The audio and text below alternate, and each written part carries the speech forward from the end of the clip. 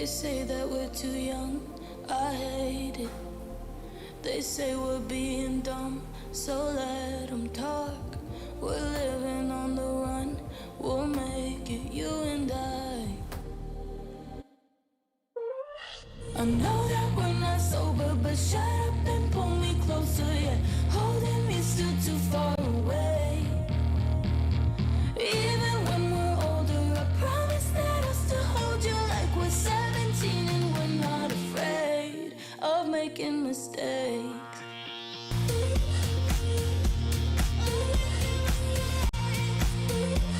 We're 17 and we're not afraid.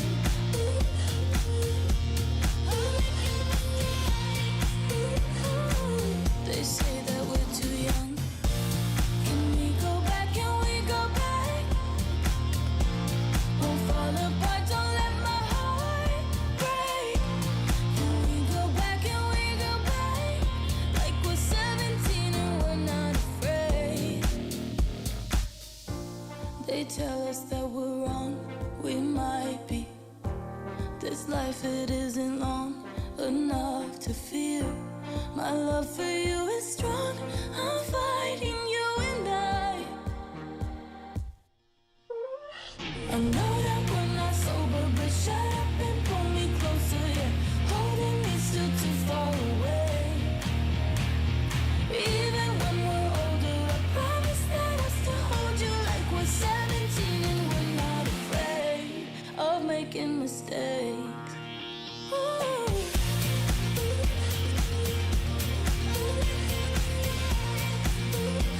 We're 17 and we're not afraid.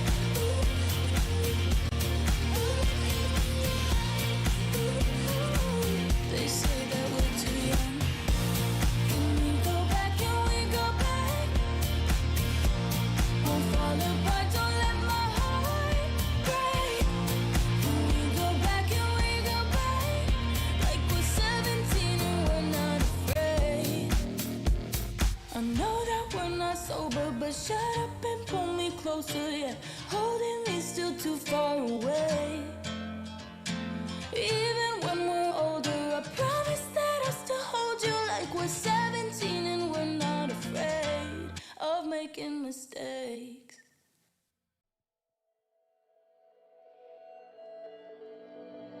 We're living for the moment now, we're one with the world. I can't lose this feeling I get. My heart's in the right place, and so is my soul, yeah. I won't take no excuses for it. Love any day. Nice. Alright, go. Down first. Can. Alright, down already. Nexus. Okay. Nice! Victory!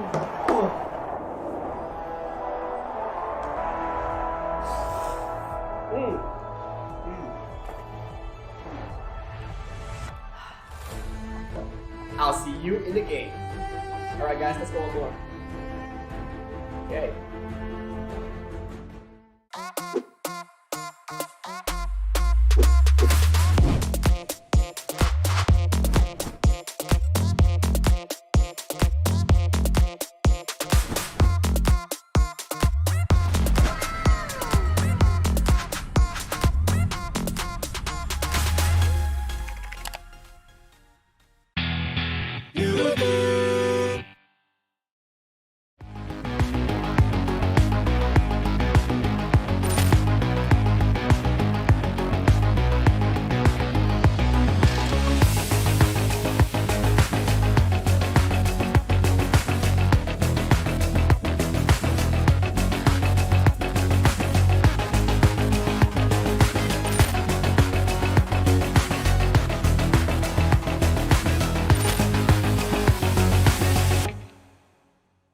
Before we jump into the next one, here's a quick reminder for all of you mobile gamers out there.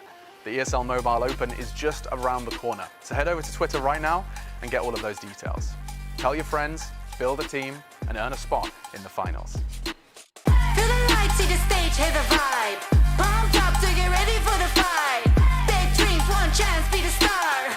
I'm the winner coming out of the dark. Step out as a motivator. let them know that the weight's up. That's how we know when we level up. Ay, that's how we know when we level up. Level up. All we know about is level up. Are we ready not to level up? You know we fall and we get up. Level up. All we know about is level up. Are we ready not to level up? It's time, get up. Back against the wall, still I'm standing tall. Know about the ball, I got my fan with me. That's how we know when we level up. Yeah, that's how we know when we level up. Level up. All we know about is level up. Are we ready not to level up? You know we fall and we get up. It's time, get up.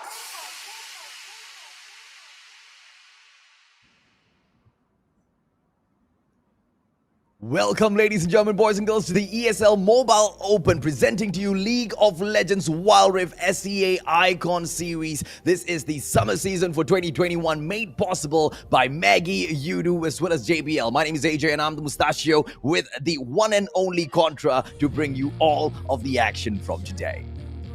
Well, I've been waiting for this moment for quite some time as we are heading into the group stages already, where we found ourselves our top 8 teams to contend for the title of being crowned the best in Malaysia. So with that, we'll be talking to you about all the format and how this one's going to go, because we got a whole brand new way of playing the entirety of the league. So, Mustachio, of course, we have already caught ourselves a little bit of break before we hit in towards this group stage, and we've seen some fantastic games coming from the past few weeks. So, in case if you guys have just tuned in, all of this is, of course, brought to you by Maggie Hot Cup, Yudu, as well as JBL. So, Mustachio, you know, we got a lot of good games, and we will be starting off with a real hot one coming from the top teams out there. And I don't know what's going to happen, ladies and gentlemen, boys and girls, but yes, just like Contra mentioned, it is going to be the best of the best opening up the day. Let's take a quick look at the format before we do proceed, ladies and gentlemen, boys and girls, and see exactly how will the day be broken down. Welcome to ESL Mobile, the home of mobile esports.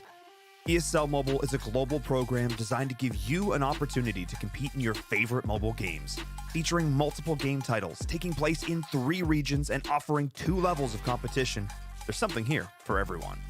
ESL Mobile Open is the gateway to competitive play, free to join and open to any resident of our supported regions. This is the best way for you to enjoy the thrill of victory and take your shot at winning cash. Each season of Mobile Open will consist of 2 ladders, and the top competitors from each will qualify for the Mobile Open play-ins. ESL Mobile Challenge is your path to glory. If you are a top competitor in the Mobile Open play-ins, you will earn a spot in the Mobile Challenge season. The top team from each ladder will skip the play-ins and qualify directly for the Mobile Challenge season. This is where you'll have the chance to compete against the best players in your region.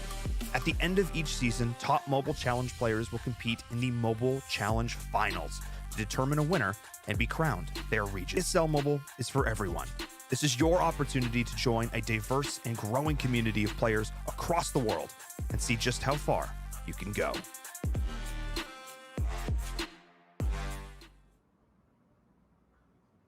So there you go, ladies and gentlemen, boys and girls. That's exactly how you sign up for the ESL Mobile Open. And some of these squads in here, they've taken advantage of that fact, Contra, because, you know, when you fail once, instead of giving up, you come back in and you try again. And that's exactly how they've qualified in here through the group stages.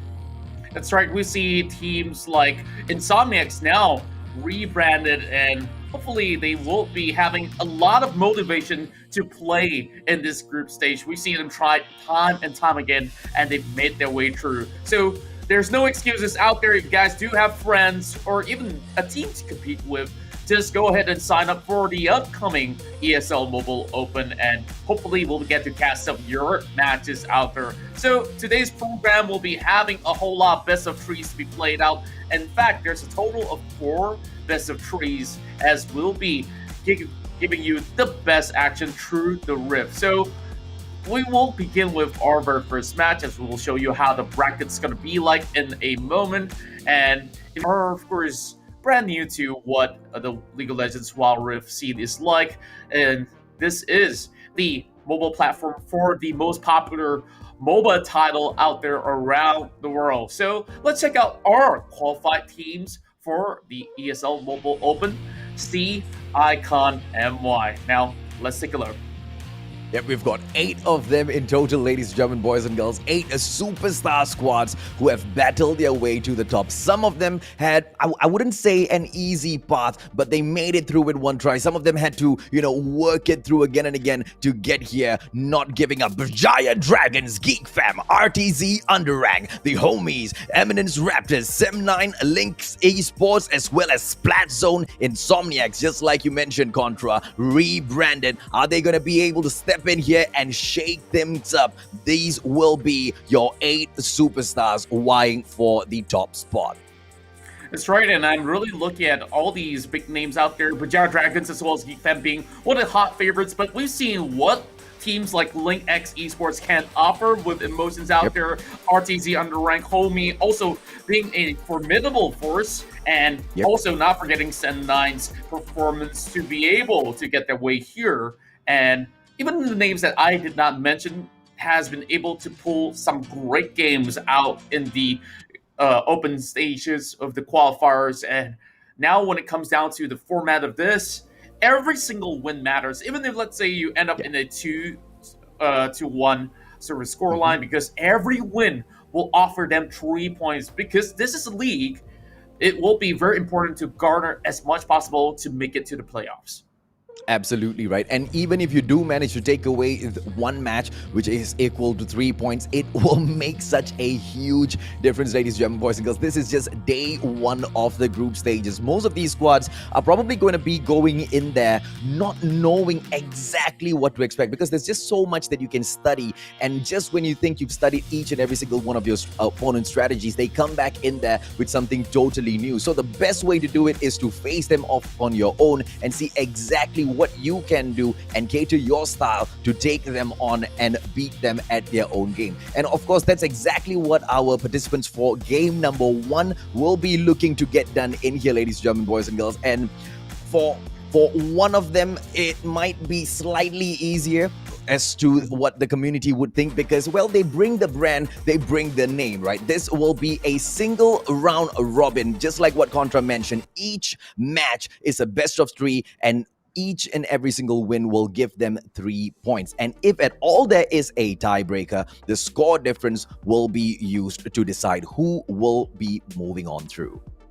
I really love this format for the League of Legends Wild Rift, and this being pretty much very new to many of us here who have been keeping an eye out on the esports scene. With this format, it's pretty much clear-cut, straightforward, and it feels like we're in a football ladder, except it being a single round instead of a double round. So you're going to be meeting each one of these teams once, and that means that the teams will be playing through 7 opponents overall. So with that, we'll see who will be coming up on top by the very end of the group stages here. And for today's matches, we start off with Berjaya Dragons taking on Homiee. And on the second match, we got RTZ Underank facing off against Splatzone Insomniax.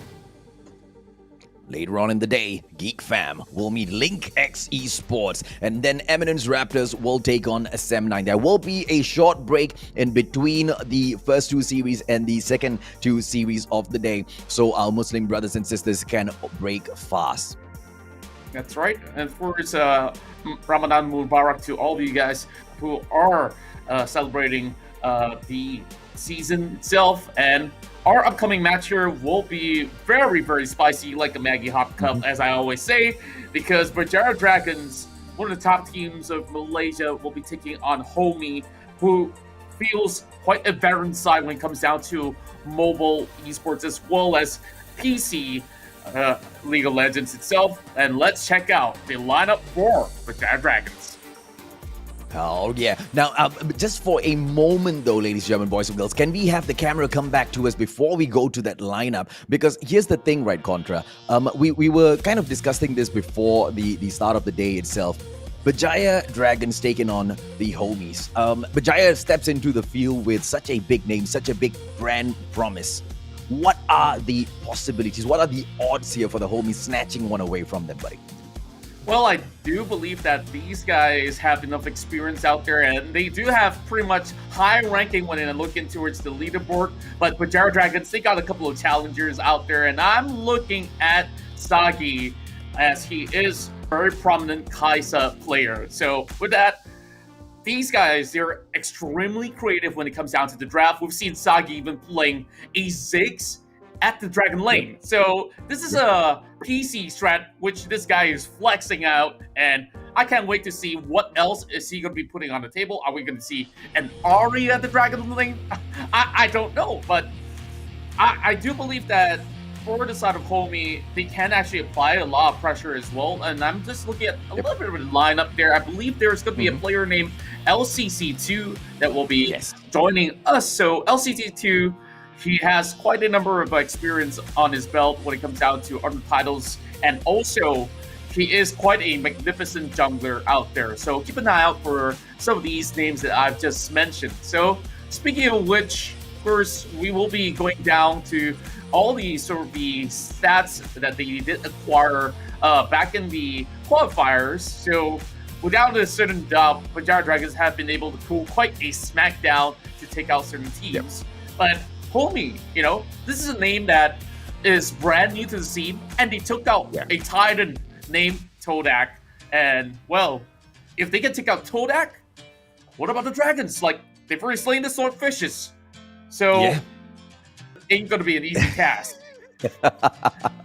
and then one might argue that going in to catch a swordfish versus slaying a dragon are two very, very different occupations, ladies and gentlemen, boys and girls. You can be a fisherman, a dragon slayer on the other hand, playing your part in the Braveheart. I don't know, because Berjaya Dragons, they have dominated the Malaysian scene for a bit now, and they look to continuously dominate. Now, before we do step into the game, before you go in and see that lineup, ladies and gentlemen, boys and girls, we want to talk to you a little bit about audio quality. Now, how are you playing your games? How are you communicating with your teammates? Because we've got a brand in here who has been ranking, slowly climbing up that ladder, Contra, improving their quality over the number of years. And finally, they have released their quantum range of headphones. Yes, I'm speaking about the one and only JBL. For more information, ladies and gentlemen, boys and girls, jbl.com.my to find out how you can get your hands on one. And, to find out a little bit more as well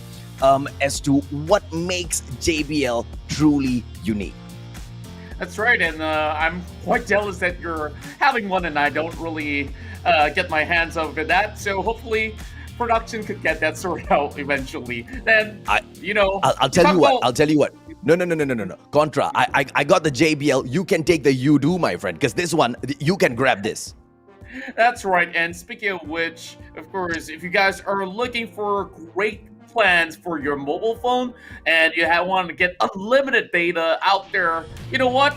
You guys can scan this QR code because you can get free 5 GB worth of data, and you can visit the link right down below, as you can also customize your plans if you want more SMS, more data, or even unlimited calls. Go ahead, of course, adjust it to your liking because you do it better. You do. Powered by Cellcom. And Udo really does do it better, right? Because, the Malaysian scene, as far as telecommunications has been concerned, has always been dominated by a few companies, and they, clamp you down onto very specific contracts for data plans, which I really don't understand. And being able to customize everything on your Udo plan is all you will ever need, ladies and gentlemen. That's right, and how you want to get yourself that pack of SIM card, instead of going out there and going through the traffic jam and the hassle, Udo can get it sorted for you by delivering it to your doorstep. What you have to do is just download the app right now and, just order it through your phone, and it's absolutely free. So make sure you guys go ahead and check that one out. And man, I hope that you've actually catch yourself some good break. And for those who are thinking of what to eat right after a long day of fasting, the simplest way is just to get yourself that Maggie hot cup. And here's the one thing that I have told myself I cannot do anymore. I no longer buy Maggie in bulk Contra, okay? Because I usually tell myself, okay, emergency stash when I don't want to go out, when I want to have a quick snack when I'm gaming, I'm gonna have this Maggie. And I buy a box. My friend, I have 2 to 3 cups a day, and that box is done within a week. And I'm so disappointed in myself because it's just so irresistible, man. And when you're sitting down there and chilling, the best and simplest meal for a game, Maggie Hot Cup, ladies and gentlemen, boys and girls. As hot and spicy as the first series will be coming up to you guys. Once again, Berjaya Dragons will be taking on the Homies. And, you know, if I was to, give you a pick between the two, right, Contra, you know what? I'm sorry, man. I'm not going to put you in the spot just yet. Let's take a quick look at the lineup as Isune, Taintdones, Karuto, Sagi, as well as Chili will step up for the Berjaya Dragons to take on the Homies today. That's right, and I do believe that some of the notable names, like I mentioned earlier, is going to be Sagi as well as Tainted Ones. Zisune has been playing some games with him as well. He is a formidable top laner out there, or should I say Baron laner, and you just got to look out. Now, Chili, the ex-coach of the PC counterpart, will be joining as a support, and we will be looking at the lineup of homies that consist of Zen, Yiliang, LCC2 up in the mid lane, CY, as well as Xian. And if I'm not mistaken, if this is the right Xian, he has been playing support even from the PC days itself, so it's definitely going to be a great welcome home for side of Homiee. Now, LCC2, he is a great assassin out there when it comes down to all the games that he has been playing, so I wonder what will he pick here in this best of 3. Well, whatever he goes in and picks, ladies and gentlemen, boys and girls, I hope Tainted Ones forgives me for butchering his name a moment ago. But yeah, man, welcome back, Zian, in here to the Rift itself for you to go in and shake things up. I think this is the best time for Zian to step in, right? Because Berjaya Dragons, they don't really know exactly what to expect in here from the Homies. And if there is an upset today, I'm going to be really, really excited for the rest of the day. Let's take a quick look at the, I believe the picks and bans will be running through right now, Contra? Well, it definitely takes a little while as the players are getting their hands ready for this entirety of the draft. So let's talk about this matchup itself, right? I will be excited on 2 specific lanes at the moment. Over on the dual lane itself, where we have Sagi as well as Chili, who has been showing a lot of strength when it comes down to the laning phase, and it's very hard to actually put so much pressure on towards Sagi from the get-go. So I'm wondering if the likes of the Homiee jungler, Yiliang, could actually apply enough pressure to actually keep them at bay. And I've also talked about LCC2 up in the mid lane, where he'll be facing against Karuto. And I don't know, Tainted Ones here likes to aggressive maneuver when it comes down to invading jungles or even ganking in the very early stage. So these are the things that we would expect coming out of both Berjaya Dragons as well as Homiee. And, well, I guess we just have to actually wait for the games to happen to find out more. Absolutely, right? Because I want to see exactly what is Berjaya Dragons, take on the season itself. Are they going to go in guns blazing from day one, or are they just here to test waters out first during the group stages? Because they don't really need to go in with such ferocity. Then again, it's not like the Berjaya Dragons are new in the scene, right? Because when we talk about, hiding your strats, we talk about, keeping the best for the last or the most important series of all. It doesn't really count as well when we look at Berjaya Dragons because they are just so well known within this, scene. Most of these guys would have probably been looking up to Berjaya Dragons as they stepped into the Rift as well to compete.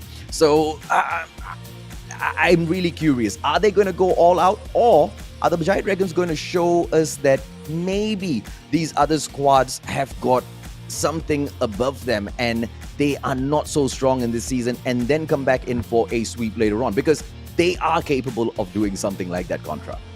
That's right, and later we'll talk a little bit about the patch itself and some of the champions that has been really relative in this current meta. But before all of those information overload of course, I want to share with you guys some great stuff that you guys could, of course, participate in. If you guys are tuning in through our Facebook at ESL Asia, you can, of course, share your comments down below on the chat and hashtag Maggie Moments. And with that, we'll be featuring some of the things that you say about maybe your favorite players or even the team. And, we also got some quizzes out there and great questions. If you guys can answer it, hopefully you guys can win something special.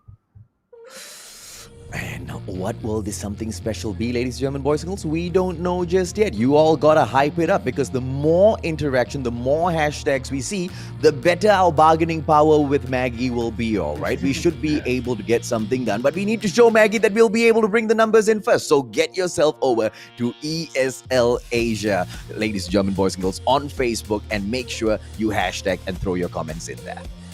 That's right, and seems like we are going to be getting ourselves into game as the drafts are ready. Here, it's Berjaya Dragons facing off against Homiee. Now, Homie's going to be starting on the blue side, so they will be getting the very first pick. We are already seeing 2 bans coming into effect, make that 3, as we've got Lee Sin, Akali, as well as Camille being locked away. Ooh, okay. So, and who will the last ban be? Is it gonna be? No, there you go. Yeah, and it's gonna be the Olaf there. It's understandable why, because Olaf, once he pops the Ragnarok, you can't exactly land any sort of stun or crowd control. And with that, they start off with a very safe pick on towards the Homiee side, as Zen will lock in the Gragas, and Zitsune will pick up that Kaisa or Sagi, as I mentioned. Yeah, I was just about to say, I was thinking they were going to ban Gragas, but it would be switched around. And Gragas being picked by Homies, a great pick in there. And Galio as well. I don't know if Liang is going to be bringing Galio in through later on. Jarvan the 4th getting picked in here as well. And a good lineup coming in from Homiee early on.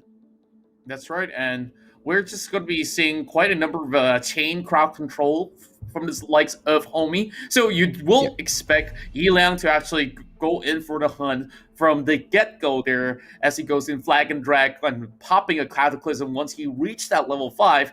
Interesting enough, they're looking at a Garen pick. So Garen so far has been quite a tough unit to kill up on towards the Baron lane. So it doesn't matter if they will go in for this Darius, as it's pretty much the battle of who gets to outtrade or outlast each other over the Baron lane. Now, Corki as the final pick locked in for Homiee to fend off against Diana. This is definitely a decent pick when it comes down to how they will battle during the laning phase, because Diana, if she looks to dive in, he could easily, of course, use his second spell to just maneuver his way back in towards the turret range. But instead, we will have Winter Cure that will be picking up that Orianna. Yep, so there's going to be a little bit of exchange going on, and then I believe that Diana is going to be going in towards the jungle. There you go. I was expecting Xian to pick up the Galio. Is this going to be locked in? Okay, looks like this would be the final lineup switch around for Homie's side. Corki on that CY, CY on the Corki. Gragas LCC2, just like you mentioned, bro. He should be diving down deep in that mid there with that Gragas, meeting up with Orianna. Karuto, how do you think that battle's going to go, though? Yeah, I feel like it's definitely a very interesting flex pick coming out of the side of Homiee, because I myself was confused. I thought that, okay, maybe the Galio will be going up towards the mid lane. Now they're putting that Galio down to the supporting role. So this has been seen from time and time again, because any sort of traits that you want to move right through, you can be able to actually stop their tracks by having the Shield of Durin, just taunting them and buying a little bit more time for either the jungler or the ADC to react. Now, over on the side of Berjaya Dragons, we can definitely see this is something that they are very much familiar with. So, Diana in the jungle.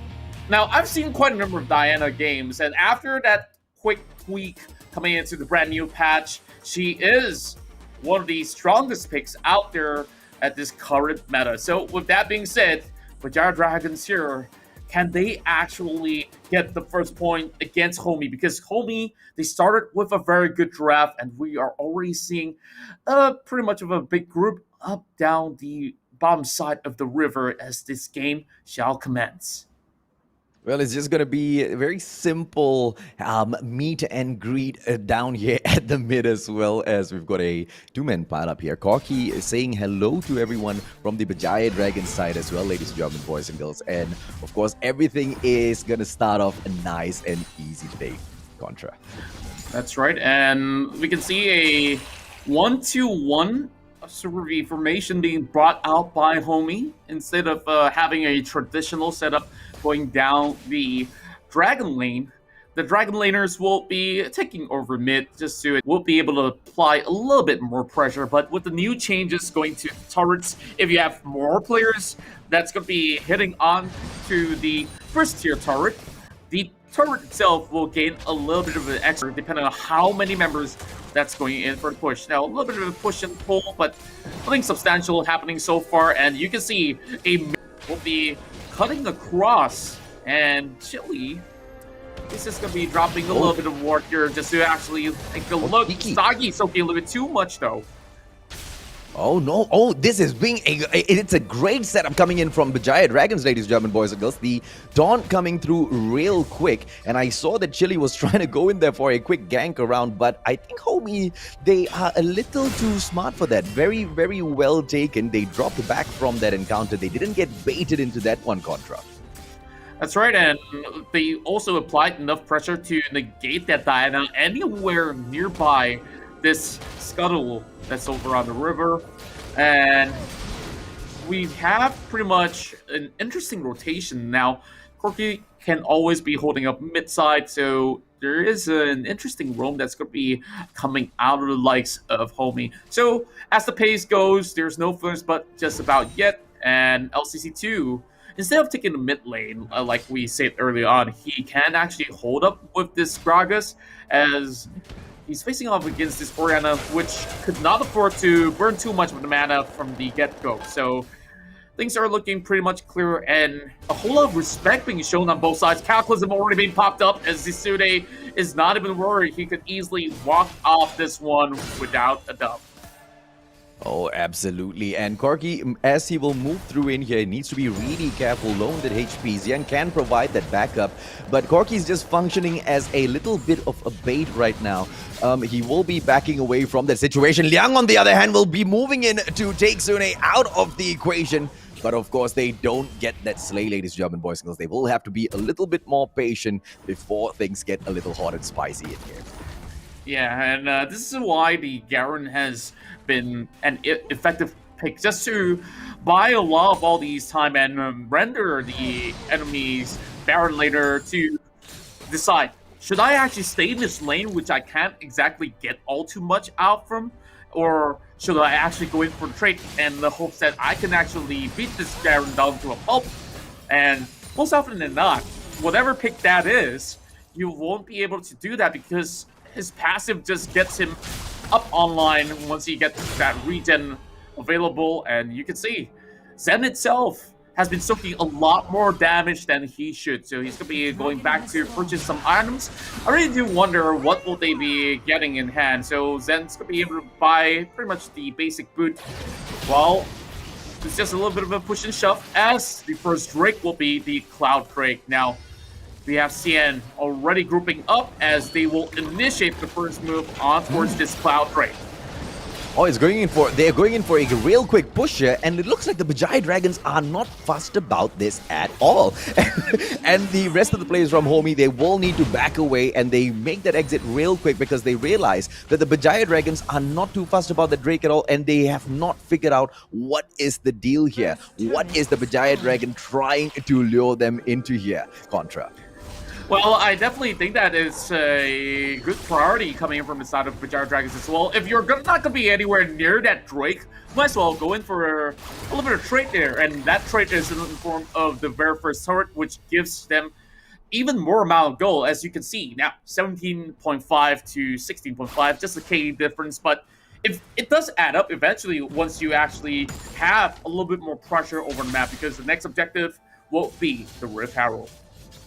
Well, you want to go in for the first Drake. Berjaya Dragons not too fussed about that at all, ladies and gentlemen, boys and girls. They have had a knack of turning things around. Let's just see exactly what sort of a strategy they go in here and pull off as Sune moves in to say hello to LCC2. There will be no engagement there. But Zian, with the Galio in here, I don't think that mid push is going to be coming in strong from Berjaya Dragons, but as they pull away real quick, in about 15 seconds, we should be able to see the Rift Herald in here. I really am curious which side is going to go in there first.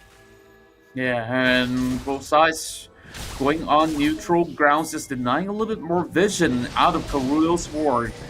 Now, there is some movement coming from the Braum. This might just be a great opening there, looking for a Glacial Fissure on towards this Corki, but then again, he can always fly by without any Suki pressure. And now, here comes the Diana as they open things up. First entrance will drop right in eventually, but the GA will buy a little bit more time. Flash is available for Yilan as he moves his way out. This is only going to be the first blood in the hands of Berjaya Dragons.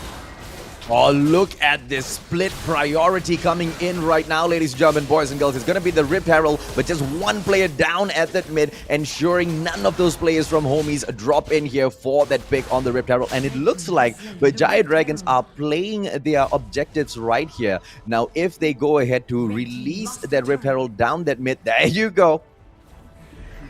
Yeah, and things are getting a little bit more spicy as we do have a catch. And Bruce showing a little bit of justice there. The Garen gets caught out, but it doesn't really matter. The main priority is to be up in the mid lane there as the Oriana, as well as Casa being forced to flash away. Now it's definitely going to be a payback time as Homiee comes right back at them with 3 kills out from this fight. Oh, that was a shocking comeback there from Homiee Contra. I mean, the Rift Herald got brought out. I did not expect them to place the Rift Herald there so early, though.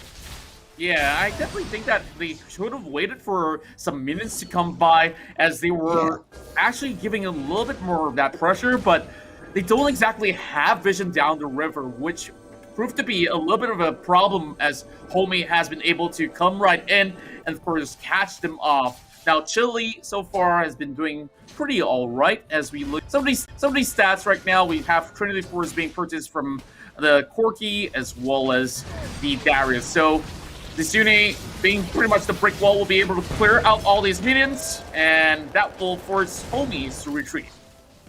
Yeah, they won't be able to go in there for that push. But down mid, though, ladies and gentlemen, boys and girls, they can switch priority real quick because next up, the Drake will be back in the game. Give it about 15 seconds. And this time, Berjaya Dragons, they want to go in for it. The question is, are they going to make that rotation early enough? Because the rest of the Homies are already there, Contra. That's right, and speaking of which, they will have to apply a little bit more pressure by sending some of the minions up in the mid lane. Now, I'm pretty sure Berjaya Dragons don't really want to lose this Ocean Drake. Now they're getting pretty much prepared. Yilan's going to be moving in, Flag and Drag, dropping it down. Redemption being popped right in his wall. Now, here comes the Glacial Fissure as well as the Cataclysm. It's going to be a cluster, but here comes the package and everything else as Homiee. It will crush the Dragons up there as said, Joseph with a quarter kill. And looks like it is all open now, ladies and gentlemen, boys and girls. If they want to go in to pick that Drake up, they most rightfully can get it done, but they will focus in on the objective because the middle turret will be the one they go in for the takedown, and they will reset as well, and nothing the Berjaya Dragons can do about this situation. Wow. Talking about upsets before we even get ourselves into the game, and you are already seeing Homiee here taking such a solid footing from the start. Yes, they might have given first blood, but does it actually matter when you get the Drake much early on and coming back from a Rift Herald deficit? Now, Berjaya Dragons, they do have priority on towards this Drake, and it's turned for the side of Homies to actually go in for the voltage cast, picking on 2, and immediately you see Zan going godlike, Scorpion coming in the back line as well, not giving them any room for escape. Flashes a little as they will take on that Gragas first. Here comes Shelito. He tries to actually look for that pick. Sian got nowhere to run. He's going to give his life up. Eventually, Yilang, as much as there is the Guardian Angel, he's going to give this one up. And Berjaya Dragons shows them we're not down just yet. What a comeback there. Now, the Homies, they could have definitely taken the Drake earlier, but they went in there for that turret. I don't know if that is going to be, a great help to them, because Berjaya Dragons, even without that Drake contra, they have shown us that they can turn things around so fast. Is that engagement once again, man?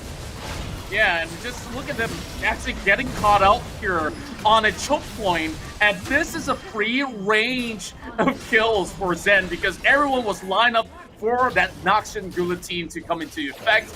And, well, you got to find ways to deal with this real fed Darius because he's 7-1, bought himself a Blade of the Ruin King as well, so he's gonna dish a truck damage.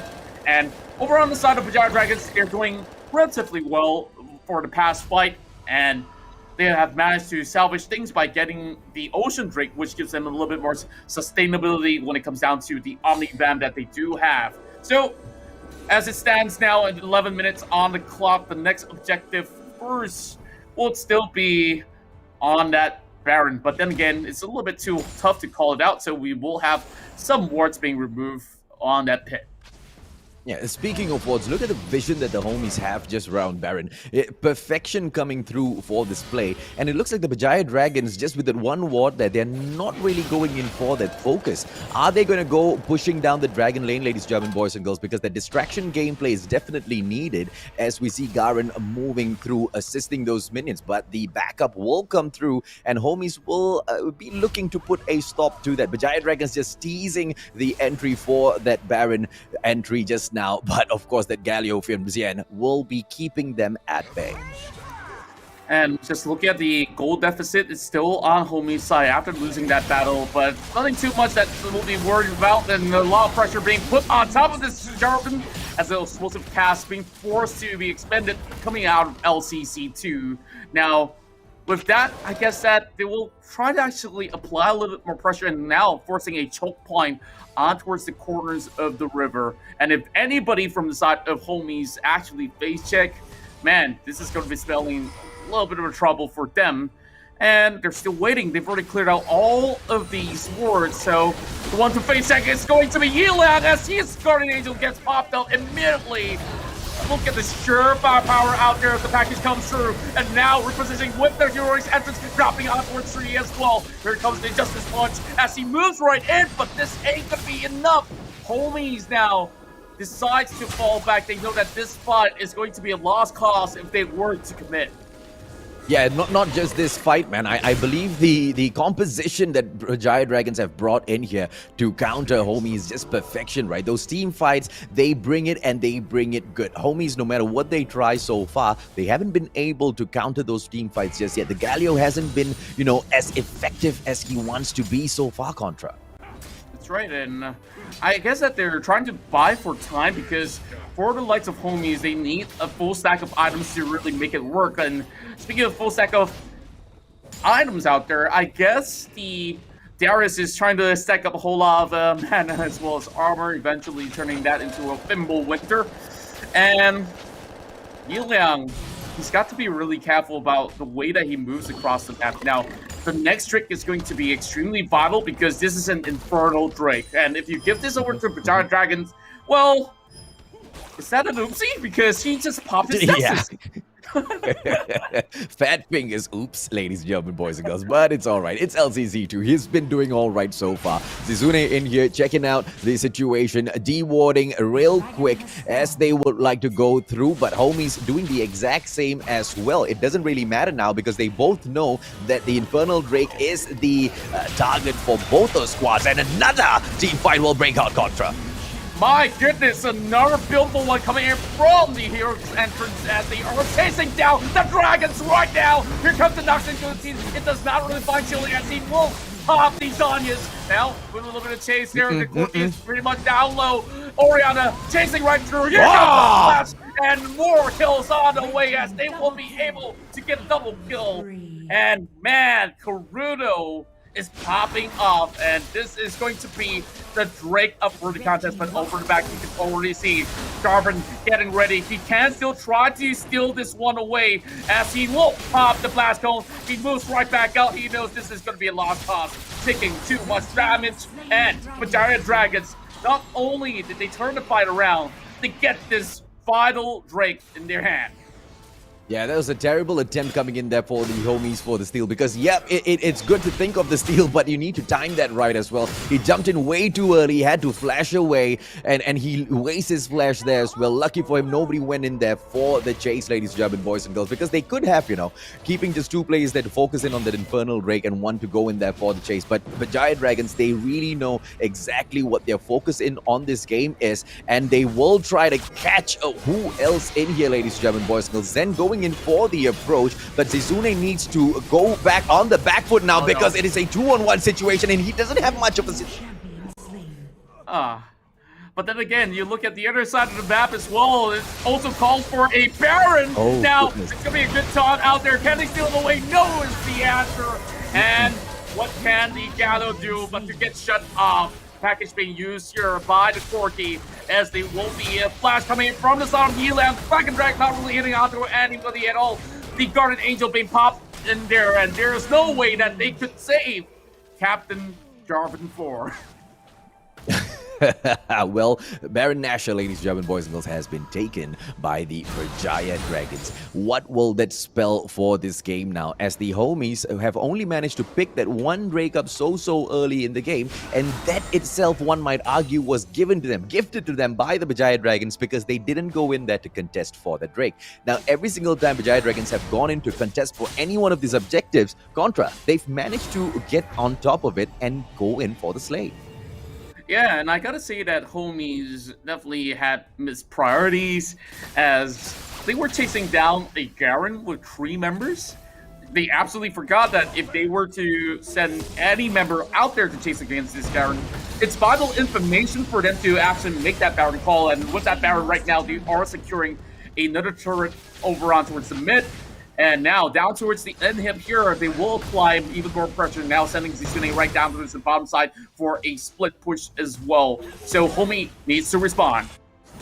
Well, and the response that comes through, ladies and gentlemen, boys and girls, is they go in here to focus on taking Zizune down, but it will only be Zen who comes in for the push, providing Chili does not drop back in there, but that's exactly what happens. The Berjaya Dragons know how to come in here for that backup as well, and that's exactly what the Homies will find out the very hard way, Contra. Right, and here comes a little bit of redemption as they will have to eliminate a whole lot of all these kind of minutes, and with that they will go in for a dodge. Oh goodness! And the killers being pulled in as members inside of Homiee. They fall back, no casualties thus far, and here comes Cataclysm. They pop as well, but there's only so little that you can do. Jarvan's been dropped down, and over the back line is something Shan here trying to actually pull one back, but here it comes. Limited Zanya's being pulled out. A good defense coming from the side of Homies as they are trying to take down members after members. LCC2 flashes away, and he will be expending his flash alongside. With so little health left, but Berjaya Dragons, they're only going to be halted right now. Oh, Winter doesn't get taken down. They're so low on that HP, and he will be backing away from this situation, ladies and gentlemen, boys and girls. They need to go in for that reset, and when the Berjaya Dragons come back through, I don't think they're going to go in for that final push. I think they might go in for this Drake first contract. Yeah, and of course that will be a point of contention, but it will be a risk for Homiee to even get anywhere near this Elder Drake because there's going to be all these super minions that's going to be pushing in towards the mid lane as well as the bottom lane, so they need to get this sorted out because in another 20 seconds or so, that's where the Baron is also going to be up for contest. It's either they have to give one or the other, and with a gust of wind here, Xian does spot out some members and a little bit of dance right across. And look at the stack of minions right on the bottom lane. They could not afford to stay way too long.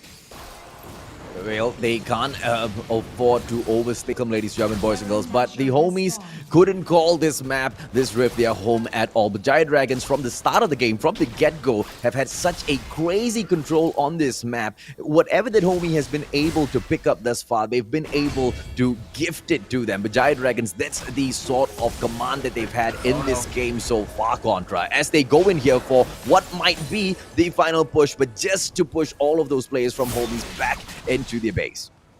I love the discipline coming out from the side of Homies, and they have managed to actually burn one big ult coming in from the Rom.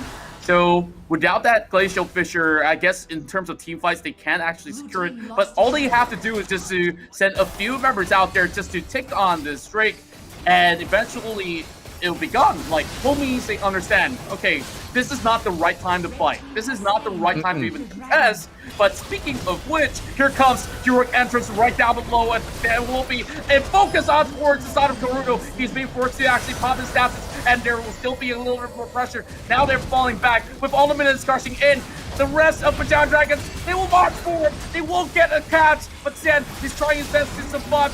But how much longer can he take? Here comes the Black and Dragon. It will be not too much longer. That Winston can hold on. Here comes Zanya as well. Now Nagi will land a final blow. Berjaya Dragons eventually seals the deal and get themselves 3 points here for the very first game.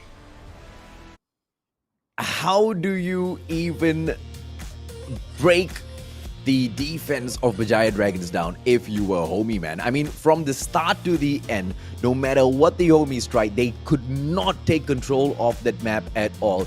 This is why the Berjaya Dragons are so feared in the Malaysian scene, Contra.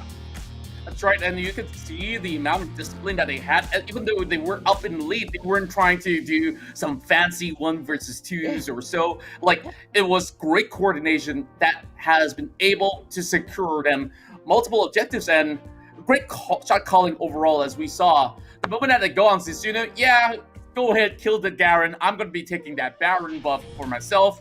And that was the point where Homies, they lost even more pressure across. So let's check out some of these stats, because this game, the highlights were actually on Zen as he secured a quadra kill with that fight over on the river. And that was perfection, right? But the quadra kill just wasn't enough to push them over, ladies, German boys and girls. Sagi doing quite a bit of carry for his squad, picking those gold up. But not just him, the rest of those players, Karuto, Chili, as well as Suzune, they were everywhere. They were getting those team fights done to perfection. And I think that is the biggest strength of Berjaya Dragons at this moment, Contra. Whenever they go in there for the engagement for those team fights, they look unstoppable. That's right, and it's really hard to ignore the fact that, yes, Zizuni is going to be a tank frontliner out there. He's already built pretty much full items out there. Of course, that phase is eventually going to be turning into its, berserkers. But just looking at some of the damage output, right? Just look at Karuto. He has done quite a ton out there as compared to what LCC2 has to offer. Yet again, of course, Gragas being on the melee range is very hard for him to actually pick the right fights as well, but he did land quite a number of good explosive casts, and I'm not even surprised that BJD Sagi has been able to dish out the most damage overall, and we're playing a real clean game overall. Now, Shen, as well as the Porky, has been doing pretty much solid work throughout the entirety of the game. Now, I'm just hoping them for the side of Homies to tidy things up just to get themselves ahead into game number 2. And what do you think that would specifically be, Contra? Because no matter what they attempted earlier, the Berjaya Dragons always had a response for them. And the response was not always a direct one. For example, when they went in there for the first Rake Homies, Berjaya Dragons, they just backed away from that. They knew they weren't in a great position to go in for the attempt to even snatch it away. And they allowed them to take the first Rake. But they focused in on that middle turret, and then later on picking up the Rift Herald. And I thought that was a mistake, right? Because they released that Rift Herald so early in the game. And that was a Slay coming in. I think that was the time the quadra kill dropped on them, wasn't it? Yeah, that was the very moment itself. And I felt that this is the right moves being pulled in from the side of Homies from the early game towards the mid game. But the later half of the game itself, we see them making very questionable moves out there, which kind of costed them very big objectives that were uncontested points. Where even Berjaya Dragons, they gave them the cloud break, and in return, you get the first target of the game, and after that, you open up a little bit more room. That's where they secured the repair. It was a very methodical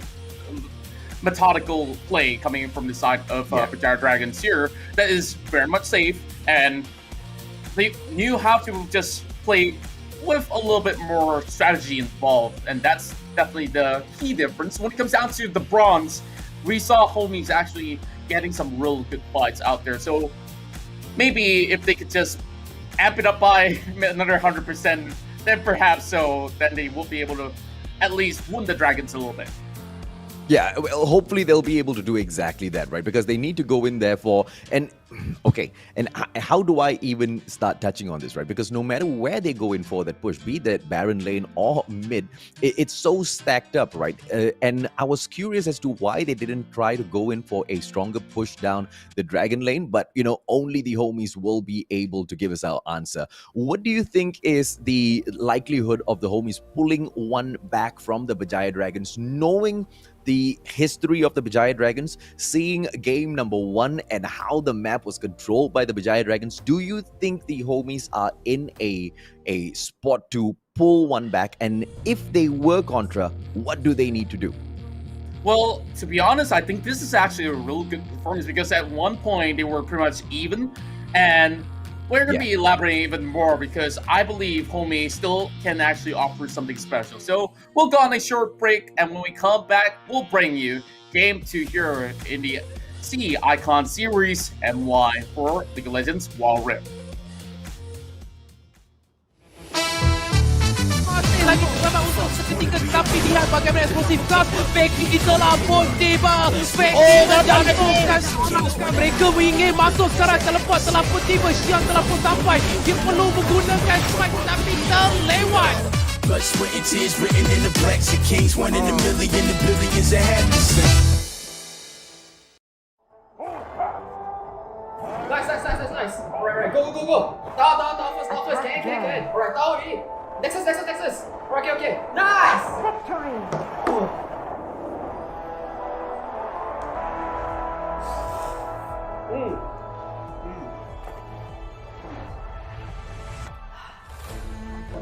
I'll see you in the game. Alright guys, let's go on board. Okay. No matter what, I won't let up. It's in my soul, it's in my blood, and I won't take no for an answer. If it don't hurt me, it makes me stronger. No matter what, I won't let up.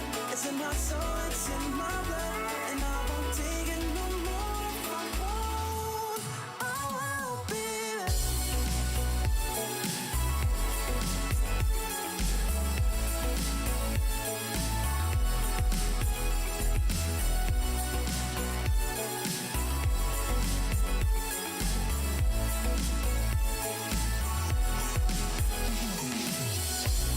Just leave it to me. I know what I need. You'll find if you see. And if you believe, you live and you breathe, you'll find the key. Lifting me, lifting you. Can't go alone, let's do by two. Doing this together, it's me by you. All through the night, all through the night. This is me, this is you. When we get together, we can all pull through. I don't ever wanna stop. Let's get it right. Take it to the Lord, then take it to the grave. Listen to the wise man, tell me what to say. Listen to your heartbeat like it still bleed. A little bit of hope, yeah, it's what we still need. Say a little prayer for the moment. Give what you got, just go in. Can't hold you back if you own it.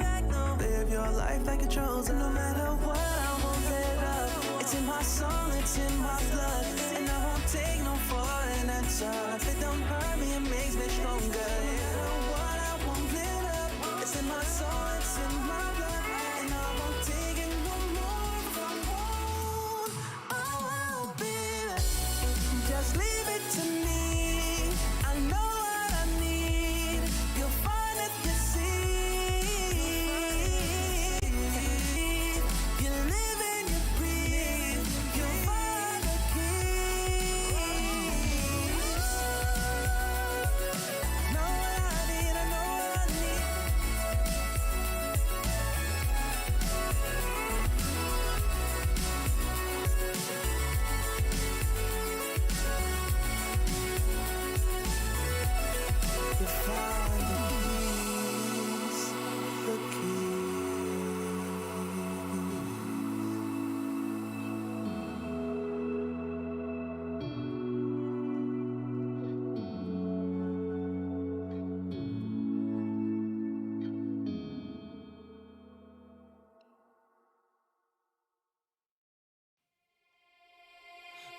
can't remember the last time that I really felt fine.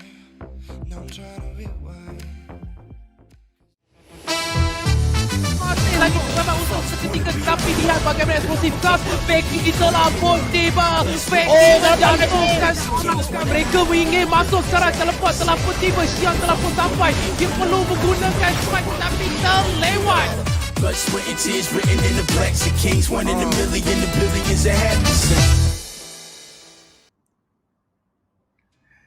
And welcome back once again. This is the C Icon Series MY, and my name's Contra. This is the Mustachio AJ, joining alongside me, who will be telling you all the stories of our big plays happening here in League of Legends Wild Rift. Of course, this is part of the ESL Mobile Open. We've already talked about the formats of how you guys can also take part in the upcoming ones as well. But our focus right now is this, because Berjaya Dragons are taking on Homies, and they found themselves up ahead with 1 point right now.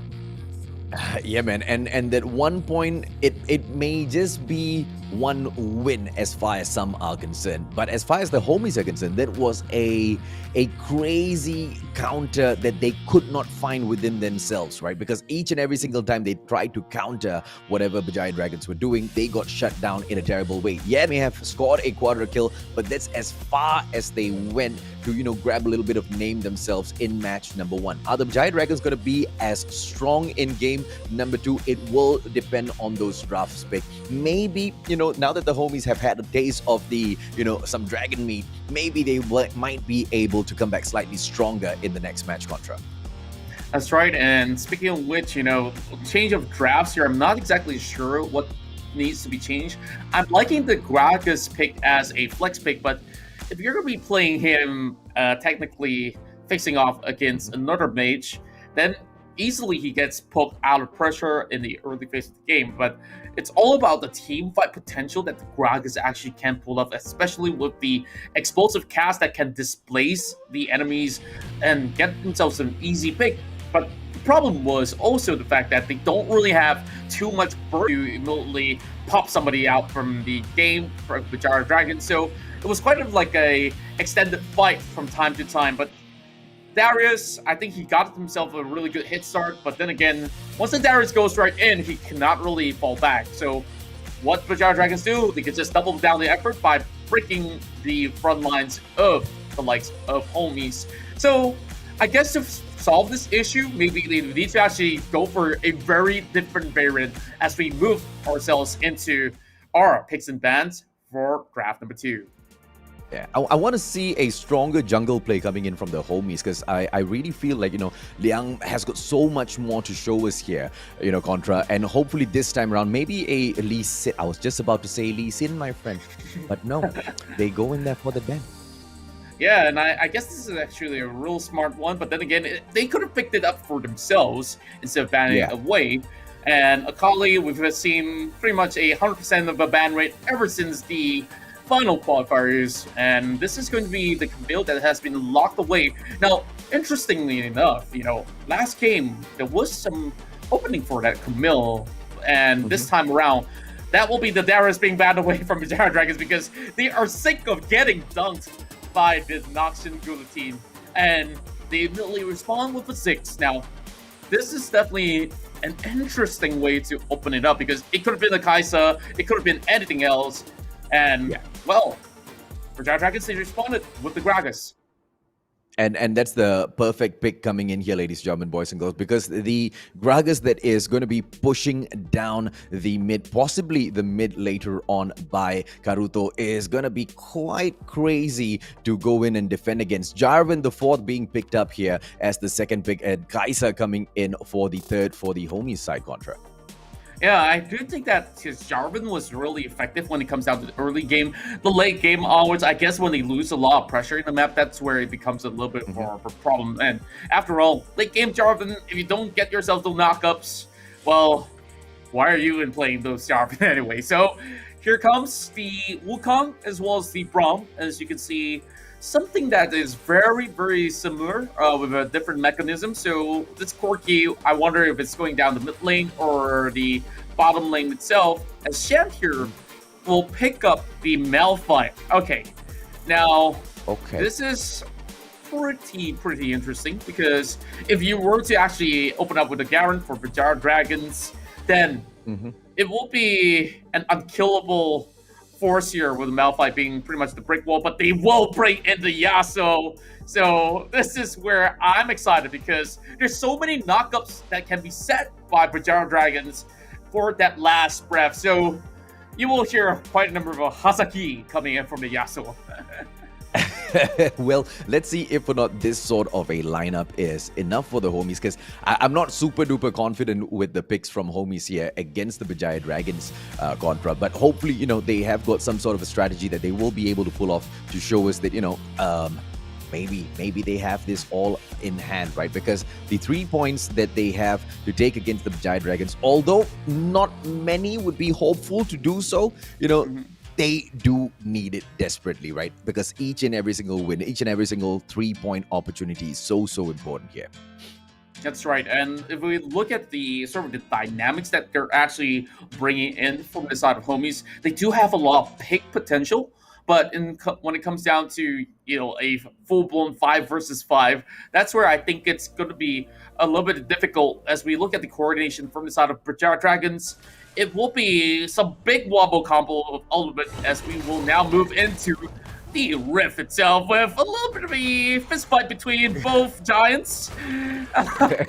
This will take forever, indeed. Yeah, this will take forever.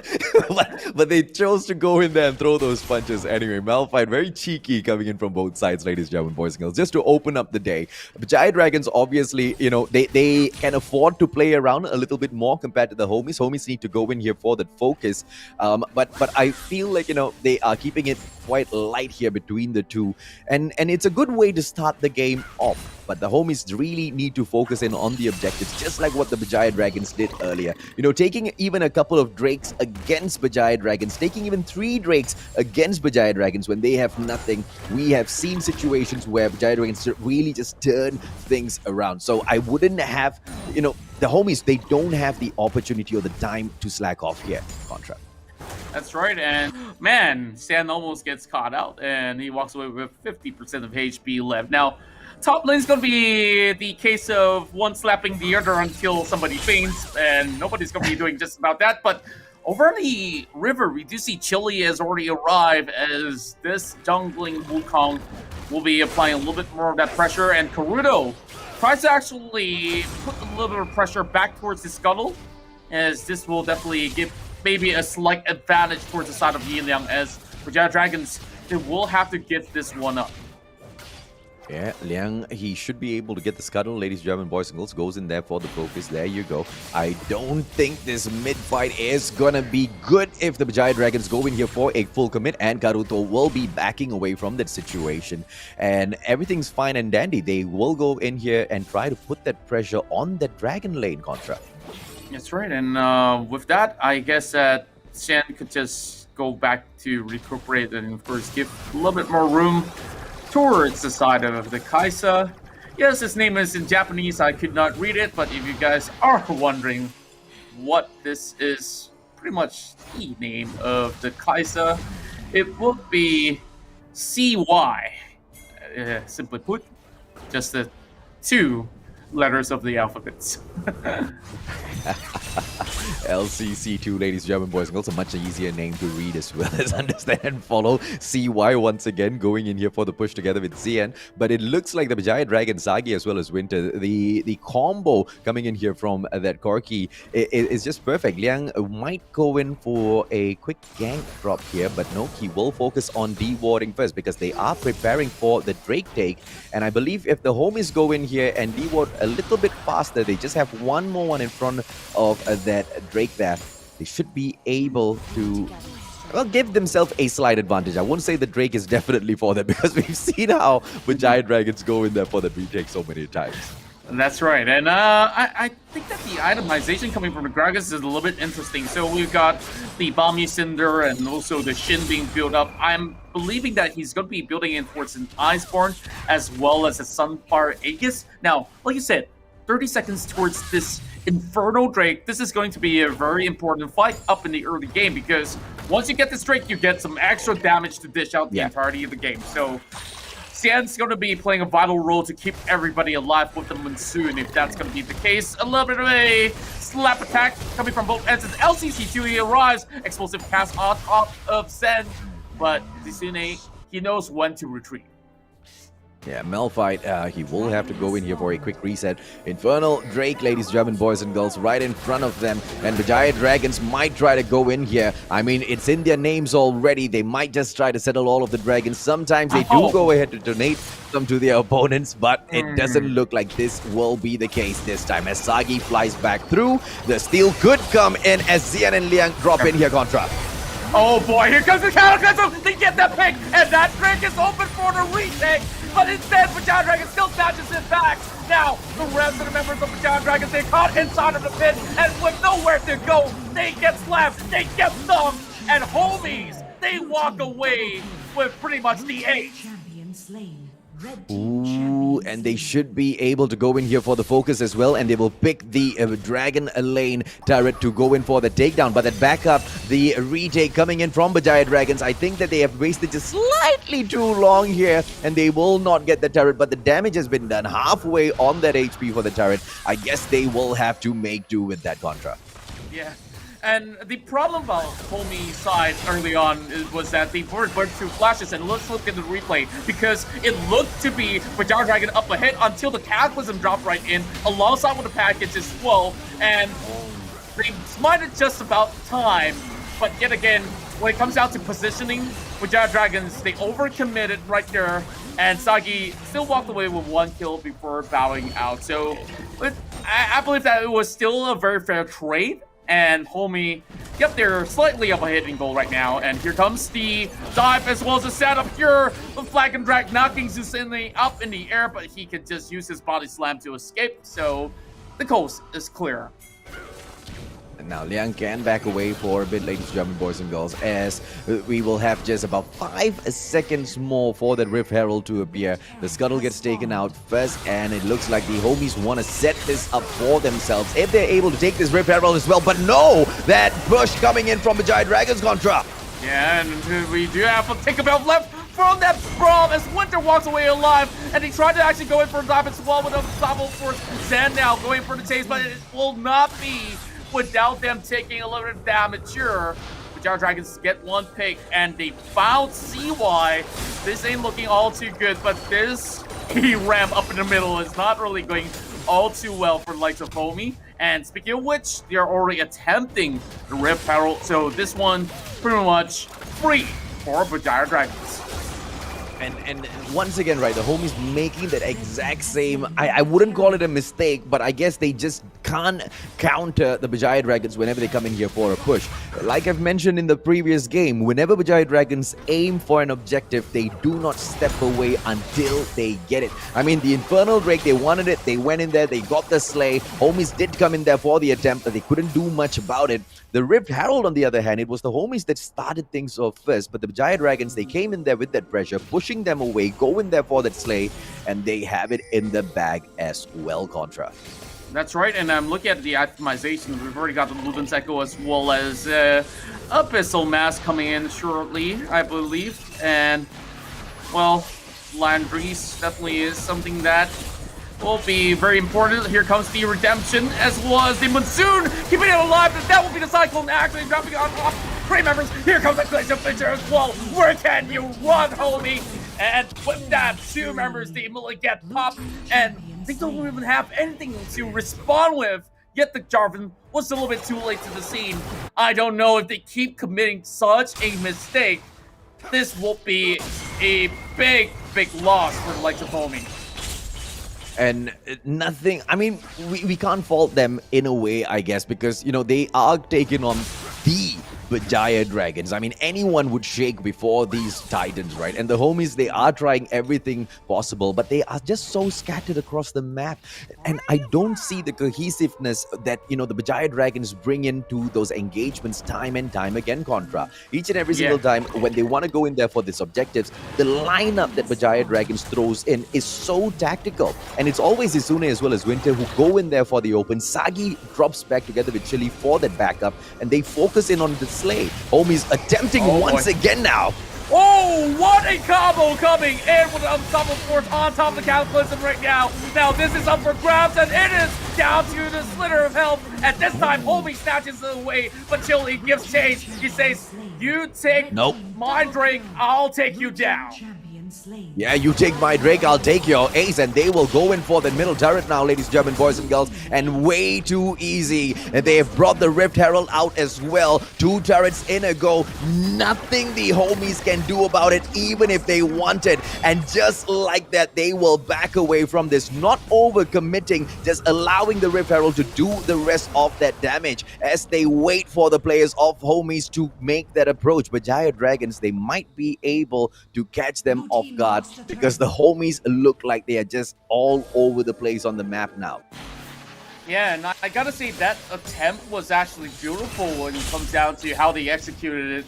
And the only problem was that they were having mixed priorities, so they could not actually burst anybody down from the side of Berjaya Dragons. Now, the next objective here is gonna be the Baron, which has already been pretty much scouted out ahead by the side of Berjaya Dragons. Izune just walks up top and gonna be looking for Zen.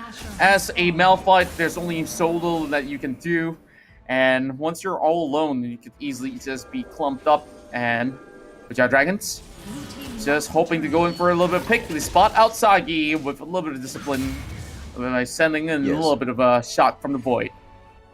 Yeah, exact same basic tactics being pulled off here by Berjaya Dragons. Every time they want that objective, they will make sure Homies come in here for the push first, flush them out, make sure they no longer want anything to do with that objective, and then they go in for the Slay. And that strategy has worked out perfectly for them thus far, Contra. That's right, and you can see that they have all the advantages that they need. They have absolutely zero vision inside of the pit, and this is where things will be tougher for the likes of Homiee with the last referee popped goodness. up. But he does manage to escape, but not for long. And really getting popped up as well. This looks pretty bad, and the rest of the Dragons, they are marching right in with the knockup, with the Cyclone. My Game goodness over, me. man. How could you even do this on a professional setting? Game over. They take the Baron out, and that is about it, ladies and gentlemen, boys and girls. Just like Ikuto says, this is not the Berjaya Dragons, this is the Berjaya Baron as they go in for the Slay. And this final buff that comes out of the Baron will be more than enough for that final push. But how do they go ahead to do that will be the question, because they need a quick reset first. They need that HP, and Corki's just going to be down in that middle, and Sagi's more than enough to go in there for that push. And he will continue to wait for his partners as they drop back in. The final push might just come through, Contra. Yeah, and I'm just looking at the draft once again. Like, Zen here playing on the Xana. Yes, it's definitely a good pick when it comes down to team fights, but when you can't sit still, when everyone outside of Berjaya Dragons can knock you up, this Xana has no room to breathe. So there's no point of actually getting much out of it. So maybe if they actually selected a tank support, it would work a little bit better when it comes down to some of these team fights. But, well, they've already got the draft down, and I'm not really in for much of a complaint. Now, Berjaya Dragons, they have this buff here to push down the tier 2 turret right down on the bottom side. And Sagi here is just going on an arcade spree. And just look at the scores earlier. Man, it's pretty much an even distribution. And here comes a little bit of redemption being popped up just to flush them off away. But Berjaya Dragons will be able to just get their health back sorted up. Now, this mid lane defense as well as the bottom side will be most crucial for the likes of Homies if they want to still have a chance at this match. They can go in here and drop back for that cloud break, but it looks like the Berjaya Dragons, they still want to maintain this pressure. They believe they can go in for another ace, ladies and gentlemen, boys and girls. Even though the pressure coming in from the Homies, they still go in to take the turret down, and that is about it. Those buff minions going to be dropping down the Dragon lane, and they will take down the inhibitor. Oh, just one more inhibitor. Two of them taken out already. Dude, if this is not game over yet, Contra, they are going to go in just to throw that little cherry on top of that icing on this cake, man. Whoa! Glacial Fisher and the resident being knocked out by the Jarvis as he will be crashing out of this match. There's only so little that Homies can do as they chase in for LCC2. With Slither health left, explosive cast is not even necessary. And like you said, this is game over. Berjaya Dragons secures a 2-0 victory. Make that a perfect 6 point to start off the C Icon Series Group Stage Malaysia. Victory! And that is about it, ladies and gentlemen, boys and girls. Like we told you, it's the best out of 3. You take those 6 points away, and that is all you have. The Homies had one chance to fight it back. They need it. They don't get to take it away from Berjaya Dragons, and you can't fault them. You cannot fault them because it is the Berjaya Dragons. It's unfortunate that the Homies had to open up the day, open up the group stages, facing off the Titans themselves. But what better way for the Berjaya Dragons to actually get it done, right? 2 back-to-back victories, and in such convincing fashion. It's not like the... Okay, I can't say that. The Homies did make a few mistakes here and there, but it was just pure perfection coming in from Berjaya Dragons, Contra. Yeah, it's all about the micro mechanics as well, how they actually maneuvered some of all these team fights. That's where it is really down to the nitty-gritty details. So let's have a look at these stats as well as the itemization. As we saw, Karudo, he's got 13 assists while his teammates, of course, snatched many of those kills. He built in the static shift as well as the Infinity Edge, but the MVP this time around is going to be Zisune up on that Baron lane, because we saw him, of course, landing quite a number of slaps on that Malphite until he broke that rock apart. So the SVP is LCC2, as I saw him actually getting some really good initiation, especially that early game fight where he went 2-0 up ahead. So just going down to the details here, Sagi has been a menacing force with that 7 kills that he's picked up throughout the game. Yeah, man, and the triple kill was just quite a perfect moment. I would wonder, you know, exactly how will Homies kind of tank the situation now, because they need to make a comeback later on, ladies and gentlemen, boys and girls. Not later on this week, I have to say. But the Berjaya Dragons with the perfect start in here so far. There's nothing much to, you know, pick on in terms of what they did wrong now, was there, Contra? Yeah, I guess that they did show some right cards after all for the side of Homiee, but Berjaya Dragons definitely have the same amount of tenacity as well as the sheer power to just execute. Like, you see Chili, he's always going to be the one to start off fights, and every time he lands at Cyclone, there's nobody in particular that can actually dish out much damage other than LCC2. Just look at this Kaisa. He was rendered ineffective. He only dished out a total of 9,000 damage throughout the entirety of the game. And you would expect him to deal more than L62, but it's actually LCC here that actually dished the highest overall damage as compared to everyone else in the game. And you would expect that from the Ziggs, right? And that's exactly why they went in there for that pick. But unfortunately, it was just not enough to depend on LCC2. You know, the Kaiser could have been a little bit more effective, but I guess they just weren't going in for those right picks. Of course, the Javan as well, really ineffective coming in from Homiee. It was the second time around Liang's going in there. They should have picked a slightly stronger jungler, you know, to go in there for those ganks. Unfortunately, they went in to ban that Lee Sin. I don't know why, but only the Homies will be able to answer that. Well, good game, well played for both squads. The Berjaya Dragons, as they swoop up that 6 points, Contra, they will be hungry for more. That's right, and I really want to see how what the other teams actually fare against Berjaya Dragons or even the likes of Homiee, because honestly, Homiee has been playing incredibly well, especially when it comes down to the early game. And later on we'll be speaking to one of the players out there from Berjaya Dragons, I do believe, as they secured this 2-0 victory. So I wonder who we'll be talking to in a short moment from now. I believe it should be Mr. Sagi himself. All right. Yeah, and speaking of Sagi, I've been having some really good friendship with him for the past few years. And back in the days, he was pretty much a young chap, a prodigy in the PC scene, and now moving to mobile, popping off as one of the best players out there in Wild Rift, and dare I say, maybe across Southeast Asia. So if he actually gets a chance, what will he actually do with it? So, well, Sagi, my man, I hope he's ready for some questions here, as we, of course, will be looking forward to what he has to say later. Okay, so Contra, with that whole match that we saw earlier, if there was one pick from the side of Homiee that you could have changed, that maybe could have, saved a opportunity for them, which one would it have been then? I mean, for me, obviously, it was that Jarvan. I didn't agree with that pick in the first place. They should have gone in for someone a little bit more agile, because the way Berjaya Dragons move in there for those slays, a little too coordinated for anyone to take on. I mean, the team fights that the Berjaya Dragons continuously took on because of, and I mean, okay, the crowd control from Homiee at the very least. Who do you think could have been picked, man? Well, there's a lot of options on the table. Like, if we were to talk about this party on 2-6, we understood that LCD2 is definitely causing a lot of problems. But when it comes down to the drafting-wise, I don't really see that Jarvan was the biggest factor when it comes down to how, because of this Jarvan we lost or so. He definitely had some really key moments as well.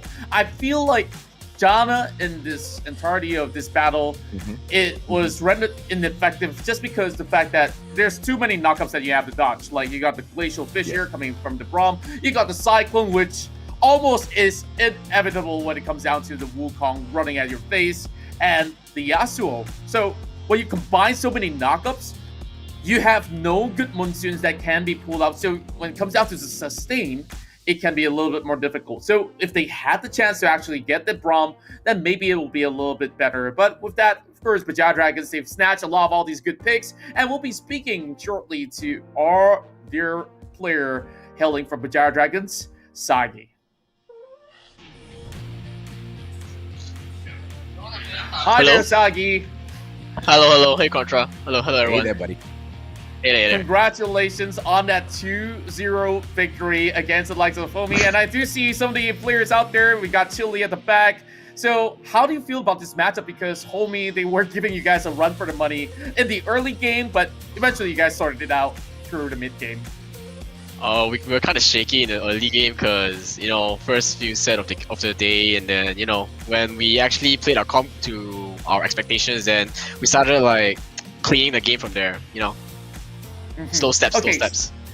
Let's go back to game number 1, right? So the first fight over on the river, we saw a quadra kill coming from the side of Zen, and after that, were you guys taken aback and like, we kind of had a little bit of problem dealing with the Darius. So what was the game plan to actually counter that? Because usually when Darius get up a hit, it's really hard to stop. Oh, well, for that quadra kill, it's actually accounted to our players itself. It's not like credits to him for having the quadra kill, but it's actually on our misplay because we didn't focus him in the fight, and we kind of gave him the chance to reset. So we noticed the problem immediately, and then for the further team fights, we didn't let him repeat the same play that he did. That's right, and of course we did notice a lot of key significance improvements when it comes down to how you guys coordinate so well. So, Mustacho, I'm pretty sure you have a few questions for yourself. So, anything you want to ask Sagi? Sagi, the very first Drake that you guys did you guys give it to them or based on a purpose? Was it based on a strategy, or what was up with the first Drake in the first game? Was it the Cloud Dragon that we gave? Yeah, That's right. Yeah. Because we assume that we are not based on comp itself. Our current state at 4 minutes we couldn't fight that dragon fight, so we just decided to give it a pre-plan, and then we just rotated for the top tower. Well, Yeah, there I you definitely go. think that is And- a real good choice. Yeah, and I'm so sorry Exactly, to interrupt yeah. you as well, AJ. So I do all have good. another survey question coming in for you, because you are the first team that has been able to, of course, play in the group stage, and now you guys are leading with 6 total points. Do you feel that you have what it takes to make a perfect run? Because I see Chile, he's being pretty excited, and this is just the start of it, you know? Oh well, of course we will want to have a perfect run, but our hopes is of course get first place, and of course I think Geek Fam will prove us that they are gonna contest us for the first place as well for the clean sweep run. So I'm yeah, pretty we're sure about gonna that. try our best. Yeah, I'm pretty sure as well for myself. And how confident are you taking this fight up against Geek Fam? Let's say I think it's a 50-50 fight. Okay, fair enough. It's a Fair very enough. close Going in fight, there humble. Yeah. We That's wish right. you guys all the best, my friend. All right, thank you very much. Thank you for the casting, my friends. Thank you to Sagi. Of course, we always appreciate some great games from you guys from Berjaya Dragons. So we don't want to hold you back because you guys will be preparing for upcoming matches as well. So do take good care. All right, you too, buddy. All right, Cheers, thank you very buddy. much, guys. See ya. All right. And that was it. Sagi of Berjaya Dragons. And apologies if I do hold you up. I was really excited to, of course, drop in a few questions to him. But what a humble guy he is, right, AJ? Absolutely, absolutely. I mean, going in there, they want to say 50-50 for Geek Fam. A lot of the Berjaya Dragons fan, obviously, based on their current performance, will beg to argue that, they definitely have a advantage over the Geek Fam side. But the fight, I believe, Contra will come through when we do witness it, it will be one to remember, man. It will go history books because these two squads have been so iconic in the Wild Rift scene within Malaysia itself, right? But the way they took it against the Homies today, I think just reinforces why they are the Titans that they are. Even with that, even as simple as choosing to not go in there for the Drake and then focusing on that mid tower. Yes, they might have had that little bit of a slip with the Rift Herald early on, but the recovery gameplay was just so strong from them. That's right, an impeccable finish as well coming from the side, but that they cruise through with 6-0. For Homiee fans out there, don't be too disappointed because they actually played their hearts out, and I believe that we're going to be seeing a lot more great games coming up next, and for Homies as well. Now, for those of you guys who are tuning in, make sure you guys also drop in the comments on our Facebook live stream at ESL Asia, and hashtag, of course, the Maggie moments out there, and you guys will be having some questions coming in later, all in the courtesy of Maggie Hot Cup. Yep. Okay. And I don't know. See, here's the thing, right, Contra? As we move second series later on, do you have anything that you are looking out for, my friend? Well, I'm looking out for who's going to be the MVP coming for this matchup first, because Isune, he got himself some really high kill participation, and I'm talking about high participation. It's 100% of kill participation, meaning every single one of these fights that we saw in game number 2, he was everywhere on the map, and hence why he deserves to be crowned as the MVP of the match. And going in there, ladies and gentlemen, boys and girls, are they going to continuously barrel roll all the way through their opponents? Berjaya Dragons will be looking to do exactly that. And as Izune picks up this MVP, it's not going to be the last for sure, Contra. That's right, and this guy definitely is a brilliant talent hailing on top of the top lane itself. I know my words are pretty much jumbled up because I'm trying to find the right things to say about Zisune, because this guy, he's been performing not only from the Mobile Open, like the past couple of tournaments that I've seen him play, or back in the past when he was still playing in PC, he was hailed as one of the best players out there, not only for the jungle role, but also for the Baron lane itself. So keep an eye out for Zisune, because this guy who just got signed by Berjaya Dragons has already been showing a solid performance thus far. Absolutely, and that's exactly why he got signed on in the first place anyway, because the promise the Berjaya Dragons, he was there already creating a storm within the scene itself, right? To step in and to pick it up, ladies, German boys and girls, nothing short of impressive, but definitely expected from the Berjaya Dragons. As we go into our second series later on, hopefully we see a little bit more of a fight, because, you know, it will be interesting to see them go back and forth today, Contra. That's right, and we're going to be going in towards our next series that will be happening later on in a couple of minutes from now. So with that, are we going to be taking a little bit of a breather here before we get ourselves in game? I wonder. Yeah, we most definitely will. A quick short break, ladies, German boys and girls. Contra and I will be right back. Masih lagi bersama untuk seketika, tapi lihat bagaimana eksplosif gas Becky di telah pun tiba. Becky menjatuhkan seorang. Mereka ingin masuk sekarang, teleport telah pun tiba. Xiang telah pun sampai. Dia perlu menggunakan strike tapi terlewat. Blood, sweat, and tears written in the blacks of kings. 1 in a million, the billions that have to sing. Nice. Alright, go. Down first. Can. Alright, down already. Nexus. Alright, okay. Nice!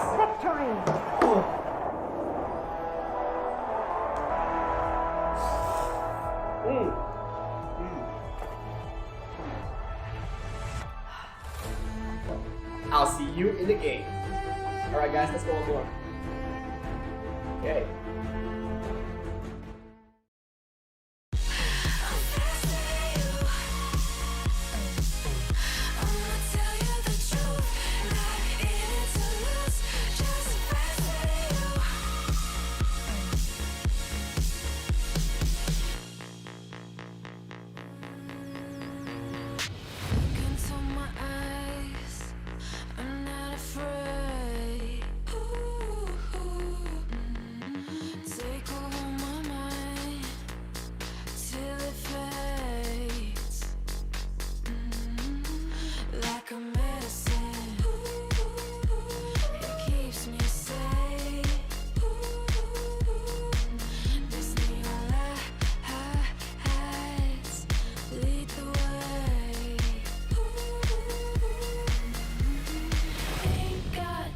For small talk, I tell you the truth. I'm fast for you. I'ma tell you the truth. Not in it to lose, just fast for you. Fast for you. I tell you the truth. I'm fast for you. I'ma tell you the truth. Not lose, just fast for you.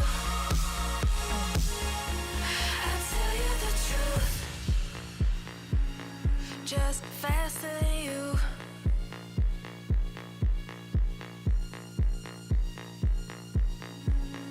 Just faster than you.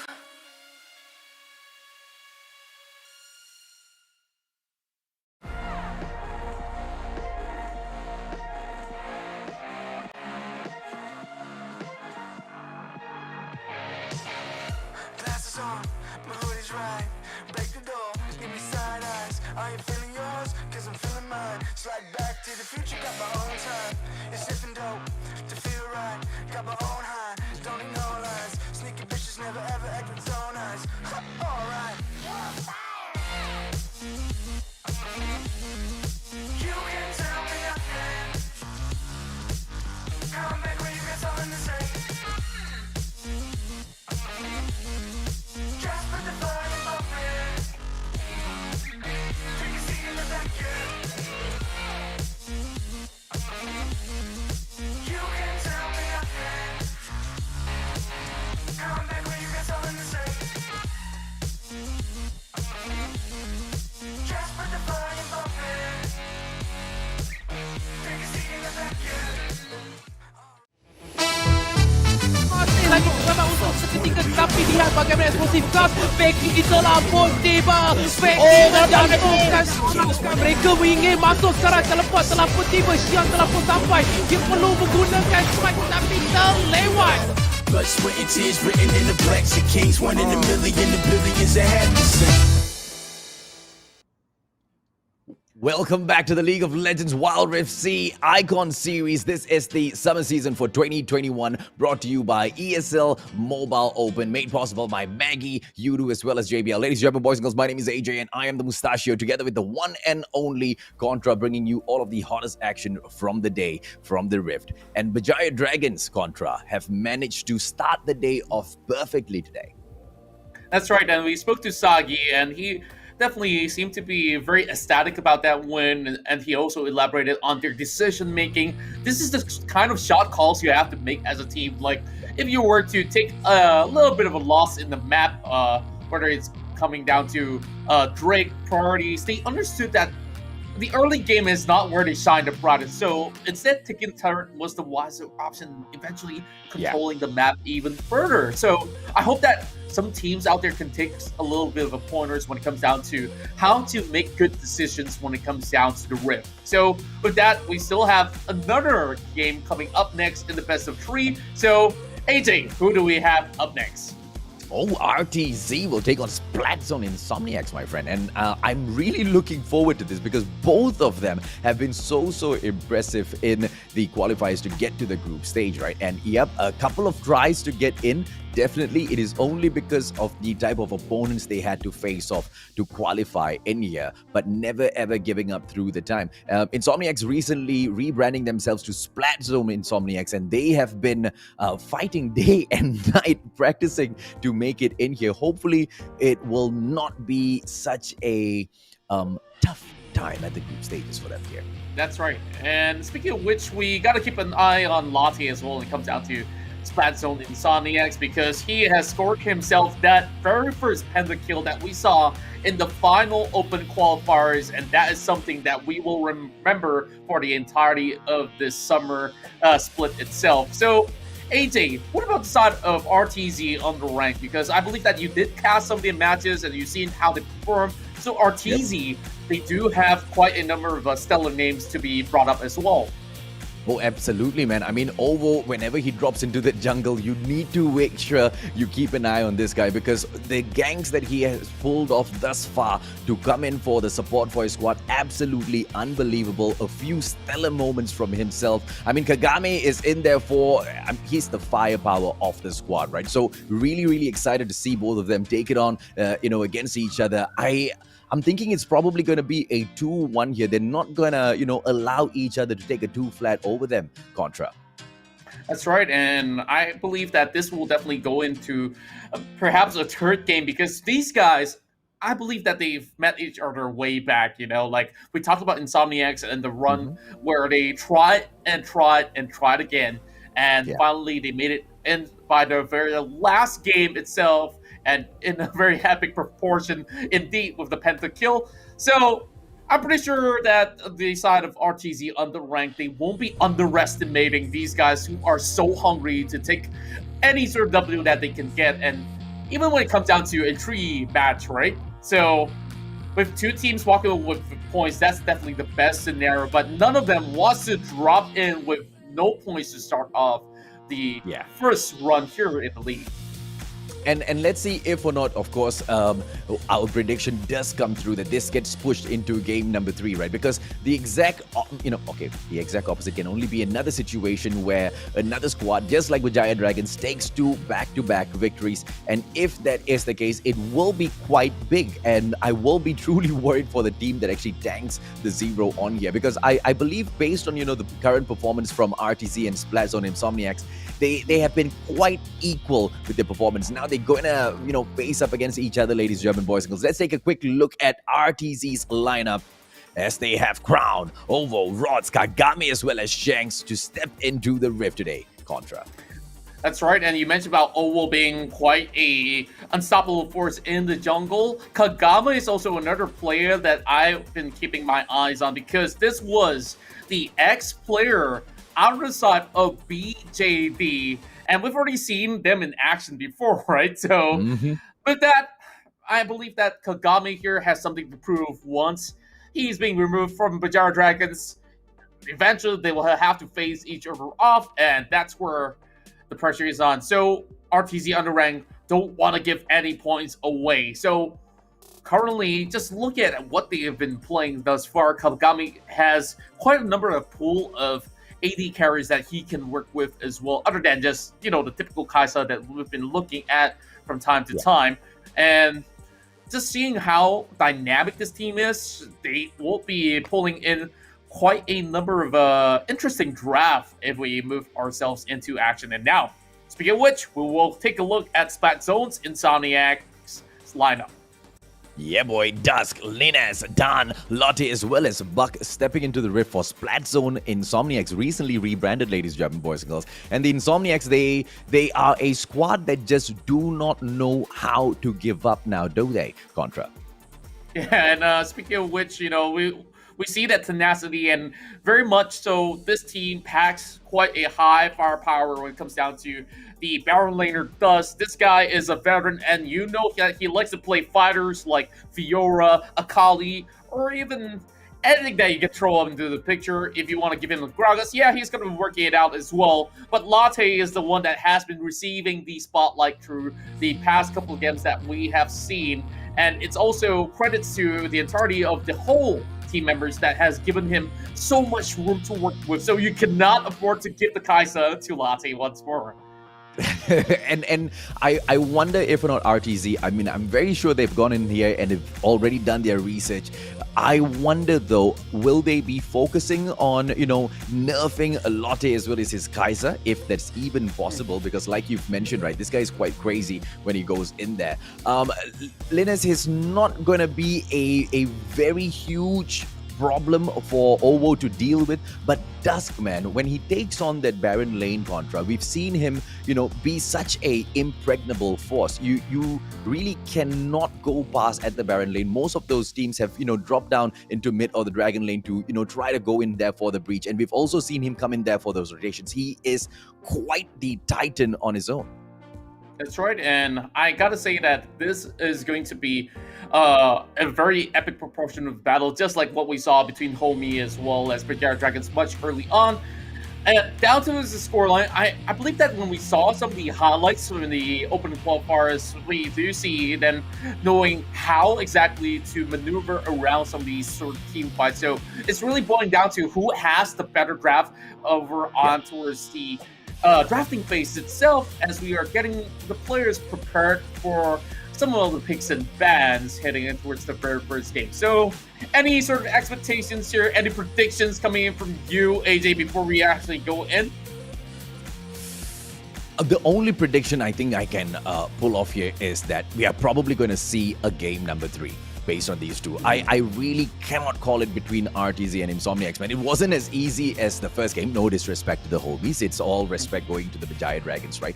But because of what or who Kagami is, RTZ might be on that number 2 side, but please don't hold me against it. And just look at the picks and bans right now. We see the Gragas being banned away. Akali is definitely a no-brainer, and this is, of course, ban coming in from the side of RTZ, so might as well get rid of that. Now, what's interesting to note for a fact is the ban on Galio as well as Vi here, because Assault and Battery is a spell that you cannot negate. She just locks into you to go all the way to pick up whether it's the marksman or so. And with this sort of ban, this opens up Linkx with the Lee Sin pick and Kagami. What?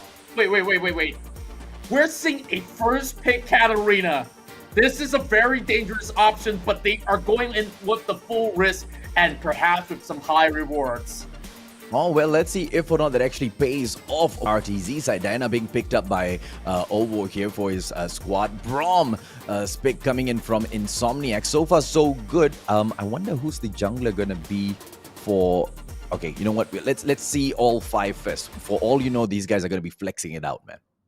That's right. And speaking of which, you see a very good start coming in from Insomniax as they pick up the Braum as well as the Kai'Sa. So the jungler should be Jarvan for the likes of RTZ Underank, which definitely calls the question, right? Where does this Diana go when you have Kagami here picking up that Katarina from the get-go? So she's going to be going on to the mid lane, or some even likes to play Katarina on that Baron lane and time to time. But if that Katarina goes into face off against Darius, man, there's no chance for her to even farm up. So Now, down towards the final pick, the support will be that Lux that will come into play, and Oriana naturally will be able to poke down the Katarina if she goes in towards the mid lane. So easily well taught out from the likes of Splatzone, Insomniax. Now, to me, I'm more convinced of Splatzone, Insomniax draft right now.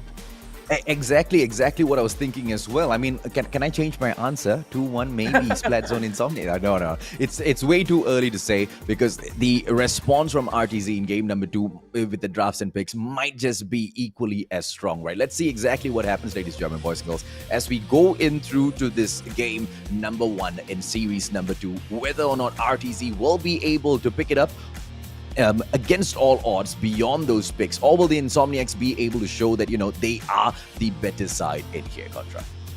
That's right, and well, we definitely will be having ourselves a little bit of feast here, and if you guys are preparing for your iftar break later on, you can consider opening things up with the Maggie Hot Cup. And you know, we got so many goodies out there. You guys can also get some great free 5 gigs of data if you guys sign up for the Udo's plans, and you guys can customize to your liking. And if you guys wonder how could you actually get that Udo SIM card, just download the app and make your order right now. As simple as that. And man, I've been pretty jealous about the JBL headset that you have during the Counting series, and we'll be getting ourselves ready for our game. And immediately we see a connection, and we will go in with the first blood. It says, oh no, you're not going to be walking away with that 1-for-1 trade, and it might just be another one coming out of RTZ to get 2 kills in a row.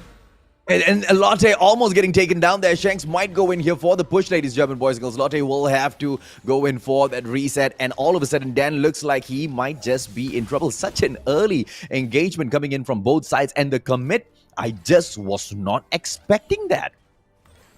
Oh, well, it's just a very explosive start. We weren't even ready to actually get ourselves into such a full-blown fistfight between the two. But just look at the top side here, Kagami fighting off against Dust. Now, this is definitely interesting. As you can see, Kagami putting a lot of pressure, but Dust, he does have a lot of all these bleed stack on top of Kagami, forcing him to retreat, and both will call it pretty much equal grounds. So, looking at what I see from the get-go there, RTZ responded well to that aggression, especially when the Sonic Wave connected coming in from Linus, as they did secure the first blood. So, in terms of goal, it's just a little bit of extra coming from Underank.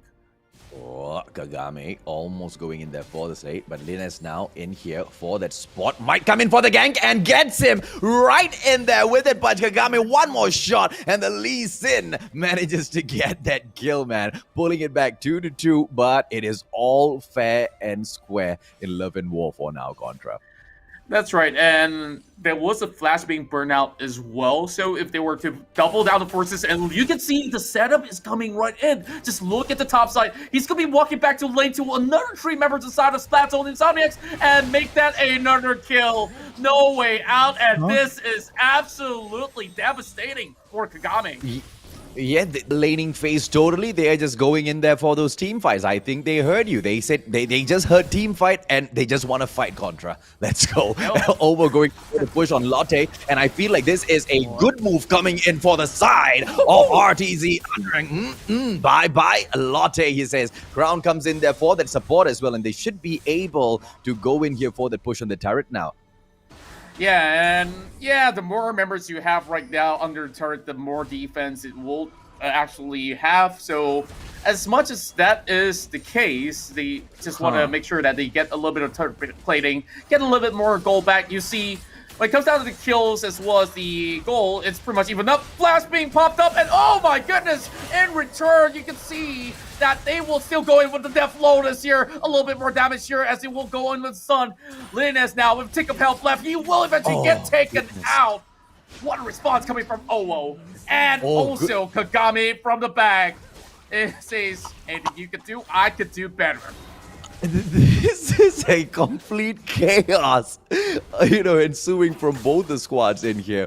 They are not ready to take those turrets down yet. They are not ready for these engagements just yet, but they're just going in there. It's a slugfest, Contra.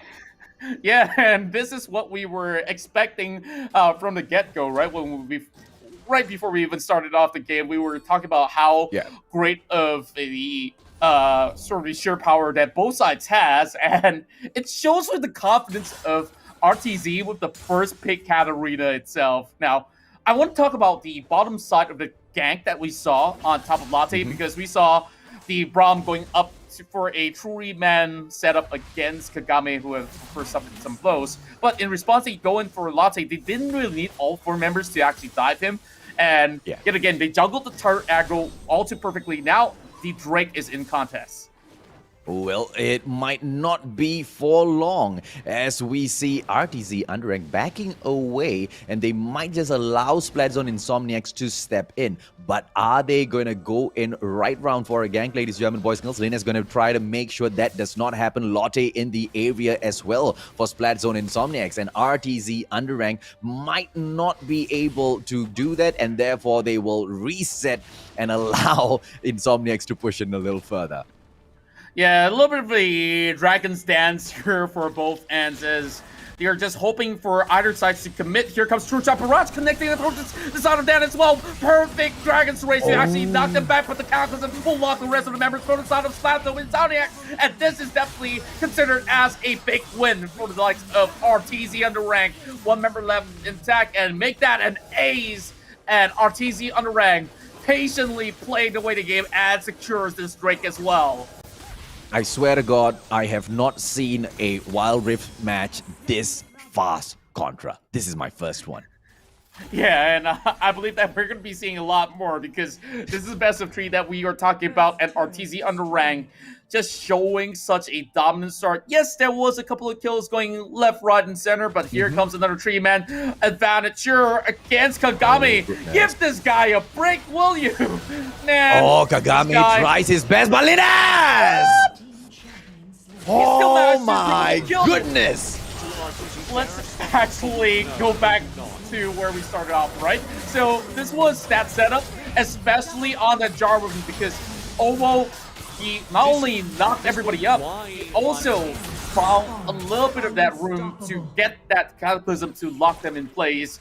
And Kagame is rendered ineffective in such a way that, you know, every time he appears on lane, he just gets shut off. Oh, and for a very good reason, right? Because they have marked Kagame already for the takedown. RTZ this time, they should be able to get the Rift Herald. Dan trying to go in there for the steal, and he manages to get it, Contra! My goodness, he only did it with a Sonic Wave. He didn't even need to do anything else. And here comes the Death Blow. This comes the Rod as well. He will be able to connect it too. Here comes the Glacial Fisher as well, but Dust is pretty much low. He can't really do all too much. The Minute Whip is crashing right in. He's just going to be clearing a little bit of minutes here as he tries to turn it around, but he will go down eventually. This turret will also be blown up, and RTZ here having an 8k advantage. Woo!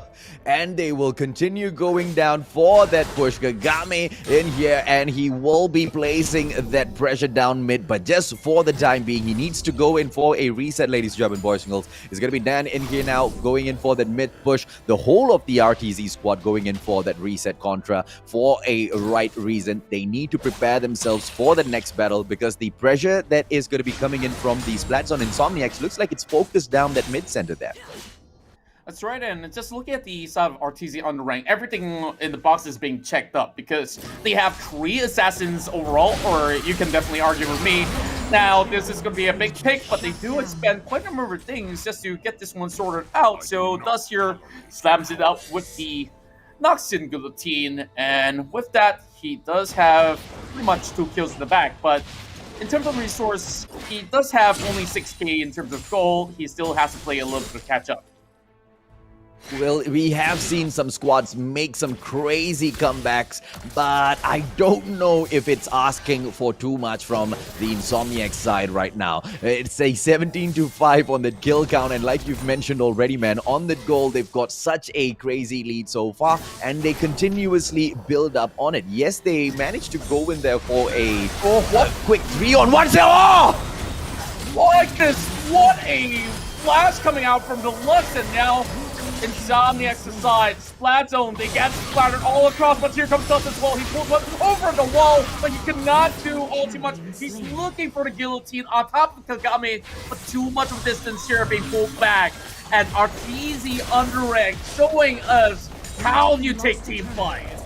Oh, they will not be able to get the ace, but it doesn't matter. Lee Sin went in there for that forced reset himself because he could not take that fight anymore. They lose that second turret, ladies and gentlemen, boys and girls. I don't know what else can Splatzone and Insomniax do in here. They go in here for the mid push right now. They should be able to do a little bit of damage on this turret, but then here comes Ovo right back into the fray. Lux right there behind him as well, and this might be the start of another team fight, Contra.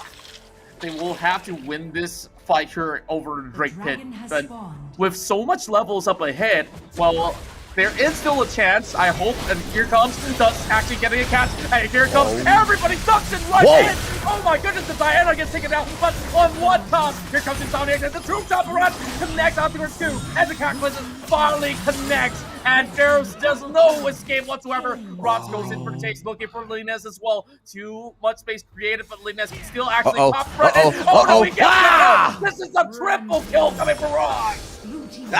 And the ace as well, which frees up the space for RTZ Underank to go in for the slay on this Drake, and this will be an unstoppable roll that RTZ Underank has started, ladies and gentlemen, boys and girls. Splatzone, Insomnia, what has happened? They've gone splat on that windscreen, Contra. Oh man, I was expecting a lot more coming into that position, but we already know that they were actually in a certain form of deficit, so they have no point to actually start off the fight because they need RTZ Underank here to actually burn some of these summoners or even burn some of all these big ultimates. And I'm looking at Buck right now because Buck plays a heavy role in majority of these fights, and early on with that one pickup there over the mid lane on towards Rots, he of course expanded his Glacial Fissure, which he should have saved it for team fights instead of an individual fight itself. Now a little bit more of the focus is on this Baron River lane, and that blue buff's gonna be stolen away. Rots, he don't really need that for sure, but why not, you know, lower down the cooldowns. And here comes, maybe an engagement is underway. Oh, no, they will try to go in and open up the Baron first. Ovo and Shanks coming in here for a quick push, and I don't think any of the players from Insomniax are in any position to steal the Baron away. And once they get the Baron down, ladies and gentlemen, boys and girls, the kind of pressure that will be placed upon the players of the Splatzone players of RTZ Underank, absolute immense, right? Look at Dan as well as Buck moving away from the situation. They don't want to engage, and mid is just going to be blown wide in a moment, Contra. That's right, and of course going in for a little bit of a reset first. There's not much pressure from the side of RTZ to begin with. The strength of RTZ right now is rolling on some of these team fights, as any member, Ovo, Kagame, or Rots can go in to open things up. Of course, preferably you want the Katarina to enter second or third, but with so much sheer power, man, he can do whatever he wants, and nobody bats an eye, because that actually opens up a little bit more room for Crown to come in for any sort of fight to extend it all the way. And speaking of which, here comes the ping.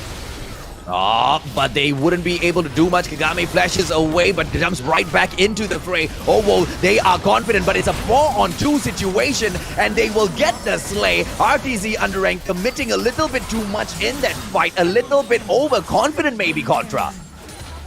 Mind you, that was a 5 versus 3 scenario, and in that 5 versus 3, our absolutely outclassed them, and with that, this is going to be pretty much of a game being shut off within less than 30 minutes of play, and look at the confidence. Every stats is being shown as they will get the goal. And of course, the very first game here in the best of 3, RTZ Underank.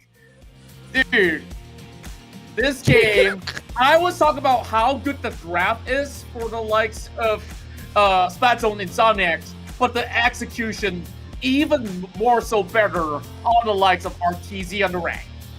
Yeah, and Rods just didn't give two hoots. He wanted the red buff, he wanted the blue buff, he went all out, and I don't even know what was the strategy being brought forth from RTZ from the start of the game till the end. The only strategy here was a fist fight, Contra.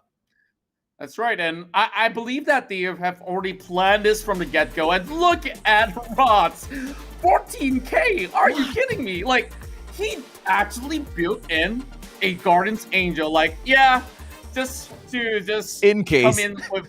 In the case that I just want to hop in the fight without caring about anything else, right? And still going for the revive and still taking everybody on. And just look at Owo. No deaths whatsoever and 25 assists. Like, this is one of the best stats I've seen in the game so far. I know, right? And it's one of the best stats from the usage of a Javan that I've seen so far. And RTZ Underank, all of a sudden, is giving me this vibe that they are just going to go in and tap out the next game as well, Contra. That's right, and I believe that they were actually getting a lot of pressure up top against Kagame, and Kagame, he wasn't really too worried. He believes that, okay, once I get my staff system Chan, and that's where I can just defend myself a little bit. That's, of course, me looking and picking his brains up for a little bit. But just look at the chart of damage. It's basically the Rot show right now. This guy locks right in and says, I want the Katarina. I'm going to play perfectly. I don't care if you have Elysian. I don't care if you have the Oriana or even the Braum. I'm just going to go for it. and he literally went in for it. He went in for every single opportunity in the game. He went in there for those crazy slays. He wanted all of those buffs for himself. Dude, this guy is the player to watch for the next one as well. I really am curious how else Rods is going to pull these out. But then again, the question is, you are able to do this to Splatzone Insomniax. Can you pull off such a strategy against a team like Geek Fam or Berjaya Dragons? Is what I am now curious about. I am in love, take that game, but I don't know if this strategy is going to work against the big dogs. You know, my predictions aside, I'm going to throw it out the window right now because I'm convinced already RTZ Underank is the guy that will be able to actually pick whatever you want to actually open it up. Like, I'm going to shut you down with all the confidence I have. But Insomniax, we saw some really interesting plays as well. We can't really count it out. So Splatzone Insomniax now, on the back foot, they had to come up with something even more creative than this. Yeah, and maybe that creativeness can just be a regular laning phase and not going in for any engagements, not teasing any of the players from RTZ. Ladies and gentlemen, boys and girls, a quick short break. Contra and I will be back with more of this madness. Masih lagi bersama untuk seketika, tapi lihat bagaimana eksplosif gas Becky terlampau tiba. Becky menjatuhkan seorang. Mereka ingin masuk terlampau tiba. Siang terlampau sampai. Dia perlu menggunakan strike tapi terlewat. Blood, sweat, and tears written in the blacks of kings. 1 in a million, the billions that have to sing. Nice. Alright, go. Down first. Can. Alright, down already. Nexus. Alright, okay. Nice! Victory!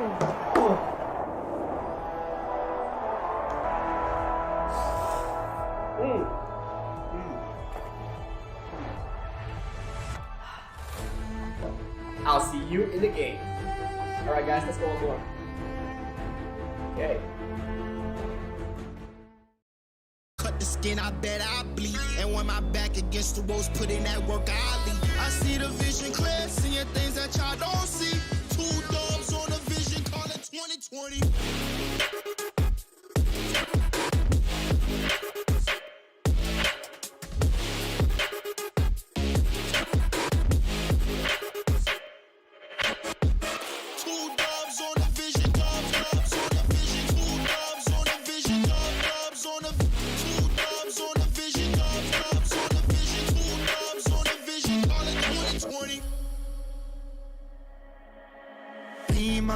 I I got my team up. Hit it off from rapping, we stacking, getting my green up. We all leaned up, took in a while, trucking a minute a mile, fucking up every style. You in it now, told her my family is proud. Willing to fight and we proud. Bitch, I don't wanna talk, I just walk rock. 100 bands cash, trying to get on my stock. Love on my fans, all of my thoughts. Girls gon' dance, homies I'll rock. Came too far, now we ain't gon' stop. Gave my life and I took my shots up top and I took my spot. Yeah.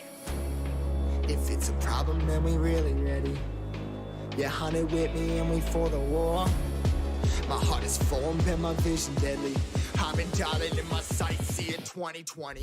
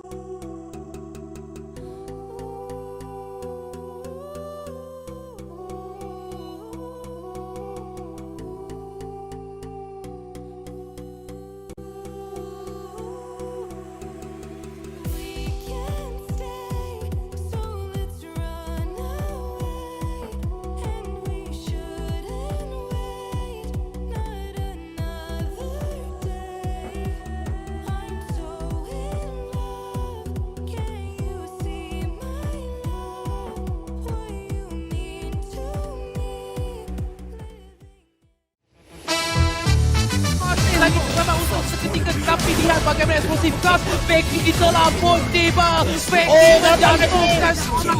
Mereka ingin masuk secara teleport, telah pun tiba. Xiang telah pun sampai. Dia perlu menggunakan strike tapi terlewat.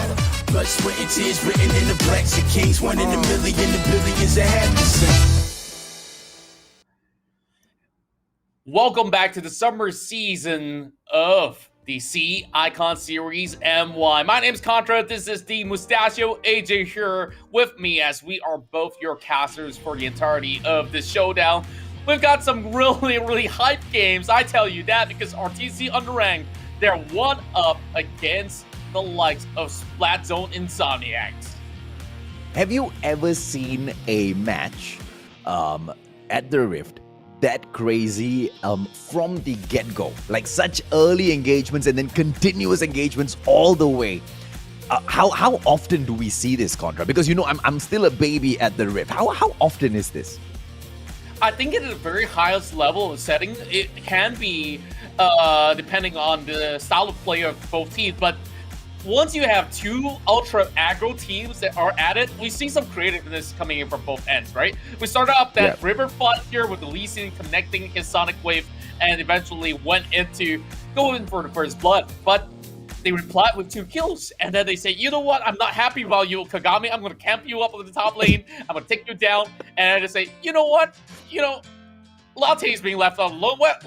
Why not we just go get this guy? And after Rod just became a monster, and he walked away not only with a kill on Latte, he walks out alive, and it was a tit for tat and blow for blow. And at the very end, you could see the side of Splatzone Insomniax. It's not that they can't fight anymore, it's just that they ran out of stamina to cope with the pressure. Now, hopefully the next time the Splatzone Insomniax drops into the game, right after this, right, during the drafts and picks, although RTZ has shown us the drafts and picks, really doesn't mean anything to them. I want to see slightly stronger picks coming in from Insomniax, man. I mean, it was already good. It needs to be even better to counter the likes of RTZ that continuously comes in there for those team fights. I mean, the crowd control really is a must in here, taking on RTZ, because they really are that aggressive, Contra. That's right, and I gotta say that I'm very impressed on how they execute some of these death lotuses. So with that, of course, we will be taking maybe the Katarina for a spin, but if you guys want a brand new headset and of course rock it out there, you know, the Mustachio AJ is currently rocking one with the JBL Quantum series. And here's the thing, right? If you check this out, you can see the JBL here. This is actually RGB. I can light this baby up, but I just don't want to do it, ladies and gentlemen, boys and girls, because I've already got too many RGBs running around in the background. If you want to find out more as to how you can get your hands on a RGB or a non-RGB version of the Quantum Series headset, jump on to www.jbl.com.my to check out all of their lineup. That's right, and of course, you guys want to stay connected with your friends and family, and you guys might just be struggling to pay your bills for a little bit because how high it can get by the end of the month. Look no further but to sign up on Udoo, because you can customize your plans to your liking, and for starters, you can scan this code for free 5 GB worth of data right now, and Udoo, powered by Cellcom, is just giving us some real great support to all the players out here and great connectivity to all of your friends out there.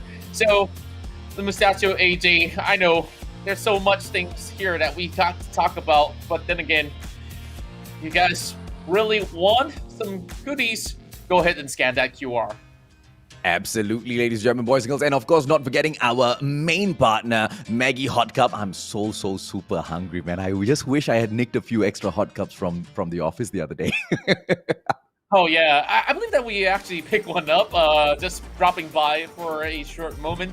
But here we are. The spicier stuff is going to be the game here as RTZ Underank comes in with the very first ban of the Zinx. Now, interesting enough, that forces Splatzone Insomniax not to deal with Rots anymore because he banned out the Katarina. Okay, fair enough. But is that gonna be enough though? Rom gets out of the list as well. I just want to see exactly how the picks come in here from the Insomniacs to counter whatever they've already faced. The ferociousness from RTZ Underank was crazy, man. We kind of pegged both of these squads almost equal. But clearly, RTZ wants to prove us wrong, and not only prove us wrong, they want to show that they can annihilate the side of Insomniacs, man. Kai'Sa as well as Rakan being picked up by Dusk as well as Linnes here. Diana on the side of RTZ Underank. Yeah, and it's really interesting to see there's Rakan being brought into play because he can hop right in with a grand entrance and then follow up with the quickness here to run everybody around just to charm them. But then again, they left something out with the ban on that Braum. It opens up the Camille, which means that she can easily use that Hextech ultimatum to lock that Kai'Sa down in place, which means that she can't exactly freely use that killer instinct if she wants to. Yeah, I would have expected them to go out there and ban off that Lux as well. They don't do that, and that is probably going to spell out trouble for the side of the Insomniacs later. Galio, well, maybe they might just be able to swoop in there for a little bit of extra saves, Contra.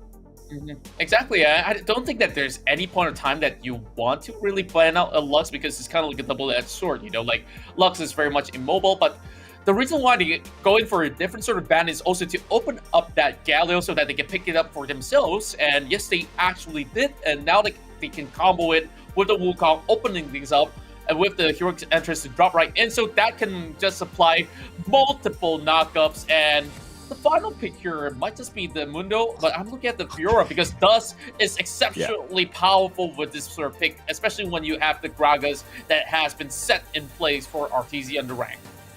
Well, the lineup looks good and easy. Insomniacs might just be able to take this back with the Wukong push down at that jungle. It should be all good, ladies and gentlemen, boys and girls. Oh, yeah, okay, it should be all good for Insomniacs. Fingers crossed, my friend.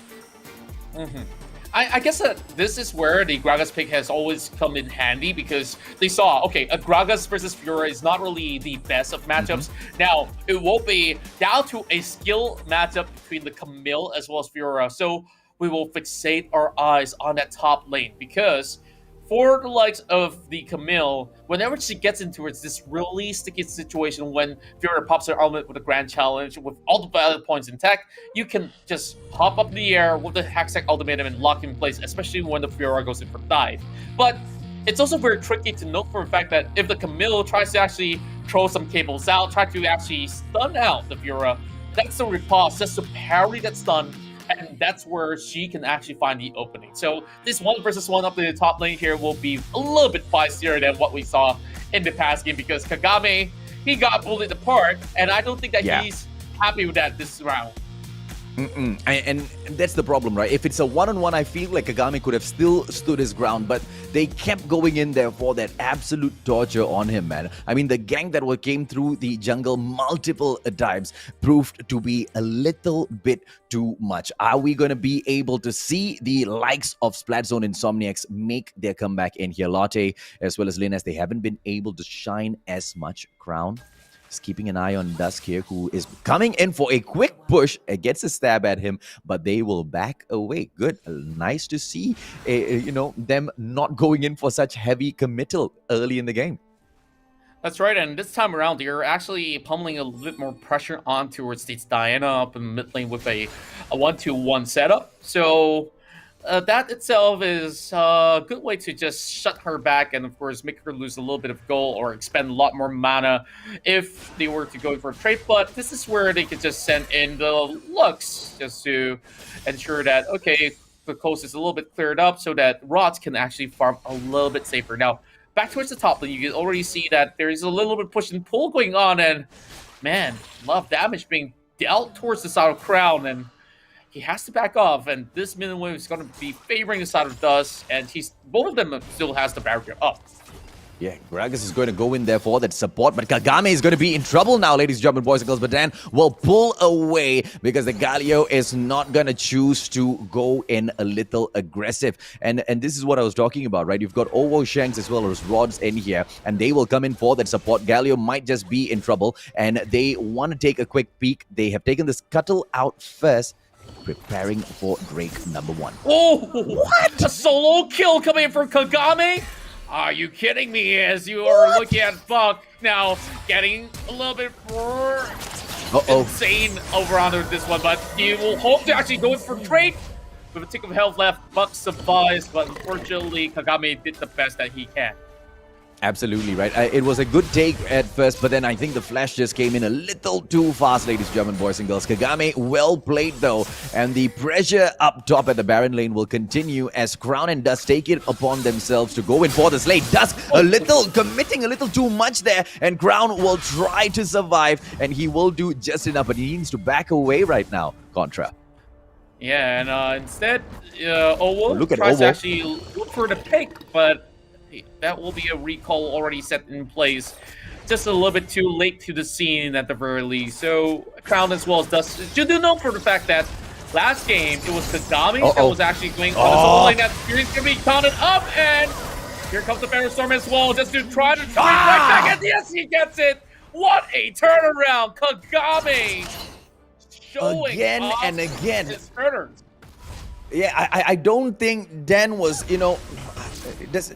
he so far has not been able to counter Kagame at all. Those feathers that, Kagame is just leaving all around, Dan is just allowing them to get that backstab on him, get stunned and taken out of the equation. Twice now this has happened. Galio, he either needs to call in for that backup or he needs to stop going in for that engage on Kagame so strongly. Yeah, let's have a look at this again, because we got the Wukong, we've got the taunt, but he uses the Thunderstorm at the very last second, and he yet again gets that pick on towards Dan, who didn't really see that one coming as well. Now, that's definitely a very big final spark that has come across the map, but it won't be able to actually do too much. But to put Dust away, a little bit of it, but that's only so much that a Rakan can actually do in terms of damage. So Rots should be able to go back to purchase some items here, and I'm definitely interested to see what have they bought up so far. And the first Drake being the Cloud Drake was spawned up, and I like the priority of RTZ Underank because they understood how important it is to actually get vision on that river as they secure so many scuttles. Yep. Exactly, man. Crown going in here hard for Dust this time round. Oh, the backup coming in from Buck, and Crown will just get eliminated so easily. But is that enough? Because Splatzone and Insomniax right now going in for this turret, but I think they might have given away something more precious here, Contra. Well, I think that this is definitely the same sort of strategy that was brought upon by the side of Berjaya Dragons, and that setup of a dive 4 men over the top side was quite a smart call. Yes, they may have actually given a little bit more of a movement speed buff over to the likes of RTZ, but Splatzone Insomniax here, they also lost another turret. So to consider whether this is actually worth, yeah, it is definitely up to perspective. Yeah, they went in there for the commit and all for one turret, but in return, they lost the Drake and their own turret all the way down on that Dragon lane. I don't know if or not that was the best of ideas coming in here from the side of RTZ, but you know, let's just see if or not they will be able to continue going in here for, sorry, Splatzone, I mean. Let's see if or not they'll be able to continue to juggernaut their way through with that plan. Here comes the heroic entrance as well, as there will be a whole lot of them being knocked up in the air just this launch on top of you. After Diana will be able to actually overcome them. As you look at Ross, he's still going at it, still chasing him over. And with the final spark, the rest of Insomniax, they are pretty much shut off. But over the top side here, Dust is setting up this split push. How much can he do? Because the rest of Underank, they are taking the turret over the mid lane. Oh, Kagame comes in here for the push, and Kagame, you know, we need to note as well the way this guy went in there for the survival. When the team fight broke, Kagame was literally one hit away from getting taken out, but flashes away at the right instant. It's going to be Dusk now getting taken down because it's a 4-on-1 situation by Bo. My goodness, Dusk is still out there, and yet again he managed to go for the pick. Here comes the rest of Splatzone here, going for a vengeance call, and my goodness. That was actually well executed from the likes of Splatzone. Yes. I felt that, you know, Dust, he's not going to walk away, but he has well read the situation. He comes in with the riposte. Here comes the final spark, not being able to actually secure that rip herald with the steal. But bottom lane, here comes the split push as well. Crown eventually has to back away. These two Baron laners really causing a scene over the side lanes. Yeah, where will they go in and drop the Ripped Herald though? They've got it in hand. They can go in and drop it at the Baron lane because they've done the damage on the turret already enough. I wonder exactly how will Splatzone Insomniax use this Ripped Herald, ladies and gentlemen, boys and girls, because if they misuse it, if they don't go in for the right timing, pick the right side contra, you know they're going to be paying for it, and RTZ Underank will be ensuring that exactly happens. Oh, man. It's still really hard to tell whether if either side is actually having big advantages. How they actually execute some of these macro plays across the map, it's just insane, right? It's having some great understanding of how to manage some of these minion waves and the goal itself. Just look at the items. We've got some Guardian Angel on the side of Wukong. For the Rakan, he's pretty much low in terms of resources, but he's got pretty much big shields for the entire team to work off with. Trinity Force for both the Baron laner, while I believe that there's going to be a Starrock that will be built up much later on, as there is Rapid Fire Cannon in the hands of Kagame alongside with an Infinity Edge. So they're just preparing for the next team fight with the objective being the next Drake, and that's going to be Mountain, giving them a little bit more of the shield. Linus coming in here for the push, and Kagame will do a very smart move here by pulling away. Ovo goes in for that push, and the Ripped Herald will drop into that middle lane here, Contra. Oh my goodness, this is not really the right time to actually drop that Herald. I guess it's definitely a mispush, but they're looking for the pickup there, and this will be the grand challenge coming from Dusk as he dodges the turn all by himself. He gets body slammed, and he needs to walk away. Wow. He gets cut off. Ovo here. What a monster! And you see Buck now in trouble. That's the only one member remaining. That call coming in from RTZ Underank definitely has paid off. But it's still not exactly safe for them to do the Drake. Yeah, man, and you know, I believe you, man, when you say they accidentally called him out. He fat-fingered that Ripped Herald at the wrong time, and they paid such a huge price for it as well, because not only do they not get the takedown on the turret, they also get aced out of this situation as they come back in here for they pushed once again. What will RTZ Underank do? How will they punish Splatzone Insomniax right now? They go in here for the push all the way down to the Drake, and they might be able to steal it away. Oh, no, they don't even need to steal it away. They might be able to go in here for a full engage. Up for another team fight, Contra? Yep, I'm pretty much up for it, and that's the side as well. You can see a little bit of a push and pull coming from both ends as well. Now, a little bit of a setup here. Heroic entrance will be pulled up, but it will not connect. Here comes the Cyclone as well, as they won't be falling back. Here comes the TP, and everybody is all over the map, as that will be a good snare coming in, as well as the body slam just go on a rampage. And once again, RTZ Underank comes up on top. And they are going to go and focus in on the turret first, ladies and gentlemen, boys and girls, leaving the Drake. It's going to be a split here coming in. Shanks as well as Kagame. I wonder if or not they will be focusing on the Drake on their own, and that's exactly what they will be doing. And it looks like it's a perfect plan coming in from RTZ Underank. Splatzone, Insomniax, they will go in for that reset. Linus as well as Dan will be coming back into the game right now, and they will back away from that turret. So far, perfection from RTZ. Yes, it started off quite equal as the first game, but you know, it's stopped already, man. It's going to be RTZ all the way from here. Splatzone needs to find something within themselves to pull this back, Contra.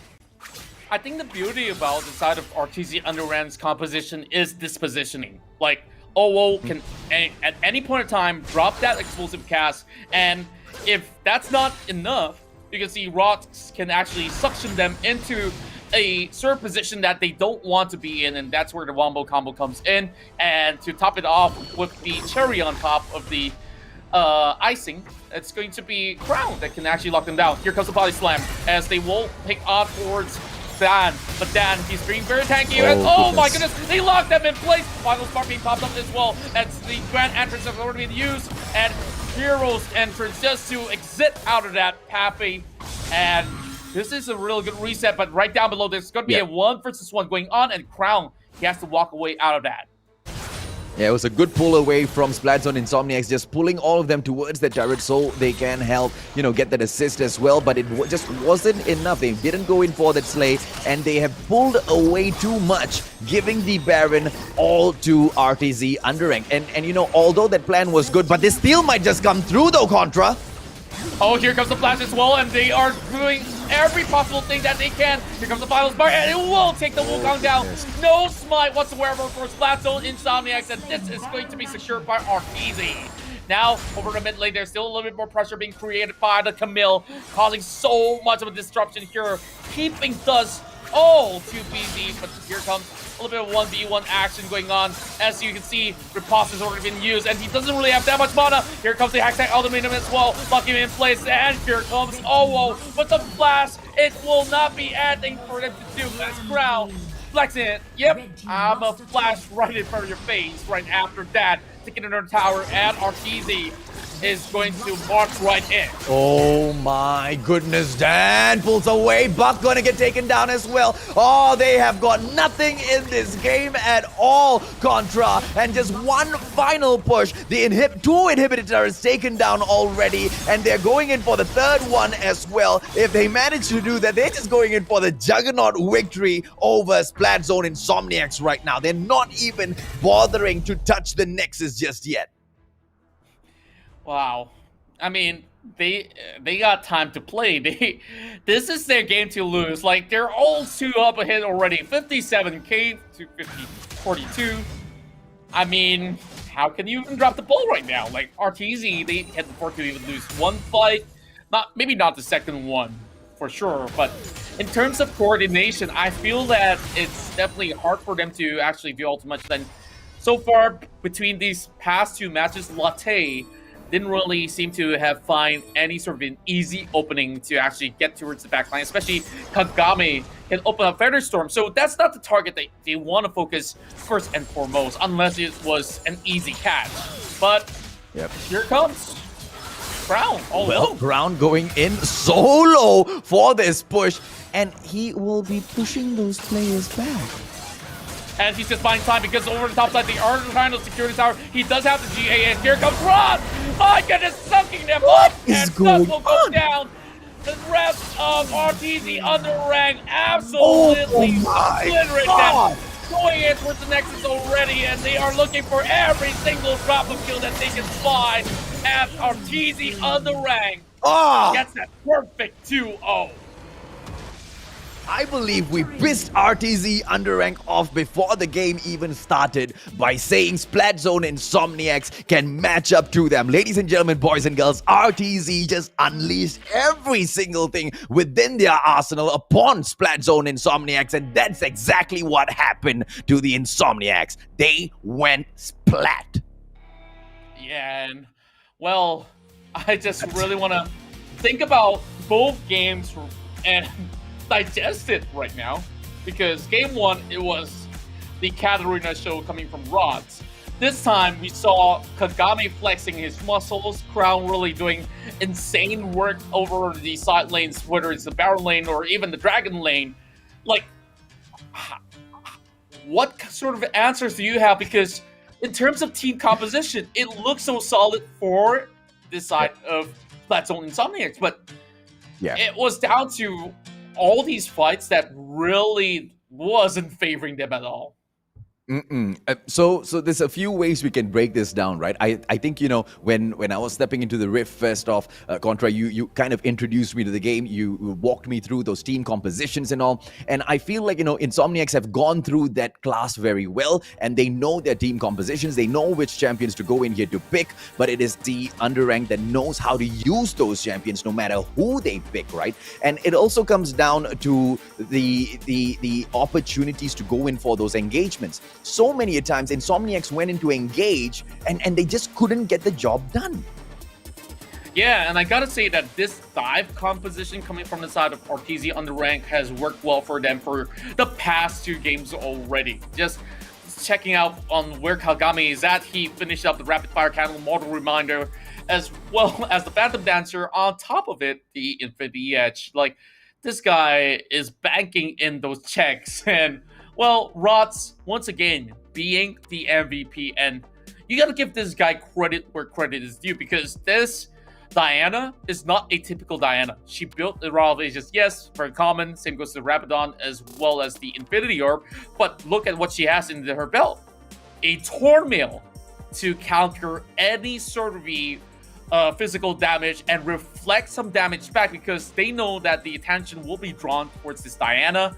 Same goes towards the side. He's been going in for many of these fights, and there was that 1v1 that we saw Dust diving in towards the mid lane, especially when that Rift Herald was dropped. But he turned it around, goes in with the body slam, and of course take him down. But after that, it was fights after fights that just goes very, very well coordinated for the likes of RTZ Underank. In fact, they don't really, they just control the side lanes and made sure that they send members all over the place, and job's done. And who was that that survived like a champ, taking on 3 players all on his own? Was that Crown at the Dragon lane? Yeah, and that was absolute craziness, right? The confidence to control that whole crowd on his own. But what was more interesting was, at that point where they could have gone in and taken Crown out, those 3 players from the side of Splatzone Insomniacs decided to turn around and run. And for the likes of Splatzone and Insomniacs, I think they already understood that they committed a mistake by chasing down this Camille. And RTZ Underrank was just playing with them because they have a 2 to 3 men setup over the top side that's pushing them. So what the Camille was trying to do was just to keep them very much busy until the point that they have no time to back away. And it was RTZ gaming them overall. Yeah, man, look at the damage coming in from Kagami. Absolute monster in this game, Contra. Yeah, and this guy is dealing almost 3 times as much as what Latte did. So the secret to this is that RTZ Underrank was just targeting this Kaisa pick and knowing for a fact that, Buck can only expend so much. Yes, the support comes with a kit where you can, of course, go in for the shield. This Rakan can also move in for the taunt, but do you really want to send this Rakan up facing against the Gragas or Diana for that instance? Because the moment you dive right in, you have Shanks, you're throwing in the snares, you have Kagami who also snaring somebody up, and the amount of stuns as well as the sort of the pulls that you have, it was just sufficient for the likes of RTZ to come in for some of these counter engagement. Time and time again, you see some of the fights were not straightforward, like, oh, I'm going to be running you down and I'm just going to get getting kills. Like RTZ, they understand, okay, we can't take a little bit of trade, we fall back a little bit, pull you in towards that position where it's going to be a choke point and there's no escape whatsoever from that point onward. So it's just big brain plays overall. And one too many times, right? We saw Splatzone Insomniax dropping in there for those fights, and they just miscalculated each and every one of those moments, Contra. Unfortunate that we had to witness that. Unfortunate that Splatzone Insomniax went splat on the windscreen of RTZ Underank Scar, but it is what it is. A two perfect series to kick the day off. That's right, and speaking of which, we do have so many questions for you guys to answer here as we drop by our page, which we are currently broadcasting at, not only on Twitch, but also on Facebook. So if you can answer this trivia question, all in the courtesy of Maggie Hot Cup, and this Maggie Rift trivia is, when was League of Legends Wild Rift Open Beta released in Malaysia? Take note, it's not the closed beta, the open beta. The first day that every Malaysians get the access to play this beautiful game, League of Legends Wild Rift. And if you get the answer right, Contra will send you a personally signed Maggie Cup. I'm kidding. Signed Maggie Cup. Don't take me, don't take me up on that, okay? But when was it, ladies and gentlemen, boys and girls? Head over to the ESL Asia Facebook page, drop that hashtag, and give us your answer. That's right. And with that, you guys will be able to walk away with the goodies. You guys can also go ahead to actually put the hashtag on the comments for your chance to win. So hashtag Maggie Trivia, as well as hashtag tag all your friends as well. Share the live stream, and of course, share the joy of Maggie. So with that, I believe that we have already covered up these two games. We are going to be talking to a player as well, coming in from the side of RTZ Underank. We are wondering what goes on their mind, because a first pick Katarina is something that nobody should ever do in competitive play.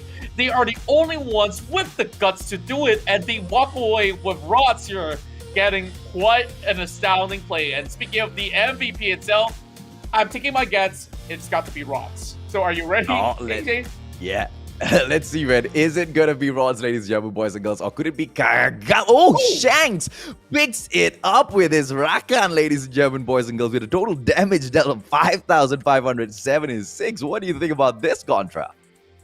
I definitely think that he did actually play the Lux in the previous game, or was it the first game that he plays the Rakan? I really gotta go back to check, but Shanks definitely played phenomenally well, and later on we'll be speaking to Shanks as well, as he have definitely pulled up quite a performance with a I can't really say 3-to-1 ratio, because you got to factor in that 10 assists at the back as well. But the kill percentage or team fight that he's joined is definitely on the higher note of 67%. And as a support, usually you are being very much selfless. So most of the goal won't be in his back, but in the pockets of, the likes of Kagame, as well as Crown and the rest of all the other players. So with that, we'll be speaking to Shanks in a short moment as we say hi to our friends in the late desk of the casters table for just a minute. Ikuto and Mikos, for any one of you who are wondering. Cute guys. Let's bring on Shanks in here in a moment, ladies and gentlemen, boys and girls. But before we do that, right, what do you guys think of that match? What do you guys think of both of the series that you have witnessed in here thus far? Were you expecting Berjaya Dragons as well as RTZ Underank to take two crazy back-to-back victories flat out today? Or were you expecting a little bit more challenge from their contenders in here? To you, Contra, I'll probably, put that same question as well. For me, I thought it was going to be a Berjaya Dragon 2-0, and you clearly heard me say it, man. I was expecting a 2-1 here. I did not expect Splatzone to go splat. What were you think? What do you think of what just happened? Yeah, I believe that the first game itself was definitely a little bit of a more back and forth action. There was a chance for either side to actually take the win, but by the mid game onwards, where a lot of all these openings have been given away, and RTZ Underank, who secured the Baron, they went in for push. It was becoming a lot more straightforward. But game number 2, it didn't seem to me that there was too much of a big contest whatsoever. But it was interesting to note for the fact that these Baron loads. The Baron lane itself has been playing exceptionally well, especially you gotta give credit to both Calvin as well as Dust. As we look into the post-match analysis to actually break it out further, because I believe this was the first game where we saw rods popped off. Yeah, man. And, every single time we saw the players from RTZ go in for those engagements, it was all so well planned. Whenever they knew they could not take that fight, they pull away. And the team fights were just immaculate, Contra. Yeah, indeed. Just look at this sort of dive here. Did you actually exist one up from the side of the brush? And, well, what can Dust do by then? He is being left up all alone. And this was also where they lined it up for that perfect Death Lotus. And it gave free reign for this Katarina to do her duty and walk away eventually with a quadra kill right here. Almost getting a penta, I believe, but it was good enough. So, yeah. And Linkx would go down here as well. It's definitely a very beautiful one. As we saw another one. This was a 5 versus 2, mind you. 5 versus 2.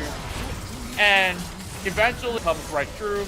And Rods just cleans up shop. Like, he's got that Guardian Angel. He just dives right in. And I guess that was shows over as we move to game number 2.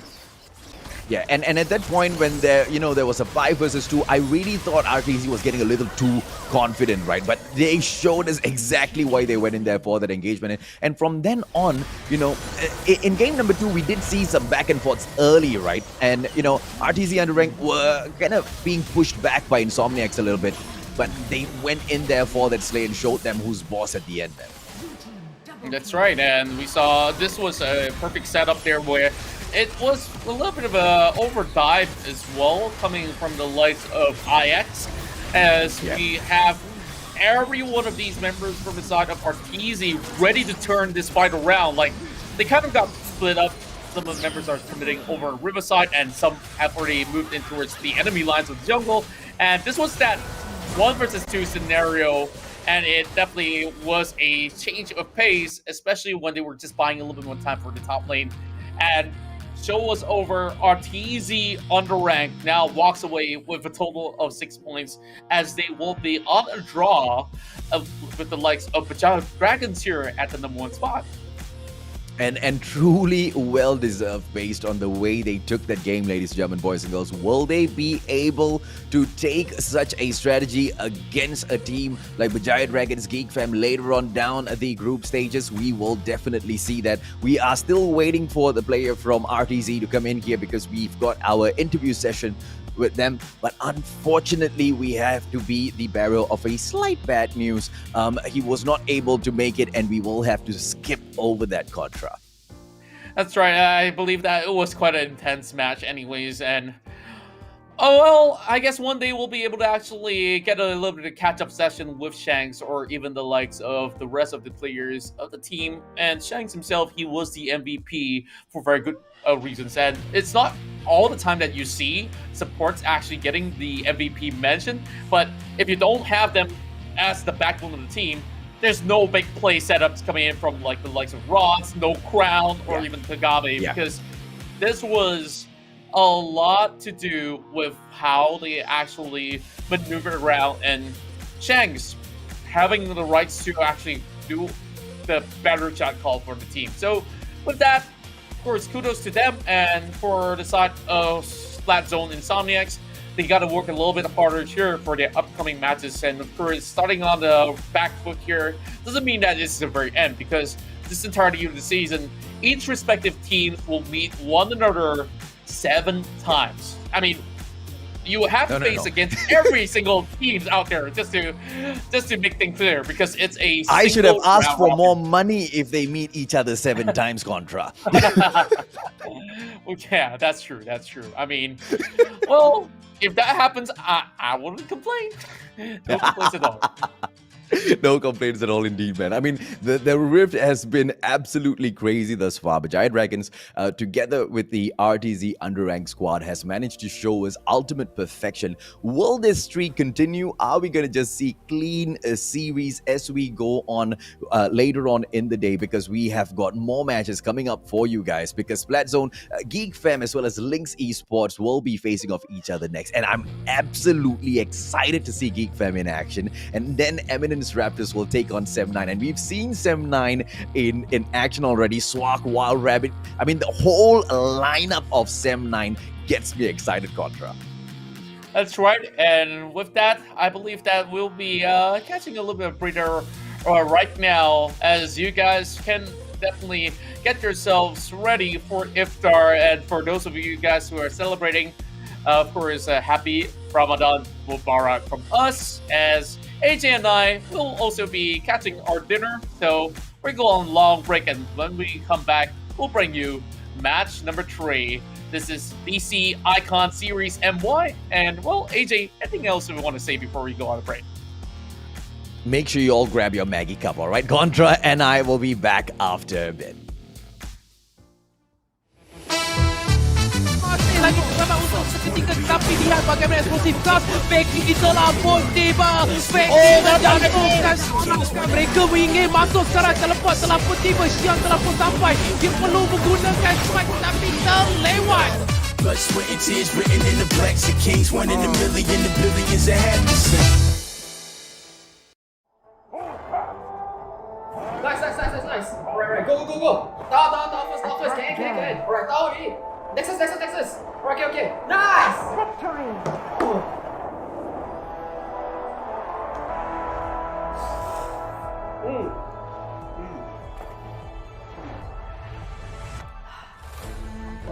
I'll see you in the game. Alright guys, let's go on board. Okay.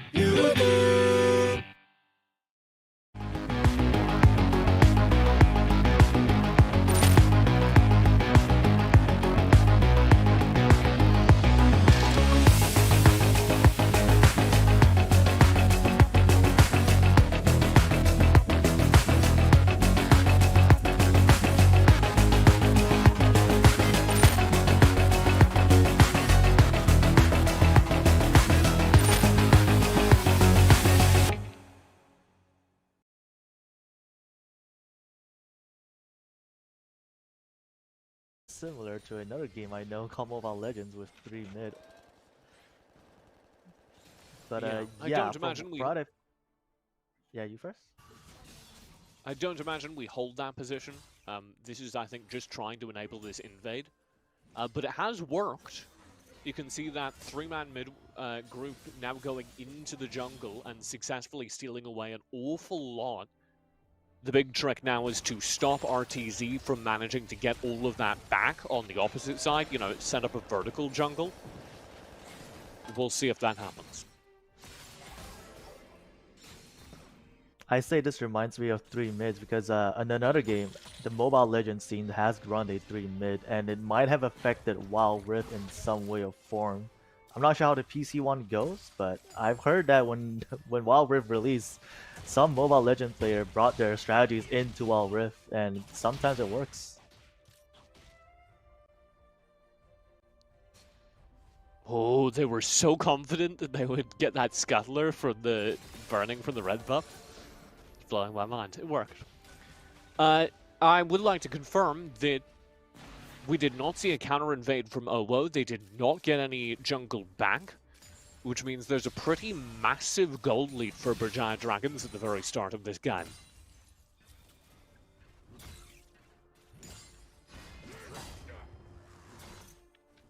What do you think the objective of this Garen should be right now, since it's off meta? Not getting poked down by the Camille. The higher mobility of that Camille is going to make this lane so hard to play. Saki is in trouble in mid though. As the duo mid that RTZ are continuing to run, their AD carry support duo hanging out in the mid lane is continuing to work. It's not optimal for a lot of reasons. I think foremost among them that Poinards is running Twisted Fate, who has teleport range. You want to put that in the middle of the map so they can teleport in either direction, right? That maximizes the efficacy.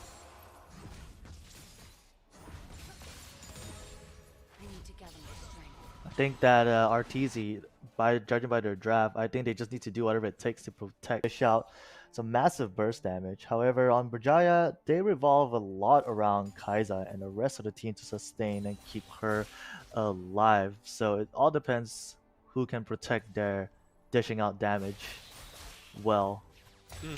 I do think you need to flip it as well and talk about, you know, what tools they have to access the backline though.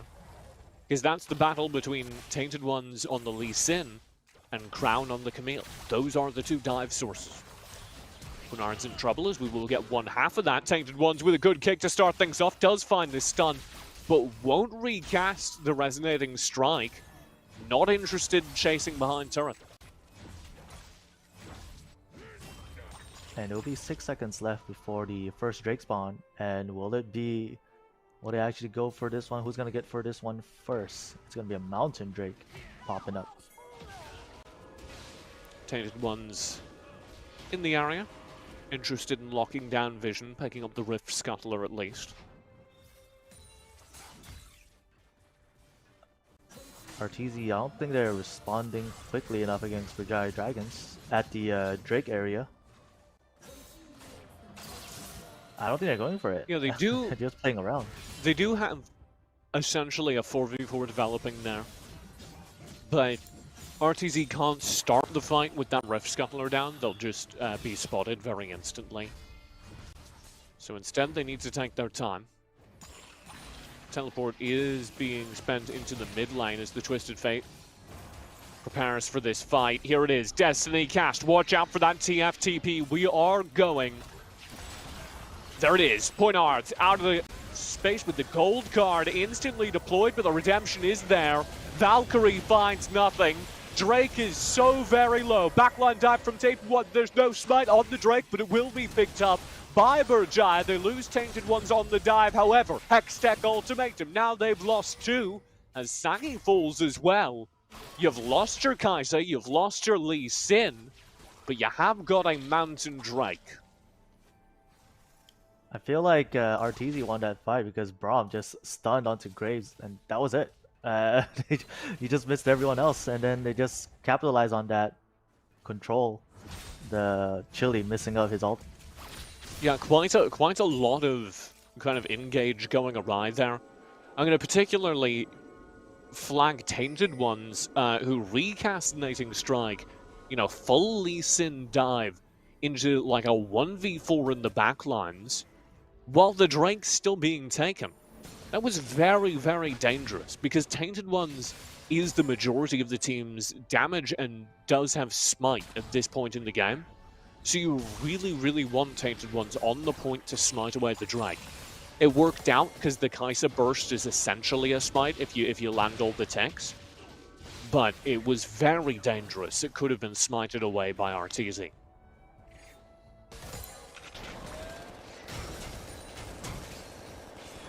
Lee Sin is staying nearby the little pit here on the Rift Herald, but we'll be going back, and they're definitely gonna be going on for the mid tower. Gonna mid up at mid tower and go for the Rift Herald. Rift Herald has arrived. Sheldon themselves, half HP already. RTZ are here to contest. There's the Destiny, but a Shockwave denies any hope of entry. Rift Herald will be picked up by the Berjaya Dragons. Yet again, the Valkyrie goes wide. Hextech ultimatum will be deployed, though. It's a quick lockdown onto the back line. Front line Garen will do so much damage, though. And that is Poinards gone. Deleted by the full focus. everything you were hoping for over for RTZ. They do not get the Rift Herald. And they have lost the fight advantage they earned earlier. That gold lead has just evaporated. It's just not too far away though for the gold lead RTZ and Berjaya Dragons. But they do get the objectives well done, so let's see where will this transition to with the Rift Herald. Preferably, I think they might use it on the bottom, but judging on how they're locating, I think they want to use it on mid. Caruso responsible for that fight. I would say this is another really good Orianna performance. Onar's not able to find anything there.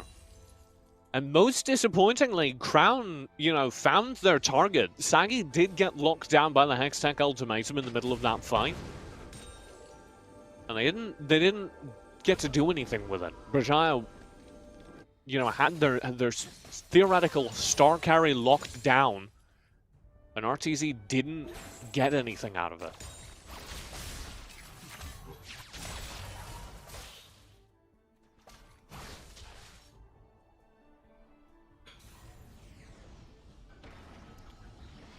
Just 15 seconds on the next Drake here as we head towards our second Drake of the game. Jam were putting an awful lot of emphasis on it earlier, but they don't have control of the river right now. Herald, so the Drake's gonna be up. I mean, the Drake's already up, so this could be the Drake's already being taken. Berjaya. The Drake is gone. Destiny is spent, so there is vision on this. Glacial Fissure locks up the front lines, though. Drake's already gone, and a quick kill over. As my god, this Garen is working. Monsoon will be deployed. The Hextech ultimatum dropped onto Zisune, but it does not stop him.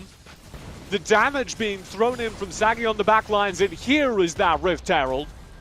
Sheldon asks, did you miss me? Turret gone in the mid lane. 2 kills over to Berjaya. And they now have a 4,000 gold lead at the 10-minute mark. You see that? They took the Rift Herald and then just waited until they got the dragon completely for free. Well, almost free, but it was really late. RTZ reacted a bit too late. And then once they got the dragon, they just pushed down to the mid tower and then summoned up the Rift Herald, and it did a lot of damage for that. Now it's a 4K lead. Now it's a 5K now, right now. Mm-hmm. The numbers adding up here. As, you lose one fight, it's kind of weird. RTZ, they're fine, but now 2 to 3 small skirmishes going Berjaya Dragons' way. And you're starting to worry about their late game potential because RTZ don't have game-winning late-game team fights, so they read the room as well as we do and say, let's try to end this game before we go late. They start the Baron. Berjaya spot it out, and RTZ have to abandon their Baron rush. Good reaction coming in from Berjaya, not letting RTZ breathe at all.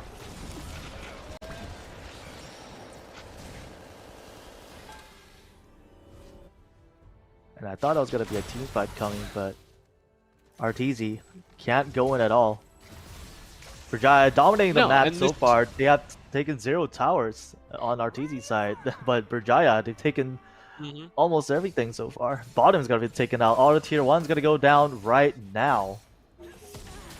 And this is what I was talking about with where does your late game team fight come from if you're RTZ?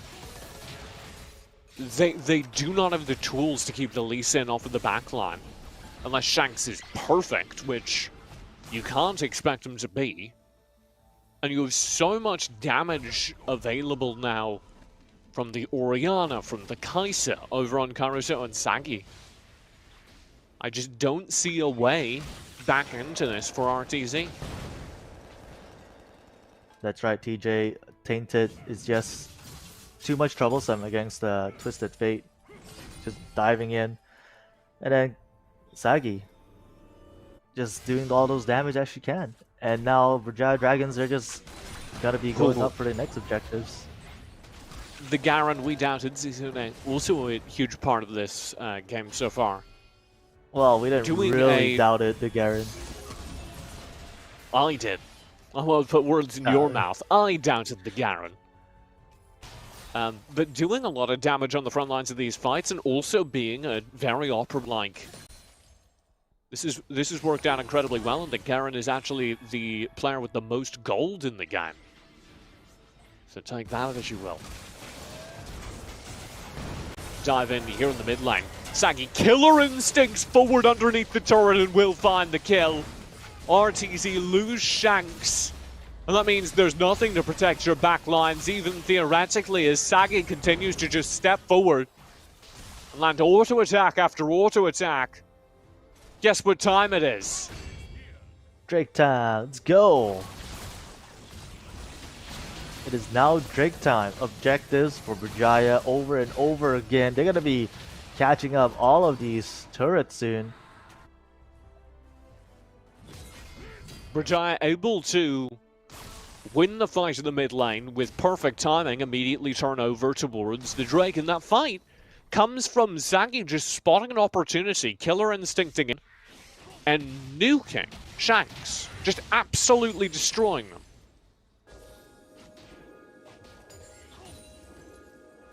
But the Baron is alive, and they will be taking it. Tainted once. Tainted has just cleared out all vision for the surrounding area, but don't believe there's any reason to risk going for the Baron itself at this point for Berjaya. They have such a comfortable lead. RTZ needs to do whatever it takes to come back from this, but it's just that Tainted Ones just keeps going on to the backlines, distracting onto RTZ's damage. And the worst part is there are multiple threats now, right? And what do you do if you're RTZ? How do you get past Garen and Braum to access an Orianna or Kai'Sa, who at this point could one-shot anyone you send? Well, like you've said, just wait being for a forced. mistake. Vision is on the board. Dive over the wall for the steal. Oh, he gets it! RTZ steal the Baron. It is not, in fact, the smite from OO, but an auto attack from Yoshi. That is incredible. Now that advantage coming in onto RTZ sides, is this enough to make it a turnaround? Jasune steps too far forward, perhaps upset over the loss. Nearly pays the price. Lots of damage onto Chili as well. Very low HPs across the board. But do RTZ dare step up forward? No, they do not.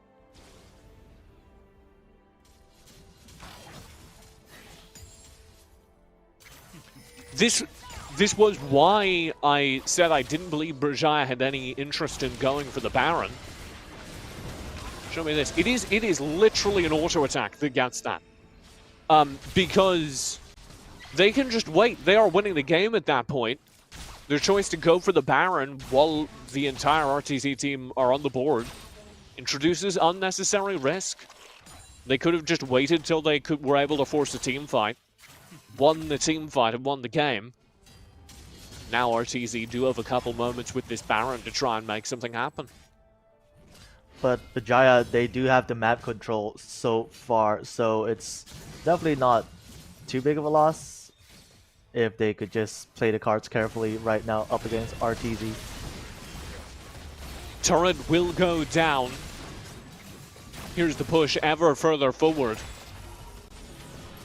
Nothing found in that bottom lane. And guess what time it is? It's hero time. Or Drake. Dragon time. Or Drake. Or Drake. Yeah. It's going to be the Elder Cloud Drake, which is not the most important of Drakes, but still, of course, gives true damage because it's an Elder, so... Especially with 3 prior Drakes in the bag, Berjaya will win the game if they get it. There's no two ways about it.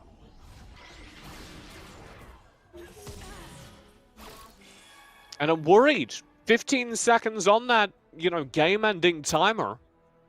And what are RTZ doing? They're resetting. They're going back to base to get their buys. 5 seconds now on the timer. And they will be getting this Elder Drake, the Cloud one. And it seems like RTZ, they don't want to let this, if they let this go, it will be a GG for RTZ, I feel. Player advantage on the map. However, Tainted Ones does get stunned up. That gets dangerous. Killer Instinct in. Oh, Sagi can't find the kill. Heal saves the day. Yoshi stays alive. Oh, Woe is there in the area as well as the deep dive continues. Its destiny popped, but nowhere to teleport. Tainted Ones over the wall, knocked into stasis. Yoshi still alive. Shut down as the damage is there from Karuto. And that should be game. Or they could just Hunnard's walk back. not able to get anything done. Berjaya win the team fight. They'll now turn for the Elder. And I don't see a way to stop it, save another steal. Tainted Ones doing really well here, going in, being the first one up ahead, and manages to almost die, baiting out RTZ.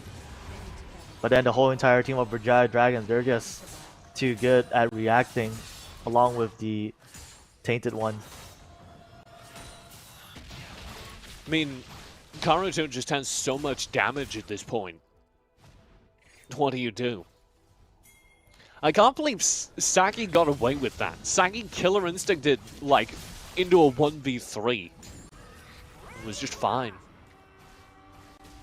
Well, that's why Berjaya is well known. Here's the Baron. Berjaya focusing it down. Destiny is procced. They know what's up, but he can't do anything about it. They'll try and force a fight forward. Pointards TPing in, dropping the gold card, but all this damage is going on to Zisune, who is a Garen and doesn't notice. There's the first pickup. Oh, Killer Instinct! Sagi continues to jump forward. They're going to find another free kill, and that's going to be the Braum Glacial Fissure actually locking things down, as Berjaya with a very flashy final fight will take game number 1 in this series, bringing them to a 1-0 scoreline. Toward the game number 2 in semi-final number 2, RTZ Underank taking to the map yet again versus the dominant Berjaya Dragons. And here we go on the way. 3 of the champs are in the bush. They might try and find some action here, but nothing will be going on for now. This is what I was talking about when I said that you don't get a laning phase versus Berjaya. They're bringing their support AD carry, jungle, their support. RTZ are the ones that press the advantage out of it this time, though, doing the same 3-man invade that Berjaya did to them during game number 1. The one difference, Berjaya don't just sit there and take it, they're matching the invade, sending their own jungle into the opposing bush.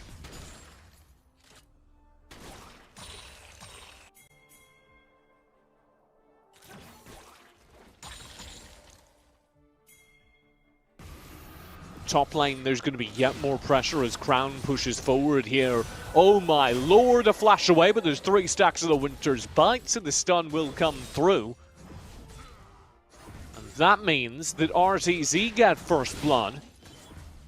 And that's a very important one. Karuto and the Orianna that was so scary during game number 1 won't have that here in game 2. Into the smoke veil goes Zisune, but Yoshi doing a very good job against them. It looks like the Akali had a lot of moves right there, but Yoshi just chipping some damage slowly onto Akali, forcing her to back off. Yep, Tainted One shows up from the jungle, but nothing will be found. Akali's one of those characters you're always like, she's already spent 3 dashes, there's nothing else. And Akali's gotten, this is true, 4 dashes. She looked so cool though for a second there, but she just kept getting lower and lower health, dashing around. Yeah. The secret is you can always look cool by Akali, you just button spam. You don't have to actually achieve anything, it looks cool as hell.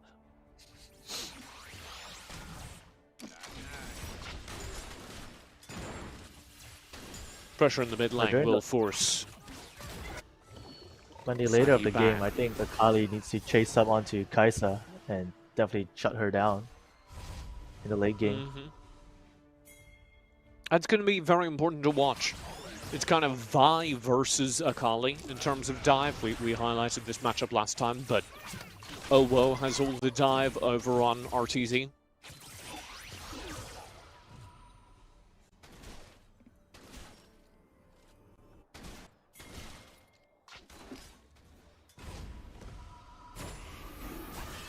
As the Baron, the first Drake of the game does come up, we're going to do our customary vision check, see who's setting up for it. The Berjaya Dragons do have a couple of aggressive wards set up across the map. And there's not really anything in answer from RTZ. They do have some warding of their own set up equally aggressively, but it's around the buff in the top Baron side, which isn't especially useful. We'll have 25 seconds left before the first Drake out here, and it seems like they'll be converging slowly onto that, and Berjaya seems like they're the one that's going to be there. The early birds going in with Gragas and Orianna, and the rest of the team will be coming soon. Here comes a red Here we Drake. go, Berjaya. They are roaming Zisune down from the top lane to make sure they have an even player count in this fight. As they start the Drake immediately on spawn. Over the wall! Owo in, instantly trapped by the Jinx. Drake goes down. Berjaya win the fight without needing to fire a shot.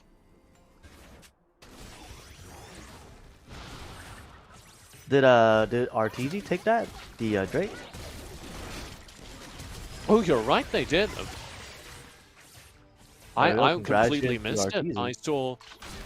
I saw Owo get instantly trapped, and I thought that was it, but I must have managed to get the steal somehow. It wasn't from the smite, unless I'm mistaken. Wild But anyhow, stuff. well done to RTZ though for taking that. But the game's not over yet. No towers has been taken down, and everyone's still on the same gold, same kill. So I don't think they're gonna be reacting much to this anytime soon. But look at this Akali. She looks so cool with all the knives and all. Absolute Doing a little bit ninja. more damage that time.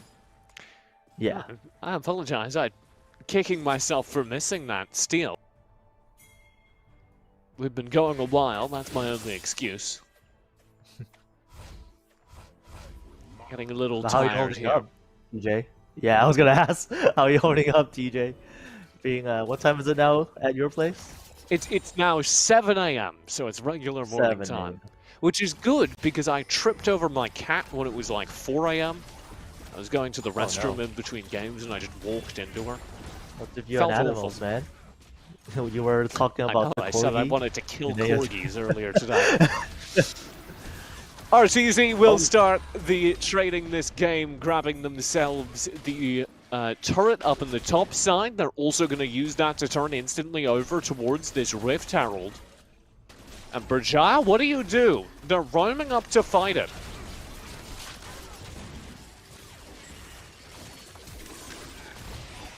Herald will go over, however, a big explosive cast finds kill number 1. Perfect execution is lined up for Zisune. Can't find this second, despite Shanks being low. Berjaya find a kill. They'll trade poignards for the Rift Herald. Depending on how this goes, they might get a turret and a Drake as well off of that. Poignards has just respawned, so I think it will just be a turret. Drake is Do you too see long that at the time. Zisune? Zisune did a lot of damage there just now. Could potentially show you a future, foresee what she's gonna do later in the game. Damn, she has the coolest was attack one of- animation. It was one of the reasons why I thought that this game is going to be real trouble for RTZ if we go into a late game. But like you said, Vi might just dive in right onto Zisune. So we'll have to see if Owo manage to Zisune. So we'll have to see if Owo manage to do that.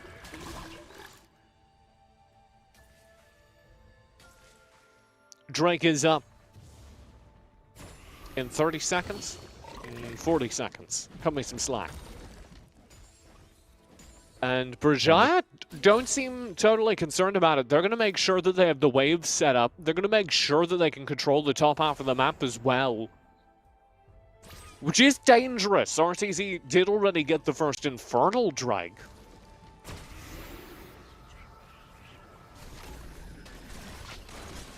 It's only 10 more seconds left before they proceed to the next Drake coming. It will be the Mountain Drake.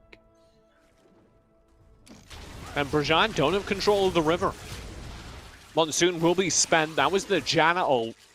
Burned pretty instantly. The Drake is already underway. Here come Berjaya finally. Drake around half HP and Berjaya are into the pit. They can't find the Drake proper. And actually, Tainted Ones is overstepped, stunned up, locked down. Glacial Fissure, he's gone. A strong start to the fight. Oh, dropped into stasis. Will try and flash away. Still gets picked up on the Drake, though, and you can see Sagi doing so much damage from the back of the fight as Zisune flashes on in and finds one, maybe two. Perfect execution, ready to go. No, dash is missed, but Penards is so very, very low. The Darius in the front line from Crown will go down simultaneously. And it's going to be a complete ace. RTZ wiped on the board as Berjaya win the fight, and this time, take the dragon. Did you see that Zisune? As I was talking about earlier, she did a lot of damage, but it was just like not killing them. But this time, manages to dish out lots of damage, and he was chasing. What was he chasing just now? Was it Graves? He was chasing one of them alone. Yeah, was able to find 2 kills there. A very important fight for Zisune. And next will be the Baron, and if they really take this Baron for Berjaya, they could just close the game instantly, unless RTZ says otherwise. Zisune did complete Rabadons a moment ago, so there's a lot of magic damage out of Berjaya. Here comes your Baron. I gotta compliment you on your pronunciation so far with Berjaya Dragons. I'll work on it.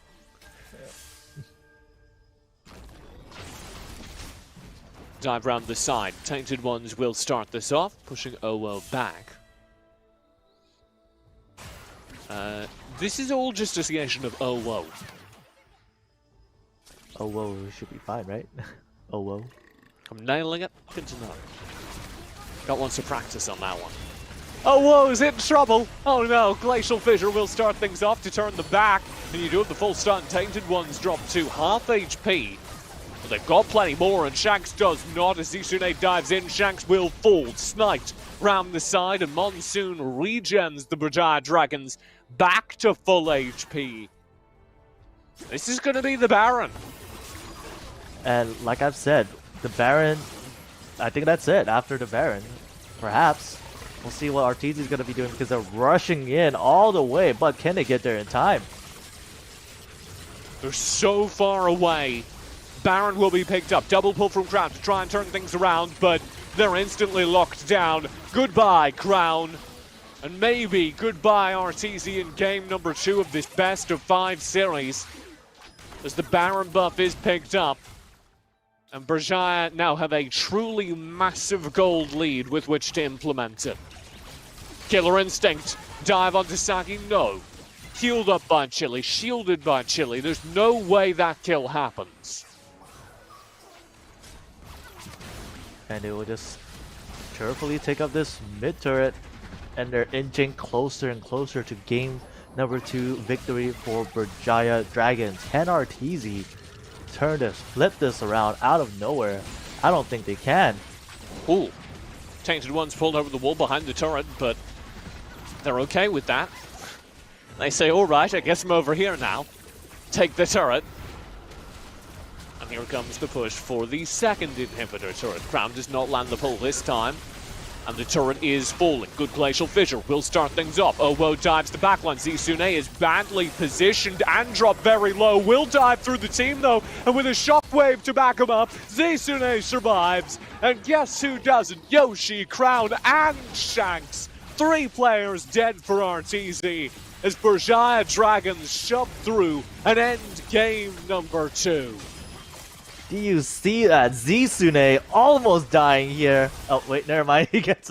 She got killed anyways, but almost dying there. Definitely carried that team with all those damage dishing. The assassin dive, but then sitting behind it, you got Ezreal, Ziggs, and Ezreal, Ziggs both have mobility options and an incredible amount of AoE burst spam going into late game. So if Berjaya Dragons, go into the late game, their damage numbers are just going to get kind of absurd, and I don't think there is the HP over on RTZ to match that. They're going to want to end this, around the 15-minute mark for RTZ. They want to get this game over with once they can start locking in those team fights. I think for RTZ, we need to keep an eye on Owu again, the one that's been initiating last game, but with this new champion coming up that he's playing, it's probably going to make a difference for his team. Yes, the Jarvan. Yeah. Definitely. We do have a somewhat slower start than we did during games 1 or 2, as this game is defined by the mid lane duos, again clashing, but nothing more. The most exciting thing that happened on the jungle invade was Sagi threw a single firebolt and stole away a bird.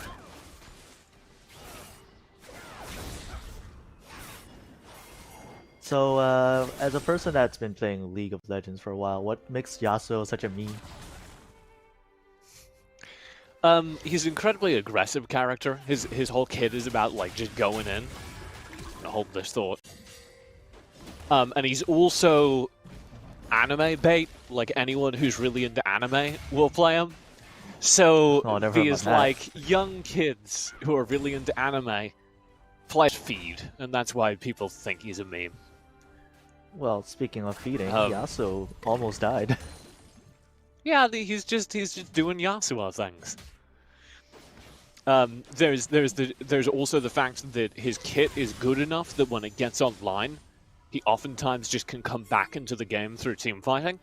So you have the joke of the 0-10 power spike, where if the Yasuo dies 10 times in lane, you can be sure they're going to still turn the game around. So Yasuo is one of those characters that can actually be good at fighting up backlines, right? Yeah, the big combo you're looking for here is the Glacial Fissure, because Yasuo's ultimate Last Whisper allows him to pick up and do massive damage to anyone who's knocked up. So if the Glacial Fissure gets a 3-4-man knock-up, all 4 of those people are going to be, taking massive amounts of damage. That means RTZ needs to be wise on how they use their abilities here. One mistake could spell doom for all. Yeah, we're going to pay a lot of attention to those ability combos. The other one you're looking for is Cataclysm from Owo, which will go in and lock people down, and then you just lay down Yoshi's Bullet Time, the AoE damage from the Misfortune ult. Where are RTZ a little weaker, though? In these isolated fights, right? I'm talking up their combos, and that's true. But if you can fight instead around the individual skirmishes, which Berjaya Dragons are doing, you will win the game.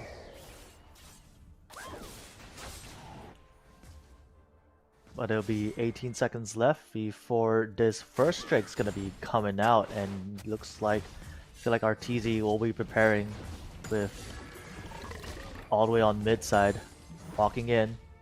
5 seconds left on the clock for that first Drake, the Mountain Drake.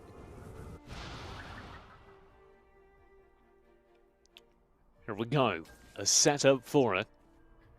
RTZ sitting on the teamfight ultimates necessary, across the board. So, for the first time in this series, RTZ a pretty easy win condition. Take and win these teamfights. Specifically during the early game.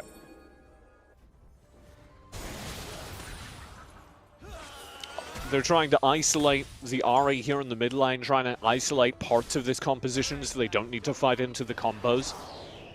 which is a very good idea. And they will force Poignets to roam all the way around the fight. Simultaneously, though, RTZ stopped the Drake from being started.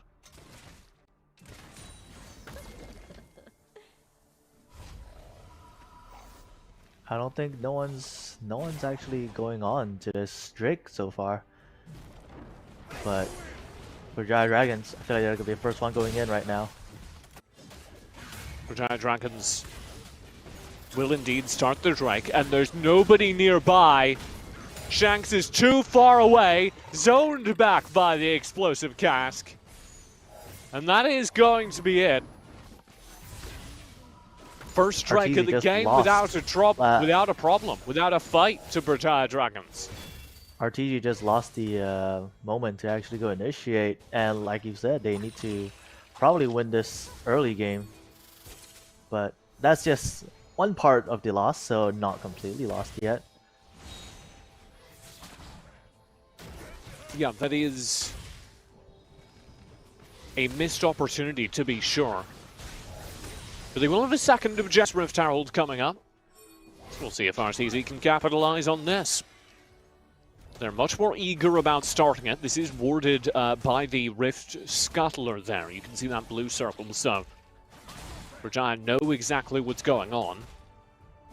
Tainted Ones is hovering nearby with the smite ready to go. He'll go in with the Cyclone. The knockup is there from the Glacial Fissure, but it does not find enough, and indeed, Berjaya get first blood. Berjaya get the Rift Herald, and everything is green.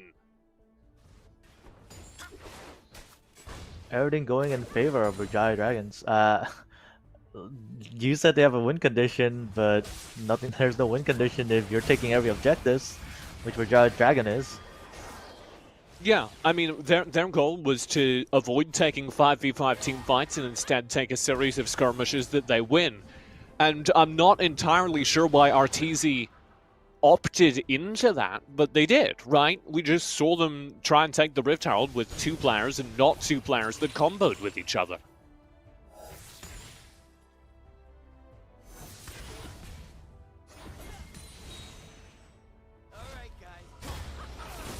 You're going to have the fight continuing over here on the top side of the map, where Tainted Ones did just take a turret.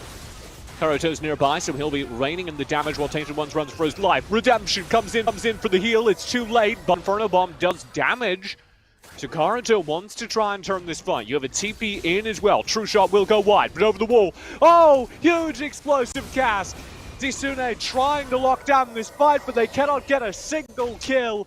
Everyone over for RTZ is low. Crown, 1 HP, finally falls. Poignards will jump through the fight, raining damage backwards and get away. A kill and a turret go to Berjaya. Nothing more. Ooh! A random, I take it back, another random kill comes out. Shizune, that blast just now was very, very well played by him. Manages to knock onto 3 champions. Yeah, a massive explosive cask kind of defines that fight. That was I felt like the longest fight actually, just now. Out of all the matches we've casted so far. Tainted Ones will drift away from the fight. Down bottom as a group of 3-4 players head towards them. And RTZ have been kind of cowed out of this game. You know, they still have this team fight we were talking about. They still have this 5v5 I was talking up. But having not deployed it once during the first 10 minutes, you're starting to near the end of its efficacy. They're just going to get outscaled by the raw stats available to every single Berjaya member. So they need to fight now. Cataclysm bullet time combo does land, but the Mega Inferno Bomb's there in answer. Poignard's 1 HP. Oh, whoa, already down. And with the jungler out of the game, there's not going to be any way for RTZ to contest this Drake, or indeed deal with the fact that the Rift Herald has just been thrown down in the middle of the map. Yoshi will flash away from the fight. Shanks, 1 HP running for their life, will be able to stand united to Crown and get away. but getting away is what they're doing, and Berjaya will quite happily turn towards the Drake and pick it up. Well, well done by Owu on this Jarvan ulti, catching up onto Sagi. But it was still not enough, catching up to Ezreal, but he still got the Drake instead, so yeah, more advantage goes to Berjaya Dragons. And that's kind of adding up here, as the gold lead now sits around 6,000. And you know, you just start to look at the items. RTZ simply don't have the damage on any of their prospective carries to win a fight at this point. And they will be catching up onto this top turret after getting a kill on Ahri. You know, kill passed over by Ponyards, who stepped forward, thought they could get away, but you can see, you know, kind of what I was talking about. Sagi and Tainted Ones just have so much raw stats here with Muramana completed. Baron is going to be started here. This feels a little... Oh, good knock-up. That's what they needed. Bullet time behind him, but the Mega Inferno Bomb, half HPs, they're tanks! Crown takes to the front lines, will not get anything. Tainted Ones is traded out 1 for 1, but they will take that as Tainted Ones indeed manages to slip away on 1 HP. And they've got OO, Crown, and Yoshi in response. Berjaya don't even need the Baron at this point. They're going to get more.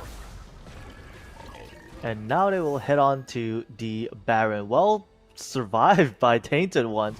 I thought he was going to be gone right there, but the entire team just coordinating so well, manages to just pummel RTZ, and now they're going to pummel the Baron all the way to the mid probably after this fight on the Baron. Yep, we'll have a brief recall here as Berjaya go ahead and reset, but they've all got at least 2 heading towards third item and enchantment in the bag. For anyone taking notes at home, Gargoyles continues to be the go-to for anyone playing remotely, tanky characters. No lockets here. It seems like Gragas is just toying around top and manages to kill one. He's gonna get a kill. Oh, not quite yet. No, Crown denies him. Successfully gets the Last Whisper, and indeed He needs just to blow their he just ultimate distracted defensively. 3 champions at top, and they managed to take He's the gonna mid tower. recommit. Oh no. Oh dear Lord, Crown, 1 HP, gone. Yoshi should find this trade, but can't keep up, needs to blow Flash to do it. And in the meantime, like you were talking about, 2 turrets taken down in the bottom lane. Inhibitor falls in mid. That's going to be 3 turrets, all of them in the bottom lane. And they're going to push all the way through towards the Nexus. A last stand here for RTZ as they try to hang in this qualifier. And there's simply no way. Berjaya Dragons make it look easy. They will be going to the group stage undefeated throughout the entire bracket to this point, and undefeated here in the semi-finals. For RTZ Underank, I do like Janna here in Wild Rift, but it's going to be into a Kai'Sa, into an awful lot of aggression with the Lee Sin as well. And I just see the fact that they don't have a tank is a potential problem for RTZ if they don't land all of their stuns and knock-ups perfectly.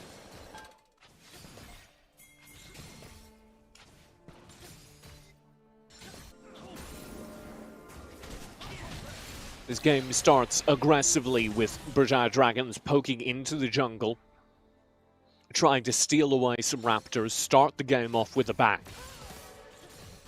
This is starting to feel a little bit similar to another game I know called Mobile Legends with 3 mid.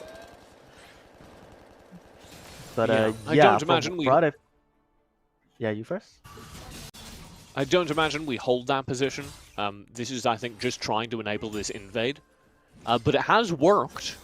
You can see that 3-man mid group now going into the jungle and successfully stealing away an awful lot.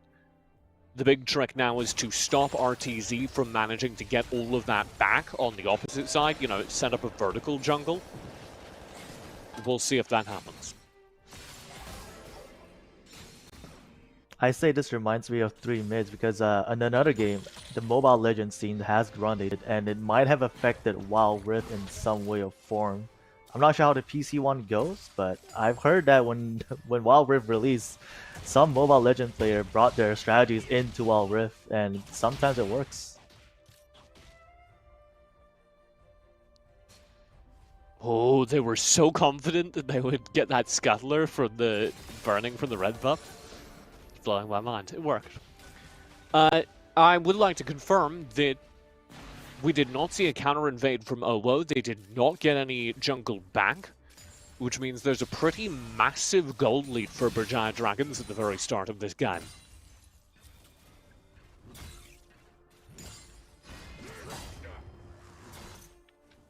What do you think the object should be right now, since it's off meta?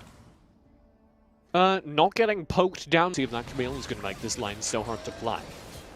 Saki is in trouble in mid though, as the duo mid that RTZ are continuing to run, their AD carry support duo hanging out in the mid lane, is continuing to work. It's not optimal for a lot of reasons. I think foremost among them that Poinards is running Twisted Fate, who has teleport range. You want to put that in the middle of the map so they can teleport in either direction, right? That maximizes the efficacy.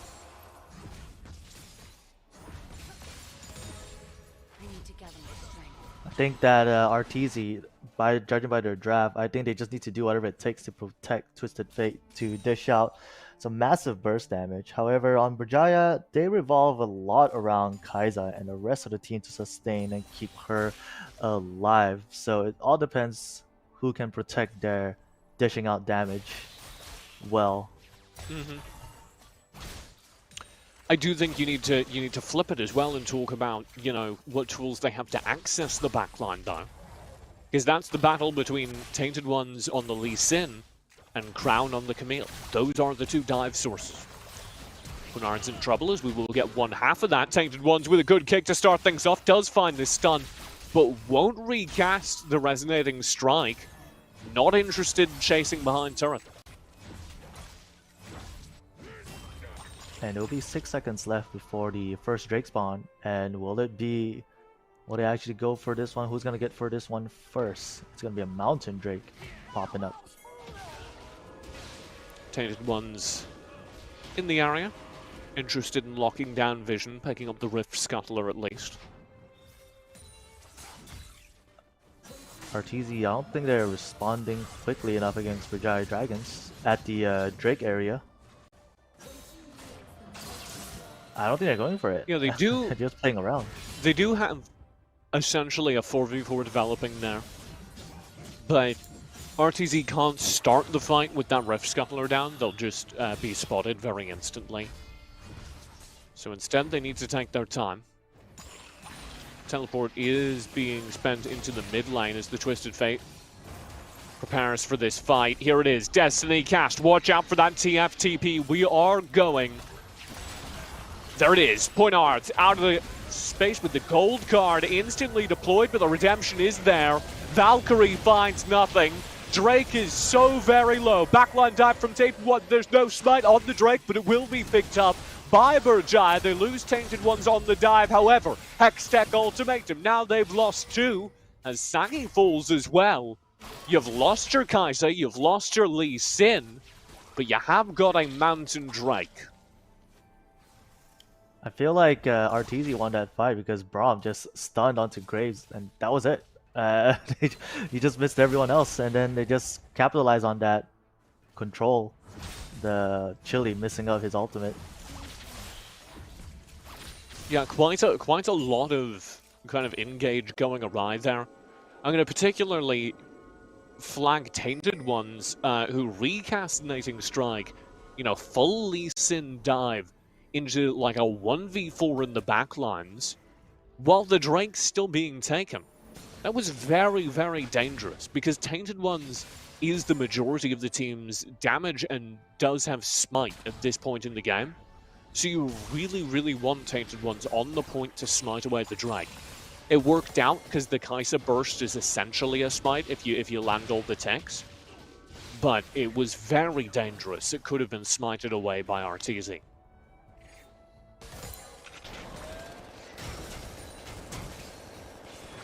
Lee Shin is staying nearby the little pit here on the Rift Herald, but we'll be going back, and they're definitely gonna be going on for the mid tower.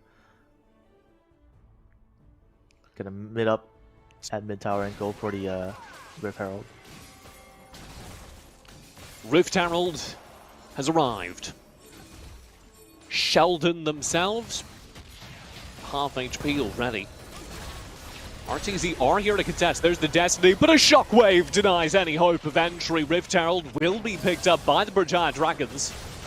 Yet again, the Valkyrie goes wide. Hextech Ultimatum will be deployed, though. It's a quick lockdown onto the back line. Front line Garen will do so much damage, though. And that is Point Iron's gone. Deleted by the full focus. Everything you were hoping for over for RTZ. They do not get the Rift Herald. And they have lost the fight advantage they earned earlier. That gold lead has just evaporated. It's just not too far away though for the gold lead RTZ and Berjaya Dragons. But they do get the objectives well done, so let's see where will this transition to with the Rift Herald. Preferably, I think they might use it on the bottom, but judging on how they're locating, I think they want to use it on mid. Caruso responsible for that fight. I would say this is another really good Orianna performance. Point Iron's not able to find anything. And most disappointingly, Crown, found their target. Sagi did get locked down by the Hextech Ultimatum in the middle of that fight. And they didn't get to do anything with it. Berjaya, had their theoretical star carry locked down, and RTZ didn't get anything out of it.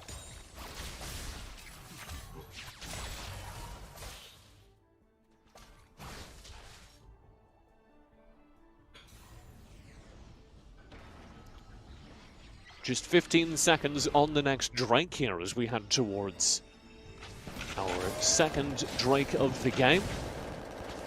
Jam, we're putting an awful lot of emphasis on it earlier, but they don't have control of the river right now. Berjaya still have the Rift Herald, so the Drake's gonna be up. I mean, the Drake's already up, so this could be the Drake's already being taken. Berjaya. The Drake is gone. Destiny is spent, so there is vision on this. Glacial Fissure locks up the front lines, though. Drake's already gone, and a quick kill over. As my god, this Garen is working. Monsoon will be deployed. You have the Hextech Ultimatum dropped onto Zizune, but it does not stop him. The damage being thrown in from Sagi on the back lines, and here is that Rift Herald. Sheldon asks, did you miss me? Turret gone in the mid lane. 2 kills over to Berjaya. And they now have a 4,000 gold lead at the 10-minute mark. You see that? They took the Rift Herald and then just waited until they got the dragon completely for free. Well, almost free, but it was really late. RTZ reacted a bit too late. And once they got the dragon, they just pushed down to the mid tower and then summoned up the Rift Herald, and it definitely did a lot of damage for that. Now it's a 4K. It's a 5K now, right now. Mm-hmm. The numbers adding up here. As, you lose one fight, it's kind of weird. RTZ, they're fine, but now 2 to 3 small skirmishes going Berjaya Dragons' way. And you're starting to worry about their late game potential because RTZ don't have game-winning late-game team fights, so they read the room as well as we do and say, let's try to end this game before we go late. They start the Baron. Berjaya spot it out, and RTZ have to abandon their Baron rush. Good reaction coming in from Berjaya, not letting RTZ breathe at all.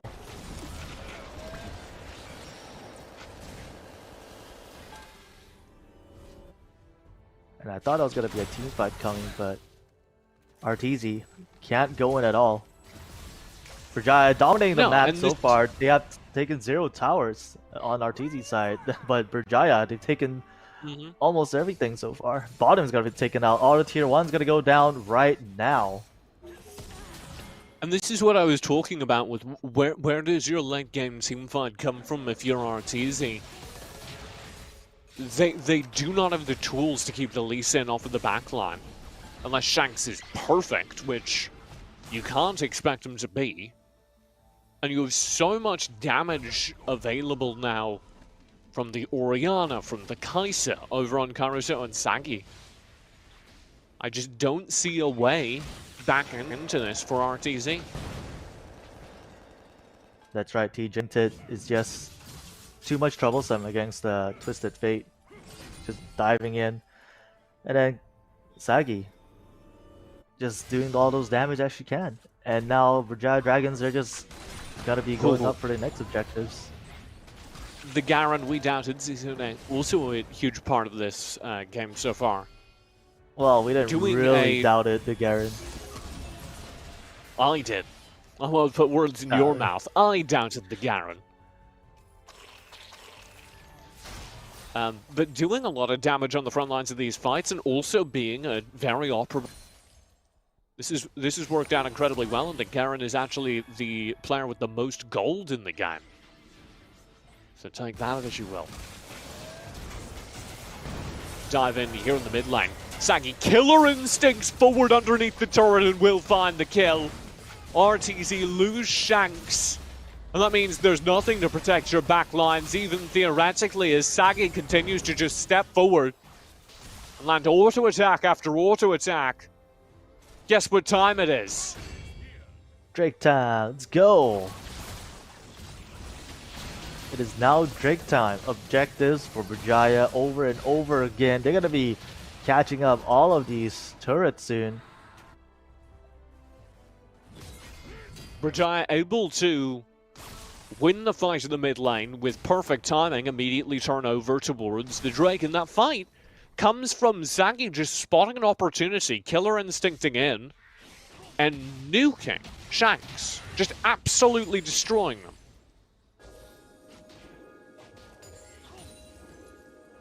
But the Baron is alive, and they will be taking it. Tainted once. Tainted has just cleared out all vision for the surrounding area, but don't believe there's any reason to risk going for the Baron itself at this point for Berjaya. They have such a comfortable lead. RTZ needs to do whatever it takes to come back from this, but it's just that Tainted Ones just keeps going onto the backlines, distracting onto RTZ's damage. And the worst part is there are multiple threats now, right? And what do you do if you're RTZ? How do you get past Garen and Braum to access an Orianna or Kai'Sa, who at this point could one-shot anyone you send? Well, like you've said, just for a mistake. Vision is on the board. Dive over the wall for the steal. Oh, he gets it! RTZ steal the Baron. It is not, in fact, the smite from OO, but an auto attack from Yoshi. That is incredible. Now that advantage coming in onto RTZ sides, is this enough to make it a turnaround? Jasune steps too far forward, perhaps upset over the loss. Nearly pays the price. Lots of damage onto Chili as well. Very low HPs across the board. But do RTZ dare step up forward? No, they do not.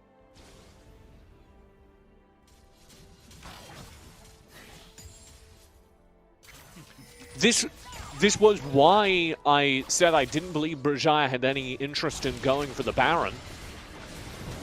Show me this. It is literally an auto attack that gets that. Because they can just wait. They are winning the game at that point. Their choice to go for the Baron while the entire RTZ team are on the board introduces unnecessary risk. They could have just waited till they were able to force a team fight. Won the team fight and won the game. Now RTZ do have a couple moments with this Baron to try and make something happen. But Berjaya, they do have the map control so far, so it's definitely not too big of a loss if they could just play the cards carefully right now up against RTZ.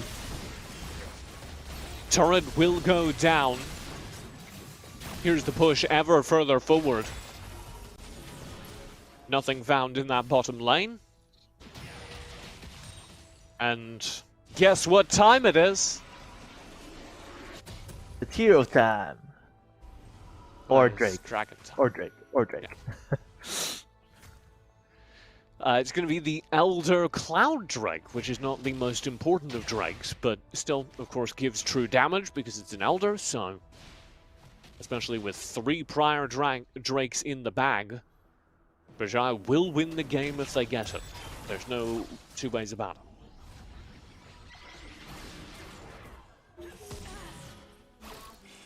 And I'm worried. 15 seconds on that, game-ending timer. And what are RTZ doing? They're resetting. They're going back to base to get their buys. 5 seconds now on the timer. And they will be getting this Elder Drake, the Cloud one. And it seems like RTZ, they don't want to let this. If they let this go, it will be a GG for RTZ, I feel. Player advantage on the map. However, Tainted Ones does get stunned up. That gets dangerous. Killer Instinct in. Oh, Sagi can't find the kill. Heal saves the day. Yoshi stays alive. Oh, Woe is there in the area as well as the deep dive continues. Its destiny popped, but nowhere to teleport. Tainted Ones over the wall, knocked into stasis. Yoshi still alive. Shut down as the damage is there from Karuto. And that should be game. Or they could just Hunnard's walk back. not able to get anything done. Berjaya win the team fight. They'll now turn for the Elder. And I don't see a way to stop it, save another steal. Tainted Ones doing really well here, going in, being the first one up ahead, and manages to almost die, baiting out RTZ. But then the whole entire team of Berjaya Dragons, they're just too good at reacting, along with the Tainted One. I mean, Karuto just has so much damage at this point. What do? I can't believe Sagi got away with that. Sagi Killer Instincted, like, into a 1v3. It was just fine. Well, that's why Berjaya is well known, apparently.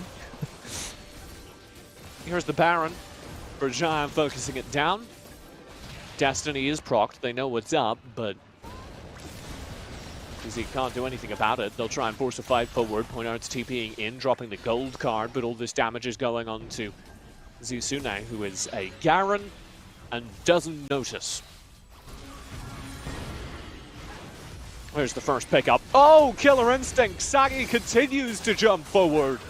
They're going to find another free kill, and that's going to be the Braum Glacial Fissure actually locking things down, as Berjaya with a very flashy final fight will take game number 1 in this series, bringing them to a 1-0 scoreline. Toward the game number 2 in semi-final number 2, RTZ Underank taking to the map yet again versus the dominant Berjaya Dragons. And here we go on the way. 3 of the champs are in the bush. They might try and find some action here, but nothing will be going on for now. This is what I was talking about when I said that you don't get a laning phase versus Berjaya. They're bringing their support AD carry, jungle, their support AD carry to the mid lane. RTZ doing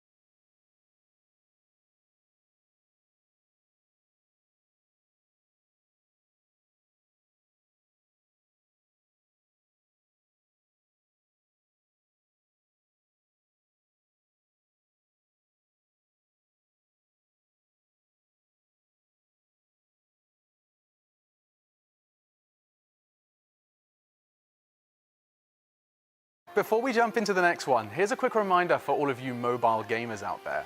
The ESL Mobile Open is just around the corner, so head over to Twitter right now and get all of those details.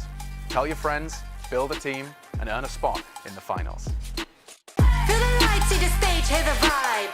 Pumped up to get ready for the fight. Big dreams, one chance, be the star. I'm the winner coming out of the dark. Step out as a motivator. Let them know that the wait's up. That's how we know when we level up. Ay, that's how we know when we level up. Level up. All we know about is level up. Are we ready not to level up? You know we fall and we get up. Level up.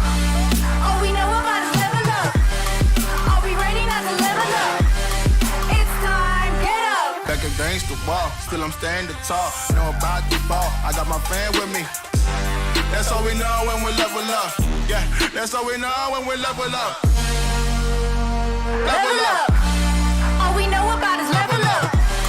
Are we ready not to level up? You know we fall and we get up. It's time, get up.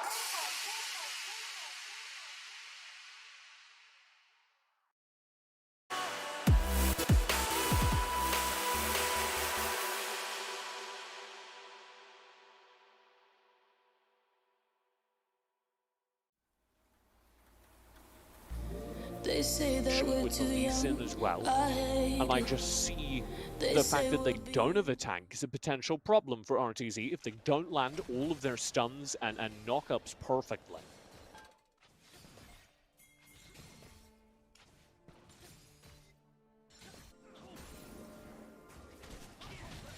This game starts aggressively with Berjaya Dragons poking into the jungle, trying to steal away some Raptors, start the game off with a bang. This is starting to feel a little bit similar to another game I know called Mobile Legends with 3 mid. But I yeah, don't from imagine we. what Yeah, you first. I don't imagine we hold that position. This is, I think, just trying to enable this invade. But it has worked. You can see that 3-man mid group now going into the jungle and successfully stealing away an awful lot. The big trick now is to stop RTZ from managing to get all of that back on the opposite side. You know, set up a vertical jungle. We'll see if that happens.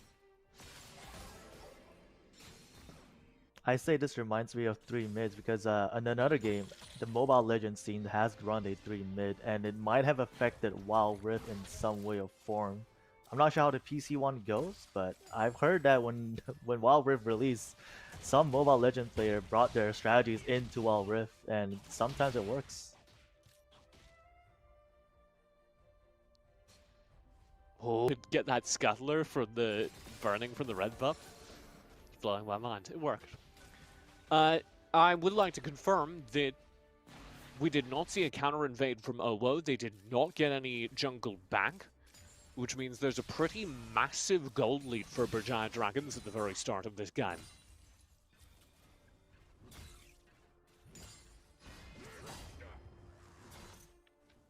What do you think the objective of this Garen should be right now, since it's off meta? Not getting poked down by the Camille. The higher mobility of that Camille is going to make this lane so hard to play. Saki is in trouble in mid though. As the duo mid that RTZ are continuing to run, their AD carry support duo hanging out in the mid lane, is continuing to work. It's not optimal for a lot of reasons. I think foremost among them that Poinards is running Twisted Fate, who has teleport range. You want to put that in the middle of the map so they can teleport in either direction, right? That maximizes the efficacy.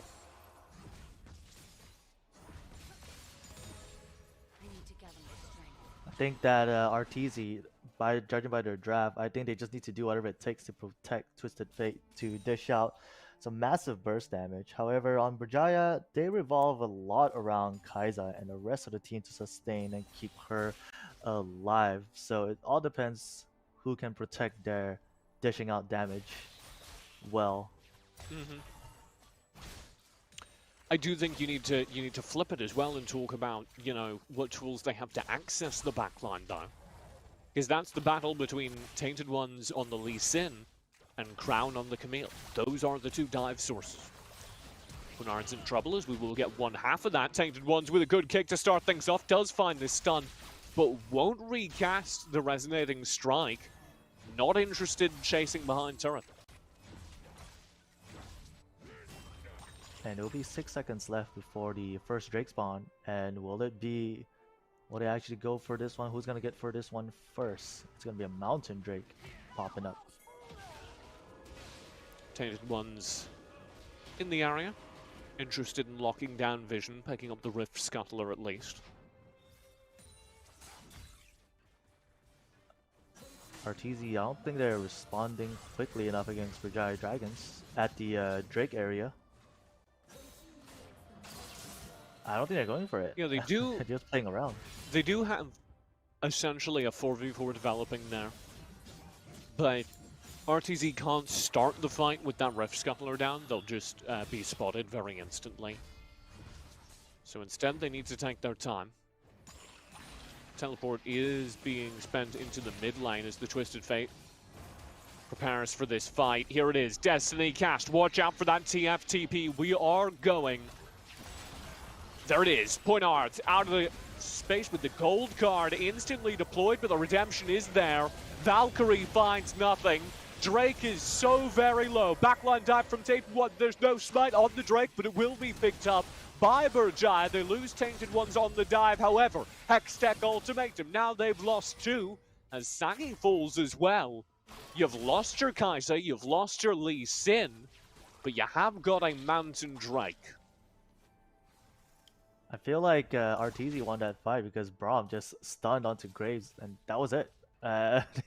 He just missed everyone else, and then they just capitalized on that control. The Chili missing out his ultimate. Yeah, quite a lot of kind of engage going awry there. I'm going to particularly flag Tainted Ones who recast Nating Strike, you know, full Lee Sin dive into like a 1v4 in the backlines while the Drake's still being taken. That was very, very dangerous because Tainted Ones is the majority of the team's damage and does have smite at this point in the game. So you really, really want Tainted Ones on the point to smite away the Drake. It worked out because the Kaiser burst is essentially a smite if you land all the techs. But it was very dangerous. It could have been smited away by RTZ.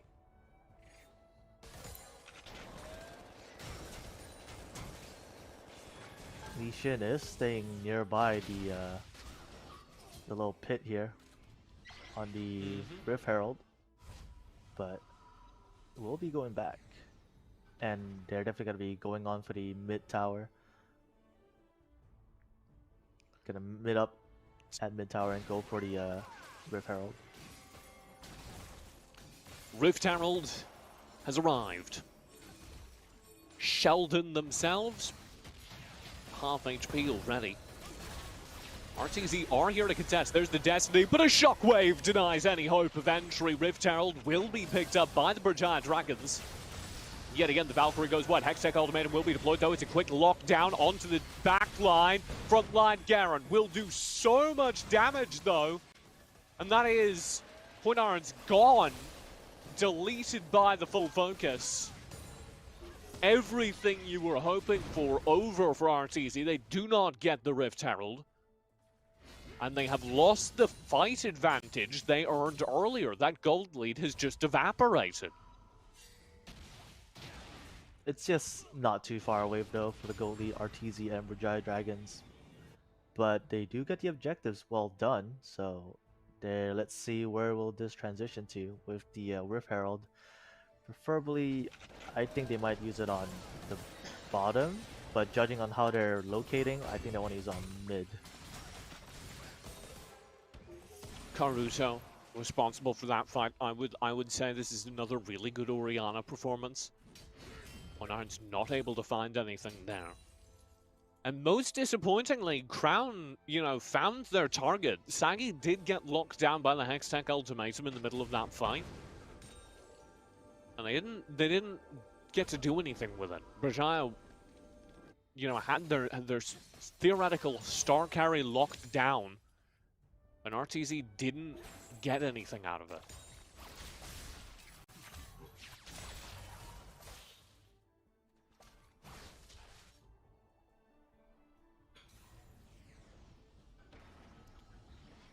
Just 15 seconds on the next Drake here as we head towards our second Drake of the game. Jab, we're putting an awful lot of emphasis on it earlier, but they don't have control of the river right now. Berjaya still have the Rift Herald, so the Drake's gonna be up. I mean, the Drake's already up, so this could be The Drake's already being taken. On. Destiny is spent, so there is vision on this. Glacial Fissure locks up the front lines, though. Drake's already gone, and a quick kill over. As my god, this Garen is working. Monsoon will be deployed. You have the Hextech ultimatum dropped onto Zisune, but it does not stop him. The damage being thrown in from Sagi on the back lines, and here is that Rift Herald. Sheldon asks, did you miss me? Turret gone in the mid lane. 2 kills over Berjaya. And they now have a 4,000 gold lead at the 10-minute mark. You see that? They took the Rift Herald and then just waited until they got the dragon completely for free. Well, almost free, but it was really late. RTZ reacted a bit too late. And once they got the dragon, they just pushed down to the mid tower and then summoned up the Rift Herald, and it definitely did a lot of damage for that. Now it's a 4K lead. Now it's a 5K now, right now. Mm-hmm. The numbers adding up here. As, you know, you lose one fight, it's kind of weird. RTZ, they're fine, but now 2 to 3 small skirmishes going Berjaya Dragons' way. And you're starting to worry about their late game potential because RTZ don't have game-winning late-game team fights, so they read the room as well as we do and say, let's try to end this game before we go late. They start the Baron. Berjaya spot it out, and RTZ have to abandon their Baron rush. Good reaction coming in from Berjaya, not letting RTZ breathe at all.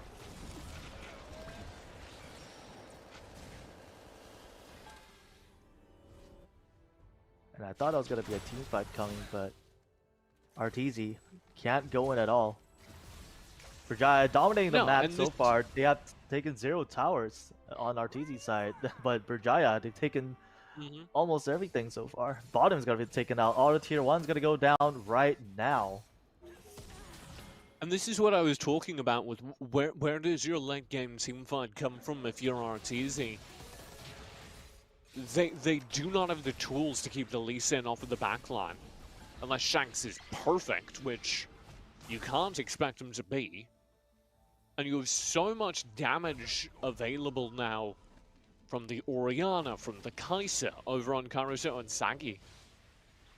I just don't see a way back into this for RTZ. That's right, TJ. Tainted is just too much troublesome against Twisted Fate. Just diving in. And then Sagi just doing all those damage as she can. And now Berjaya Dragons are just gotta be going up for the next objectives. The Garen, we also a huge part of this game so far. Well, we didn't really doubt it, the Garen. I did. I won't put words in your mouth. I doubted the Garen. But doing a lot of damage on the front lines of these fights and also being a very operable tank. Like, this has worked out incredibly well, and the Garen is actually the player with the most gold in the game. So take that as you will. Dive in here in the mid lane. Sagi, killer instincts forward underneath the turret and will find the kill. RTZ lose Shanks. And that means there's nothing to protect your back lines, even theoretically, as Sagi continues to just step forward and land auto attack after auto attack. Guess what time it is? Drake time, let's go. It is now Drake time. Objectives for Berjaya over and over again. They're gonna be catching up all of these turrets soon. Berjaya able to win the fight in the mid lane with perfect timing, immediately turn over towards the Drake. And that fight comes from Zagi just spotting an opportunity, killer instincting in, and nuking Shanks, just absolutely destroying them.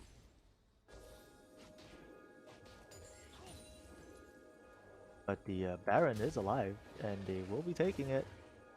Tainted once. Tainted has just cleared out all vision for the surrounding area, but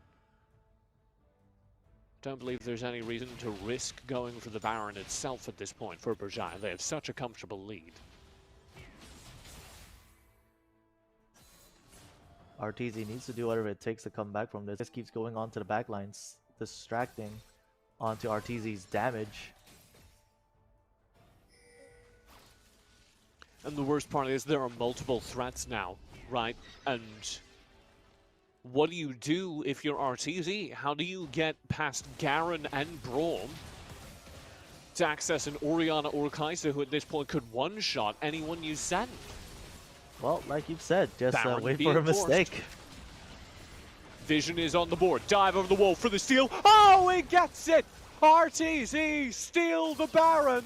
It is not, in fact, the smite from OO, but an auto attack from Yoshi. That is incredible. Now that advantage coming in onto RTZ sides, is this enough to make it a turnaround? Jasune steps too far forward, perhaps upset over the loss.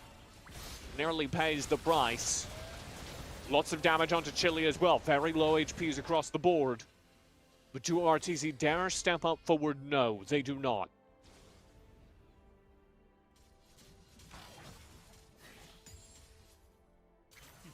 This was why I said I didn't believe Berjaya had any interest in going for the Baron. Show me this. It is literally an auto attack that gets that. Because they can just wait. They are winning the game at that point. Their choice to go for the Baron while the entire RTZ team are on the board introduces unnecessary risk. They could have just waited till they were able to force a team fight. Won the team fight and won the game. Now RTZ do have a couple moments with this Baron to try and make something happen. But Berjaya, they do have the map control so far, so it's definitely not too big of a loss if they could just play the cards carefully right now up against RTZ. Turret will go down. Here's the push ever further forward. Nothing found in that bottom lane. And guess what time it is? It's hero time. Or Drake. Dragon time. Or Drake. Or Drake. It's going to be the Elder Cloud Drake, which is not the most important of Drakes, but still, of course, gives true damage because it's an Elder, so... Especially with 3 prior Drakes in the bag, Berjaya will win the game if they get it. There's no two ways about it. And I'm worried. 15 seconds on that, game-ending timer. And what are RTZ doing? They're resetting. They're going back to base to get 5 seconds now on the timer. And they will be getting this Elder Drake, the Cloud one. And it seems like RTZ, they don't want to let this. If they let this go, it will be a GG for RTZ, I feel. Map. However, Tainted Ones does get stunned up. That gets dangerous. Killer Instinct in.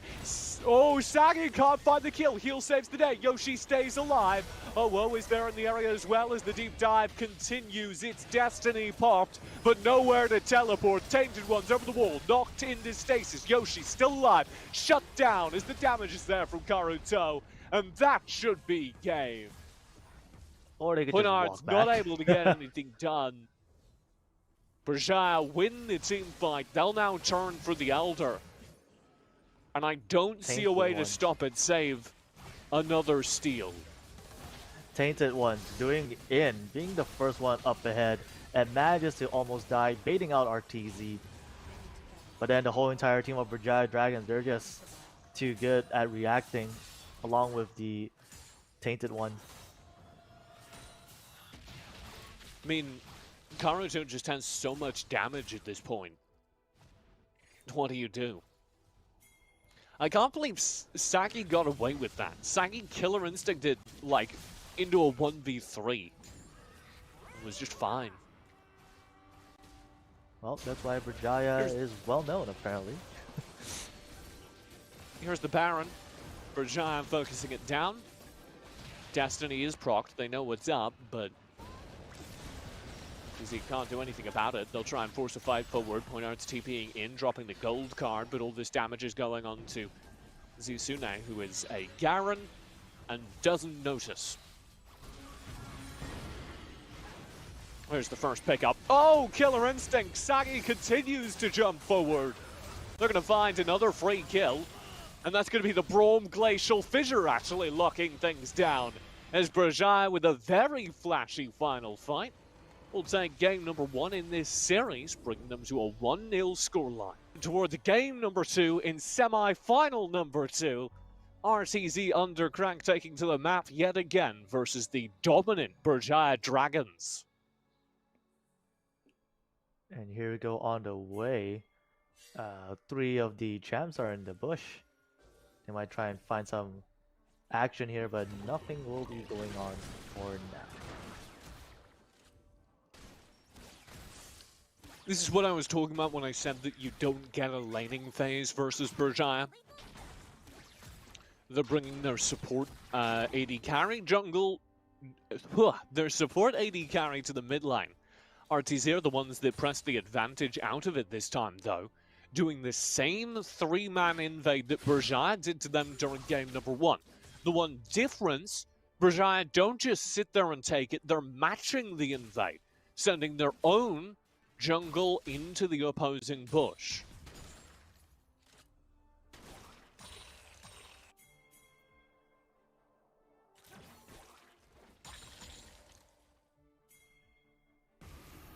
Top lane, there's going to be yet more pressure as Crown pushes forward here. Oh my lord, a flash away, but there's 3 stacks of the Winter's Bite, so the stun will come through. And that means that RTZ get first blood. And that's a very important one. Karuto and the Orianna that was so scary during game number 1 won't have that here in game 2. Into the smoke veil goes Zisune, but Yoshi doing a very good job against them. It looks like the Akali had a lot of moves right there, but Yoshi just chipping some damage slowly onto Akali, forcing her to back off. Yep, Tainted One shows up from the jungle, but nothing will be found. Akali's one of those characters you're always like, she's already spent 3 dashes, there's nothing else. And Akali's got, and this is true, 4 dashes. She looked so cool though for a second there, but she just kept getting lower and lower health, dashing around. Yeah. The secret is you can always look cool by Akali, you just button spam. You don't have to actually achieve anything, it looks cool as hell.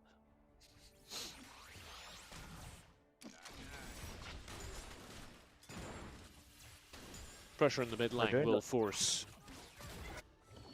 Plenty later of the game, I think Akali needs to chase up onto Kaisa and definitely shut her down in the late game. That's going to be very important to watch.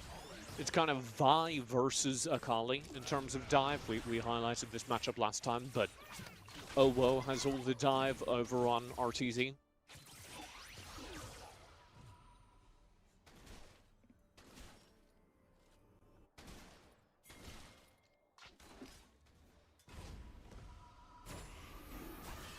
As the Baron, the first Drake of the game does come up, we're going to do our customary vision check, see who's setting up for it. The Berjaya Dragons do have a couple of aggressive wards set up across the map, and there's not really anything in answer from RTZ. They do have some warding of their own set up equally aggressively, but it's around the buff in the top Baron side, which isn't especially useful. We'll have 25 seconds left for the first Drake will be coming out here, and it seems like they'll be converging slowly onto that. And Berjaya seems like they're the one that's gonna be there. The early birds going in with Gragas and Oriana, and the rest of the team will be coming soon. Here comes a red Here we Drake. go, Berjaya. They are roaming the top lane to make sure they have an even player count in this fight, as they start the Drake immediately on spawn. Over the wall! Oh, in, instantly trapped by the Jinx. Drake goes down. Berjaya win the fight without needing to fire a shot.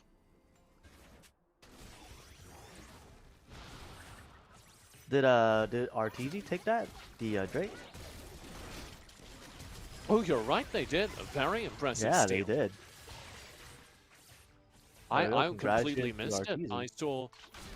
I saw OO get instantly trapped, and I thought that was it, but I must have managed to get the steal somehow. It wasn't from the smite, unless I'm mistaken. Wild But anyhow, stuff. well done to RTZ though for taking that. But the game's not over yet. No towers has been taken down, and everyone's still on the same gold, same kills. So I don't think they're gonna be reacting much to this anytime soon. But look at this Akali. She looks so cool with all the knives and all. Absolute Doing a little bit ninja. more damage that time. Yeah. I apologize. I'm kicking myself for missing that steal. We've been going a while, that's my only excuse. Getting a little So how are you tired holding here. up, TJ? Yeah, I was gonna ask how are you holding up, TJ? Being what time is it now at your place? It's now 7 AM, so it's regular morning 7 time. a.m. Which is good, because I tripped over my cat when it was like 4 AM. I was going to the restroom no. in between games, and I just walked into her. What if you're Felt an animals, awful. man? You were talking I about know, the I said I corgi. wanted to kill Today. corgis earlier today. RTZ will start the trading this game, grabbing themselves the turret up in the top side. They're also going to use that to turn instantly over towards this Rift Herald. And Berjaya, what do? They're roaming up to fight it.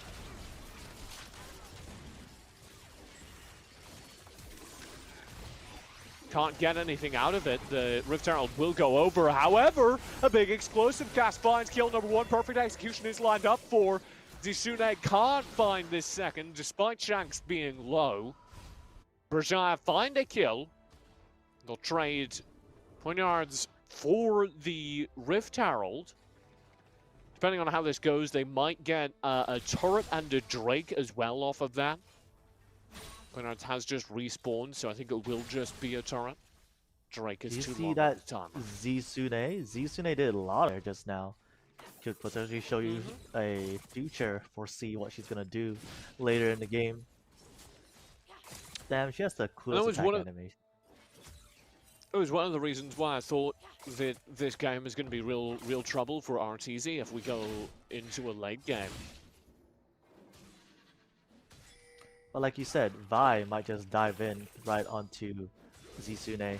So we'll have to see if Owo managed to Oh, whoa. do that. Drake is up in 30 seconds. 40 seconds. Cut me some slack.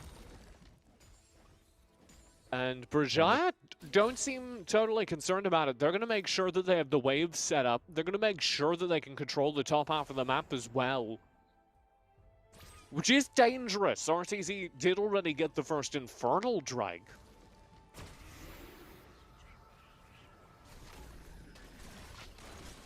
It's gonna be 10 more seconds left before they proceed to the next Drake coming. Will be the Mountain Drake. And Berjaya don't have control of the river. Monsoon will be spent. That was the Janna ult. Burned pretty instantly. The Drake is already underway. Here come Berjaya finally. Drake around half HP, and Berjaya are into the pit. They can't find the Drake proper, and actually, Tainted Ones is overstepped, stunned up, locked down, Glacial Fissure, he's gone! of strong start to the fight. Oh, dropped into stasis, will try and flash away, still gets picked up on the trade though, and you can see Sagi doing so much damage from the back of the fight as Zisune flashes on in and finds one, maybe two. Perfect execution, ready to go. No, dash is missed, but Penards is so very, very low. The Darius in the front line from Crown will go down simultaneously. And it's going to be a complete ace. RTZ wiped on the board as Berjaya win the fight, and this time take the dragon. Did you see that Zisune? As I was talking about earlier, she did a lot of damage, but it was just like not killing them. But this time, manages to dish out lots of damage. What was he chasing just now? Was it Graves? He was chasing one of them alone. Yeah, was able to find 2 kills there. A very important fight for Zisune.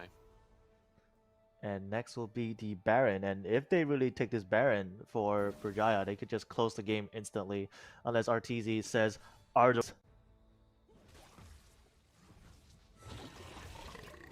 Zisune did complete Rabadons a moment ago, so there's a lot of magic damage out of Berjaya. Here comes your Baron. I gotta compliment you on your pronunciation so far with Berjaya Dragons. And work on it. Work on it.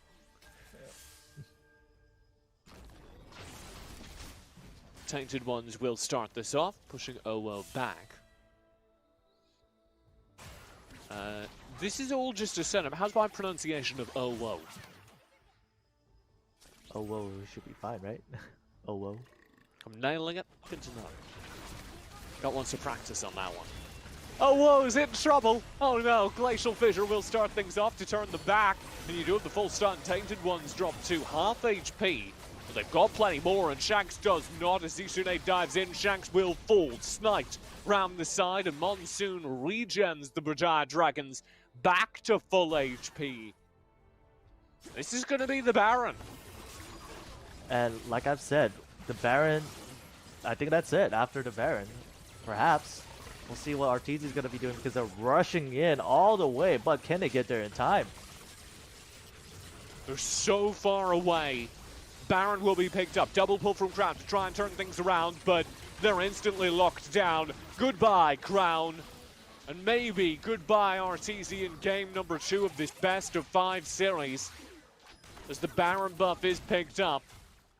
And Berjaya now have a truly massive gold lead with which to implement it. Killer Instinct, dive onto Sagi, no. Healed up by Chili, shielded by Chili. There's no way that kill happens. And they will just carefully take up this mid turret, and they're inching closer and closer to game number 2 victory for Berjaya Dragons. Can RTZ flip this around out of nowhere? I don't think they can. Ooh. Tainted Ones pulled over the wall behind the turret, but they're okay with that. They say, alright, I guess I'm over here now. Take the turret. And here comes the push for the second inhibitor turret. Crown does not land the pull this time. And the turret is falling. Good Glacial Fissure will start things off. Owo dives the backline. Zisune is badly positioned and dropped very low. Will dive through the team though, and with a shockwave to back him up, Zisune survives. And guess who doesn't? Yoshi, Crown, and Shanks. 3 players dead for RTZ as Berjaya Dragons shove through and end game number 2. Do you see that? Zisune almost dying here. Oh, wait, never mind. She got killed anyways, but almost dying there. Definitely carried that team with all those damage dishing. The assassin dive, but then sitting behind it, you got Ezreal, Ziggs. And Ezreal, Ziggs both have mobility options and an incredible amount of AoE burst spam going into late game. So if Berjaya Dragons, go into the late game, their damage numbers are just going to get kind of absurd, and I don't think there is the HP over on RTZ to match that. So they're gonna want to end this, around the 15-minute mark for RTZ. They want to get this game over with once they can start locking in those team fights. I think for RTZ, we need to keep an eye on Owu again, the one that's been initiating last game. But with this new champion coming up that he's playing, it's probably gonna make a difference for his team. Yes, the Jarvan. Yeah, definitely. We do have a somewhat slower start than we did during games 1 or 2 to find by the mid lane duos again clashing, but nothing more. The most exciting thing that happened on the jungle invade was Sagi threw a single firebolt and stole away a bird.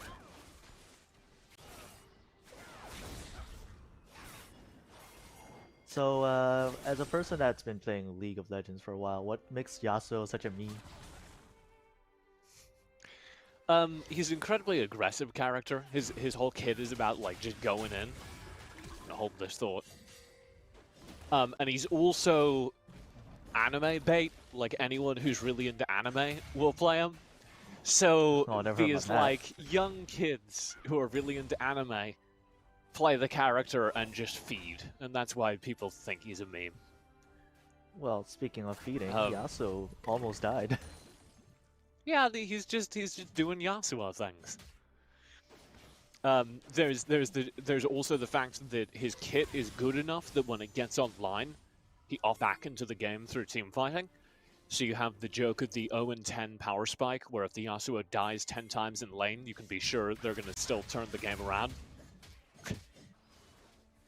So Yasuo is one of those characters that can actually be good at fighting up backlines, right?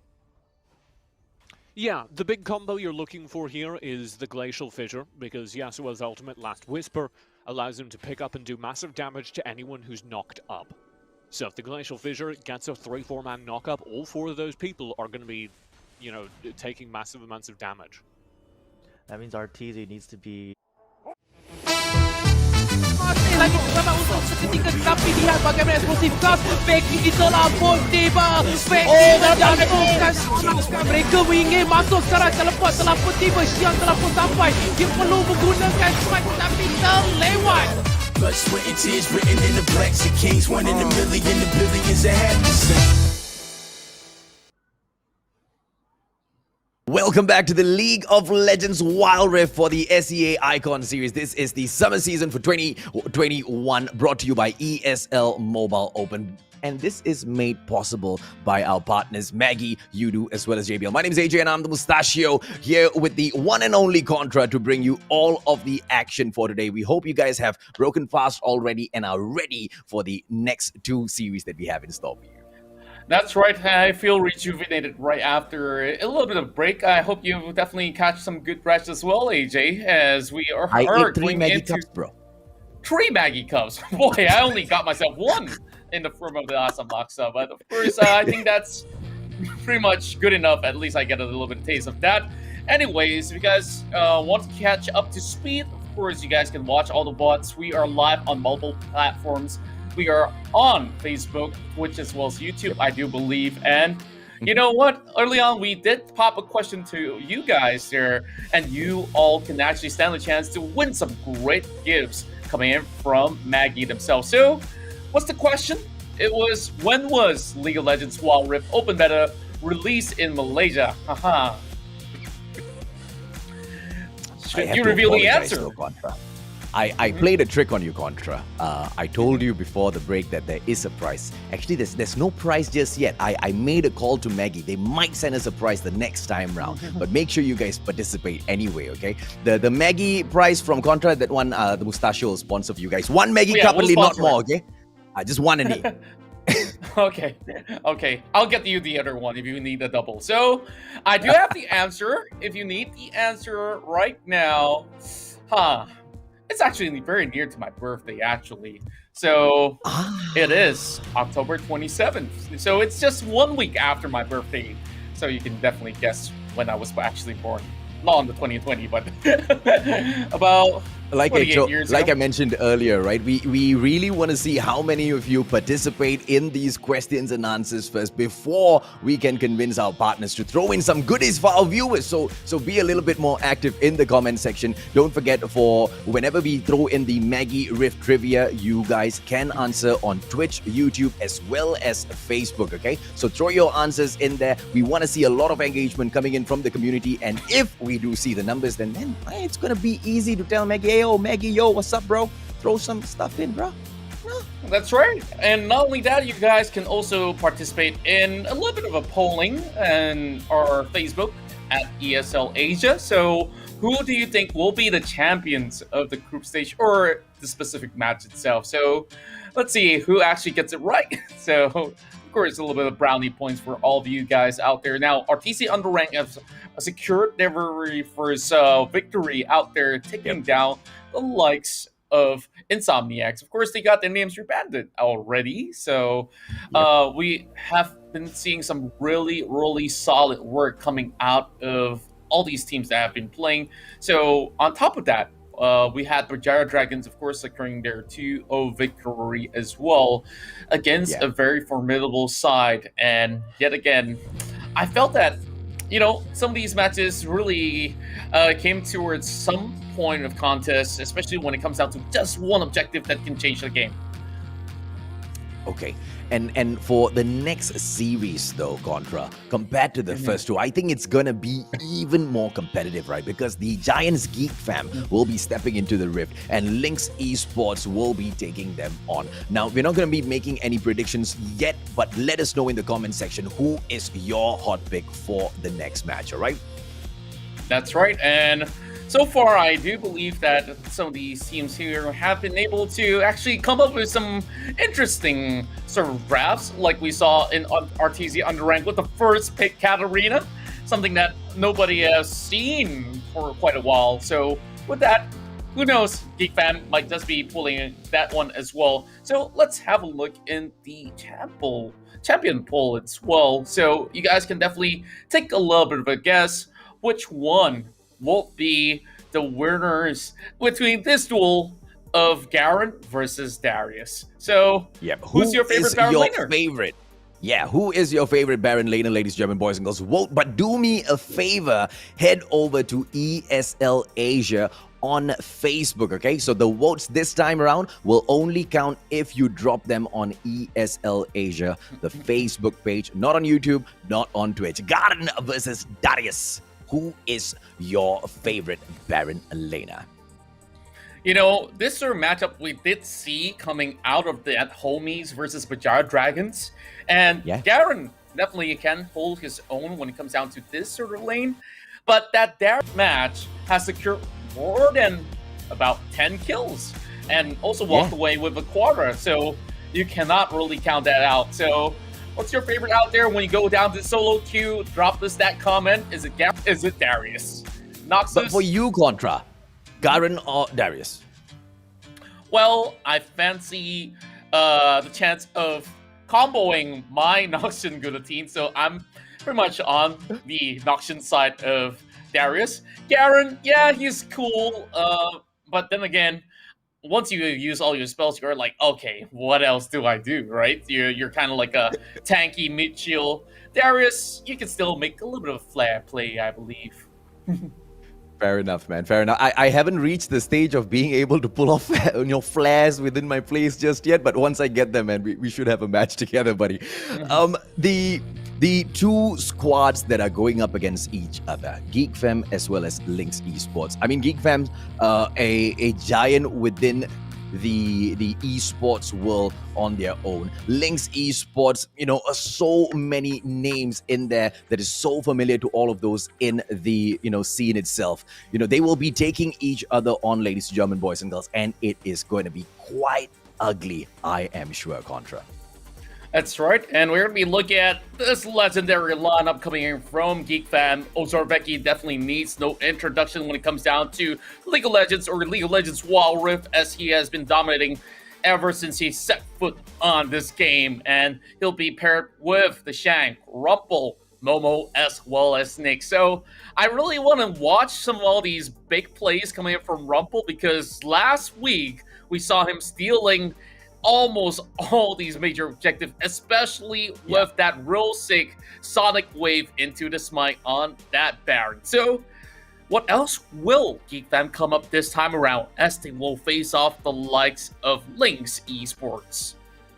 And there's no doubt at all that Geek Fam will be giving their all, ladies and gentlemen, boys and girls. Why? Because quite easily their biggest competitors in here, the Berjaya Dragons, they've already come out here shining, right? Emotion, Roja, Kato, 69, as well as Black Cat for Linkx Esports will be trying their best to put a stop in Geek Fam's, well, little cog machine that wants to go choo-choo right ahead, right? And I don't think it's going to be super duper difficult for the lineup of Linkx, but, you know, I just cannot help but think, are they going to be able to pull an upset 2-0 on Geek Fam today? That's right, and you gotta keep an eye out on both Emotion as well as 69 here. And I like the bot lane synergy that they have with both players having the center parting hairstyle. And I noticed that Kato kind of have a little bit of resemblance to Miko's as well, in a good way. Like, well, I hope that we actually can get a little bit of interview with this side of Linkx, because last week we saw some show-stopping performance, especially 69 on that Ezreal, and not forgetting the Gragas play 1 versus 3 on Emotion. Yeah, man. Okay, now we all know that Linkx is one of, you know, is a really, really strong squad. But this is where they aim for themselves, right? To slay, you know, what can or what is expected of Geek Fam to be one of the top dogs in here. To slay Geek Fam so early at the group stages will, you know, boost not only their confidence to take on the rest of the matches, but also to boost themselves within the popularity within the Malaysian scene. Let's take a quick look at the drafts pick here, and a ban coming through for Lux by Geek Fam in real early. Well, it's definitely interesting to giving a little bit more priority. And sometimes when it comes down to such picks and bans, when you pick something that's kind of secondary to be listed up above, it also means that Linkx Esports here is actually opening up options like Akali, more options like the Braum, Kai'Sa, and everything else that used to be locked away, and forcing Geek Fam to actually go with the Camille as well as the Gragas ban. So it's definitely something of a smart move. Now Linkx here needs to actually come up with something special, and they immediately go in to take that Gallo for themselves, and that is their plan. But what will they pair it with is the question. Yep, Kai'Sa being picked up by Geek Fam in here, and we all know exactly how Kai'Sa scales in. Oh, and Lee Sin being picked up as well. I don't know, man. Lee Sin is probably the best character for me personally. I love it when, you know, Lee Sin steps into the rift. Contra. That's right. And I definitely see why, because he is definitely one of the highest skilled cap champion to be played out, especially on the PC where you have so many buttons to mash. But when it comes down to mobile, you can see the executions are a little bit more fluid. But yet again, it's still not simple, because Lee Sin, for you to play him to perfection, you need to lead the early game, and that's what Geek Fam needs to do. So Rojak as well as Kato, they will be securing a couple of all these picks here, especially core keeping, that flex pick that can go into its mid lane or even the dragon lane itself. Now, in response, this is where they come in to lock that Leona up, and eventually Akali being given over towards the side of Geek Fam when Linkx could have actually secured it. So I wonder what will happen, because if either the Shang or Veki goes on this one, man, you know the rift's about to blow up. Yeah, man, and to your point, right, you know, that Lee Sin needs to kind of grind up early. In the hands of Rumple, I don't think that's going to be a huge issue at all, right? And Linkx they're going to have a huge issue here. Who do they go in and shut down so early, Contra? What do you think their game plan is going to be here? With Katarina being picked up by Nyx as well. GG already, my friends. This is going to be an amazing battle, I can say. I definitely would say so. Now, I believe that there's still a little bit of room here for them to fight against this Katarina if they can get this Galio to fight against the Kata. Now, naturally, if you look at all the skill set that comes with the Galio, it's absolutely to counter whatever the Katarina can do. If she opens the Death Lotus, you can taunt her and cancel the ultimate. And if she were to run away or dive right in, there's always that Justice Punch that can knock her up in mid-air. So it's all about activation here for the side of Geek Fam and looking for those picks, looking for kills across the map. While after that, it's all about securing major objectives and also forcing them, the enemy side of Linkx Esports to react towards dangerous situations. But for Linkx, I can definitely see that they have a well-balanced plan coming in, as they do have some solid scaling going in towards the late game as well. So we'll definitely have to see within this best of 3 here, is it going to be Linkx or Geek Fam to be able to secure this best of 3 win. Now, starting off on our very first match, it will be Linkx here on the blue side, as well as Geek Fam starting on red. Well, Emotion making a quick access in here to drop a quick... Oh, but then again, before he can even go in here and ward, I think he's going to be caught out. And there you go. Galio needs to back away from the situation because Shang was already waiting there, man. He managed to throw his ward in to discover that, you know, there was already a waiting party right in front of him. Boy. And it's going to be an invade as well, so if Linkx don't really notice this, that this red buff is missing, then this is going to be a late jungle process for the likes of Linkx, Jarvan. And look at Becky immediately getting poked down. So this is the pressure that we talked about by sending 2 members to deal with the Katarina. So she will be rendered ineffective in the early phase of the game. But look at the bottom side. I think that they've already had the notion and conveyed it to the Jarvan that, oh, you don't really have a rate buff to work with, and not even the Gromp, or, well, they do have the Gromp, but the Crux right down below is being snatched away by Rumple. Oh, Rumple's just eating off the plate of Linkx Esports, ladies and gentlemen, boys and girls. Here comes Nyx as well as Momo in for Kato, and he will do just enough to hold the fort. Ozora Veki taking those shots from Black Cat, but will be able to back away as Rumple drops in for a quick gank. Are they going to be able to bait him in? No, because 69 as well as Roja drop by to say hello to Rumple as well, and he needs to back away. Nyx, Momo coming back in there for their backup, and here we go, Contra. Oh my goodness, that Zen Play Cat was absolutely sublime, and Nyx definitely secured that opener, and that will be a flash being burned away by Veki as 69 tries to actually go in with a little bit of a shot, but, you know, it's just a first blood for now, and with them being 500 gold up ahead. Now, Rumple's going to be getting his ult roasted, and Rojak is definitely struggling to even make ends meet. He's level 3, while everybody else is up ahead, and Black Cat, he's only level 2. Like, if this continues on, Linkx, they won't lose out before the fights even begin. Yeah, man. I mean, even the invade coming in so early from Rumple has, you know, kind of exposed the weak link in esports, the Linkx esports side. No pun intended at all. Actually, no, intended with all.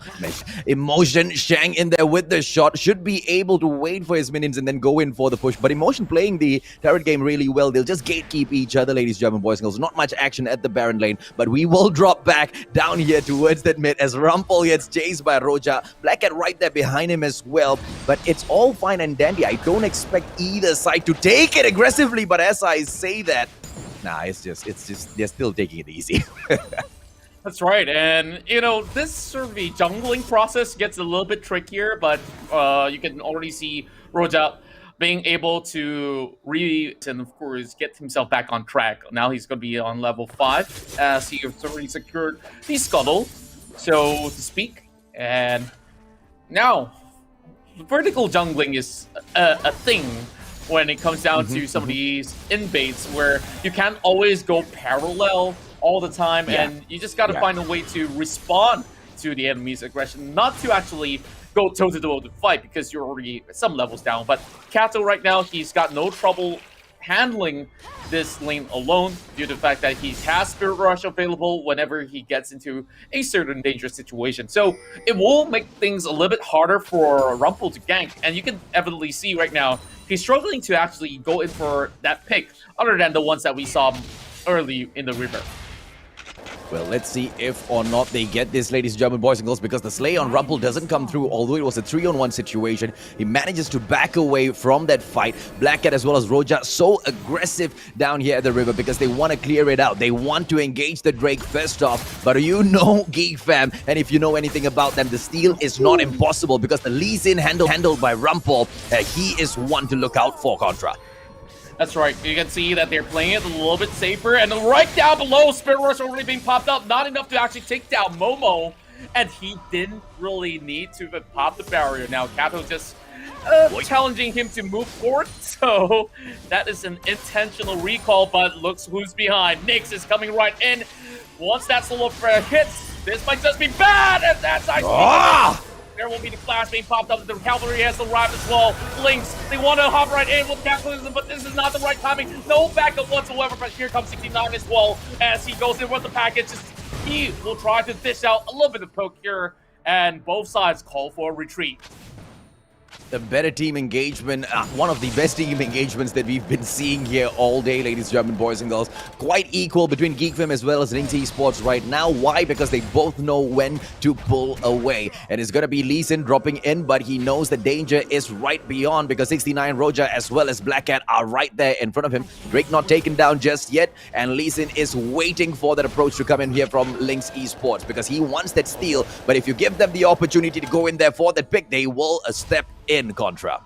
That's right, and I believe that Linkx Esports here is playing it very methodically, just looking at how they just clear out every single ward before they're doing, even touching the Drake itself. Usually, our other public players will be like, oh, here comes the Ocean Drake. Let's actually give it a little bit of massage, and hopefully that no one actually come by. But not the case when it comes down to competitive scene, and with that, even the Rift Herald has already been having a little bit of appearance right up the top side, but this is where we have to focus on this team fight that is about to erupt as we see the coming right in. They do get a catch on towards Nyx there, and here comes that Dragon Rage, and it will be a big kick here to secure Geek Fam, the Drake, and there it goes. Geek Fam now losing Lazura Becky, but there will be the Cataclysm locking them in place as well. A great dusted punch on towards the Yang as he goes right back for the perfect execution as well.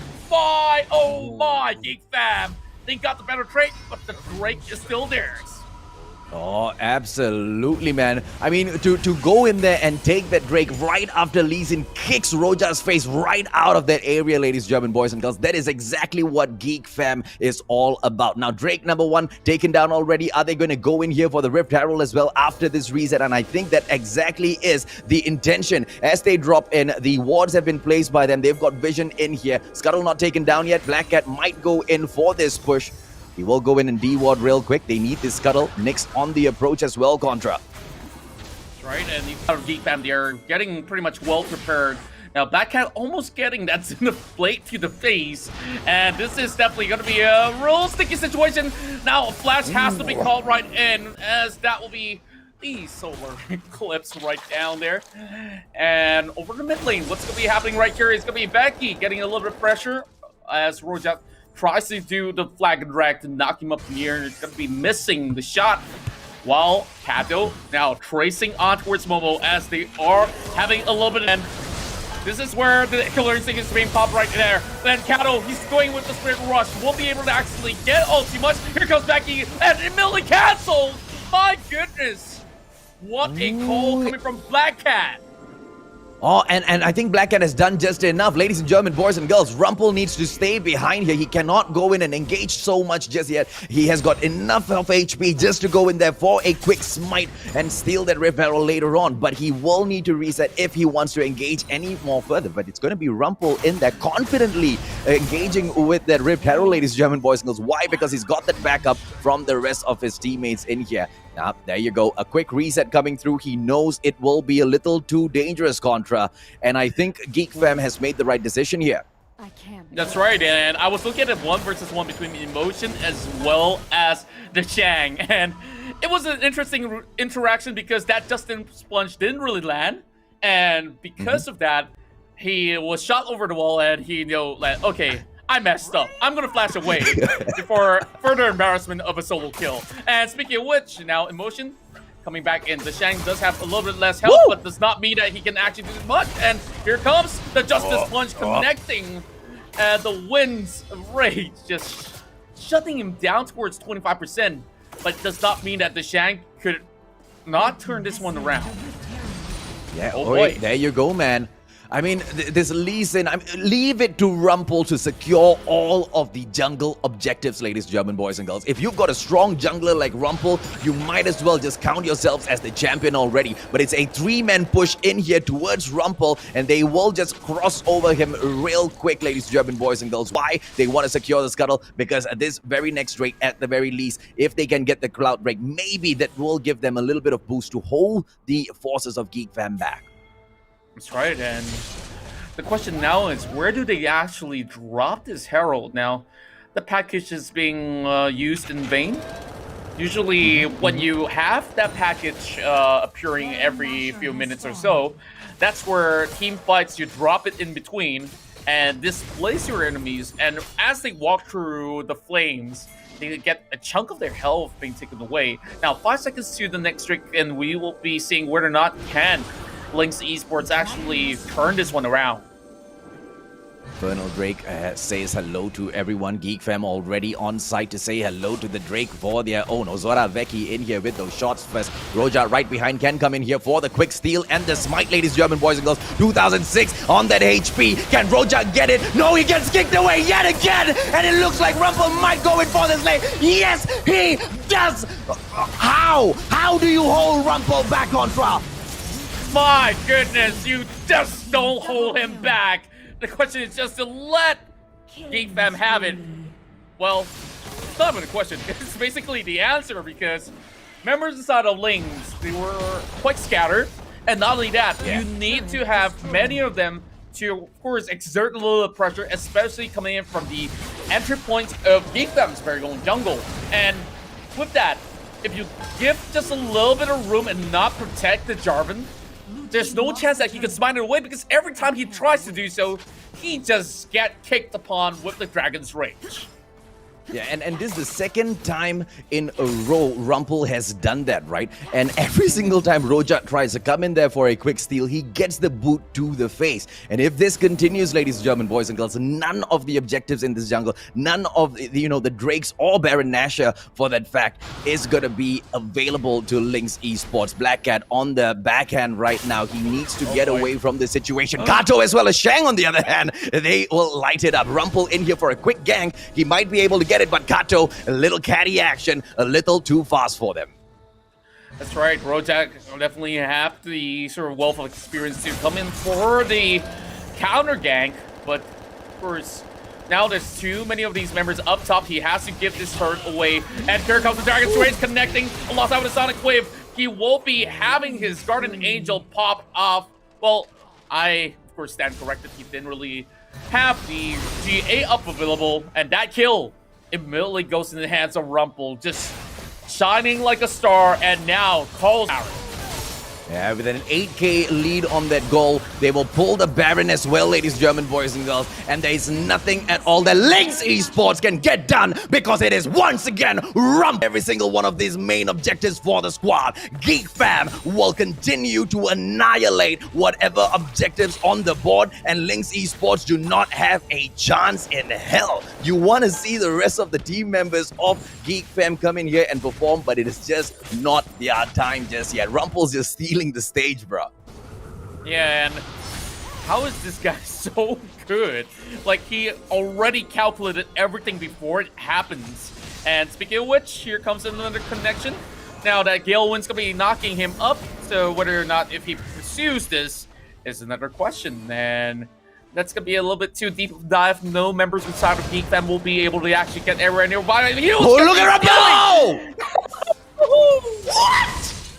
How in the world do you you get this much of anticipation in a player? And look at him going for the push as well. And he gets that kick in, ladies and gentlemen, boys and girls, whilst waiting for Momo as well as Linkx to come in there for the backup. And they will get another slay as well. It is Javan out of the equation. And 69 as well as Black Cat have to drop back. And all Geek Fam needs to do is just take down another turret in their way as they move in for the inhibitor down the Dragon lane as well. And this is just game over already, Contra. How is Linkx Esports even supposed to come back from this? There is no chance, and Geek Fam denying every possibility. And there we go again, trying to look for the Dragon's Rage, and the Shang almost actually pulled off a perfect execution as well. Becky going overzealous, but he will not be able to make it out of that deep dive. I guess this is where Geek Fam just drops a little bit of chance back towards the hands of Linkx, and here comes Cataclysm. The Shang gets Cyrus route there, only 1 HP and eventually gets clipped. And here comes Killer Instinct as well. 1 versus 3 is not what you're looking at. Now, all the pressure is negated. I guess there's a glimmer of hope left for the side of Linkx Esports. And here comes my MVP, man. Rumple on the prowl. I can tell you hands down, the best jungler thus far, ladies and gentlemen, boys and girls, at the Icon series, okay? Anyone can say whatever they want. Rumple is the man. Roja as well as Black Cat coming in here for the try on the Drake. But look at Rumple go. Black Cat with one more shot in there. Roja needs to protect him. But no, Rumple will not give up. Goes in for the slay as well. And here comes the attempt for the Drake. Are they going to be able to get it? Emotion is in there to get it. I don't think so, because it is Geek Fam on a rampage, but Linkx manages to kick them out. This is where you see Geek Fam's overconfidence have led down to this. Rumple's own doing. We praise him a little bit too much, but look at where Rumple is. He's over in mid lane here, going in for the push, and he's trying to secure the turret and causing a lot of nuisance, but he knows, okay, not enough minutes for me to, of course, get that damage being tanked up. He's going to be securing this blue buff for himself. And right now, 12-8, Linkx Esports. We do have the Ahri playing to perfection. 4 kills, no deaths up till now. But, you know, Linkx, they really need to invest on that Guardian Angel, especially that Jarvan. You see, at 0-5. And if you're going to be going in a public game, this is what you call jungle difference. Yeah, man, a wild jungle out there, ladies and gentlemen, boys and girls. But if you've got Rumple in your squad, even the jungle can be slain. Nothing can stand before you. Now, Rumple, he made that one mistake there, but I think you've already done too many good in that match for us to kind of hold that against them, right? And so what for that slay, because they don't really lose much within that whole equation. Yes, they do lose that Mountain Drake, but, you know, collectively in this whole match, 9k lead on that gold as well. I think they still have quite a strong hold on here. If they manage to go in for Baron Nashor yet again, which we know they will be attempting in a bit, it might just be game over for that final push. Well, I think to start things off, Linkx Esports here just have to deal with a couple of all these minion waves well enough, and they have yet to actually secure a single turret, and that definitely leaves them very little area of play. Now, Geek Fam just hoping that any of these members of Linkx will overextend and get caught out. And Linkx, they're not really falling for this because they understand, oh, we've got no vision. We should play it slowly. And there goes Twin Shadows already been popped up. Well, Ozarveki drops a little bit of a blade right down below, and Rojak gets a ward right here. And Rumple, he tries to look for the Dragon's Rage, and he has to flash away. A little bit over the justice once more, as you see 69. He's dropping some health on Shang. And it might just be where LE can do something. Yeah, I really thought that, you know, once the whole squad of Linkx Esports got pulled to the mid, we would see Rumple go in there for Baron Nashor and start that engagement just first, ladies and gentlemen, boys and girls. But they will go ahead to take down Geek Fam's middle turret as well. Not too much for them to be proud about, but that can give them the confidence to go in here for that Baron Nashor engage. But Rumple is there to prevent it from happening. Yeah, and I guess in a couple minutes from now, there's also going to be the Elder Drake that's going to be spawned up, and that's going to be the big point of the contest. And right now, The pressure is already on. A big wave is in effect right down bottom side, and Linkx need to actually send somebody right down below. There goes Kato. So this is where Geek Fam, they do have advantage no matter what they do. Like, if they were to attempt the Baron and nobody actually takes good care of, say, the Baron take, then this is going to be looking pretty bad. Now, Rojak forced to flash away. Yep. It is still not Baron time yet for Geek Fam. They make that call because they know Linkx Esports continuously want to come in here and catch them off guard. They know exactly what is at stake here, and they don't go in and make any, same amateur mistakes like what Rumpel went in there. A little overconfident. He paid for it, but that one lesson that he learned so early in the game, they will hold on to themselves. Another jump in, and let's kick this off, Contra. Well, the beautiful monsoon as we see it just punch as well as a entrance of the lifetime as the Shaggy gets caught out in between. Here comes the left Lotus as well. Rojak has to back away, but Becky will be able to return golden first hat bit, and here comes the rest of the rebellion of Linkx. Chasing down the side of Geek Fam. This game is not over just about yet. Then the TP will be canceled off, and this is where Linkx says, this is not over, and we will secure and rip what we sow here with the Elder Drake in hand. Oh, the Elder Drake attempt coming in here. Solid from Linkx Esports. They don't need to worry about Geek Fam at all. Just one player alive right now, and that's going to be Momo as she prowls through the jungle, ladies, German boys and girls. What's going to be happening right now as Emotion will have to jump back, reset onto the base. Baron Nashor attempt coming in here by Kato Roja as well as 69. Are they going to be able to go in here and sort it out? Is Momo going to be able to come in here and get the steal at the end for the squad? Because the rest of the Geek Fam team cannot do anything about this, Contra. That's right, and double objectives. This is where the killer mode is in effect and kill.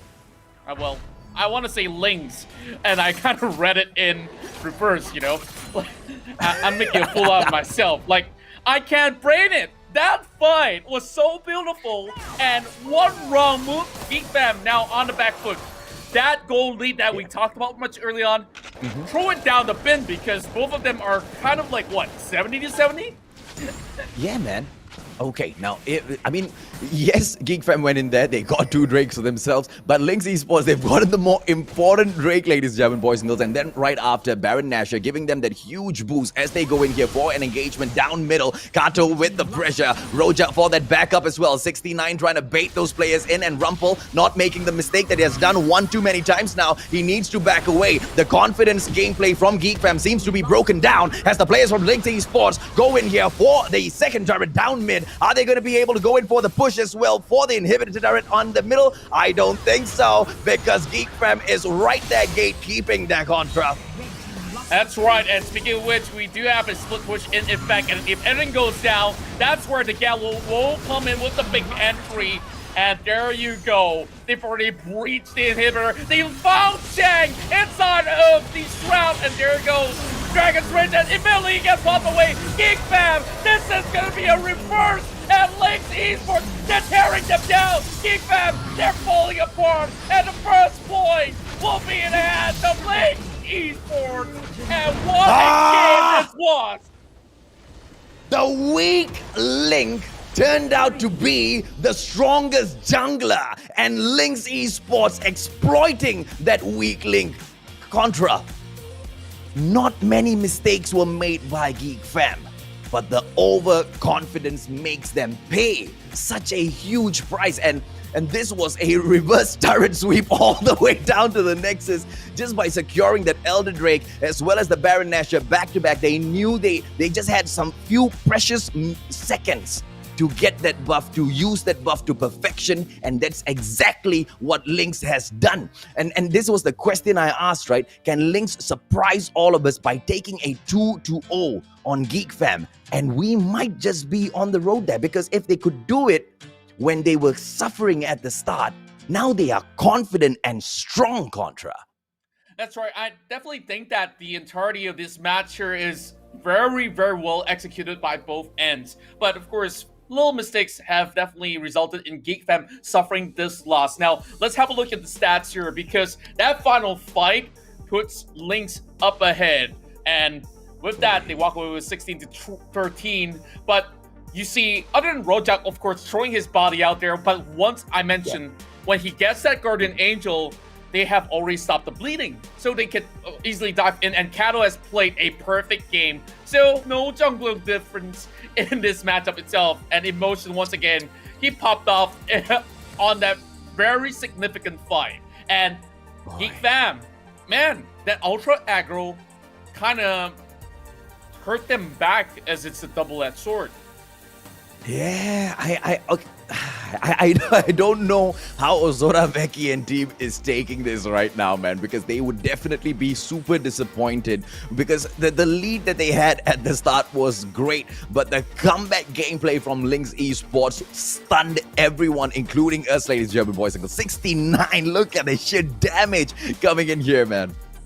That's right, and I gotta give this big credit to Nyx, because Nyx land that perfect solo flare on top of 3 members of the side of Linkx, and Geek Fam thought, okay, I'm gonna be caught out, but once they expend every single possible big outs in that effect, that's where Linkx could easily just storm right in, especially once they've already cleared out Rumple. It was an easy Drake call out there, as there was only so little left for them to play with. And dude, this game is blowing my mind apart. Like, I've never really get to cast this sort of match, and finally I get it. I'm satisfied. Yeah, as a base, I'm a Geek Fam fanboy. Okay, as a base, I'm a Geek Fam fanboy, but they just got annihilated, bro, and they were not expecting it. I expect to see a totally different side of Geek Fam when we come back into match number 2, because it is backs against the wall right now. You want to start off the group stages by getting taken down 2-0? I don't think the brand wants it for themselves. Hopefully, we can come back in here for game number 2 and Rumple. Maybe he needs to go in slightly less aggressive, I think, because the aggression got him the start. And as a whole, Geek Fam just got a little too excited when they got a good hold of the game. I mean, at one point it was a 9k lead on the goal. 2 objectives were secured. They had the Rift Herald as well. They went in there for Baron Nashor, and they were just so dominating. Inhibited turret down at the Dragon lane taken down as well. And it looked like Linkx could not do anything except defend. And because they go in for any objectives, they get their Nexus taken down. But the comeback still came through, Contra. And I really got to commend Linkx, because they were patiently waiting, and by the end of the tunnel, they were the ones to get the ace. Well, I can't really call it an ace because one guy survived. And after that, you get the Elder Drake, you get the Baron, game secured. And with that, we'll give the boys a little bit of breather here as we go on a short break. And when we come back, we'll head to game 2 between this red hot chili pepper of a game. Be right back. Masih lagi bersama untuk seketika, tapi lihat bagaimana eksplosif gas Becky telah pun tiba. Becky menjatuhkan serangan. Mereka ingin masuk sekarang, teleport telah pun tiba. Xiang telah pun sampai. Dia perlu menggunakan strike, tapi terlewat. Blood, sweat, and tears written in the blacks of kings. 1 in a million, the billions that have to sing. Nice. Alright, go. Down first. Can. Alright, down already. Nexus. Alright, okay. Nice!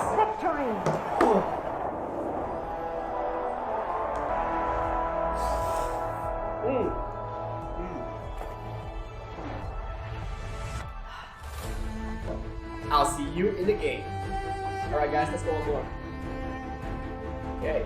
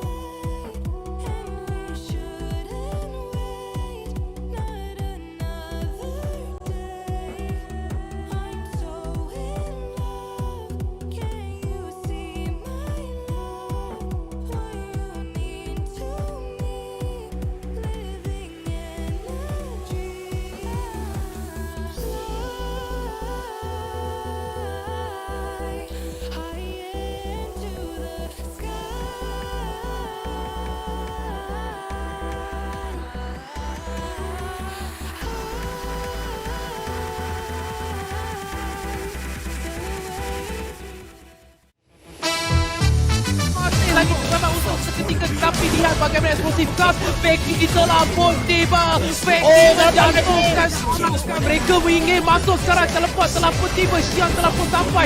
Dia perlu menggunakan strike tapi terlewat. Blood, sweat, and tears written in the blacks of kings. One in a million, the billions that had to sing.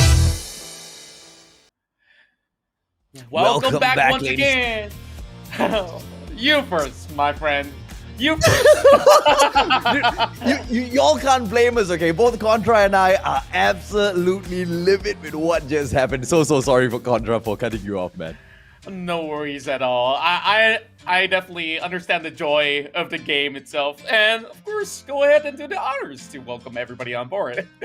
Welcome back, ladies and gentlemen, boys and girls, to what may just be an annihilation of Geek Fam at the Rift, because Linkx Esports has got one more opportunity to show us exactly what they're made of. And that is exactly why the ESL Mobile Open is such a huge thing, right? This is the opportunity for squads to just step in and take against these pro teams and put them in their place to show that, you know, in Malaysia, they're not just a few brands, but all of us are out here. And that's exactly what Linkx is trying to get done, Contra. One more opportunity. Can they do what most would have thought was a tad bit impossible?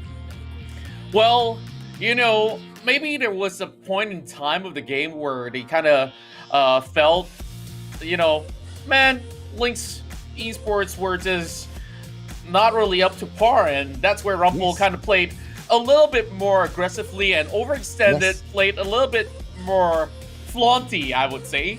And after that, like, Linkx said, okay, if you're up for a challenge, we'll give it to you in stylistic fashion, and you really gotta give it all to every one of these members of Linkx, because everyone played their parts just about right, and we talk about the problem about having a lot of minions right down towards the bottom side where they open up the inhibitor, and they have the Galio. That's the answer that you need. If they were to be in trouble, all you have to do, use the heroic entrance there to get into action. And you know, with all the action here, we definitely need some perfect hit sets to complement all the things that happen in the Rift. And what would that be? And if you guys are thinking, hey, these JBL Quantum gaming headphones can only be used for PCs and PS5s and all, ladies and gentlemen, boys and girls, you will be able to connect it directly to your mobile phones as well. The JBL Quantum series are a line of headphones that JBL has taken all of their years and years of experience in the audio line and put it into the gaming industry. Finally, they've been patient. They didn't jump onto the bandwagon quick, Contra, and there's a reason for it. Just like Linkx Esports, they waited for the right moment to strike, and now is the time. If you want to find out more about the Quantum series, jump on to jbl.com.my. That's right, and well, we're getting ourselves pretty much hyped up, and man, of course, we pair it with some really great music in the background, and make sure you guys visit the website jbl.com.my to make yourself a purchase to some of the best hit sets in the world of the Quantum series. So with that, we'll be getting ourselves ready for our second picks and bans here between both Linkx as well as Geek Fam. I'm excited already, man. I want to see exactly how does Geek Fam respond. I mean, Geek Fam doesn't need to respond to the situation or the draft picks, because their picks earlier were perfect, right? And they had amazing game control. They just couldn't finish off the job at the very end. Walk us through the bans, Contra, and talk to me a little, bro. Okay, so Black Cat last game was playing a phenomenal Janna, and they kind of underestimated what a Janna can do. Like, usually she looks so harmless, right? Until she knocks everybody up in the air, and with the Janna around, there was no room for them to actually pull off a Death Lotus. Especially like Katarina, when she jumps right in, she pops the Monsoon and like, healing. Like, yes, even if you connect that Death Lotus, you just nullify this entire Katarina that's supposed to be lethal. Now, the Shang immediately snatches away that Galio. And speaking about the rest of the band, we also have the Fiora being back in the way. And for some reason, Linkx Esports. They don't like to see a Lux in play. Because Geek Fam is quite crazy on the Lux, and they've definitely gone in there and done their research, ladies, German boys and girls. So Galio for Shang, Seraphine picks, Seraphine picked up by Emotion here, and Gragas a pick coming in from Linkx Esports. Going to come, probably been throwing him towards mid, but let's see exactly what comes in for the rest of the picks. Camille being picked up by Rumple here for the squad. That's right, and I believe that the Seraphine here being picked up is definitely going to be something that's interesting, because her ult Encore might just be able to pull in the repeat of what we saw in the previous matchup. So Encore, basically, you can extend the range by hitting your teammates and extend towards the enemy side. And once they get hit, wait a minute. Okay, I see where they're going with this. It's a Seraphine mid lane. Seraphine mid lane that has a high burst, but then again, they're kind of playing with fire here, because Geek Fam, they can dive upon some of these squishy units, and Sona is essentially something that's similar to Seraphine, and a lot of fans would argue like, oh, this is Sona 2.0, but when you have two of it, you won't be doing a babysit comp where whatever AD you're going to be getting for the side of Linkx, he will be pretty much, well, okay, put all this draft aside, man. I'm trying to understand what's going on right here. They don't have an AD carry. So does that mean that the Seraphine will be replacing that AD carry spot? Okay. I think so. And so where's Fizz gonna go? Fizz is gonna go right up top, Baron lane? I believe it's the best to actually have Seraphine up in the mid lane. But what my prediction is pretty much true. So this is a sustain lane right down towards the bottom side. Like, you get the Seraphine spamming all your spells, and over the top side, this is where Emotion, he won't need to actually dodge some of all these hits coming from the Shang, especially when they were to go into lock him down. He could just easily jump away. So it's a very interesting ideology that's coming from Linkx Esports, but it's extremely radical. Yeah, I may not focus too much on the Geek Fam side, but it's not because, oh, they didn't pick well. Like, it's something that's standard versus something that is a dark technology. Unorthodox. Yeah, unorthodox, definitely. But let's see exactly how they use this unorthodox style to take Geek Fam here by surprise, because obviously they've managed to do that once. Nice Geek Fam once again. I think surprising Geek Fam is the least of it. They will surprise the whole nation as they watch Geek Fam possibly fall once again. Will they be able to make sure they can hold a strong line? Will Rumple be able to go in there once again with his Lee Sin and do that damage like he did in game number 1? But this time, not get too excited, ladies, German boys and girls. We will see Contra. Interesting start here when it comes down to the itemization as well. Black Cat opting for his Sapphire Crystal, giving a little bit more mana, meaning to say that this guy's going to be tapping either the poke button on the very first skill, or just heals his teammate up. And like I mentioned, so technically it's still a mid lane Seraphine, but top lane is where a lot of all these pressure will be at towards the Shang. So early game, Emotion possibly will be doing very little damage, and immediately gets punished. The Shang now just trading much better, and well, Emotion understanding the risk, he will have to fall back and get himself a couple of honey fruits. Yeah, so Fizz definitely, you know, can shower down that damage, ladies, German boys and girls, but not this early in the game. And Emotion definitely knows that. But, you know, the early skirmishes is just to hold Shang back. Nothing much will come through here. Oh my, what a dive though. I mean, he's trying to actually fluster him out, and now they're all under turret. They need to actually juggle the aggro. There will be a 1-for-1 trade nonetheless, but of course, things here suffering a little bit too much of a blow. And we've seen this already at the start of game number 1 as well. When Linkx went in there for that push, they did suffer quite a number of blows, ladies, German boys and girls. So, and they've clearly shown us that they are not one that you should be counting out early. Emotion going in for these engagements and taking that risk. Shang should be able to jump in there real quick for the finisher, but he will allow Emotion to back away first because he doesn't want to take this too aggressively. And Geek Fam clearly have learned from that. And Rojak now gets caught out because of that ward that was placed by the blue buff. And boy, oh boy, I guess he could have actually had a little bit of a hunch that, you know, a couple of lanes are missing in action. And Linkx Esports, I see a little bit of weakness to this draft where if, in the case that certain items are being established, such as the Morellonomicon or even any sort of healing done by the Sona, the shields coming from Seraphine or even the heal, or Rojak's very own out there. As you can see, the Masochist, he's going to be very tough to be taken out in the mid game, but once those items are up available, that's where Geek Fam can even the tides there over on towards the late game.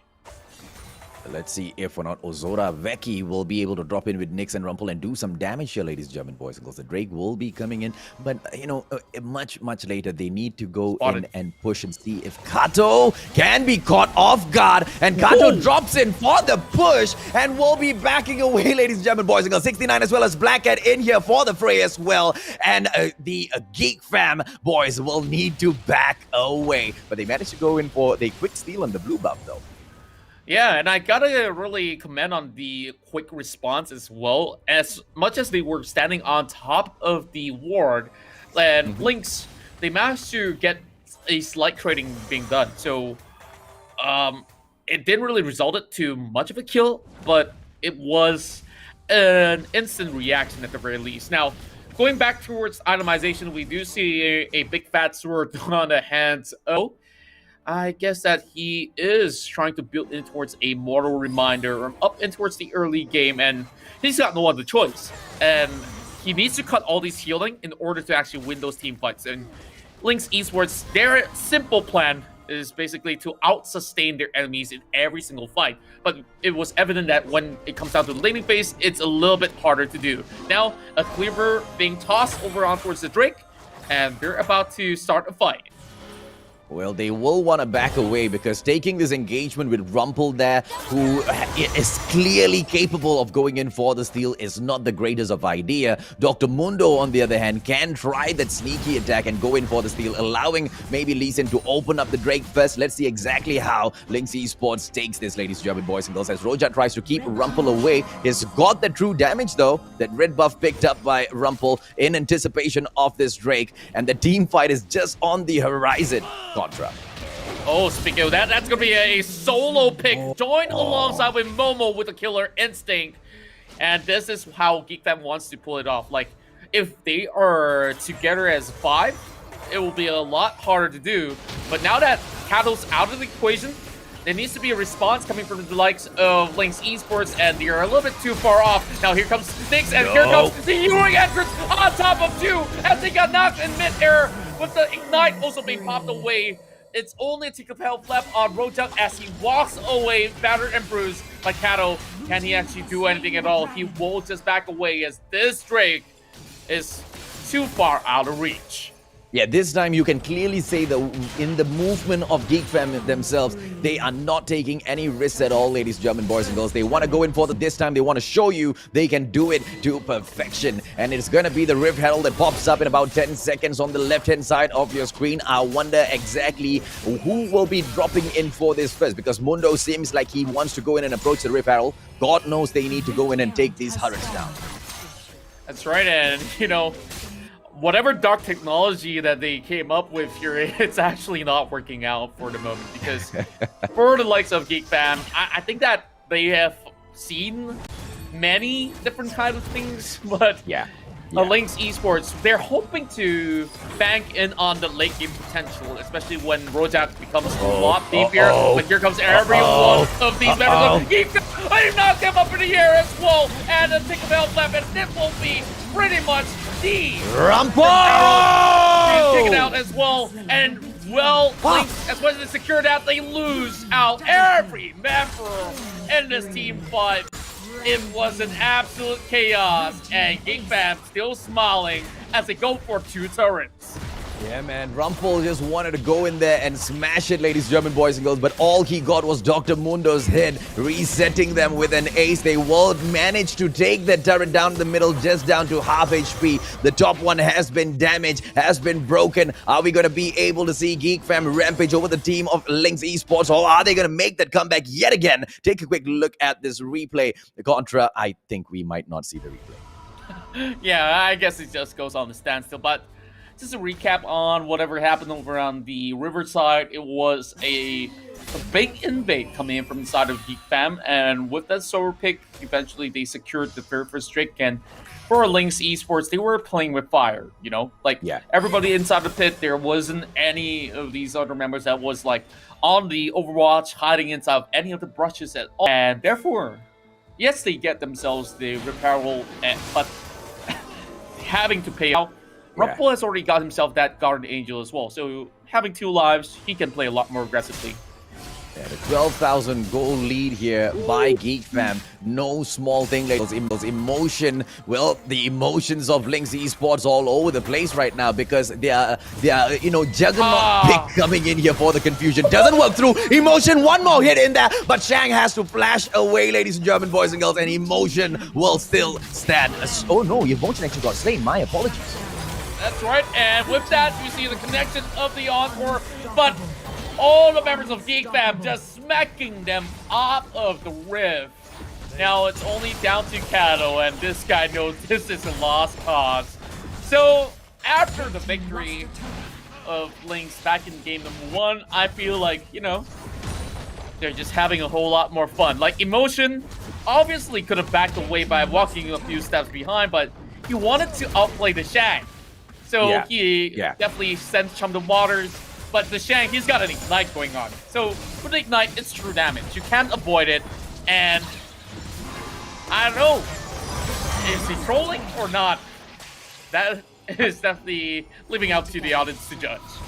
Yeah, okay, if you are not convinced that Geek Fam is rampaging at this point already, I mean, just take a quick peek at the goal, yo. It's such a world of difference because the players from, you know, Linkx Esports, they can't go in for much of those objectives plays, let alone those slays. They went a little crazy with their picks and they took a huge risk there, Contra, and I don't think it's paying off even at the slightest.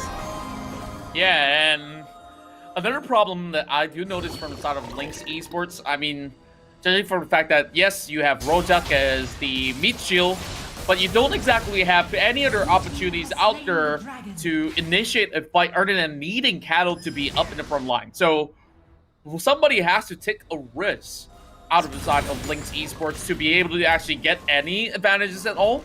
And that's honestly not going to be working well on their favor, especially when they are so far behind. Now, do I need to say more? No, my friend, as they go in here for 69, the Shang gonna get it done. One more hit in there, and he gets a double kill for himself. And the fight will still continue. Black Cat on the back foot. Kato needs to back away as well, as Geek Fam continues to rampage in this match, ladies and gentlemen, boys and girls. As Linkx Esports backs away, Geek Fam can now decide on one of two things. Go in for the inhibitors. Yes, they will. Baron Nash is open as well. They can drop in 2 inhibitors at the same time, and Linkx Esports will be wondering why in the hell did we piss them off in game number 1? Oh boy. This is the real form of Geek Fam. Now, make no mistakes at all. You can see that a 22k of a lead is too jarring. Too huge for you to drop the ball. There's no chance whatsoever for Linkx Esports to come back out of this. Like, mark my words, like, you can steal the Baron and you can still lose the game. It's due to the graph here that is the main underlying issue instead of, you know, oh, player talent. Like, we know they have talent for sure, but there's only so much you can do with that alone. Yeah, you wanna see overkill? Yeah, here comes Geek Fam with their overkill, ladies and gentlemen, boys and girls, because Baron Nashor is their next victim, and you wanna know who's right after in line is gonna be none other than Linkx Esports. Roja going in there, securing the red buff for himself, but he needs to back away because here comes Geek Fam Contra! Oh my goodness, they just went in hard on these guys! as they are going for the taste. They're still not letting. Here comes the Shank. He tries to actually flash right in, but the rest of members of Linkx Esports, they won't be able to sustain some of the damage being done. Now, remember this. I talked about the late game potential, right? So, if you still want to hear this real long story, so Black Cat has a heal. 69 has some heals as well as shields. Rojak can get himself back to 100% of health if there was no Ignite on top of his head. So, is there a way that the sustained composition can actually stop the likes of Geek Fam? Now trolling in, and we're about to start a fight. Stanzosora, Becky, but Lee Sin gets that slay. Are we going to be able to see Geek Fam go in here for the final push, ladies and gentlemen? Boys? The Nexus is exposed. Rumple is there. Goes in for a couple of shots. Oh, halfway down that HP. And it is Geek Fam on that rampage. Bye-bye, Linkx Esports, says the fam, as they take 3 points back. That's right, and with that, this time around, Geek Fam is going to be having no holds barred whatsoever, as they have showed them what they've got and also showed them a little bit of a corgi emote just to let them kiss it for a little bit. So, AJ, I was on a hype train initially before this game begun, you know, and somehow we went back to the dark ages and dig up an interesting draft coming from the side of Linkx. I will never understand. I hope Linkx wins so we can ask them what happened in game 2. Yeah, I hope to do so. Whether it's Geek Fam or Linkx, this question will come in. Like, what do you think the enemy was thinking? Or what were you actually thinking? Coming in with Sona, Seraphine, which does exactly the same thing. Okay. Well, anyways, let's not be too harsh on the Linkx guys. I think they kind of had a little bit of beating right there. But now, we finally get ourselves game 3. But before that, we also have to talk a little bit about stats because, man, this time Emotion flipped out that Fizz over on the top side here to face off against a Camille. Yeah. Now, naturally, this matchup hardly favors the Fizz. And for many reasons. Okay, let's bring up the stats here and I'll let you cover some of the KDs. Oh, 0 kills. I mean, he died 7 times in motion and he continuously went in there to push his luck, right? 1 assist. Dude, let's just put it this way. Let's not look at, Linkx Esports. Let's just look at Geek Fam, right? It was Momo with the ever so perfection with that 7 kill and 7 assists. But look at Nyx, though. Well, what can I say about Linkx? Like, Nyx himself, he definitely was all over the map, creating a big plays everywhere he goes. But to me, Linkx Esports kind of make me felt like, oh, that sort of scenario when you go to solo queue and everybody was fighting for a certain role. This time it was like, oh, I want to be the tank. No, I'm going to be the tank. You don't snatch this role away from me. And they're like, oh, I wanted support. Why did you steal my support? I'm going to be the support too. And the results kind of speak for itself, you know, like 4,000 damage on Rojak. And you compare it to Nyx, the support of Geek Fam. This guy didn't really get much airtime the entirety of the game. I mentioned at one point, right, that I'm a huge Geek Fam fanboy. And there's a reason why I'm a fanboy of Geek Fam, right? Because they've got this attitude where they always love to make a comeback. And sometimes they drop the game on purpose, ladies and gentlemen, boys and girls. A couple of times it has bitten them in the butt. But this time around, I think Linkx Esports with their very interesting draft pick kind of did themselves in for that game. I mean, if they... I really, really want to know what was their grand plan and how they thought that draft pick would enable them to take a win against Geek Fam, who gave them such a tough time in game number 1. It's not that they got a lucky win in game number 1. It was a perfect turnover, right? You know, securing the Elder Drake, securing Baron Nashor right after, and Geek Fam did not see that comeback happening. They might have gotten a little bit cocky towards the very end of game number 1, but in game number 2, You saw exactly what happens when Geek Fam focuses in on the win, Contra.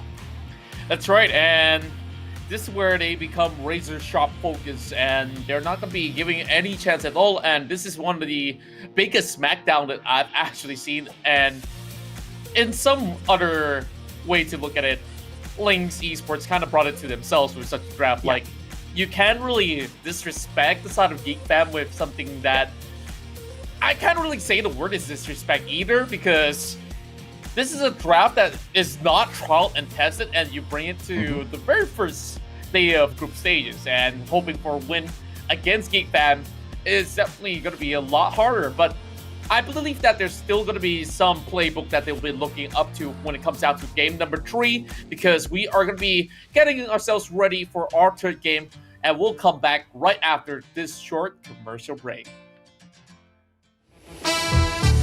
Masih lagi bersama untuk seketika, tapi lihat bagaimana eksplosif gas Becky telah pun tiba. Becky menjatuhkan serangan. Mereka ingin masuk secara teleport, telah pun tiba. Xiang telah pun sampai. Dia perlu menggunakan strike, tapi terlewat. Blood, sweat, and tears written in the blacks of kings. 1 in a million, the billions that have to sing. Nice. Alright, go. Down first. Can. Alright, down already. Nexus. Okay. Nice!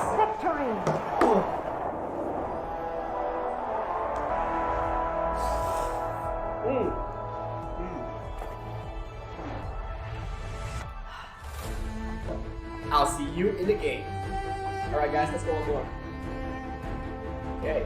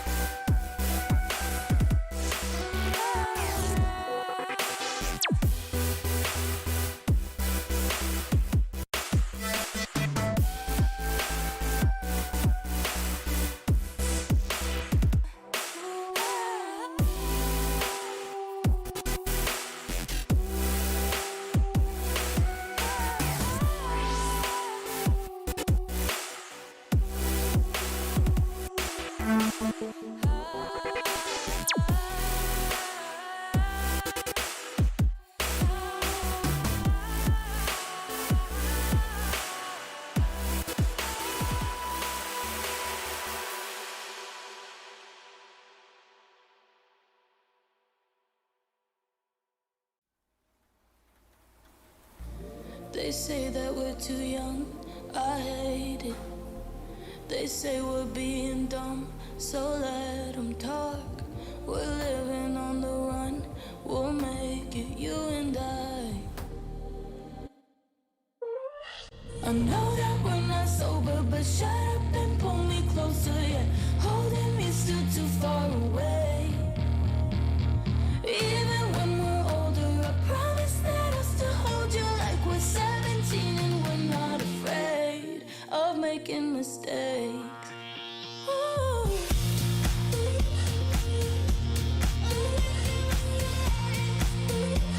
We're 17 and we're not afraid.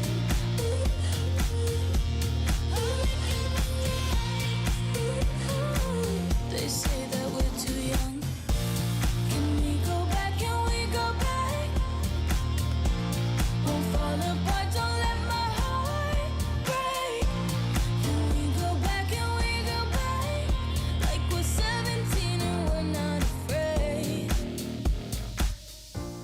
They tell us that we're wrong, we might be. This life, it isn't long enough. Masih lagi bersama untuk seketika, tapi lihat bagaimana eksplosif gas. Becky itulah pun tiba. Becky menjatuhkan mereka ingin masuk secara teleport telah pun tiba. Xiang telah pun sampai. Dia perlu menggunakan strike tapi terlewat. Blood, sweat, and tears written in the blacks of kings. One in a million, the billions that have to sing. Welcome back, ladies and gentlemen, boys and girls. This has easily been one of the best series thus far at the group stages. My name is AJ and I'm the Mustachio, together with the one and only Contra, bringing you the Wild Rift from the ESL Mobile Open. Contra, who do you think can take this win right after, based on the 2 games that you've just watched? I can't base it on game 2 itself, you know, like game 2. I guess Linkx was giving a little bit of leeway in a form or another. But Geek Fam, you know that when they are serious about their match, they can actually make a big resurgent comeback. And speaking of which, Linkx, now they're going to be going back towards the blue side, hopefully. And we saw when they play over the blue side, they have the confidence when it comes down to going in for the bans. That in game number 1, that Galio was playing such a good game, and I think that this is where Geek Fam has to consider, like, what exactly to ban, what exactly to pick, because the very first draft, they purposely banned in the Lux, they banned in things that were irrelevant, just to open up all these survey picks that can actually go in hand for Linkx Esports. And let's see exactly what happens, ladies and gentlemen, boys and girls, as we drop into our very first 3rd match of the day. And you know, to anyone who's watching, please let us know in the comment section as to who do you think is going to be able to pick this win up based on these first 2 matches. And like Contra said, right, maybe go easy on Linkx a little bit for match number 2. That draft pick wasn't the greatest, and the counter from Geek Fam was just a little too strong. But based on game number 1, hopefully Linkx has got a chance here. The drafts will tell us the story, Contra. Hopefully it is not too radical this time. They take a more straightforward game, because, I mean, if anything, game number 1 has shown them that they can take this and they can take it. That's right, and I really hope to see another spicy one coming on deck, as we'll be going into our 3rd draft of this best of 3. Now, going back towards the blue side here, it's going to be Geek Fam instead of Linkx Esports, so they will continue to ban off that Janna as well. Now, it's definitely interesting to note for the fact that they banned out Fiora instead, which means the Shank here will be playing something that can be counterable by Fiora, and I believe that maybe a Gragas is one of the things that they'll be considering, but instead they lock in that Camille once more. Yeah, Galio blocked off as well. Lux being picked up. Lock it in, my friend. Or is he going to go in here for a switch? Yep, they will go in and pick that Lux up for themselves, ladies and gentlemen, boys and girls. Lee Sin being stolen away from Rumpel's hand, or possibly, and that might just put Roja a step above. But we all know Rumpel, if he doesn't go in there for the Lee Sin, he might come in here for a Wukong pick. Let's just see exactly how he takes this one. Yeah, and there's also the Olaf to actually substitute, or some may even consider a jungling Gragas as well. The clearing speed is not exactly the best, but it's definitely workable. Now, down to the bottom side, we have a Kaisa to work alongside with the Alistar. So we're going to be seeing some really interesting setup and displacement here, especially with some good headbutt and pulverize that will come in from the side of Nyx. Now, to counter that, they will have the Ezreal here that will be wielded by 69, and we've seen him actually played on this Ezreal before in one of the qualifiers, and now coming in with another aggressive start here, we have an Evelyn being picked up by Momo. Yeah.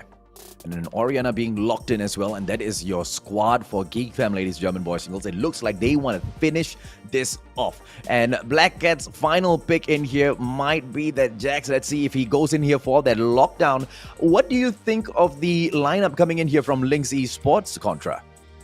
Okay, now this Jax is definitely going to be going towards the top lane. Now, Emotion, he is quite smart to actually go in for this pick, as every single time that the Shank moves into perhaps land his stun or even going for an auto attack, he can easily dodge all these attacks and of course do that counter strike, and Jax can only scale better and better towards the late game. So this is their late game security pick.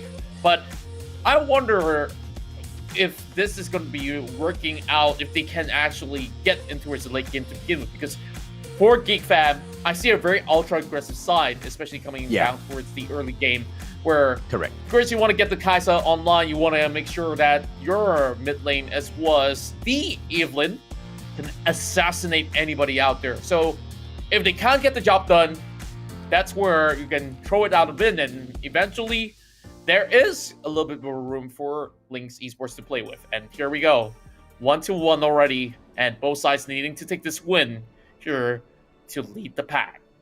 I am super nervous already for the side of Linkx Esports, ladies and gentlemen, boys and girls. I am begging them for a surprise victory over Geek Fam in here today. Yep, Geek Fam fanboy is looking for Geek Fam to fall, because I know these guys, if they take a hit early contra, they will be unstoppable at the other stages in this group stage. Gato in here coming in for a quick scrim, but nothing much to be bragging about. Shang going in for emotion. like the early engagements that we saw in the previous game, but this time Emotion's not going to be tanking a lot of damage as he goes in here.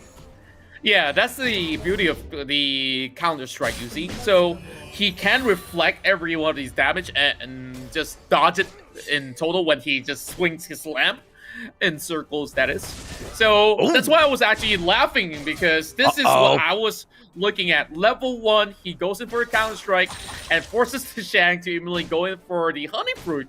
And he was at that corner where he was trying to pop the Squires or just to get a little bit of vision on that blue buff. So I was thinking, like, what is on with him? Like, that's not something a Jax would usually do.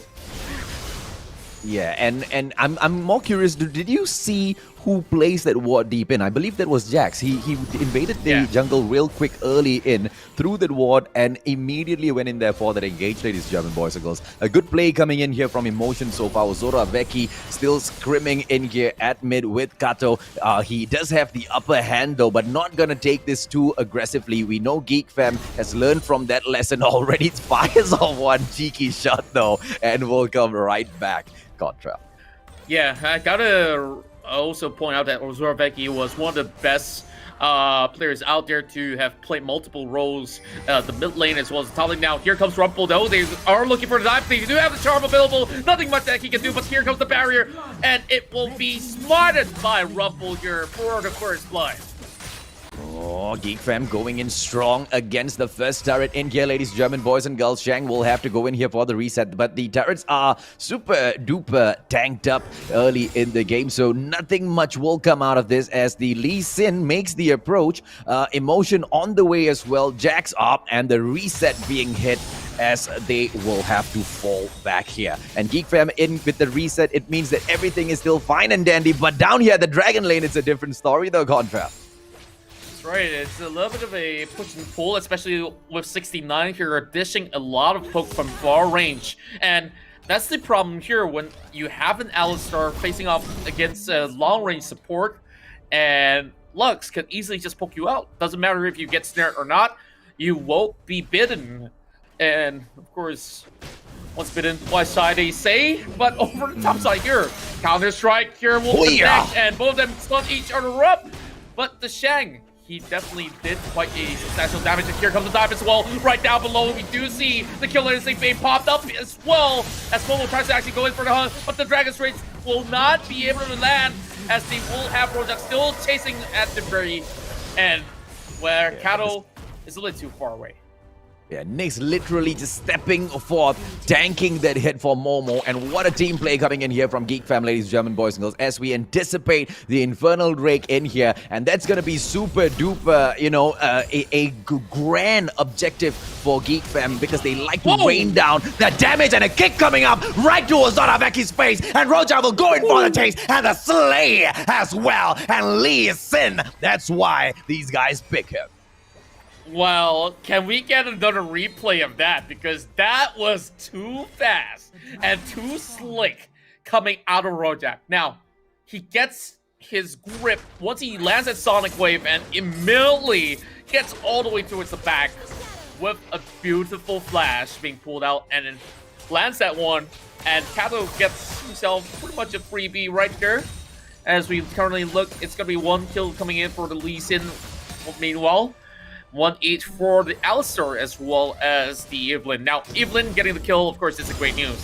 A kill on Alistar doesn't really convert too much, but he does get a little bit of item being purchased, as he'll be able to soak in a little bit more of a magic damage, of course. Now, first Drake is going to be very vital because it will be the Infernal Drake, so getting a little bit of boost of damage will definitely be very essential for the long run. Well, let's see, because it is the side of Linkx Esports that has got more vision down there at the river, ladies, German boys and girls. Yes, they can go in here for a quick D-ward as well, which will put Geek Fam in quite a blind spot. They might go in and attempt the Rift Herald first, but I think Geek Fam will want to let the Infernal Dragon go. Nyx in, still with the pressure. And it's going to be Momo with the support as well. Rumple, they want to go in for this slay. Are they going to start engaging just yet? Nope, they will pull back because the pressure coming in from Linkx Esports is too much contra.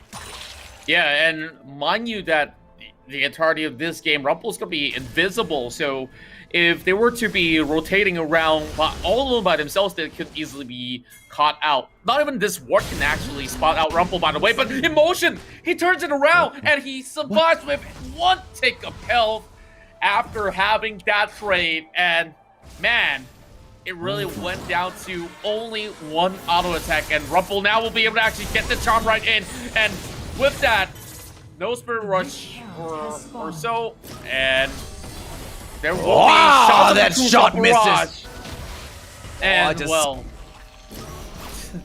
just escaping for a little bit.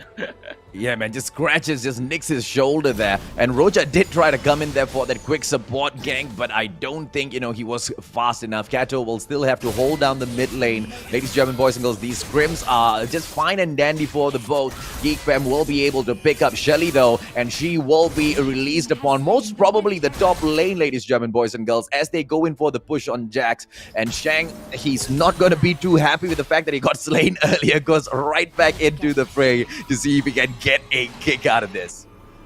That's right, and just look at the Trinity Force already being built up, which means that you have no chance to fight off this Jax. This Jax can go on the 1 versus 2. So Rumple now moving right in. Hopefully he actually connects this counter strike. Yes, he will. And I speak about that 1 versus 2. Now he flashes away. Good call. And Emotion, he almost bring down Rumple, and he's gonna be able to actually have more health to face off against this Evelyn. Now, judging from this situation, the side of Linkx, they can't actually get a free Drake because that Evelyn was too busy trying to get a kill.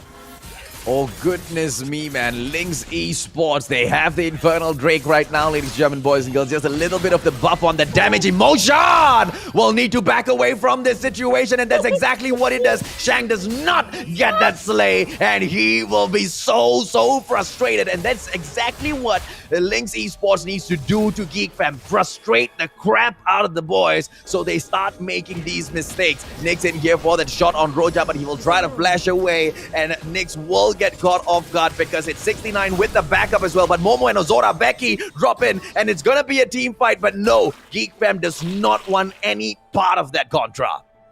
Well, there's not really a point for them to actually contest right here as well, so might as well just disengage and call it off. So what just happened over at top lane was a masterclass coming out outside of Emotion, because he knew the limitation of a Jax. And every single time that the Shang dives right in, he opens up the counter-strike. Just spin your lamp around and, of course, get all these damage negated. And not only that, just when he has the Hextech ultimate available, he just walks out at just making sure that he leaps back to the middle lane. And oh my! Over the middle, we have ourselves a pick, and Rojak now in danger. Rumple needs to actually pick him off and burn down that Guardian Angel, but he's still going to be alive.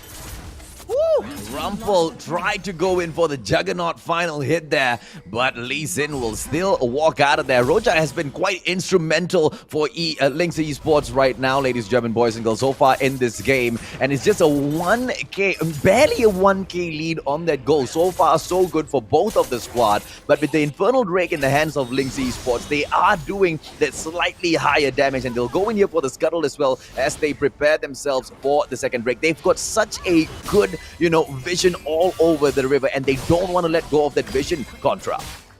That's right, and speaking of which, we do see a Lion Breeze being built up coming in from the Evelyn. So Rumple here will need to actually find a little bit more of that pickup here alongside with the rest of Linkx. Now they're making their way out. Now, Final Spark does not really land, as there will be a little bit of a caress, and there it goes. The Dragon's Rage on top of Momo, but it will be burning him down, and the rest of Geek Fam, they are looking for those picks out there. Now, Relast and Emotion can only do so much. Counter-Strike already being left out, and there you go. Emotion still being knocked up in the air. The Shang is crashing right in, and the rest of Linkx Esports will have to actually give away a little bit more room.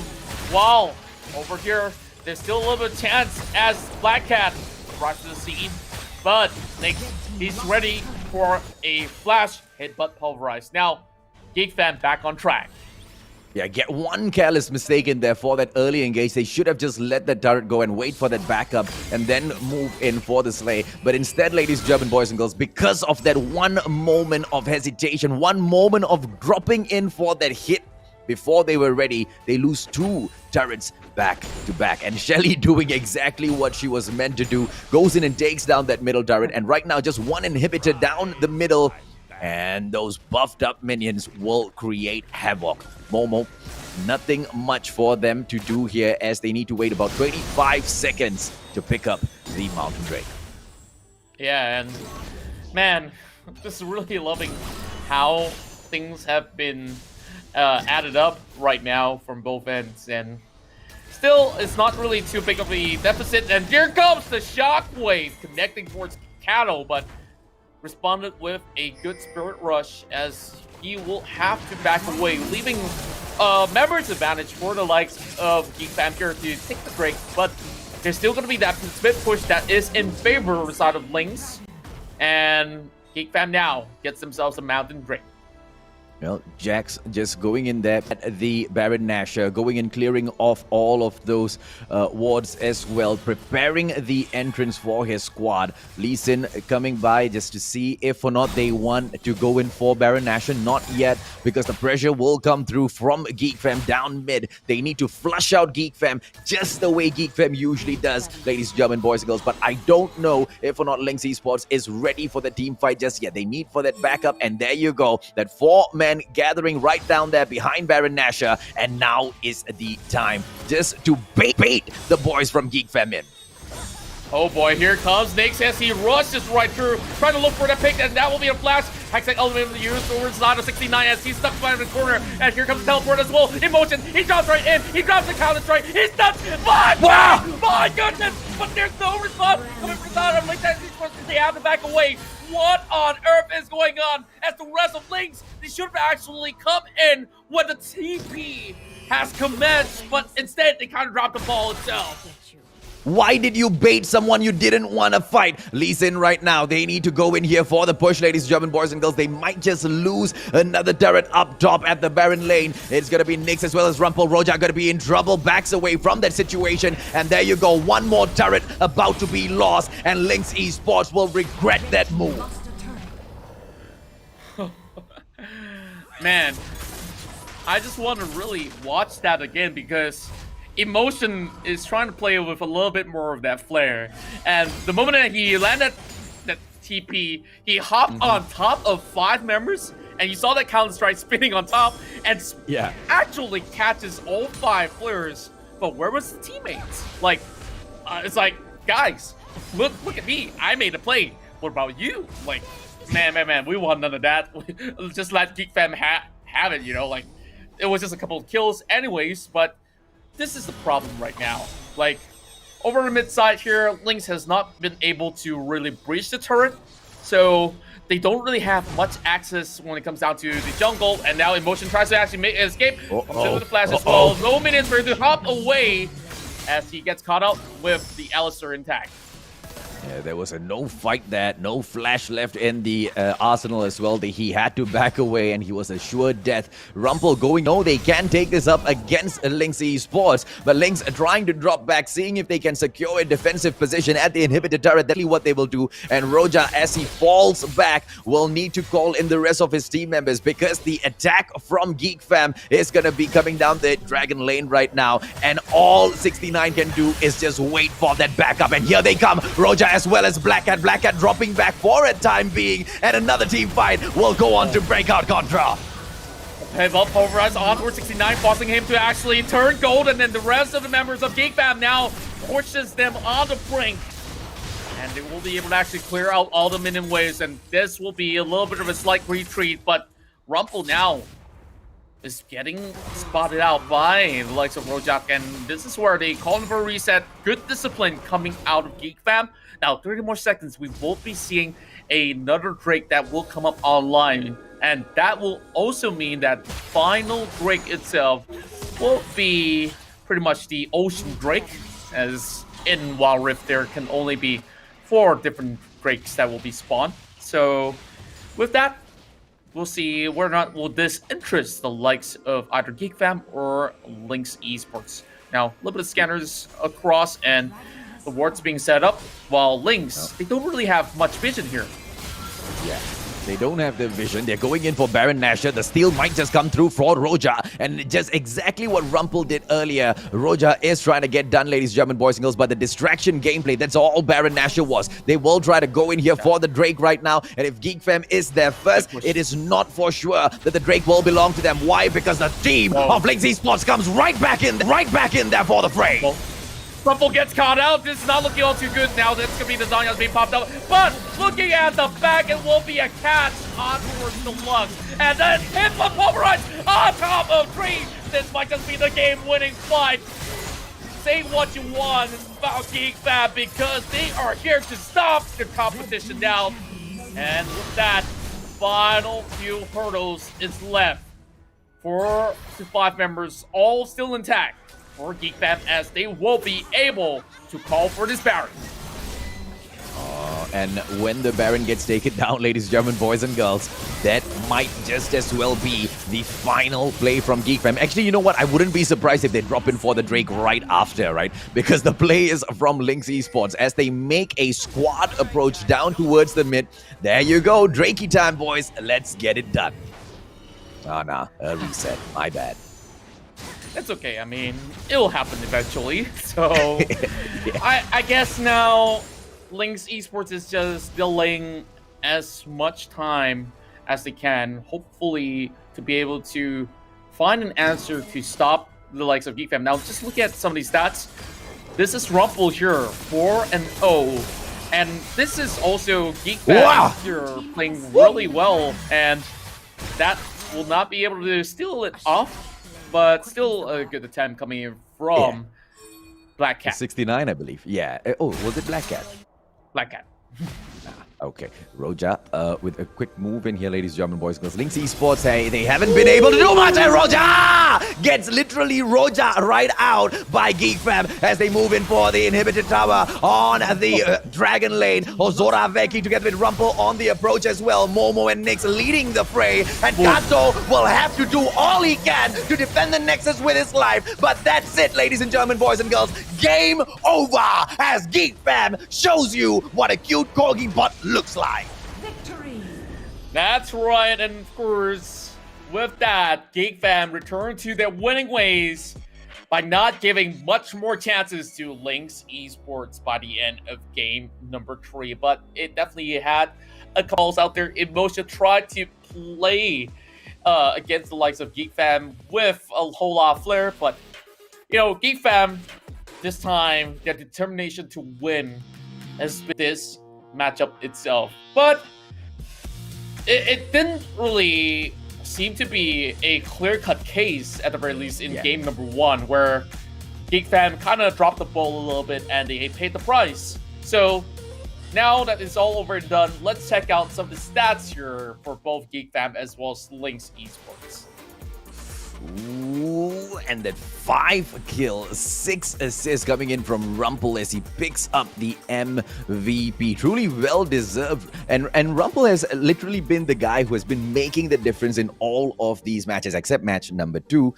We don't really know what went wrong there, but truly well played by the squad of Geek Fam. And on the side of Linkx Esports, Emotion really started off this match well at the Baron lane contra. But towards the halfway point, whatever Emotion was going and getting done right there just couldn't cut it for that squad. Yeah, I gotta say that they couldn't really translate a lot of these fights to kills or even objectives per se. And with that, the Shang tried to actually go on a 1v1 against Emotion, and Emotion eventually says, okay, I'm Jax, I can take a 1 versus 1, 1 versus 2, 1 versus 5, in fact. But 5 was a little bit too much. We saw it with our very own eyes. Now, Linkx was in charge of that game-winning fight up in the mid lane because he knocked up 3 players of the side of Linkx Esports up in the air, giving a lot of room for the likes of Rumble, Ozarveki, Bomo, as well as the Shang to just close the entirety of the game. So, with that being said, it has been relatively played in a good pace. At the very least, Rojak in the initial stage were actually securing quite a number of significant picks. So I'm just saying that, they just have to refine the way that they work out the entirety of the map for Linkx to do a lot more. Let's check out some of the damage being put out in this game. Yeah, Shang as well as Ozarveki as usual, man. 15k damage. They'll share it between themselves. But on the other side, Emotion as well as 69. It's quite equal up on the board. But, that's as far as the damage goes for those 2 top players from each side. But Rumple as well as Momo coming in there with that assist, a little bit, extra for the squad. Like you mentioned, right, Contra, they managed to go in there for those engagements, but they just couldn't get that final hit in. They couldn't get that kill.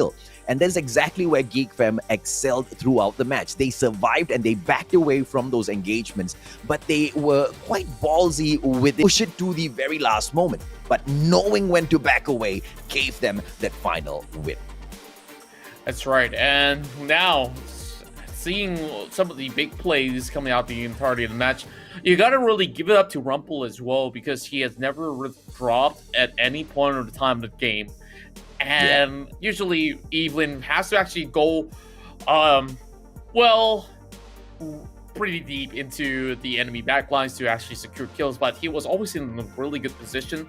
Well, 69 has dished out very high damage, but still, a lot of times, couldn't really translate it because there's always that Alistar that has been blocking them all across. And with that, this pretty much sums up the entirety of this game number 3, and of course the match point for Geek Fam here to still hold a little bit of a lead over on towards the entirety of the chart. So we've already seen 3 matches so far, and we've still got 1 more to go, and I really can't wait to see what happens in the next one. But then again, kudos to Geek Fam. I believe that we'll eventually be speaking with one of the players out there. I wonder if it's Becky or so. And the question is, how does it feel like playing that second game? Because I don't even want to question about the draft anymore, I just want to drop it. Yeah.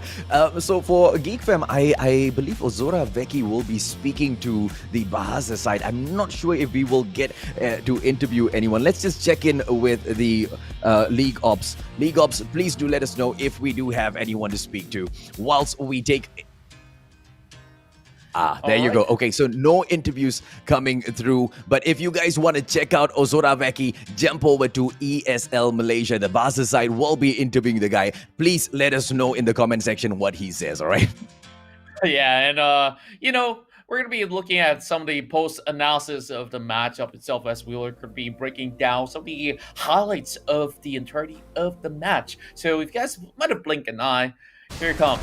Going back to game 1. This was that beautiful solo player landing in with a big king coming in from Rumple. They secure the Drake, and that's where this fight continues. And the Monsoon gets a little bit of heal off, but Geek Fam, they were actually stomping out many of these fights. Now, second break, this is where they land another good kick onwards Jarvan again. Yep, they go in there for that push. Oh, that's not the part just yet, ladies, German boys and girls, because when they moved in there, right, I'm just still waiting for that roundhouse kick that Rumpel lays on them. Exactly, and this is where they actually drop a real good hero's entrance, and of course, having the Shang zone out completely from the rest of Geek Fam, and they try to actually re-engage, but they didn't really get much good vision. You just look at that same push that they were rotating in and out from, it was not water at all. So they could actually play by the nice edge and eventually stab them right back. And this was the game-winning fight, I do believe, and they got many of them actually caught up. So it was pretty much an 8-1 scoreline already. It is game 2, by the way.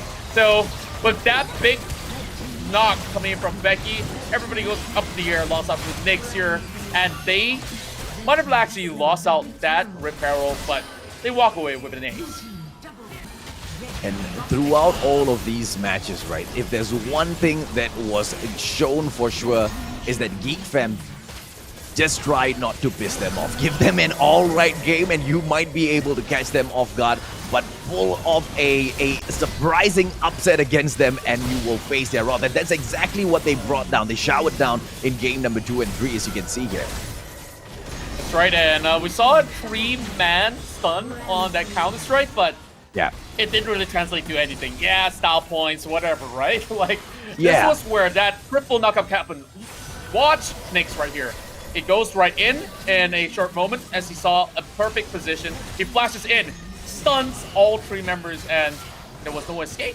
And the only way that they could actually get out at is have 69 there just to use his arcane shift out, and yep, there goes Rojak down and out. So that's pretty much some of the analysis that we do have, and Geek Fam, they know when to pull the trigger when it's the right time. Absolutely right, and that is the mark of a true champ. Taking a 2-1 victory after losing one today. Yeah, a lot of them, you know, in the comment section, they were quite surprised as well. But Linkx Esports, very, very well played. I'm not so sure what happened with the drafts in, you know, game number 2. I am still curious though. I think after this series, I might just drop them a message, check out with them. What was the strategy there? Because, you know, we had a chat in our own WhatsApp group as well. And, you know, what Ikuto was saying was, if the Galio was not picked, maybe this could have worked. Was it a troll pick, or were they serious about this? Did Geek Fam just find that exact pick with that Galio to prevent all of this, ladies, German boys and girls? Well, at the end of the day, split off. But I'm curious, man, are we going to see that combination again? Because with such a drastic draft pick, there must be a story, there must be a goal behind that. Yeah, I definitely think that there is a little bit of a goal out there being set out, but, you know, there's still so many chances for the likes of Linkx here to also create passage to their glory in a form of way, because this is still going to be a league that will be played out in this group stage. And for Geek Fam, they of course save a little bit of face here, as well as their reputation as one of the best out there. And well, we end the entirety of this matchup, and we'll be moving forward to another series here for our final best of 3. And before that, we'll definitely jump on a short break, and we'll catch you guys later. Masih lagi bersama untuk seketika, tapi lihat bagaimana eksplosif gas Becky telah pun tiba. Becky menjatuhkan serangan. Mereka ingin masuk secara teleport, telah pun tiba. Xiang telah pun sampai. Dia perlu menggunakan strike, tapi terlewat. Blood, sweat, and tears written in the blacks of kings. 1 in a million, the billions that had to sing. Nice. Alright, go. Down first. Get in. Alright, down already. Nexus. Alright, okay. Nice!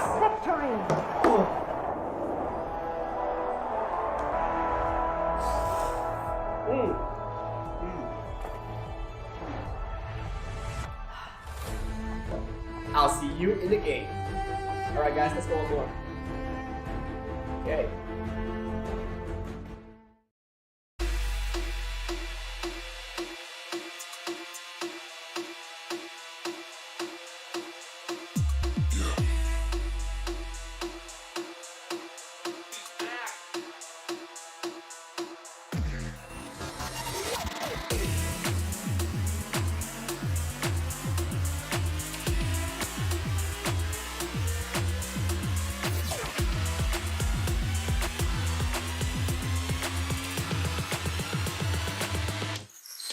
Guess who's back?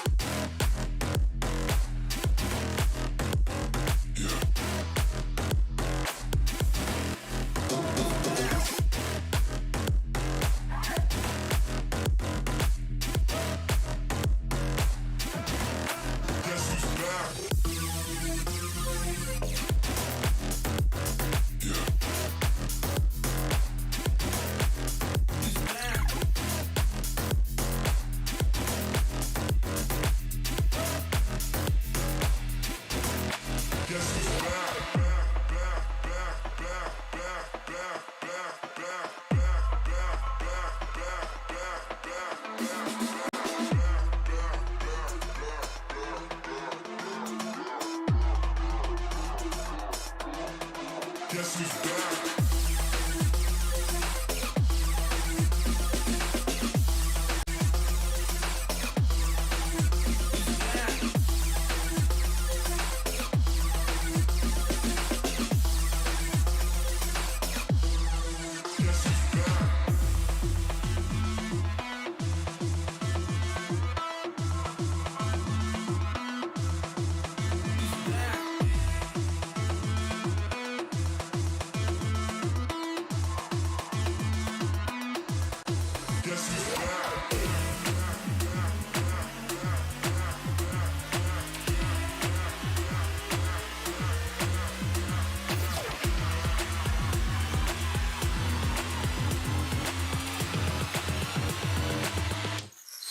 Guess who's back?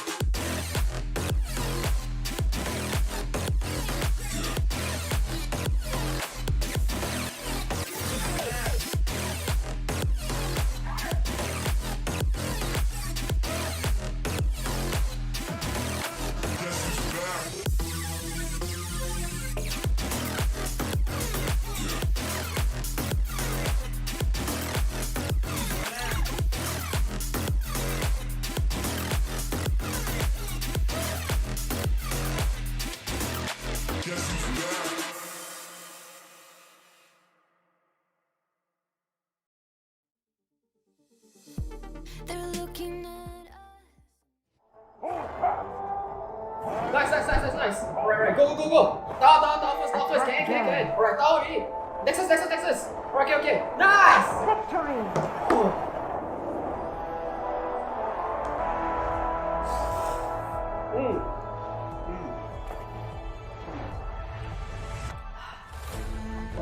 I'll see you in the game. Alright guys, let's go on board. Okay.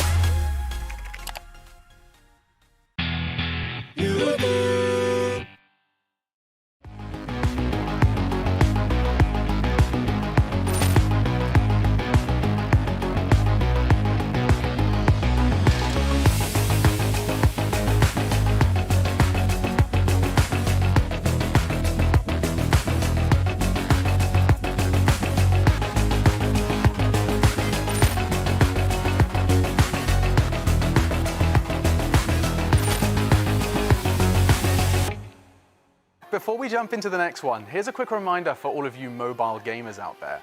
The ESL Mobile Open is just around the corner, so head over to Twitter right now and get all of those details. Tell your friends, build a team, and earn a spot in the finals. Feel the lights, see the stage, hear the vibe. Pumped up to get ready for the fight. Big dreams, one chance, be the star. I'm the winner coming out of the dark. Step out as a motivator. Let them know that the wait's up. That's how we know when we level up. Ay, that's how we know when we level up. Level up. All we know about is level up. Are we ready not to level up? You know we fall and we get up. Level up. Are we ready not to level up? It's time, get up. Back against the wall, still I'm standing tall. Know about the ball, I got my fan with me. That's how we know when we level up. Yeah, that's how we know when we level up. Level up.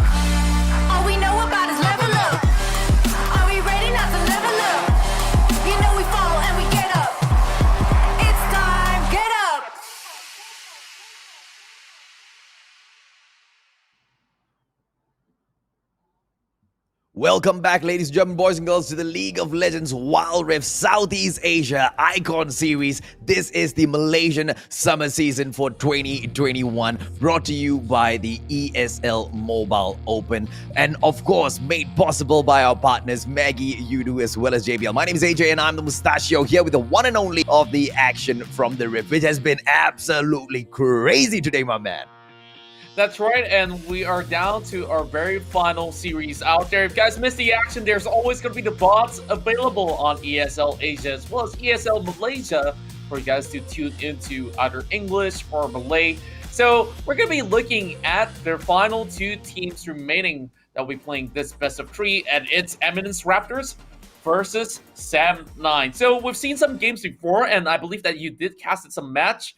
So let's check out the lineup for Eminence Raptors.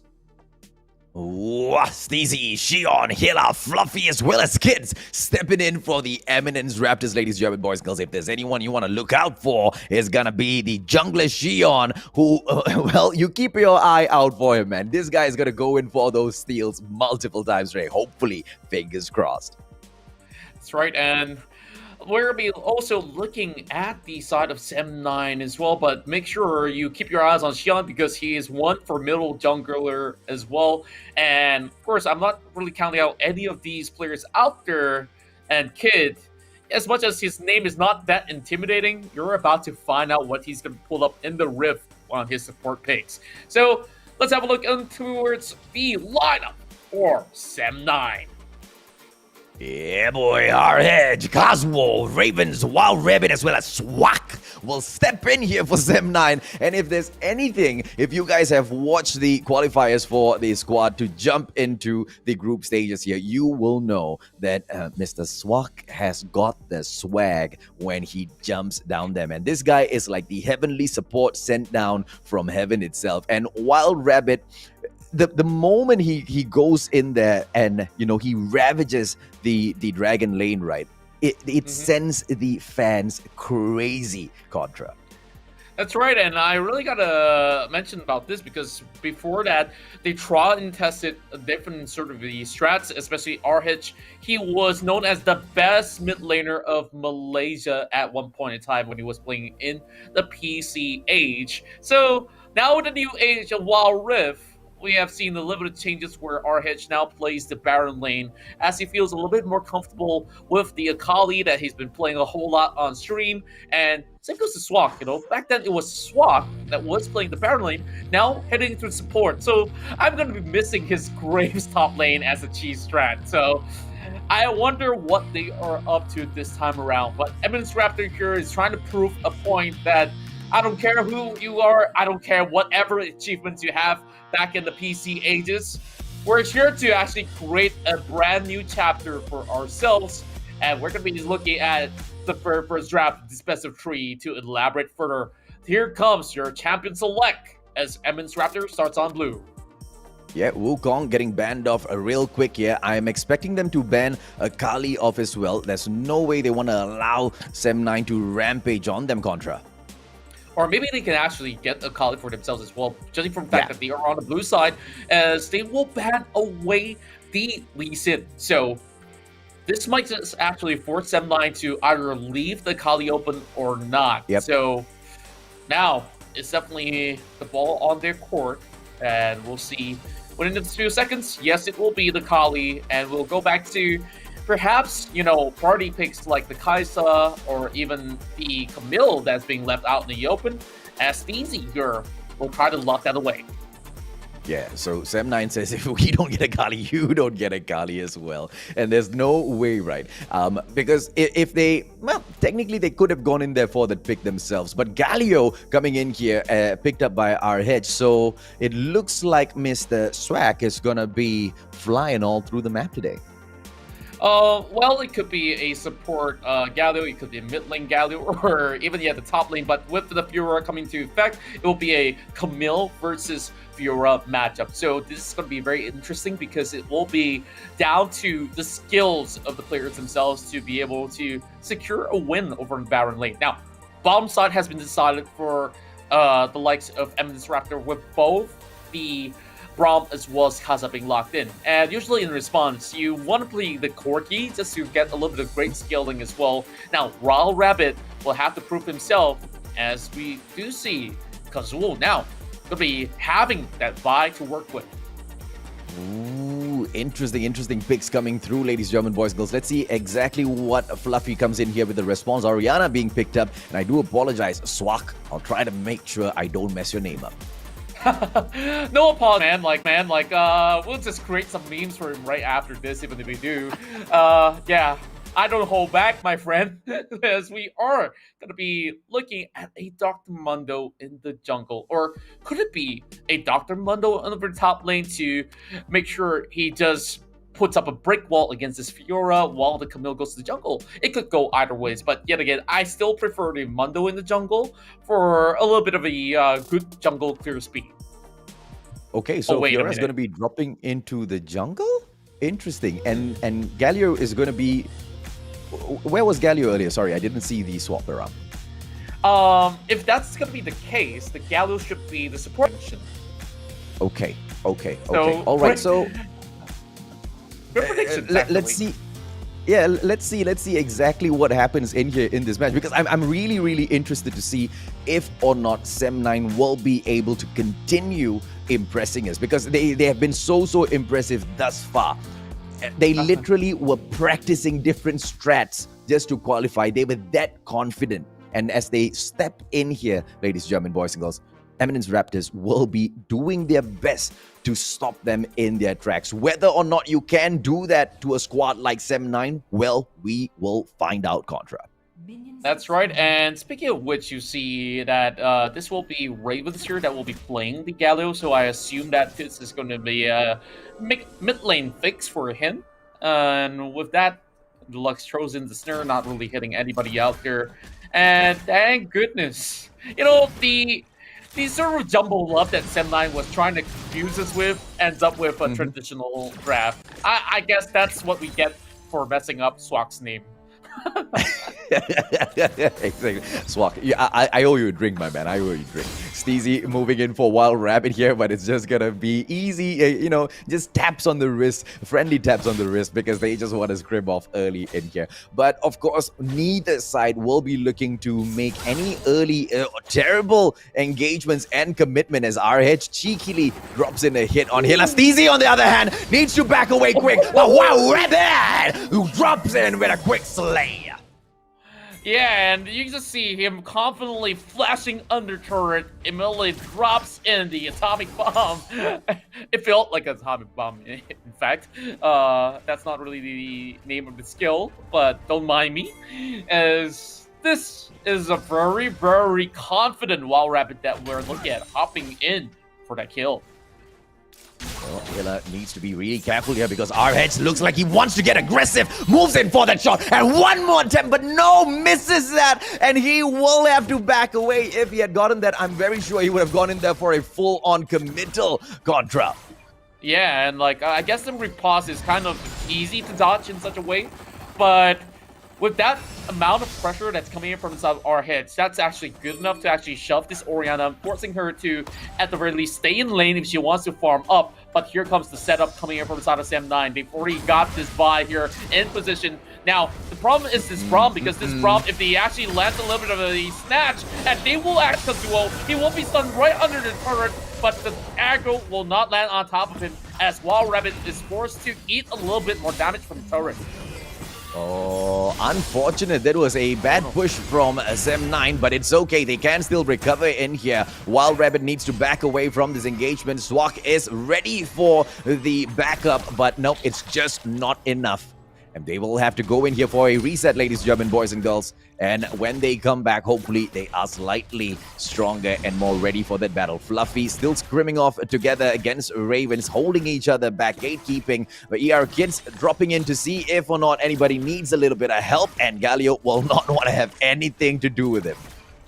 That's right. Just going back to purchase some items, I do believe he does have the Heroes entrance up available already, as most of the players are already level 5, except for Kids, as well as Steezy. So Steezy here having a little bit of a tough time, especially now going on to this skill matchup that I was anticipating.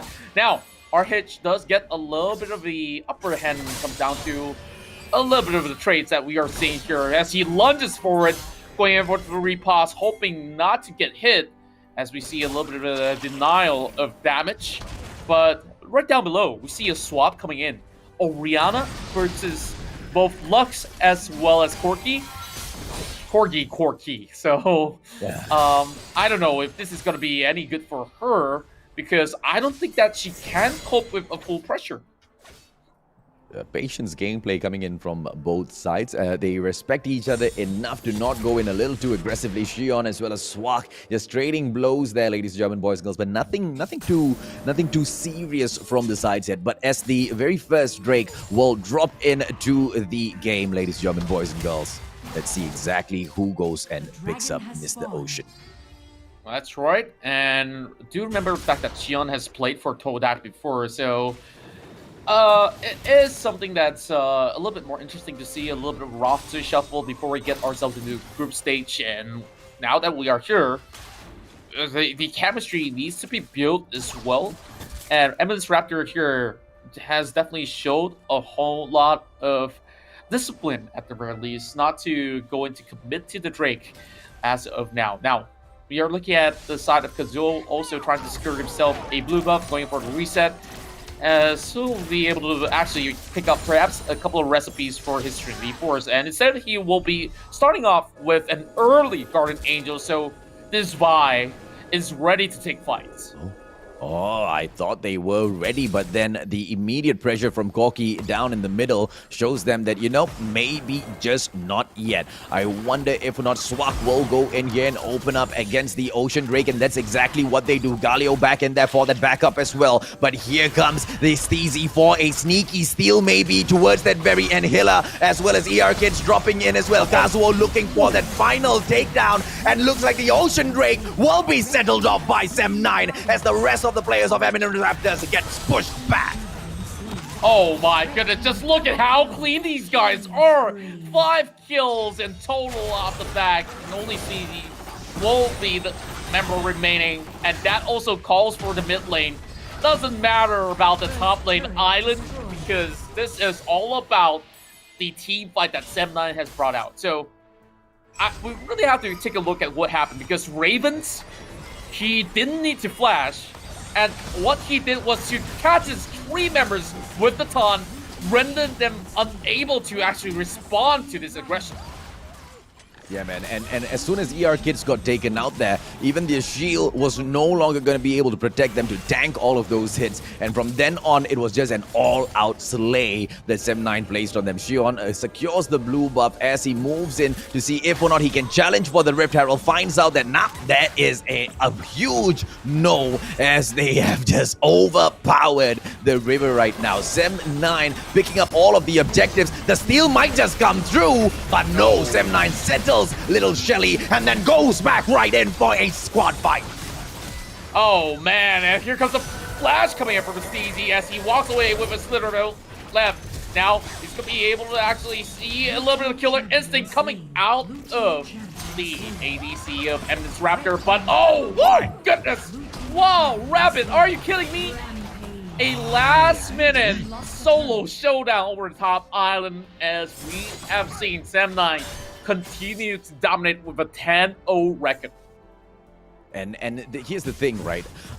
As far as we have definitely showed us that they are a super strong side, even at the qualifiers, to reach the group stages. And if anything, they've shown us enough promise to give us the confidence that Eminence Raptors are not gonna be able to take game 1 from them. But we can't count them out just yet, because Eminence, they've kind of showed us a couple of times that the comeback is real. Is it gonna be the same in this game as well, ladies and gentlemen, boys and girls? Because they are tanking quite a lot of blows. Like you've mentioned, right? 10-0 is no small joke. Fluffy as well as Kids as they go in for the push on Ravens. Ravens gonna play the patience gameplay and back away from that fight. Xion attempting to see if or not he can catch Wild Rabbit off guard as they go in for Killer. And here comes that 4-on-2 situation. Hilla back in, and then the stun comes through and manages to take down an opponent right in. Oh no, Kazuo doesn't go down. My goodness, the Hextech ultimate negating them from escaping, and here comes the chance for Eminence to turn the tides around. Gets that shutdown as well, with that double kill being secured, and that leaves only R-Hits as well as Ravens. But look at what R-Hits is up to over the top side. Oh, great push coming in here, ladies and gentlemen, boys and girls, from the side of Eminence Raptors. What a defense they start on, and Ravens might just get sliced out of the equation here, but Galio will pull away from the situation. RH, like you mentioned, bro, is going in for the full-on Juggernaut, the solo achievement, but he doesn't get too careless in there. He will back away, might be going in here to secure the blue buff for himself. He's already got the true damage on. Yep, this is what the Fiora does in the game where, you know, if you have so much room to play around with, he will just go in for the split push from time to time again. So Mr. R-Hitch, now that he has the blue buff, he can easily just lunge forward, slice anybody, and walk out of that by just cutting across all these thin little walls. And S9, they can just leave R-Hitch to do whatever they want, but Eminence Raptor has to keep an eye on this Fiora, because if they don't, then they're about to take the inhibitor turret as well. Well, Infernal Drake says hello to the game, ladies and gentlemen, boys and girls. The players from Eminence Raptors right there behind might try to go in here for the steal. They can't even jump in right behind as well, and they will have to back away. Sem9 opening up against the Drake, and this might be a little too late. Are we going to be able to see Eminence Raptor even come in here for the challenge? Yes, we do. And what a block coming in there, and Swak doesn't get that shot off, and that's it. They take the Infernal Dragon anyway, and all the players from Eminence Raptors need to back away immediately. That extra damage not gonna be in their favor at all, man. That's right, and you can see that R-Hitch here has been dishing so much damage. He's 11 in terms of level, and you just check out the rest of the members of Raptors. Come on. This BZ is just level 9, and he's only got one item to work with. It just tells you a whole lot, and immediately calls in for such an early Baron. There's not even time for Eminence Raptor to even respond, and no wards, no vision whatsoever. Yeah, you can TP all the way in for absolutely nothing, and easy. He's so far behind. I don't know how can Eminence Raptor even find any room to make space for a comeback. Yeah, now they've got 2 Drakes, a 10k lead on that gold as well. 4 turrets taken down, but in terms of, you know, the turrets gameplay, Eminence Raptors have done enough for themselves. But those buffs coming in from the Drakes, as well as the levels that, you know, the Sem9 players are at, it's just a little too much for Eminence Raptors to tank. And the team fights are just breaking down in a way where, you know, Eminence Raptors just cannot stand against the players from Sem9. Except for ER Kids, he needs to go in there continuously tanking those hits with his shield, but it's not going to do much help as Xion goes in for the push. Is he going to be able to get something out of this Contra? But they back away with smart gameplay coming in from Eminence Raptors. But is that enough? Not enough. You can see that they made a 1-3-1 split push that has been pretty much so dominant, and they don't have answer for both R-Hitch as well as Walk. And here comes the team fight for the dive, and immediately the clean up job. Wheezy peasy, lemon squeezy. Flash coming in from the side of the team. He will pop the Hextech ultimatum, but he will be blown up. 5 members still surviving at Sem9. They will have a clear-cut win in Game 1. Over. There's nothing that they can do, ladies and gentlemen, boys and girls. Sem9 just too good, just too perfect from the get-go. And no matter what Eminence Raptors try to, you know, pull off against them, it just failed again and again and again. And just outclassed in the first game here, Contra. Yeah, and that first dive on towards the ADC right over the bottom lane was just a little bit of showing of, okay, I can just pull off any plays as I want to, even if you're going to be facing off against the ADC. We haven't even got to the point where R-Hitch was also to the point that they will have to switch lanes again. So let's check out some of these stats here, because it's S9, they were looking pretty solid here. Now, the MVP of this match is actually Mr. Swak, as he has secured a total of 14 assists. Now, I'm pretty sure he's grinning as he's watching this, if he's actually watching. And while Rabbit here taking 4 kills alongside Ravens, who have not dropped a single time at all, alongside with our Hedge.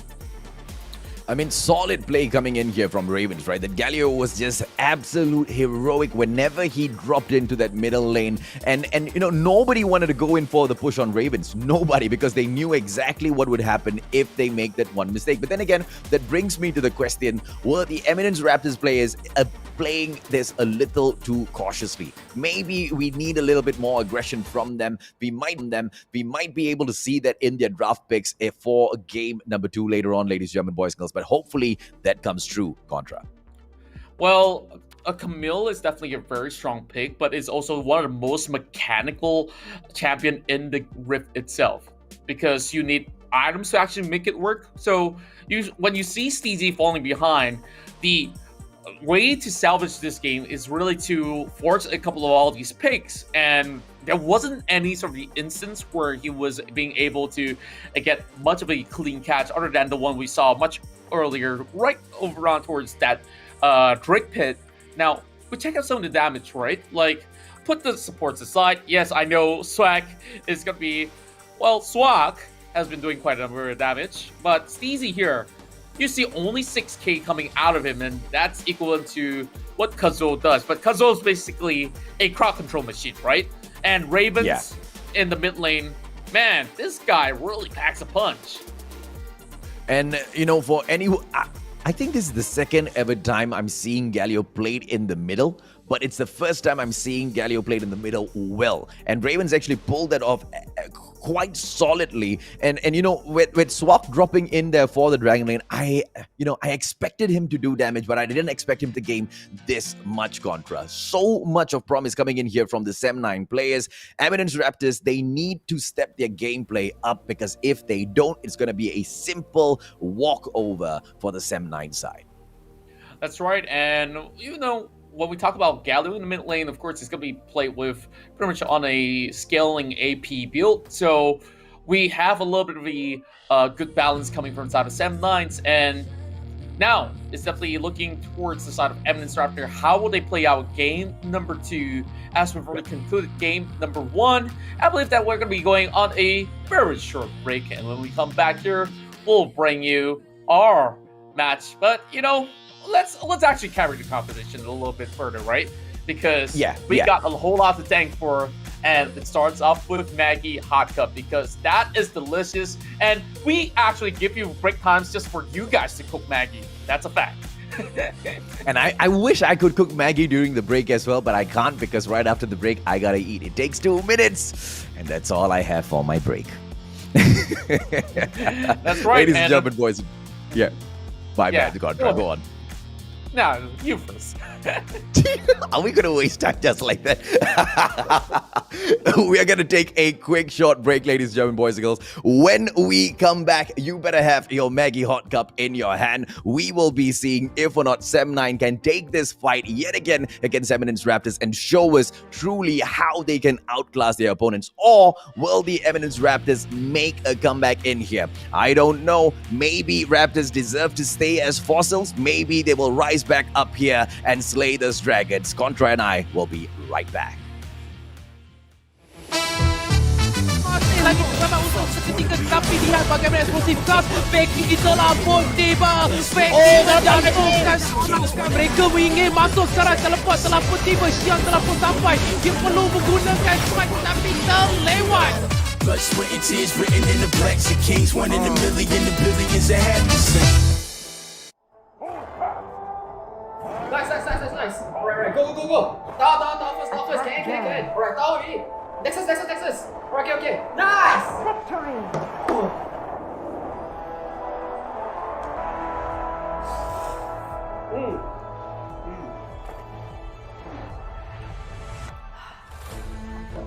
I'll see you in the game. Alright guys, let's go on board. Okay.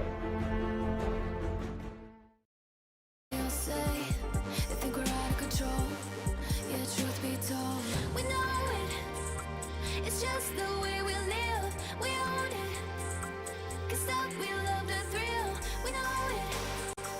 It's just the way we live, we're grown-up kids.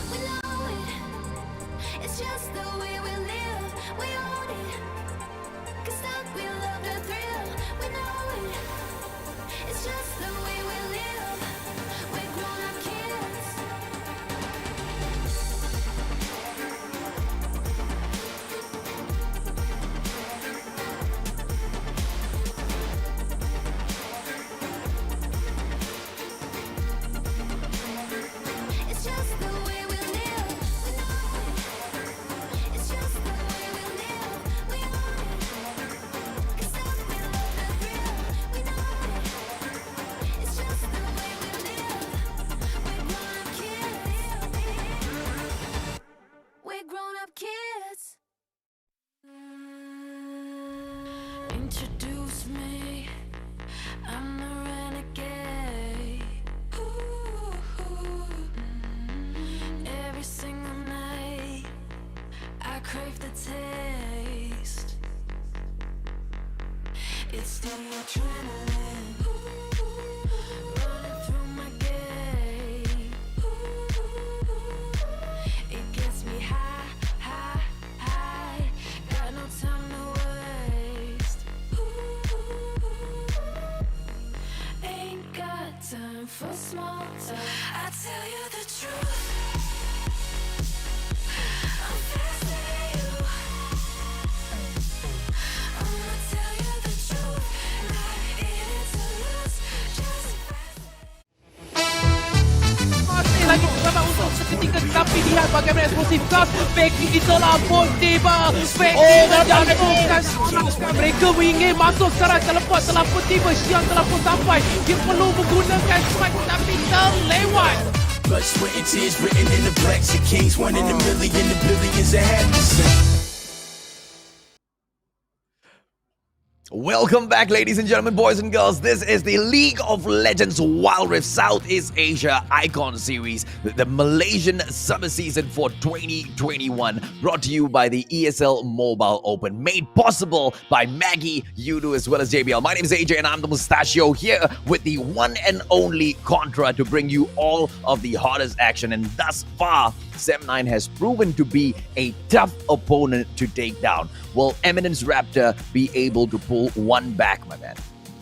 Well, I really do hope to see Eminence Raptor actually prove that they have what it takes to challenge the likes of Sem9, because Sem9, there are times where they do have certain sloppy plays, and it's evident enough that they do have 2 fights that actually didn't went well on their favor, but of course it wasn't enough to dent the likes of Sem9. So coming in to this sort of draft, of course it's do or die, you know, for as much as it's the very first of the group stage itself, but you want to start off on a strong footing. So this could potentially be the final game of the evening if Eminence Raptor does not really pull their best part to the table. For the sake of my craving and my Maggie hot cup, which I have already, poured water in and is, becoming a fat little boy in that cup, I hope Eminence Raptors do not take the win. But for the sake of the Eminence Raptors and for their sanity and their sleep tonight, I hope they are able to go in here to the drafts, Contra, and show us a strong lineup that will be able to tank whatever Sem9 dishes out for them and then to take the game as well. That's right. Yeah, hopefully they pick a squad that will, be balanced enough so they don't really need to tank a lot of these hits. Because, when they have that late game build for their squad, it's not really gonna play well to their favor. Because Sem9, when they want to get aggressive and shut you down early, that's exactly what they go in here for, my man. That's right, and right now we're looking at the couple of bans already in the back. It's gonna be the Cavalgarina as well as Fiora, because RTZ was way too good at those split push and was also putting Steezy behind. So with that, ban whatever you want, aim it towards the side of RTZ. She's gonna steal away the Camille. And quite honestly, for as far as Sem9 is concerned, they are...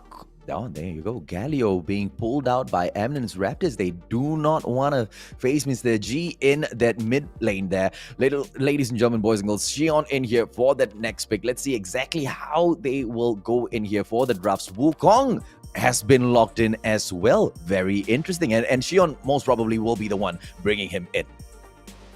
That's right. And if you combo it together, just having a little bit of an idea of what they want to do, this is more of a team fight composition that's coming up for the side of Eminence Raptor, where you want to initiate with the Cyclone. When that Wukong actually goes deep to the backline, that's where the hero's entrance will knock everybody up in the air. But, there is plan B. Yes, you ban away the Lee Sin, you ban away the B. It calls for Mr. Xin Zhao to arrive the scene, so the Mass Injustice here can easily disengage by just opening his ult, pushing everybody back, and of course tank a little bit of damage while at it. Now, over on the side of Eminence Raptor, I feel like they don't necessarily need another initiating support. So It depends on how kids actually play this Alistar. Like, if it goes into defend the back line, then that's great. But if he's going to join the front line, I'm not really seeing where this is going to go. What do you think about 7-9 right now? I think, unfortunately, that's exactly where Eminence Raptors is going to go with this. They are trying to go in with that aggressive gameplay, but not against M9, man. Seraphine picked up there for that final lockdown by Swak, and, Jinx bringing in as the ADC. It's a strong lineup for Eminence Raptors, but I think they might just be slightly unbalanced, a little bit too aggressive. And when you take a quick look at 7-9 Contra, I think you will see they will have the edge here. Well, a little tad bit at the very least. Well-balanced draft overall for the side of 7-9. They do have a little bit of everything. They can actually send 3 members in the form of RH, Kazuo, as well as Ravens to dive into the fight and not really taking too much of a costing here. Now, the only problem is this. If they actually get a lock on this Jinx with the Hack Step ultimatum, it doesn't really matter. But that's where the Alistar needs to come into effect. I need this Alistar to play defensively, protect the hyper carry, and once that Jinx actually secure the first 2 kills, he's going to come up online, he's going to come up huge, and you got to look out for those super mega depth rockets that's going to be cutting across the map as well. As we will head to the Rift here, Eminence Raptor needs to equalize while 7-9 wants to secure their match point. Will we see the Jingle Fluffy or Squishy, ladies and gentlemen, boys and girls? Now, look at the aggression coming in here, straight up from the side of Eminence Raptors, showing them exactly that their push down that mid lane is going to be strong, but they will break away immediately to their dragon lane. A quick fake in there, and nobody is down here just yet, but the fight from the 7-9 side, ladies and gentlemen, boys and girls, will break out at that mid lane as Hilla goes in for that engage against Ravens. But then again, just slight, easy, childish, friendly taps on each other's cheeks. Yeah, it's a little bit too early to do much because they're still over onto level 2. Now, it's really important to note that 7-9 does have a little bit of a head start when it comes down to jungling, because look at where we started off. Red buff for the Wukong, and he's doing it all alone. And because of the support, and what we call this is a leash, where you start off with both the ADC as well as the support helping you clear the, and that actually ramps up the process of jungling. And not only that, you actually get to clear the jungle with more health. And speaking of which, here comes the invade coming from the Xin Zhao. Oh, are they going to be able to get anything out of this, ladies and gentlemen, boys and girls? Galio dropping it back there for the support as well. And I don't think this is going to end well if the full-on commit comes in from 7-9. But that's exactly what happens. Wild Rabbit's going to be in trouble, but he will back away from the situation. And Swak goes right in for that kill, but unfortunately does not get that hit. ER Kid's in there for that backup as well, Contra. Oh my goodness, what a taunt, as they will be able to secure the first blood as they dive right in. Kazuo as well as Ravens, they're going insane on this one. And look at what they can do with so little health left. Now, it's only Xion as well as Swak that walks away alive. And Xion, battered, bruised. I don't think that he can even finish off the blue buff all too perfectly. And RH now has so much room here, as he has been able to also force the colleague to back away earlier. There you go. He calls in that backup as well, and Kids is in there to help him out. He should be able to secure the buff for himself, ladies and gentlemen, boys and girls. As another fight breaks out between Ravens as well as Hilla, but this might have just been one mistake made by Ravens. He calls in that backup, and Swak comes right back in there, and Hilla is going to be in trouble. Galio needs to back away from this action, which is exactly what he does, and he will not fall just yet. Yeah, it's definitely going to take a little while for anybody to just commit, because there's no point of contest for the very moment. So both junglers, they will be going back to the farming stage. Swak, he's still level 4. So once he has his encore, then maybe they could actually pull off something. But nothing that the unbreakable will can, of course, tear apart, because Kids once you open Unbreakable Will, he won't be stunned or suppressed or anything that you want to throw at him in terms of crowd control. He just walks away because he's a beefy Alistar. So over the top side here, we do see Xion getting prepared to go in for a flank. And with that, RH has already read the signals well enough. And yep, goes back into farm up. And that's all that we're going to be getting. But a ping comes out towards the Drake. And there we go again. Whoa, the taunt coming out there, and Hilla really well down at mid, ladies and gentlemen, boys. Because Wukong's going to go in for a quick set, and so will the Galio. And this means right up after this, there will be a battle for the Drake, ladies and gentlemen, boys and girls, and it is not gonna be a clean one. That's right, and now Steezy chooses to back away as he still wants to commit this recall. This RH disrupting his tempo for a little bit, as with that recall, he'll be losing a minion wave. So Steezy is going to be behind in terms of levels. And here goes a catch, easy peasy. Oh! And what can Hila do? I mean, he's got the flash available, but he didn't expect all 4 members to collapse. And this is a mid lane turret given for free. Or mid lane turret given for free. The Drake not even being attempted by the side of Eminence Raptors, ladies and gentlemen, boys and girls. And Sem9's just allowed to roam freely. What is going on? Just Hilla is left to protect the turret, and all of Sem9. Look at that pressure come through. What are the Eminence Raptors doing, ladies and gentlemen, boys and girls? They will commit down to the turret at the Dragon Lane, and they will lose it down mid, leaving Hilla all alone. All alone. Oh, dude, that guy is singing that lonely song. The reset coming in from the Sem9 players because they want the Drake and they want it bad. Are they going to be able to get it? By the way, Eminence Raptors are playing this at the moment. It looks like the answer is yes. I'm not even sure if there's an actual response coming from this Eminence Raptors. Like, to trade 2 mid lane turrets for 1, that's still a loss. And now, you're giving RH so much room to play, and you can only take so much vision across the map. Now, Sem9 is already challenging the Drake and is forcing members out of Eminence here to make a move. And here comes the flash, and the Cyclone will connect.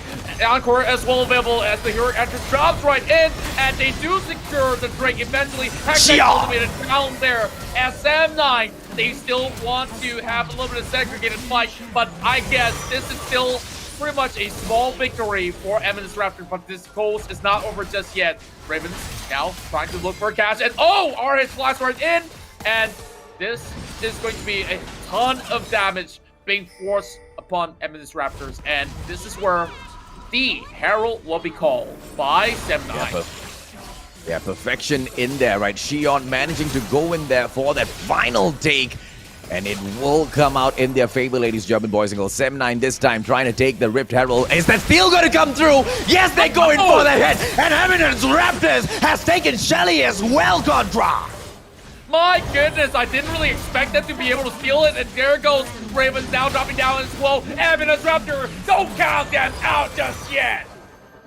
Oh, Yarkid just tanking that. Not gonna be easy to take him down. Xion with that push as well. I don't think any of the players from Sem9 is ready for this. Swag needs to back away, but they will lose that turret. Nothing he can do on his own, ladies and gentlemen, boys and girls. And just like that, Eminence Raptors, they look like they are ready. They are primed to take this fight. The red buff gonna be secured in here, and RH needs to move right up to challenge Steezy yet again down at that Baron lane, and I don't think Sem9 was expecting that. Now they need to wait for the next Drake before they can make any other moves in here. They should be able to clear out all of those, side wards at the river to prepare themselves, but I wonder what is their game plan gonna be now, Contra? Well, there's still a lot more work to be done, but at the very least, there is a little bit of balance coming in. And Eminence Raptor, they actually executed that fight very well on towards their Herald. Now, they send 2 members in, and Wukong comes in much later on, and that actually buys a little bit more attention away from the other the jungle there, if I really want to pinpoint it out. Now that ward's going to be able to spot out 3 members. Thank goodness there's no phase check. And Eminence Raptors, yes, they are 1 kill ahead, but they're not really ahead in terms of goal just about yet. So the next point of contest is still going to be the Drake, which will take quite a while. So it's really down to how to control some of the minion waves right now. And speaking of which, a lot of information has been received by RH by the side. So he will continue to do a little bit of split pushing up over the battle lane.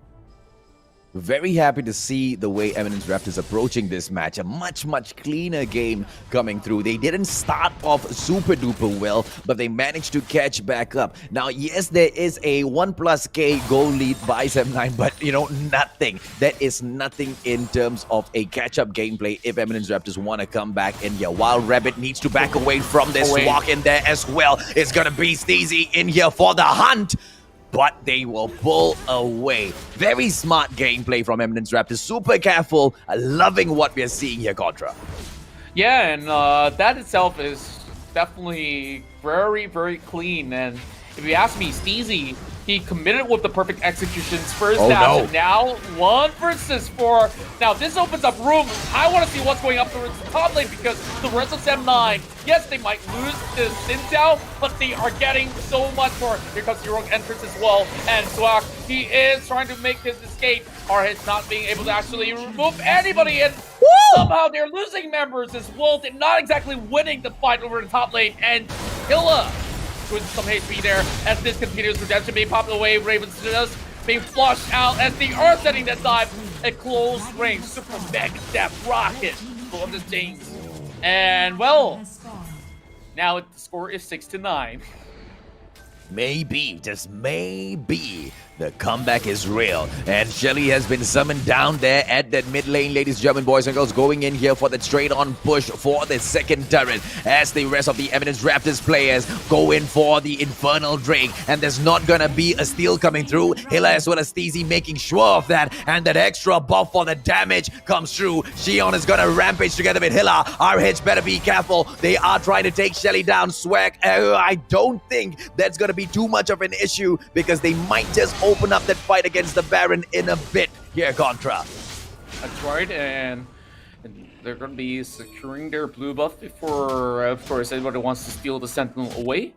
Scuttle Crab easily falls to the hands of Xion, while top lane is going to be able to be secured by Eminence Raptor as they play a little bit more methodical as compared to game number 1. So, 7-9 definitely struggling for a bit, and Kazul, he's getting chased now. How could you escape from this area as you can already see so much investment coming in from the side of Eminence? But there is still a push coming out of 7-9, and you got to answer to RH eventually. And this guy, sneaky as he may, the split push of the Camille is something that you cannot underestimate. Yeah, whether or not the Alistar was able to, you know, have that backup for Jinx to get those level ups to make sure she can deal the damage later on in the game. Alistar did exactly that, right? And there was nothing, that's nothing that's going to be able to stop the Jinx now as Kids as well as Xion go in here for that push. And all of the players from 7-9, all they can do is run, Contra. Yeah, and while Rabbit managed to flash in time for getting fully clipped by everything that Eminence Raptors have. So that ward's going to be able to spot out the entirety of the team.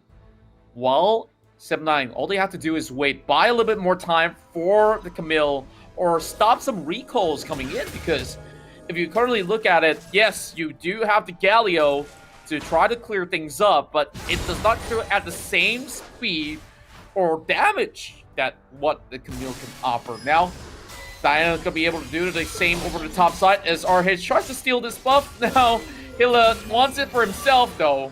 So, he does have a gust of wind, and yet again, RH, man, teeth of the night. Yeah, man. Okay, that was almost taken away by Hilla. Oh, bow! Steezy with a kill right there on Ravens. He wasn't expecting that. Went in there for the full-on committal, Contra. Yeah, and that's why you don't underestimate and Akali, because that perfect execution, the second strike of it, can actually remove anybody that has less than 30% of health. Now, let's have a look here, because this is where the attention will be drawn over on towards the Baron, as there will be the split push coming in. But Killa, of course, will try his best to bring Arhej down, but Arhej wants to commit, but he's getting too much torments, and it's not looking all too good. But this is buying a lot more time, and I don't think Arhej can survive. Yeah, man, there's no way, right? The kill comes through, and it is going to be Steezy that steals it away. Fluffy as well as Kids can go in here for the attempt on that Baron, ladies, German boys and girls. They've got eyes there, but so do Sem9. The attempt will be prevented. I don't know if or not they will be able to start this engagement here. They need to flush out the players from Sem9 here first. They might be able, or they might just try to go in here and try to start a team fight, Kotra. And yes, this will possibly be one of the best chances out there to pick off members inside Sem9. And you saw how dominant Sem9 was in the early phase of the game, and now it seems like there's no answer to what Eminence Raptor is currently gaining, as they are now evening the level amount of gold, and this will be pretty much free Drake. All Sem9 is currently doing is just to going for split pushes, and I believe top side will be secured by Ravens eventually, because for click the minions, but instead he backs away. Yep, good call, because there's gonna be a teleport anyway.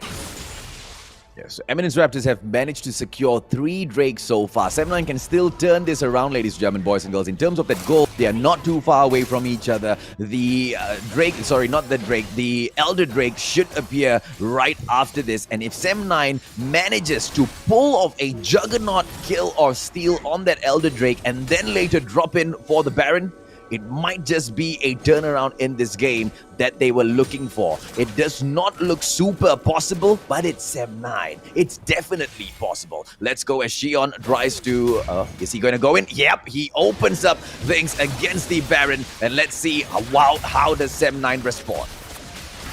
Well, I definitely know that they have already received all the vital information with this ward in place now. Immediately, they are coming in with the encore, dropping Forever down. Guys, and whoa! the Ravens, they're turning golden, and Ravens alongside Kazuo trying to hold back.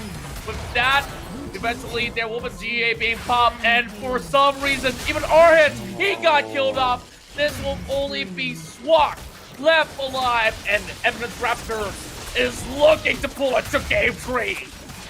Yeah, boy, it's GGWP at this very moment, ladies and gentlemen, boys and girls. The Elder Drake not gonna show its face just yet, but Baron Dasha is gonna get slain by the Eminence Raptors. Now, you let the Raptors roam, they will make sure they tear you apart. They are hungry in here, Contra, and they do not want to drop this game at all. Galio is gonna be placing all of that pressure down at the Dragon Lane. Hilla in here for that solo attempt on the inhibitor turret, and that is about it, ladies and gentlemen, boys and girls. It is gonna be game over in a few moments.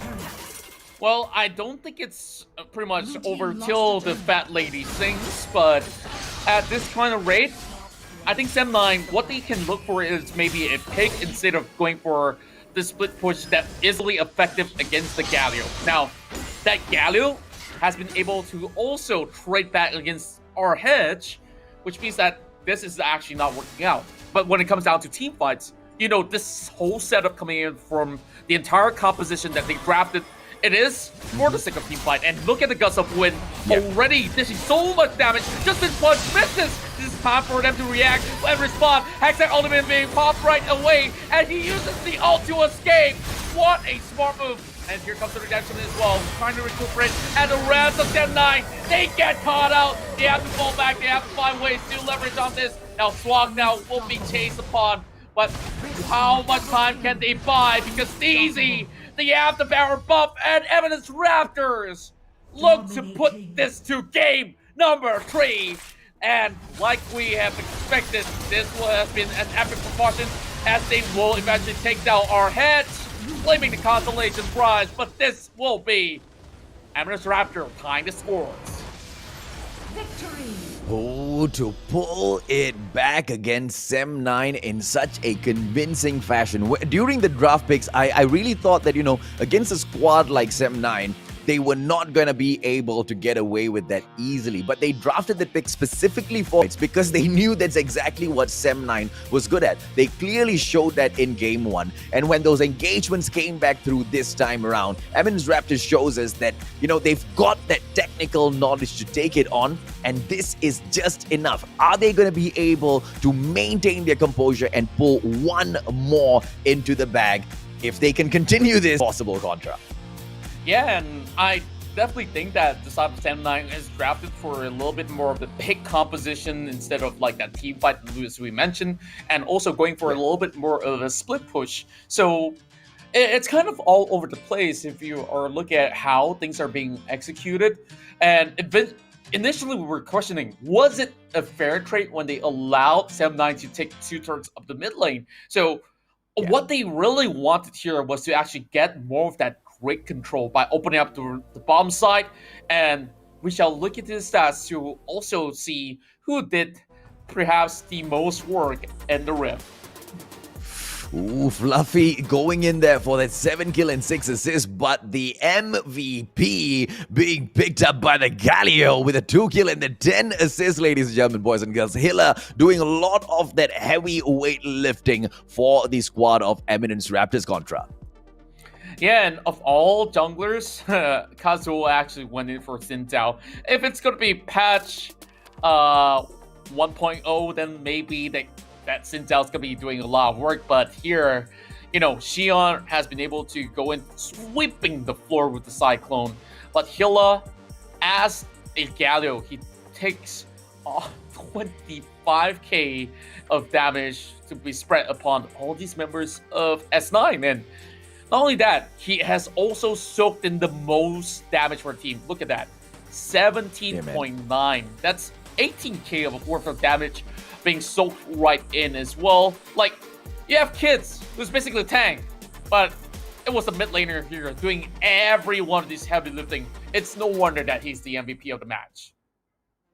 Will they be able to pull one back in here? Super duper happy that the very first day of the group stages, 2 times now, we are being pushed into game number 3. Eminence Raptors as well as Sem9, both of them have shown us their best parts, their best versions of themselves. One final matchup when we come back from a break later on for them to show us exactly who can take this matchup and pull it away from each other. But based on what you have seen so far, Contra, who's managed to steal your heart, my friend?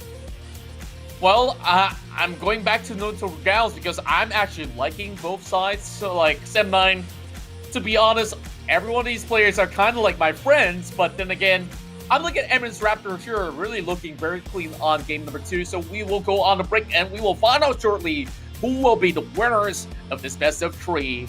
It's Contra as well as Mustachio AJ. We'll see you in a short break. Masih lagi bersama untuk seketika, tapi lihat bagaimana eksplosif gas Becky terlampau tiba. Becky menjatuhkan serangan. Mereka ingin masuk secara teleport, terlampau tiba. Xiang terlampau sampai. Dia perlu menggunakan strike tapi terlewat. Blood, sweat, and tears written in the blacks of kings. 1 in a million, the billions that have to sing. Nice. Alright, go. Down first. Can. Alright, down already. Nexus. Okay. Nice!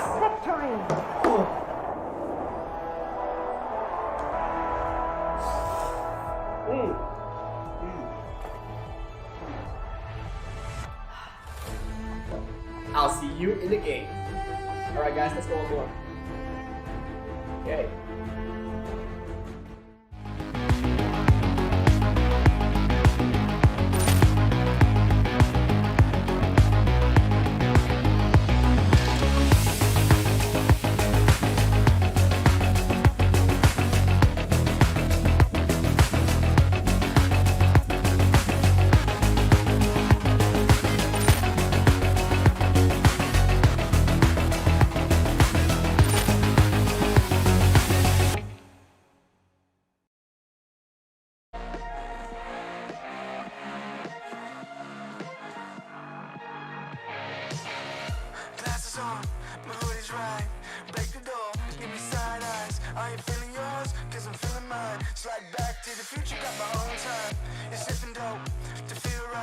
got my own high, don't need no lies. Sneaky bitches never ever act with so nice.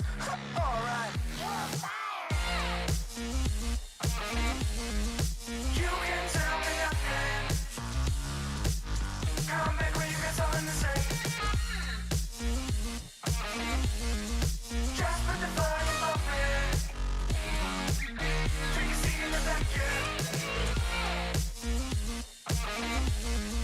You can tell me nothing. Come back when you got something to say. Just put the volume up in the back, yeah. Alright, hot damn. Not worrying about man's got a plan. It's not really about the dough, got a time frame. Matter of fact, about to blow up the Hall of Fame. So good, hell I'm all fine. Got a sweet little ooh, it's all mine. My shoe games, class high, hear it all the time. You can tell me nothing. Come back when you got something to say. Just put the volume up in. I'ma go get 'em. No time looking back, every day gotta do better. I'ma go get 'em. Blow the roof off for I really want to see, now go tell 'em. About to touch the sky, no helmet. Preparing myself on top, no weapons. On my own, I stop caring, cause they keep telling me. You can tell me nothing. Come back when you got something to say. Just put the volume up in. Take a seat in the back, yeah. You can tell me nothing. Come back when you got something to say. Just put the volume up in. Take a seat in the back, yeah. Masih lagi bersama untuk seketika, tapi lihat bagaimana eksplosif gas Becky telah pun tiba. Becky dan bukan seorang. Mereka ingin masuk sekarang, teleport telah pun tiba. Xiang telah pun sampai. Dia perlu menggunakan strike tapi terlewat. Blood, sweat, and tears written in the blacks of kings. 1 in a million, the billions that have to sing.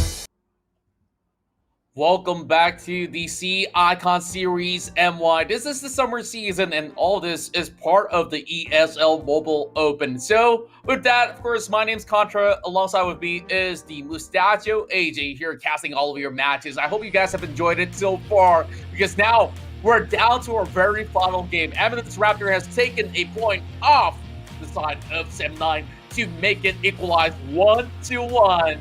And it all goes down to this, as we'll be heading to the draft. And if you guys want to, of course, get yourself some great stuff, we got Nagy to keep you company through the late nights. Well, let's see if or not the drafts will favor either Sem9 or Eminence Raptors this time, ladies and gentlemen, boys and girls. Walk us through the bands, Contra.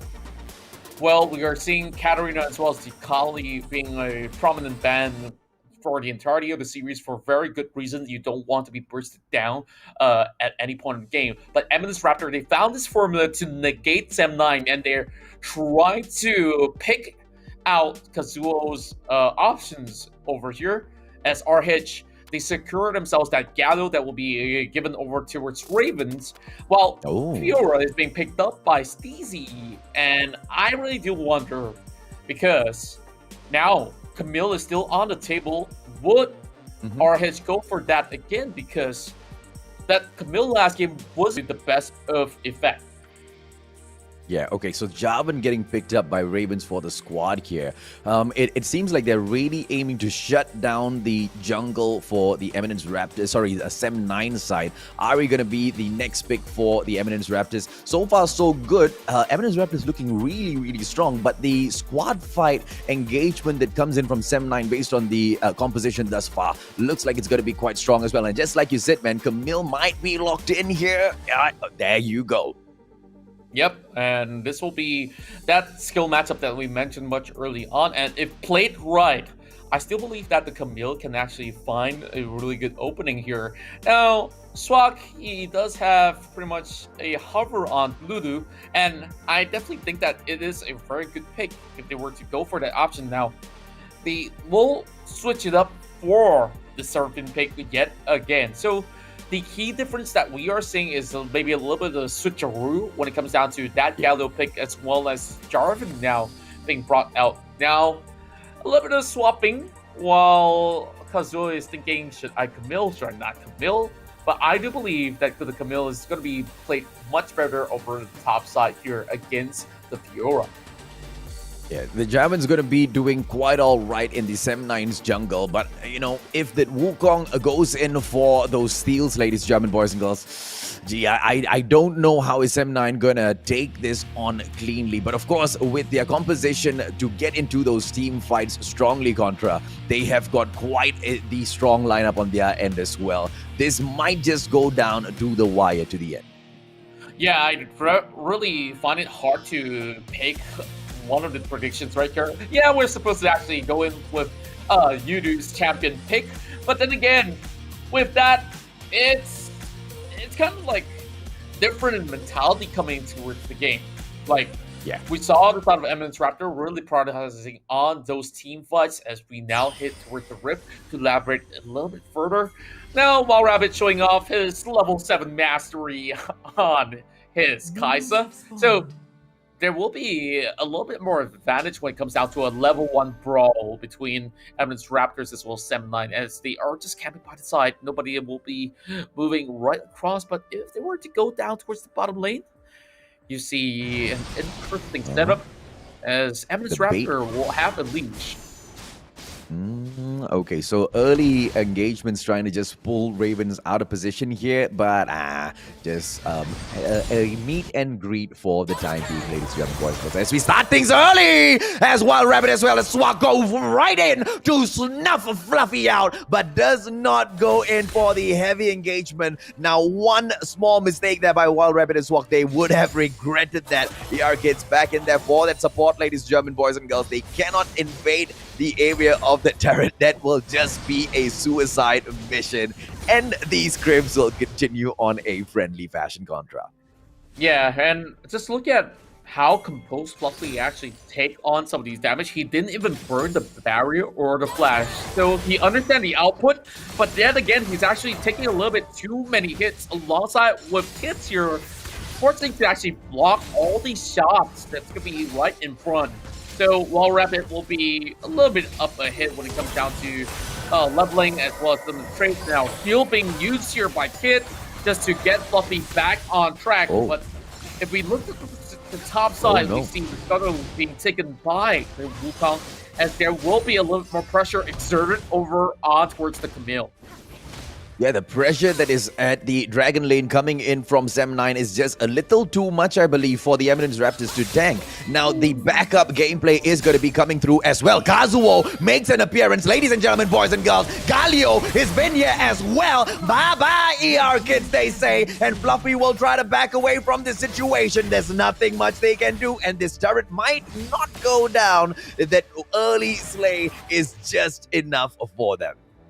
That's right, and that first blood is the only thing that they can actually seek for, because a dive will warrant a little bit of a trade back and forth. Now, Hila goes in to go pick up some honey fruit, and I gotta say, it definitely was a clean attempt, especially when you have exerted so much pressure already. So it's all about securing converting it into its skill. So Kazuo, especially, if he actually gets even up ahead, then it doesn't really matter. He can actually go into Duke out and gank with a lot more efficiency. So now, 1-0.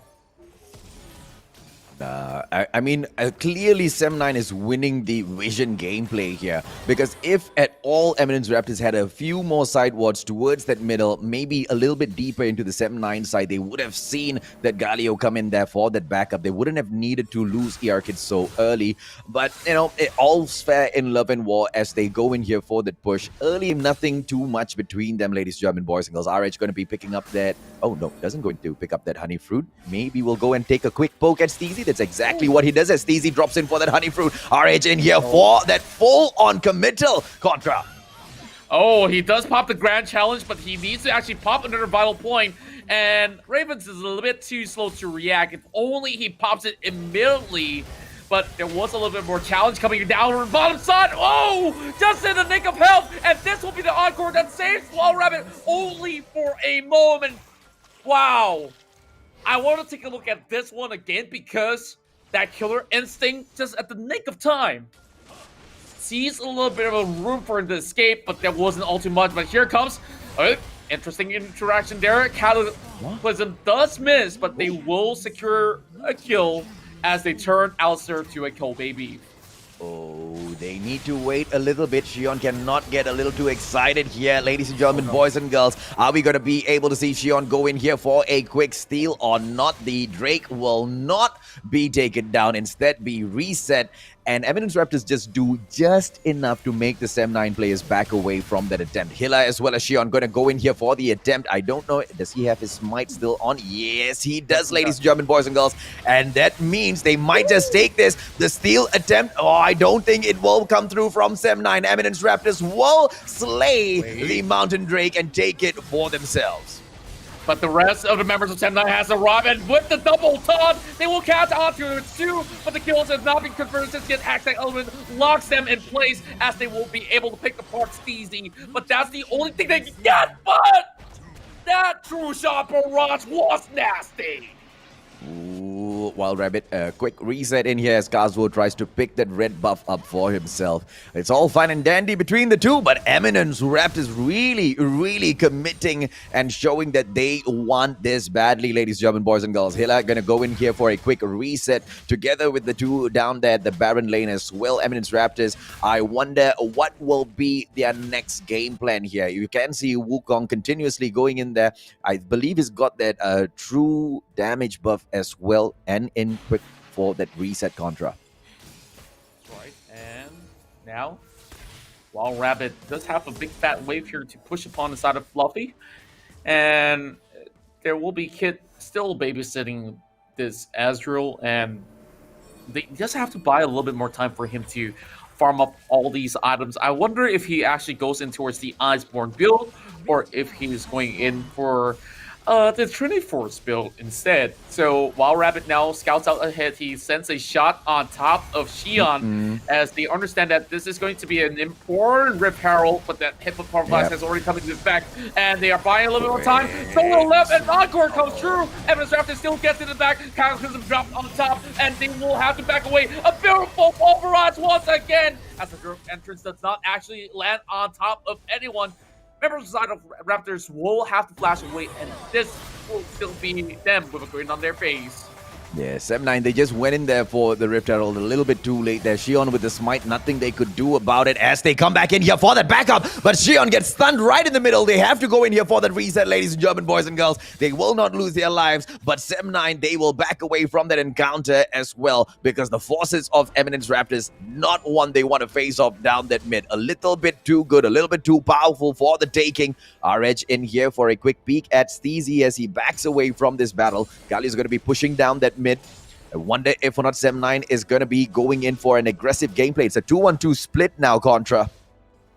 Yeah, I guess this will be a little bit of a slow-moving pace, because the laning phase is not over just about yet, because none of these turrets have already fallen, but I guess the Camille will have to give up this bottom lane eventually, as it's only a few hits away from dropping out. And speaking of which, yep, Steezy will be able to secure the very first turret that puts Eminence Raptors ahead in terms of goal.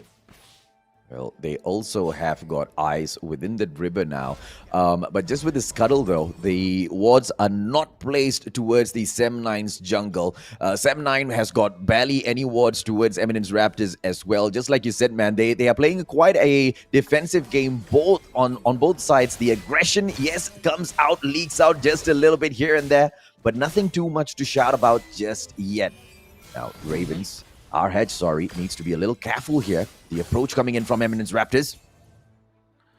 And Steezy, he now has quite a substantial bulk of items here to go in for the trade. You can see all these sort of the leap as well as lunges coming out of Steezy is going to be hurting them a whole lot. Now, over on towards the river once again, 15 seconds to the next Drake, while they're already setting up with Kid being the front line of defense for Eminence Raptor, keeping the rest of 7-9 at bay. But there is a chase going on the top side. What's exactly going on? Because this Fiora is diving full steam.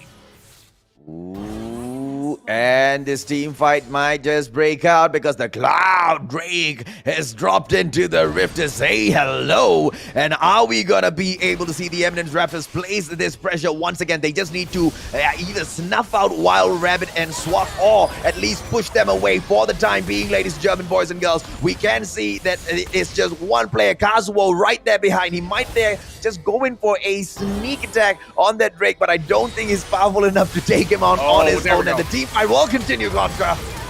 And here we go. Encore does connect, and they do pop one Guardian Angel away from the Wukong. That's good enough. That will force them to retreat. And look at the back line.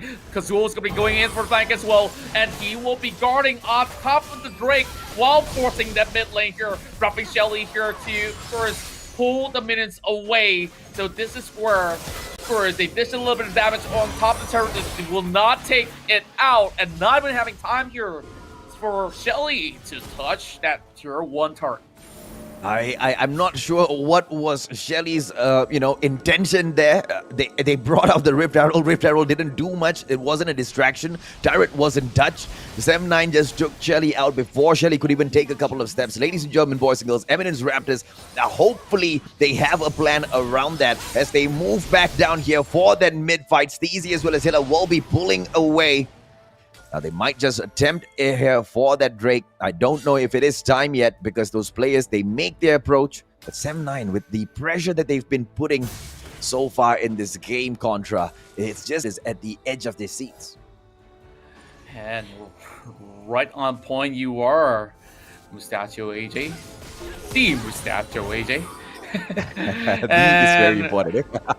I definitely will think that it is vital. And a lot of wards being cleared up, but it also calls for a little bit of a sneak peek here. The Wukong can easily come up with decoy and force 7-9 to use as much of a big ult as possible. And one final ward right on top of the Drake pit will be removed. Now, 7-9 having so much pressure on the back as well. They're 2k down in gold. But Kazuo casually will be securing the red buff for the likes of Wild Rabbit. Now, this is going to be important because Kaisa, with the red buff here, can easily burn off a chunk of health. And, of course, slow down all the enemies when he comes down from the far range. Shion's still waiting for the choke point, man, just to flush all of these guys out with that Cyclone in that team fight. But it just doesn't seem to be happening because the players from 7-9, they are not going in for that full-on commit just yet, Contra. Yeah, but over the top side, you can see nobody's actually manning the Baron Link, so Easy can get an easy turret for free. As he's still currently working on it. There's still going to be a couple of all these mid and tier, but our hedge is down to actually salvage that. That also calls for Eminence Raptor here to once again startle the Drake. This has been quite a tango between the two that's not really resulting too much within the span of the past 5 minutes. Yep. And I guess this time they don't really care anymore. Just take the Drake, it's the Cloud anyways. And wow, okay, Steezy gets taken down.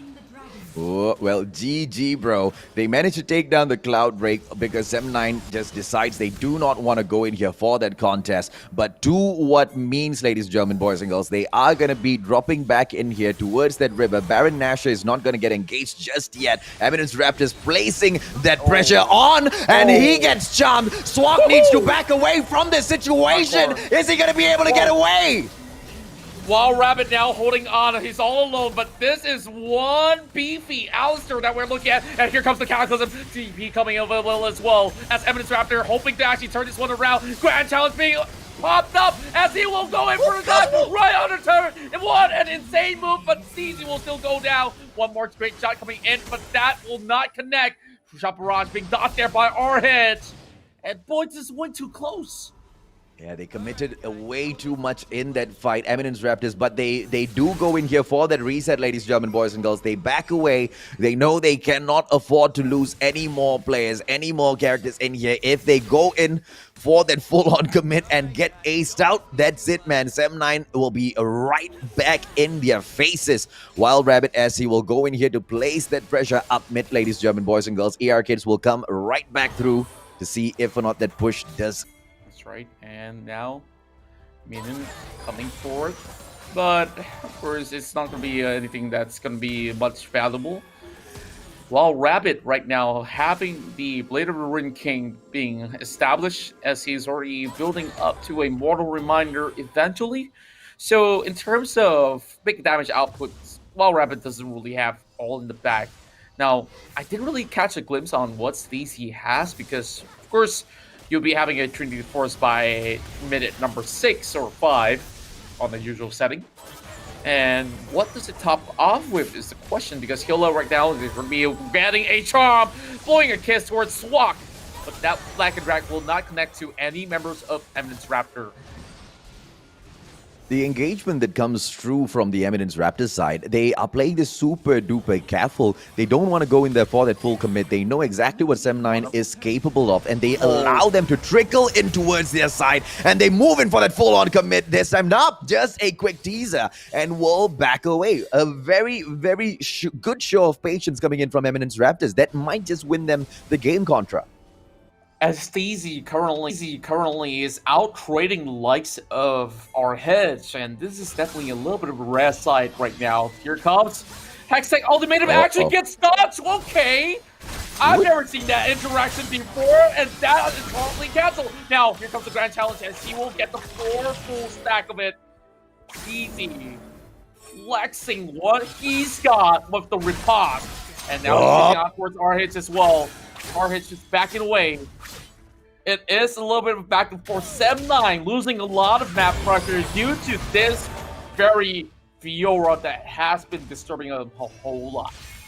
So Ocean Drake, ladies and gentlemen, boys and girls, when we go in here and step it up, I wonder if or not 7-9 will be able to pull one back for themselves, because although it seems like, you know, it's quite equal between the two, the pressure that is being placed on the game by Eminence Raptors is a little bit, you know, too much for 7-9 at the moment. Talk me through the items here, Contra. Yeah, and speaking of items, you can see a Morello being built there by the Ahri as she tries to actually cut some of the healings alongside with the Luden's Echo. And with that, I think that the Wukong will be building onto a Tauren mill. So this is where things are going to be get a lot penetrate. And speaking of which, here comes the headbutt pulverize. He does actually connect, but here comes Kazoo as well. Here comes the Encore. It connects perfectly, but the heroic entrance will be able to slap on top of Green Pepper. Eminence Raptor, and this will still be Swak here with their health left. Will be popped here by Steezy, but Steezy, he's still hunting in for Wild Rabbit, and they finally shut him down. Here comes the Rapid coming for Wild Rabbit as well. Sion, a tick of a health left, and this will be Deadline here. This very, very late victory of a fight, and that will be the Elder Drake up for grabs as well. It's not going to be over just about yet. He'll will have to flash away, and now 7-9 in the very late game. Yeah, this will be big Contra. They go in here for the slay on that Elder Dragon, and we know Baron Nashor is up next on the list. It's gonna be the Ravens squad just down there at that mid, making sure the players from Eminence Raptors don't come in here for that full-on push. Ravens gonna go in and take that scuttle out first. Are they gonna go in and commit for Baron Nashor early on, or do they want to go in for that reset? We'll see in a bit. No, all full-on that HP. They just want to see if or not Eminence Raptors come in here for that push, which will come through, but nobody's home at that Baron's enclosure.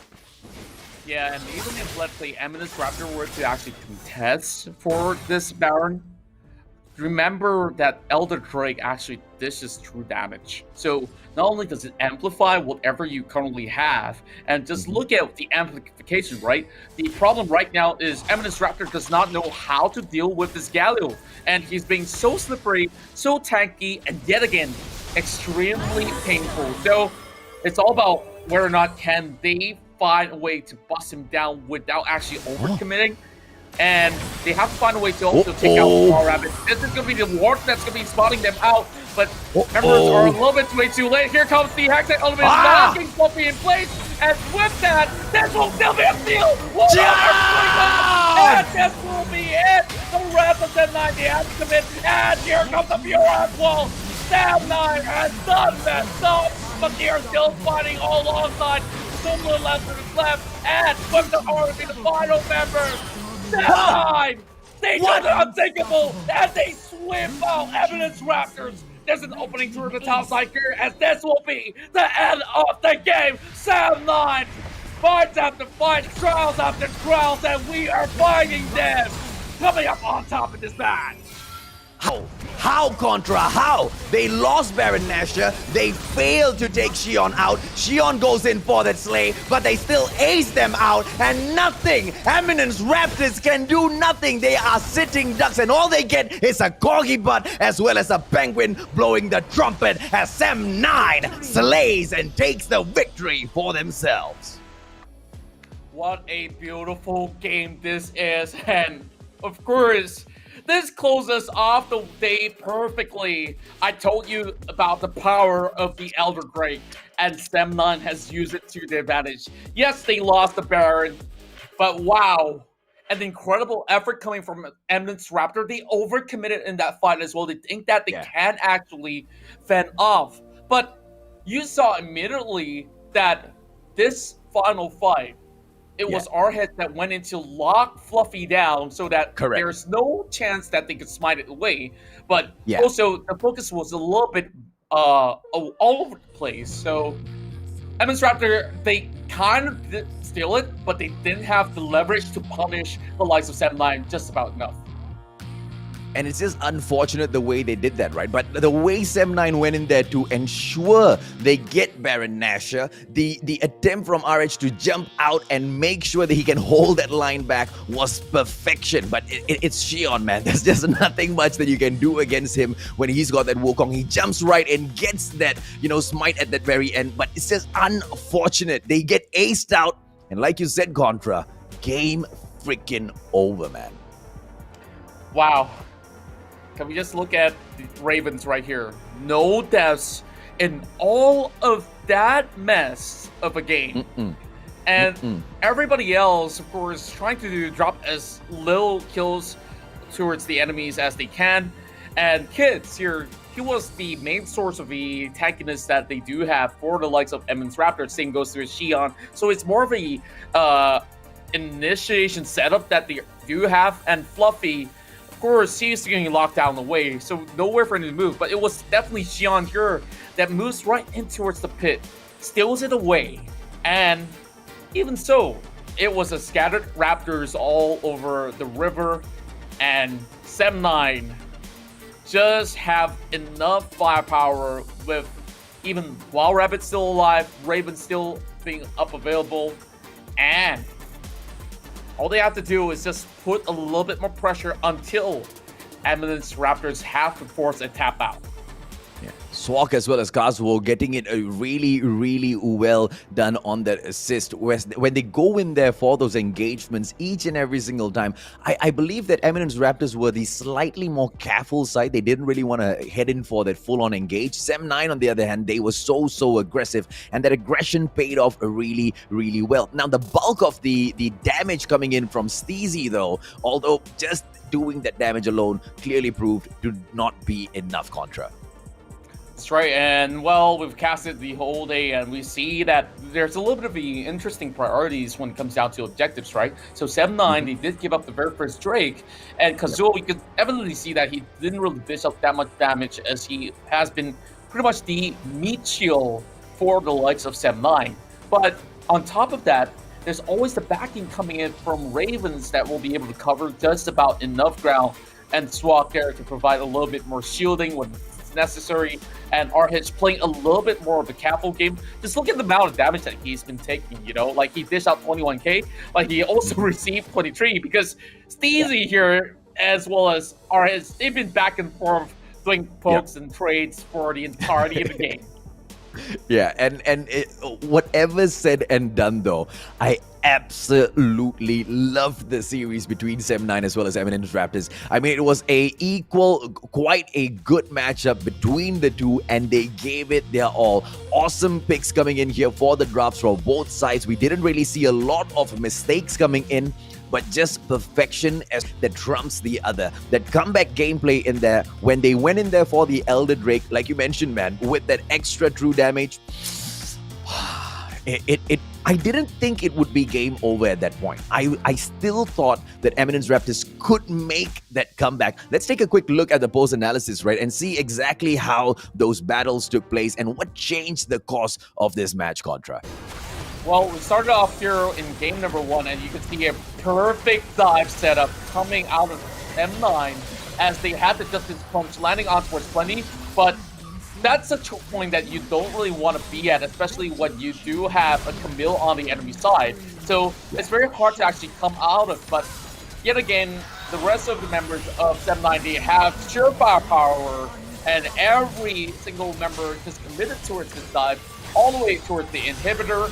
And just look at our hedge, he has pretty much free roam and free damage to put out. Now, going into this game number 2, it was a little bit more different because over here, we saw a scattered fight that break out, and for the side of Eminence Raptors, you know, like, they didn't really seem to have too much of an issue holding back the rest of 7-9 after all of that, because they also have a Gallo for their own. I feel like whoever gets the Gallo actually gets the game.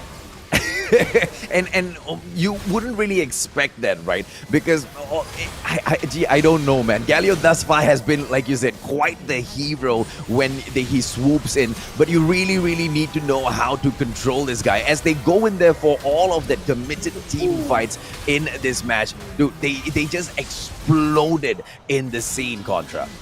Yeah, and I was looking especially team fight itself, because there was a triple knockup coming from the Heroic's entrance, and this was where, on game number 3, 7-9 have been able to actually split apart some of these forces coming out of Eminence Raptor, and this was the moment Xion flashes in, he puts the Cyclone, but everybody else, you see Sneezy, of course, coming in a little bit tad too late, and the rest of the other members of Eminence Raptor this very moment, because the other 2 members behind the wall could have actually backed away, but yes, he committed. Yeah, and I will not understand why, right? Because they already got Baron Nashor. What is the point to go in there for the commit? And I believe that was the point where, like you rightly pointed out, it was game over. You get ace so late in the game, and that reset is going to take years, ages, if you take a look at the whole, through the whole aspect of the game itself. Enough to take down the inhibitor, enough to go in there for the Nexus as well. Nothing they could do, sitting ducks towards the very end, Contra. That's right, and I still think that it has been some really dire effort that has been put out between both ends to work towards this victory. It was not an easy one for even the likes of 7-9. So Eminence Raptor at least walk away with a little bit more pride, as well as something to take back 3 pointers at the very least, and 6 points coming in for 7-9. So mad respect for both ends, and I guess that this will be the very end of all the matches that we do have here in the C Icon Series MY. And of course, we thank all of you fans here for tuning in for the entirety of the show, whether you just joined in from game number 1 of match 1 or all the way up towards the very end. And there's still going to be the crowning of the MVP for the entirety of this match. Do you want to take a guess who it is, my friend? You guys can take a guess in the comment section as well, okay? To really actually guess who's the MVP here is going to be a little bit of tricky stuff, because Ravens, I think 2 games that he was playing with Galio, was doing very well. So I think that in terms of KDA score, he's a little bit more clean. So that's where my coins are stashed. My poor coins will put right on top of Ravens, if that's the case. Let's see if or not Ravens is the MVP, ladies and gentlemen, boys and girls. For me, well, Xion was really, really good. But at the end of the day, Eminence Raptors, they just couldn't pull the W away. Absolutely agreed with you, man. Ravens, he was, crazy in that matchup. Kazuo didn't really do a lot of damage, but the backup coming in from that, space. Our hedge as well, though, doing the damage up top.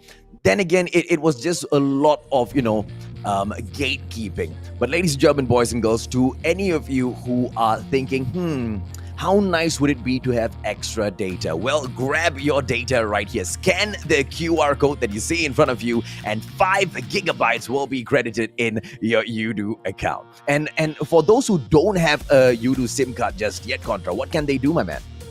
Well, all you have to do is just download the Udo app, and you can actually get it delivered to you for free. So all you gotta do is just simple. Download it right now. Head over to the link that's provided on your screens to find out more. Udo, powered by Cellcom.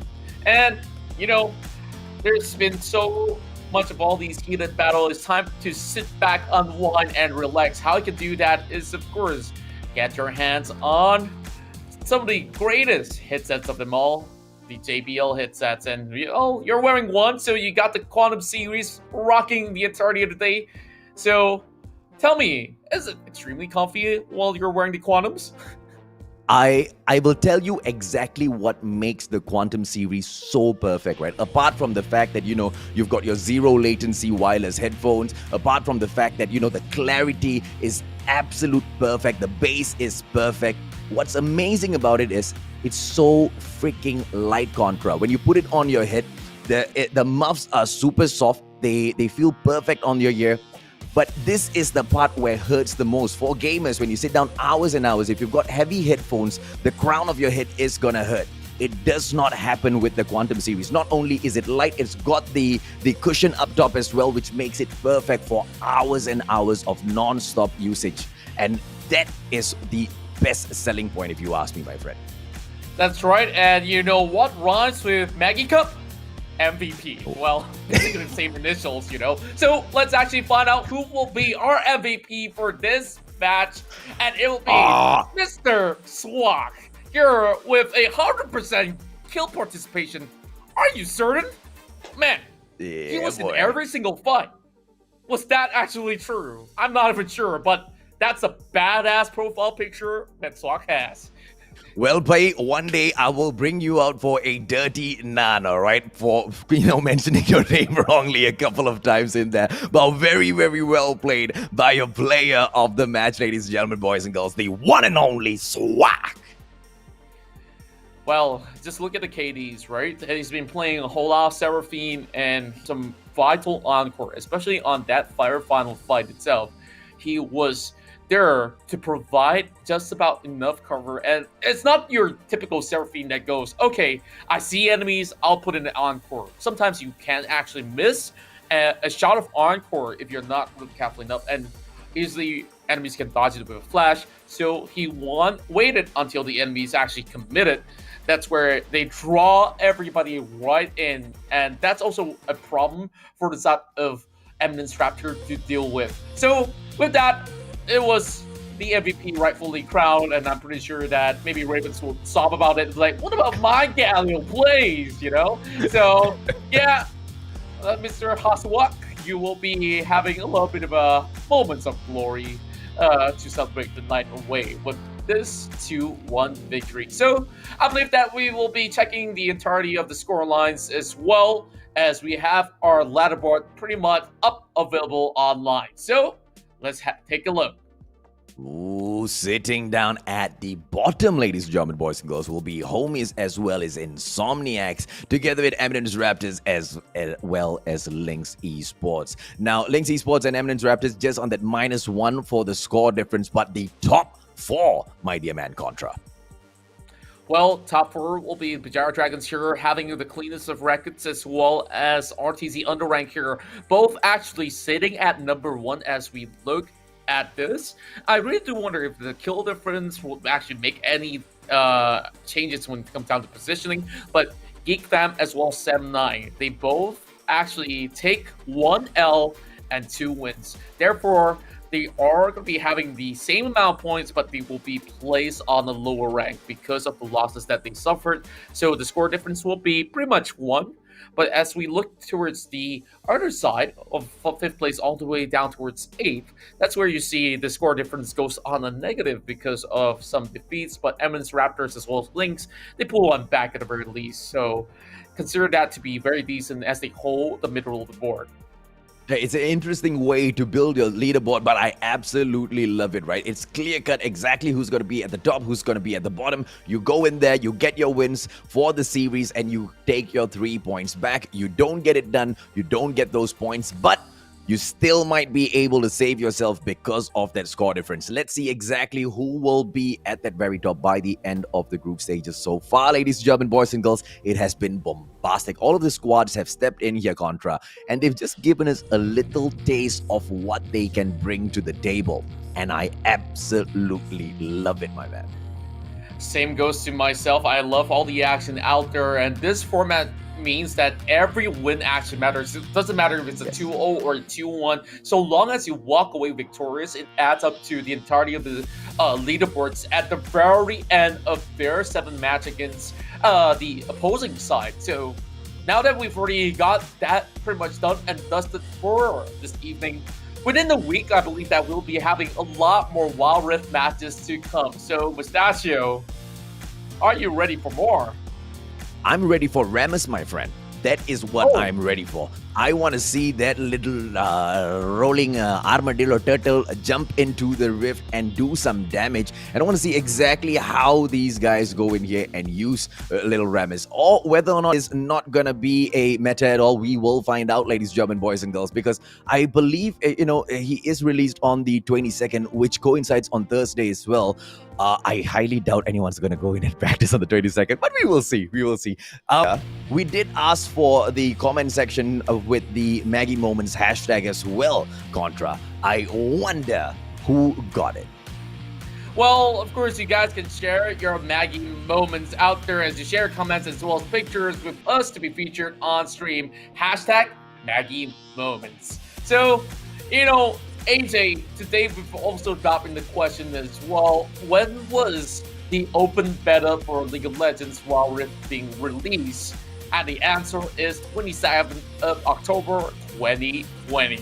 So, do you guys get it correct? We want to find out. And of course, a little bit of brownie points or even the Maggie Cup will await you guys. And you were looking for the Rammus. Maybe we might not see him pop up on the Wild Rift or Summoners Rift all too soon, because usually when it comes out to competitive circuit, we will give a little bit of time for pro players to adapt, maybe for a week or maybe a few matches before allowing him to roll into every corner of the map. So, AJ, I know today has been quite a long day. We started this off from the afternoon. Anything you gotta say to everybody watching currently for this C Icon series, MY? Absolutely. Well, if you think this was exciting, the matches today were great. This is nothing, right? The teams are just getting warmed up, ladies and gentlemen, boys and girls. As we proceed in here for those group stages, each and every one of these squads need to face the others, right? All 7 matches will be played. They will meet each other at least once in here in that single round robin. So they will be popping off. For the time being, Contra and I will need to sign off. But when we drop back into the rift, we will bring even more hot action for all of you. Take care, good night, and goodbye.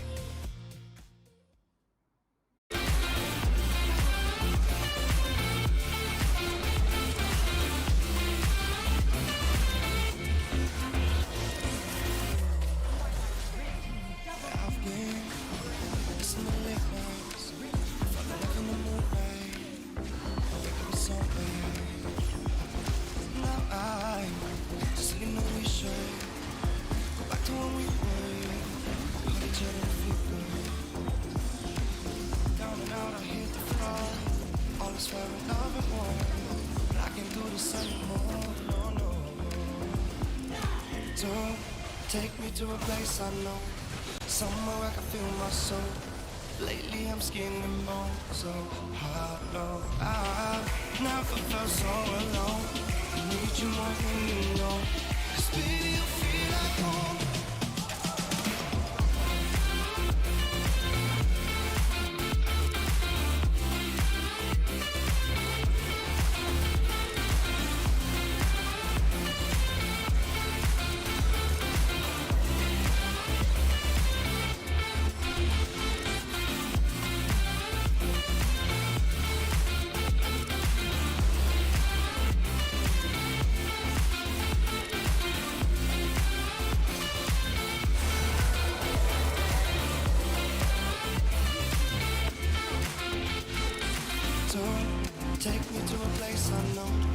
somewhere I can feel my soul.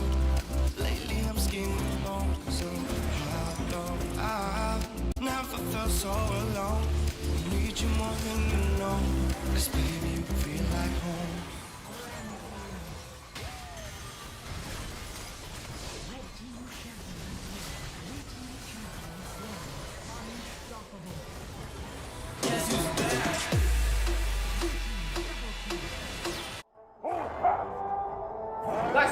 Nice. Alright, go. Down first. Can. Alright, down already. Nexus. Alright, okay. Nice!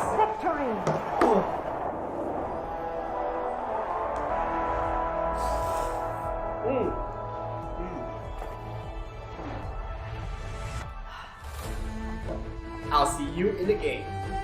Alright guys, let's go one more. Okay.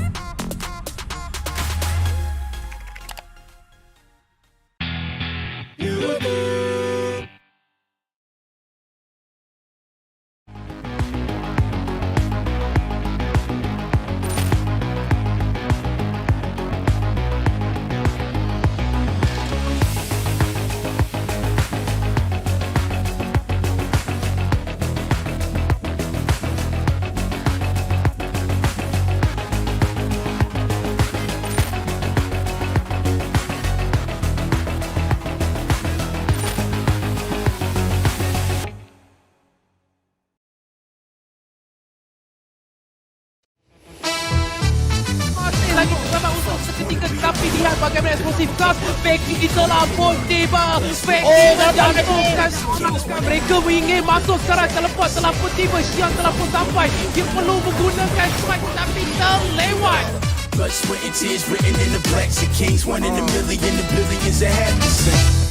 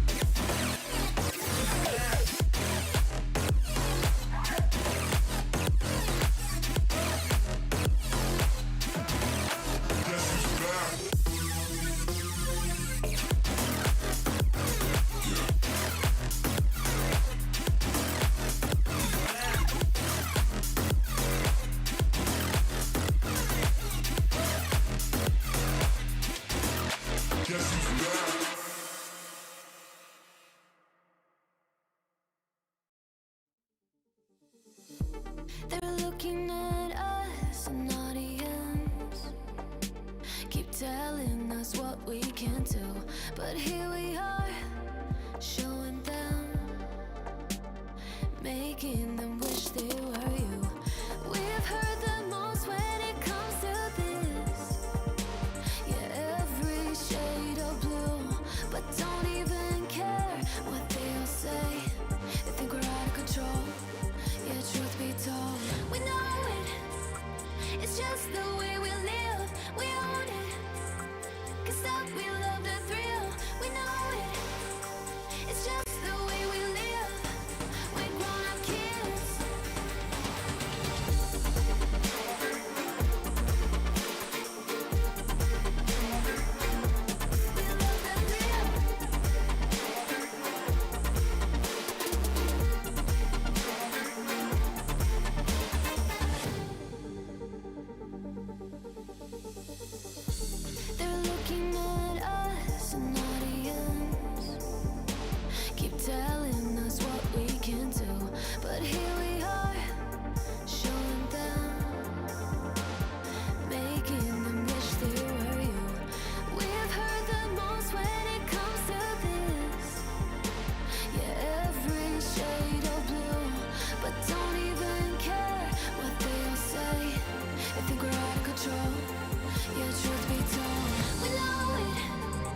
It's just the way we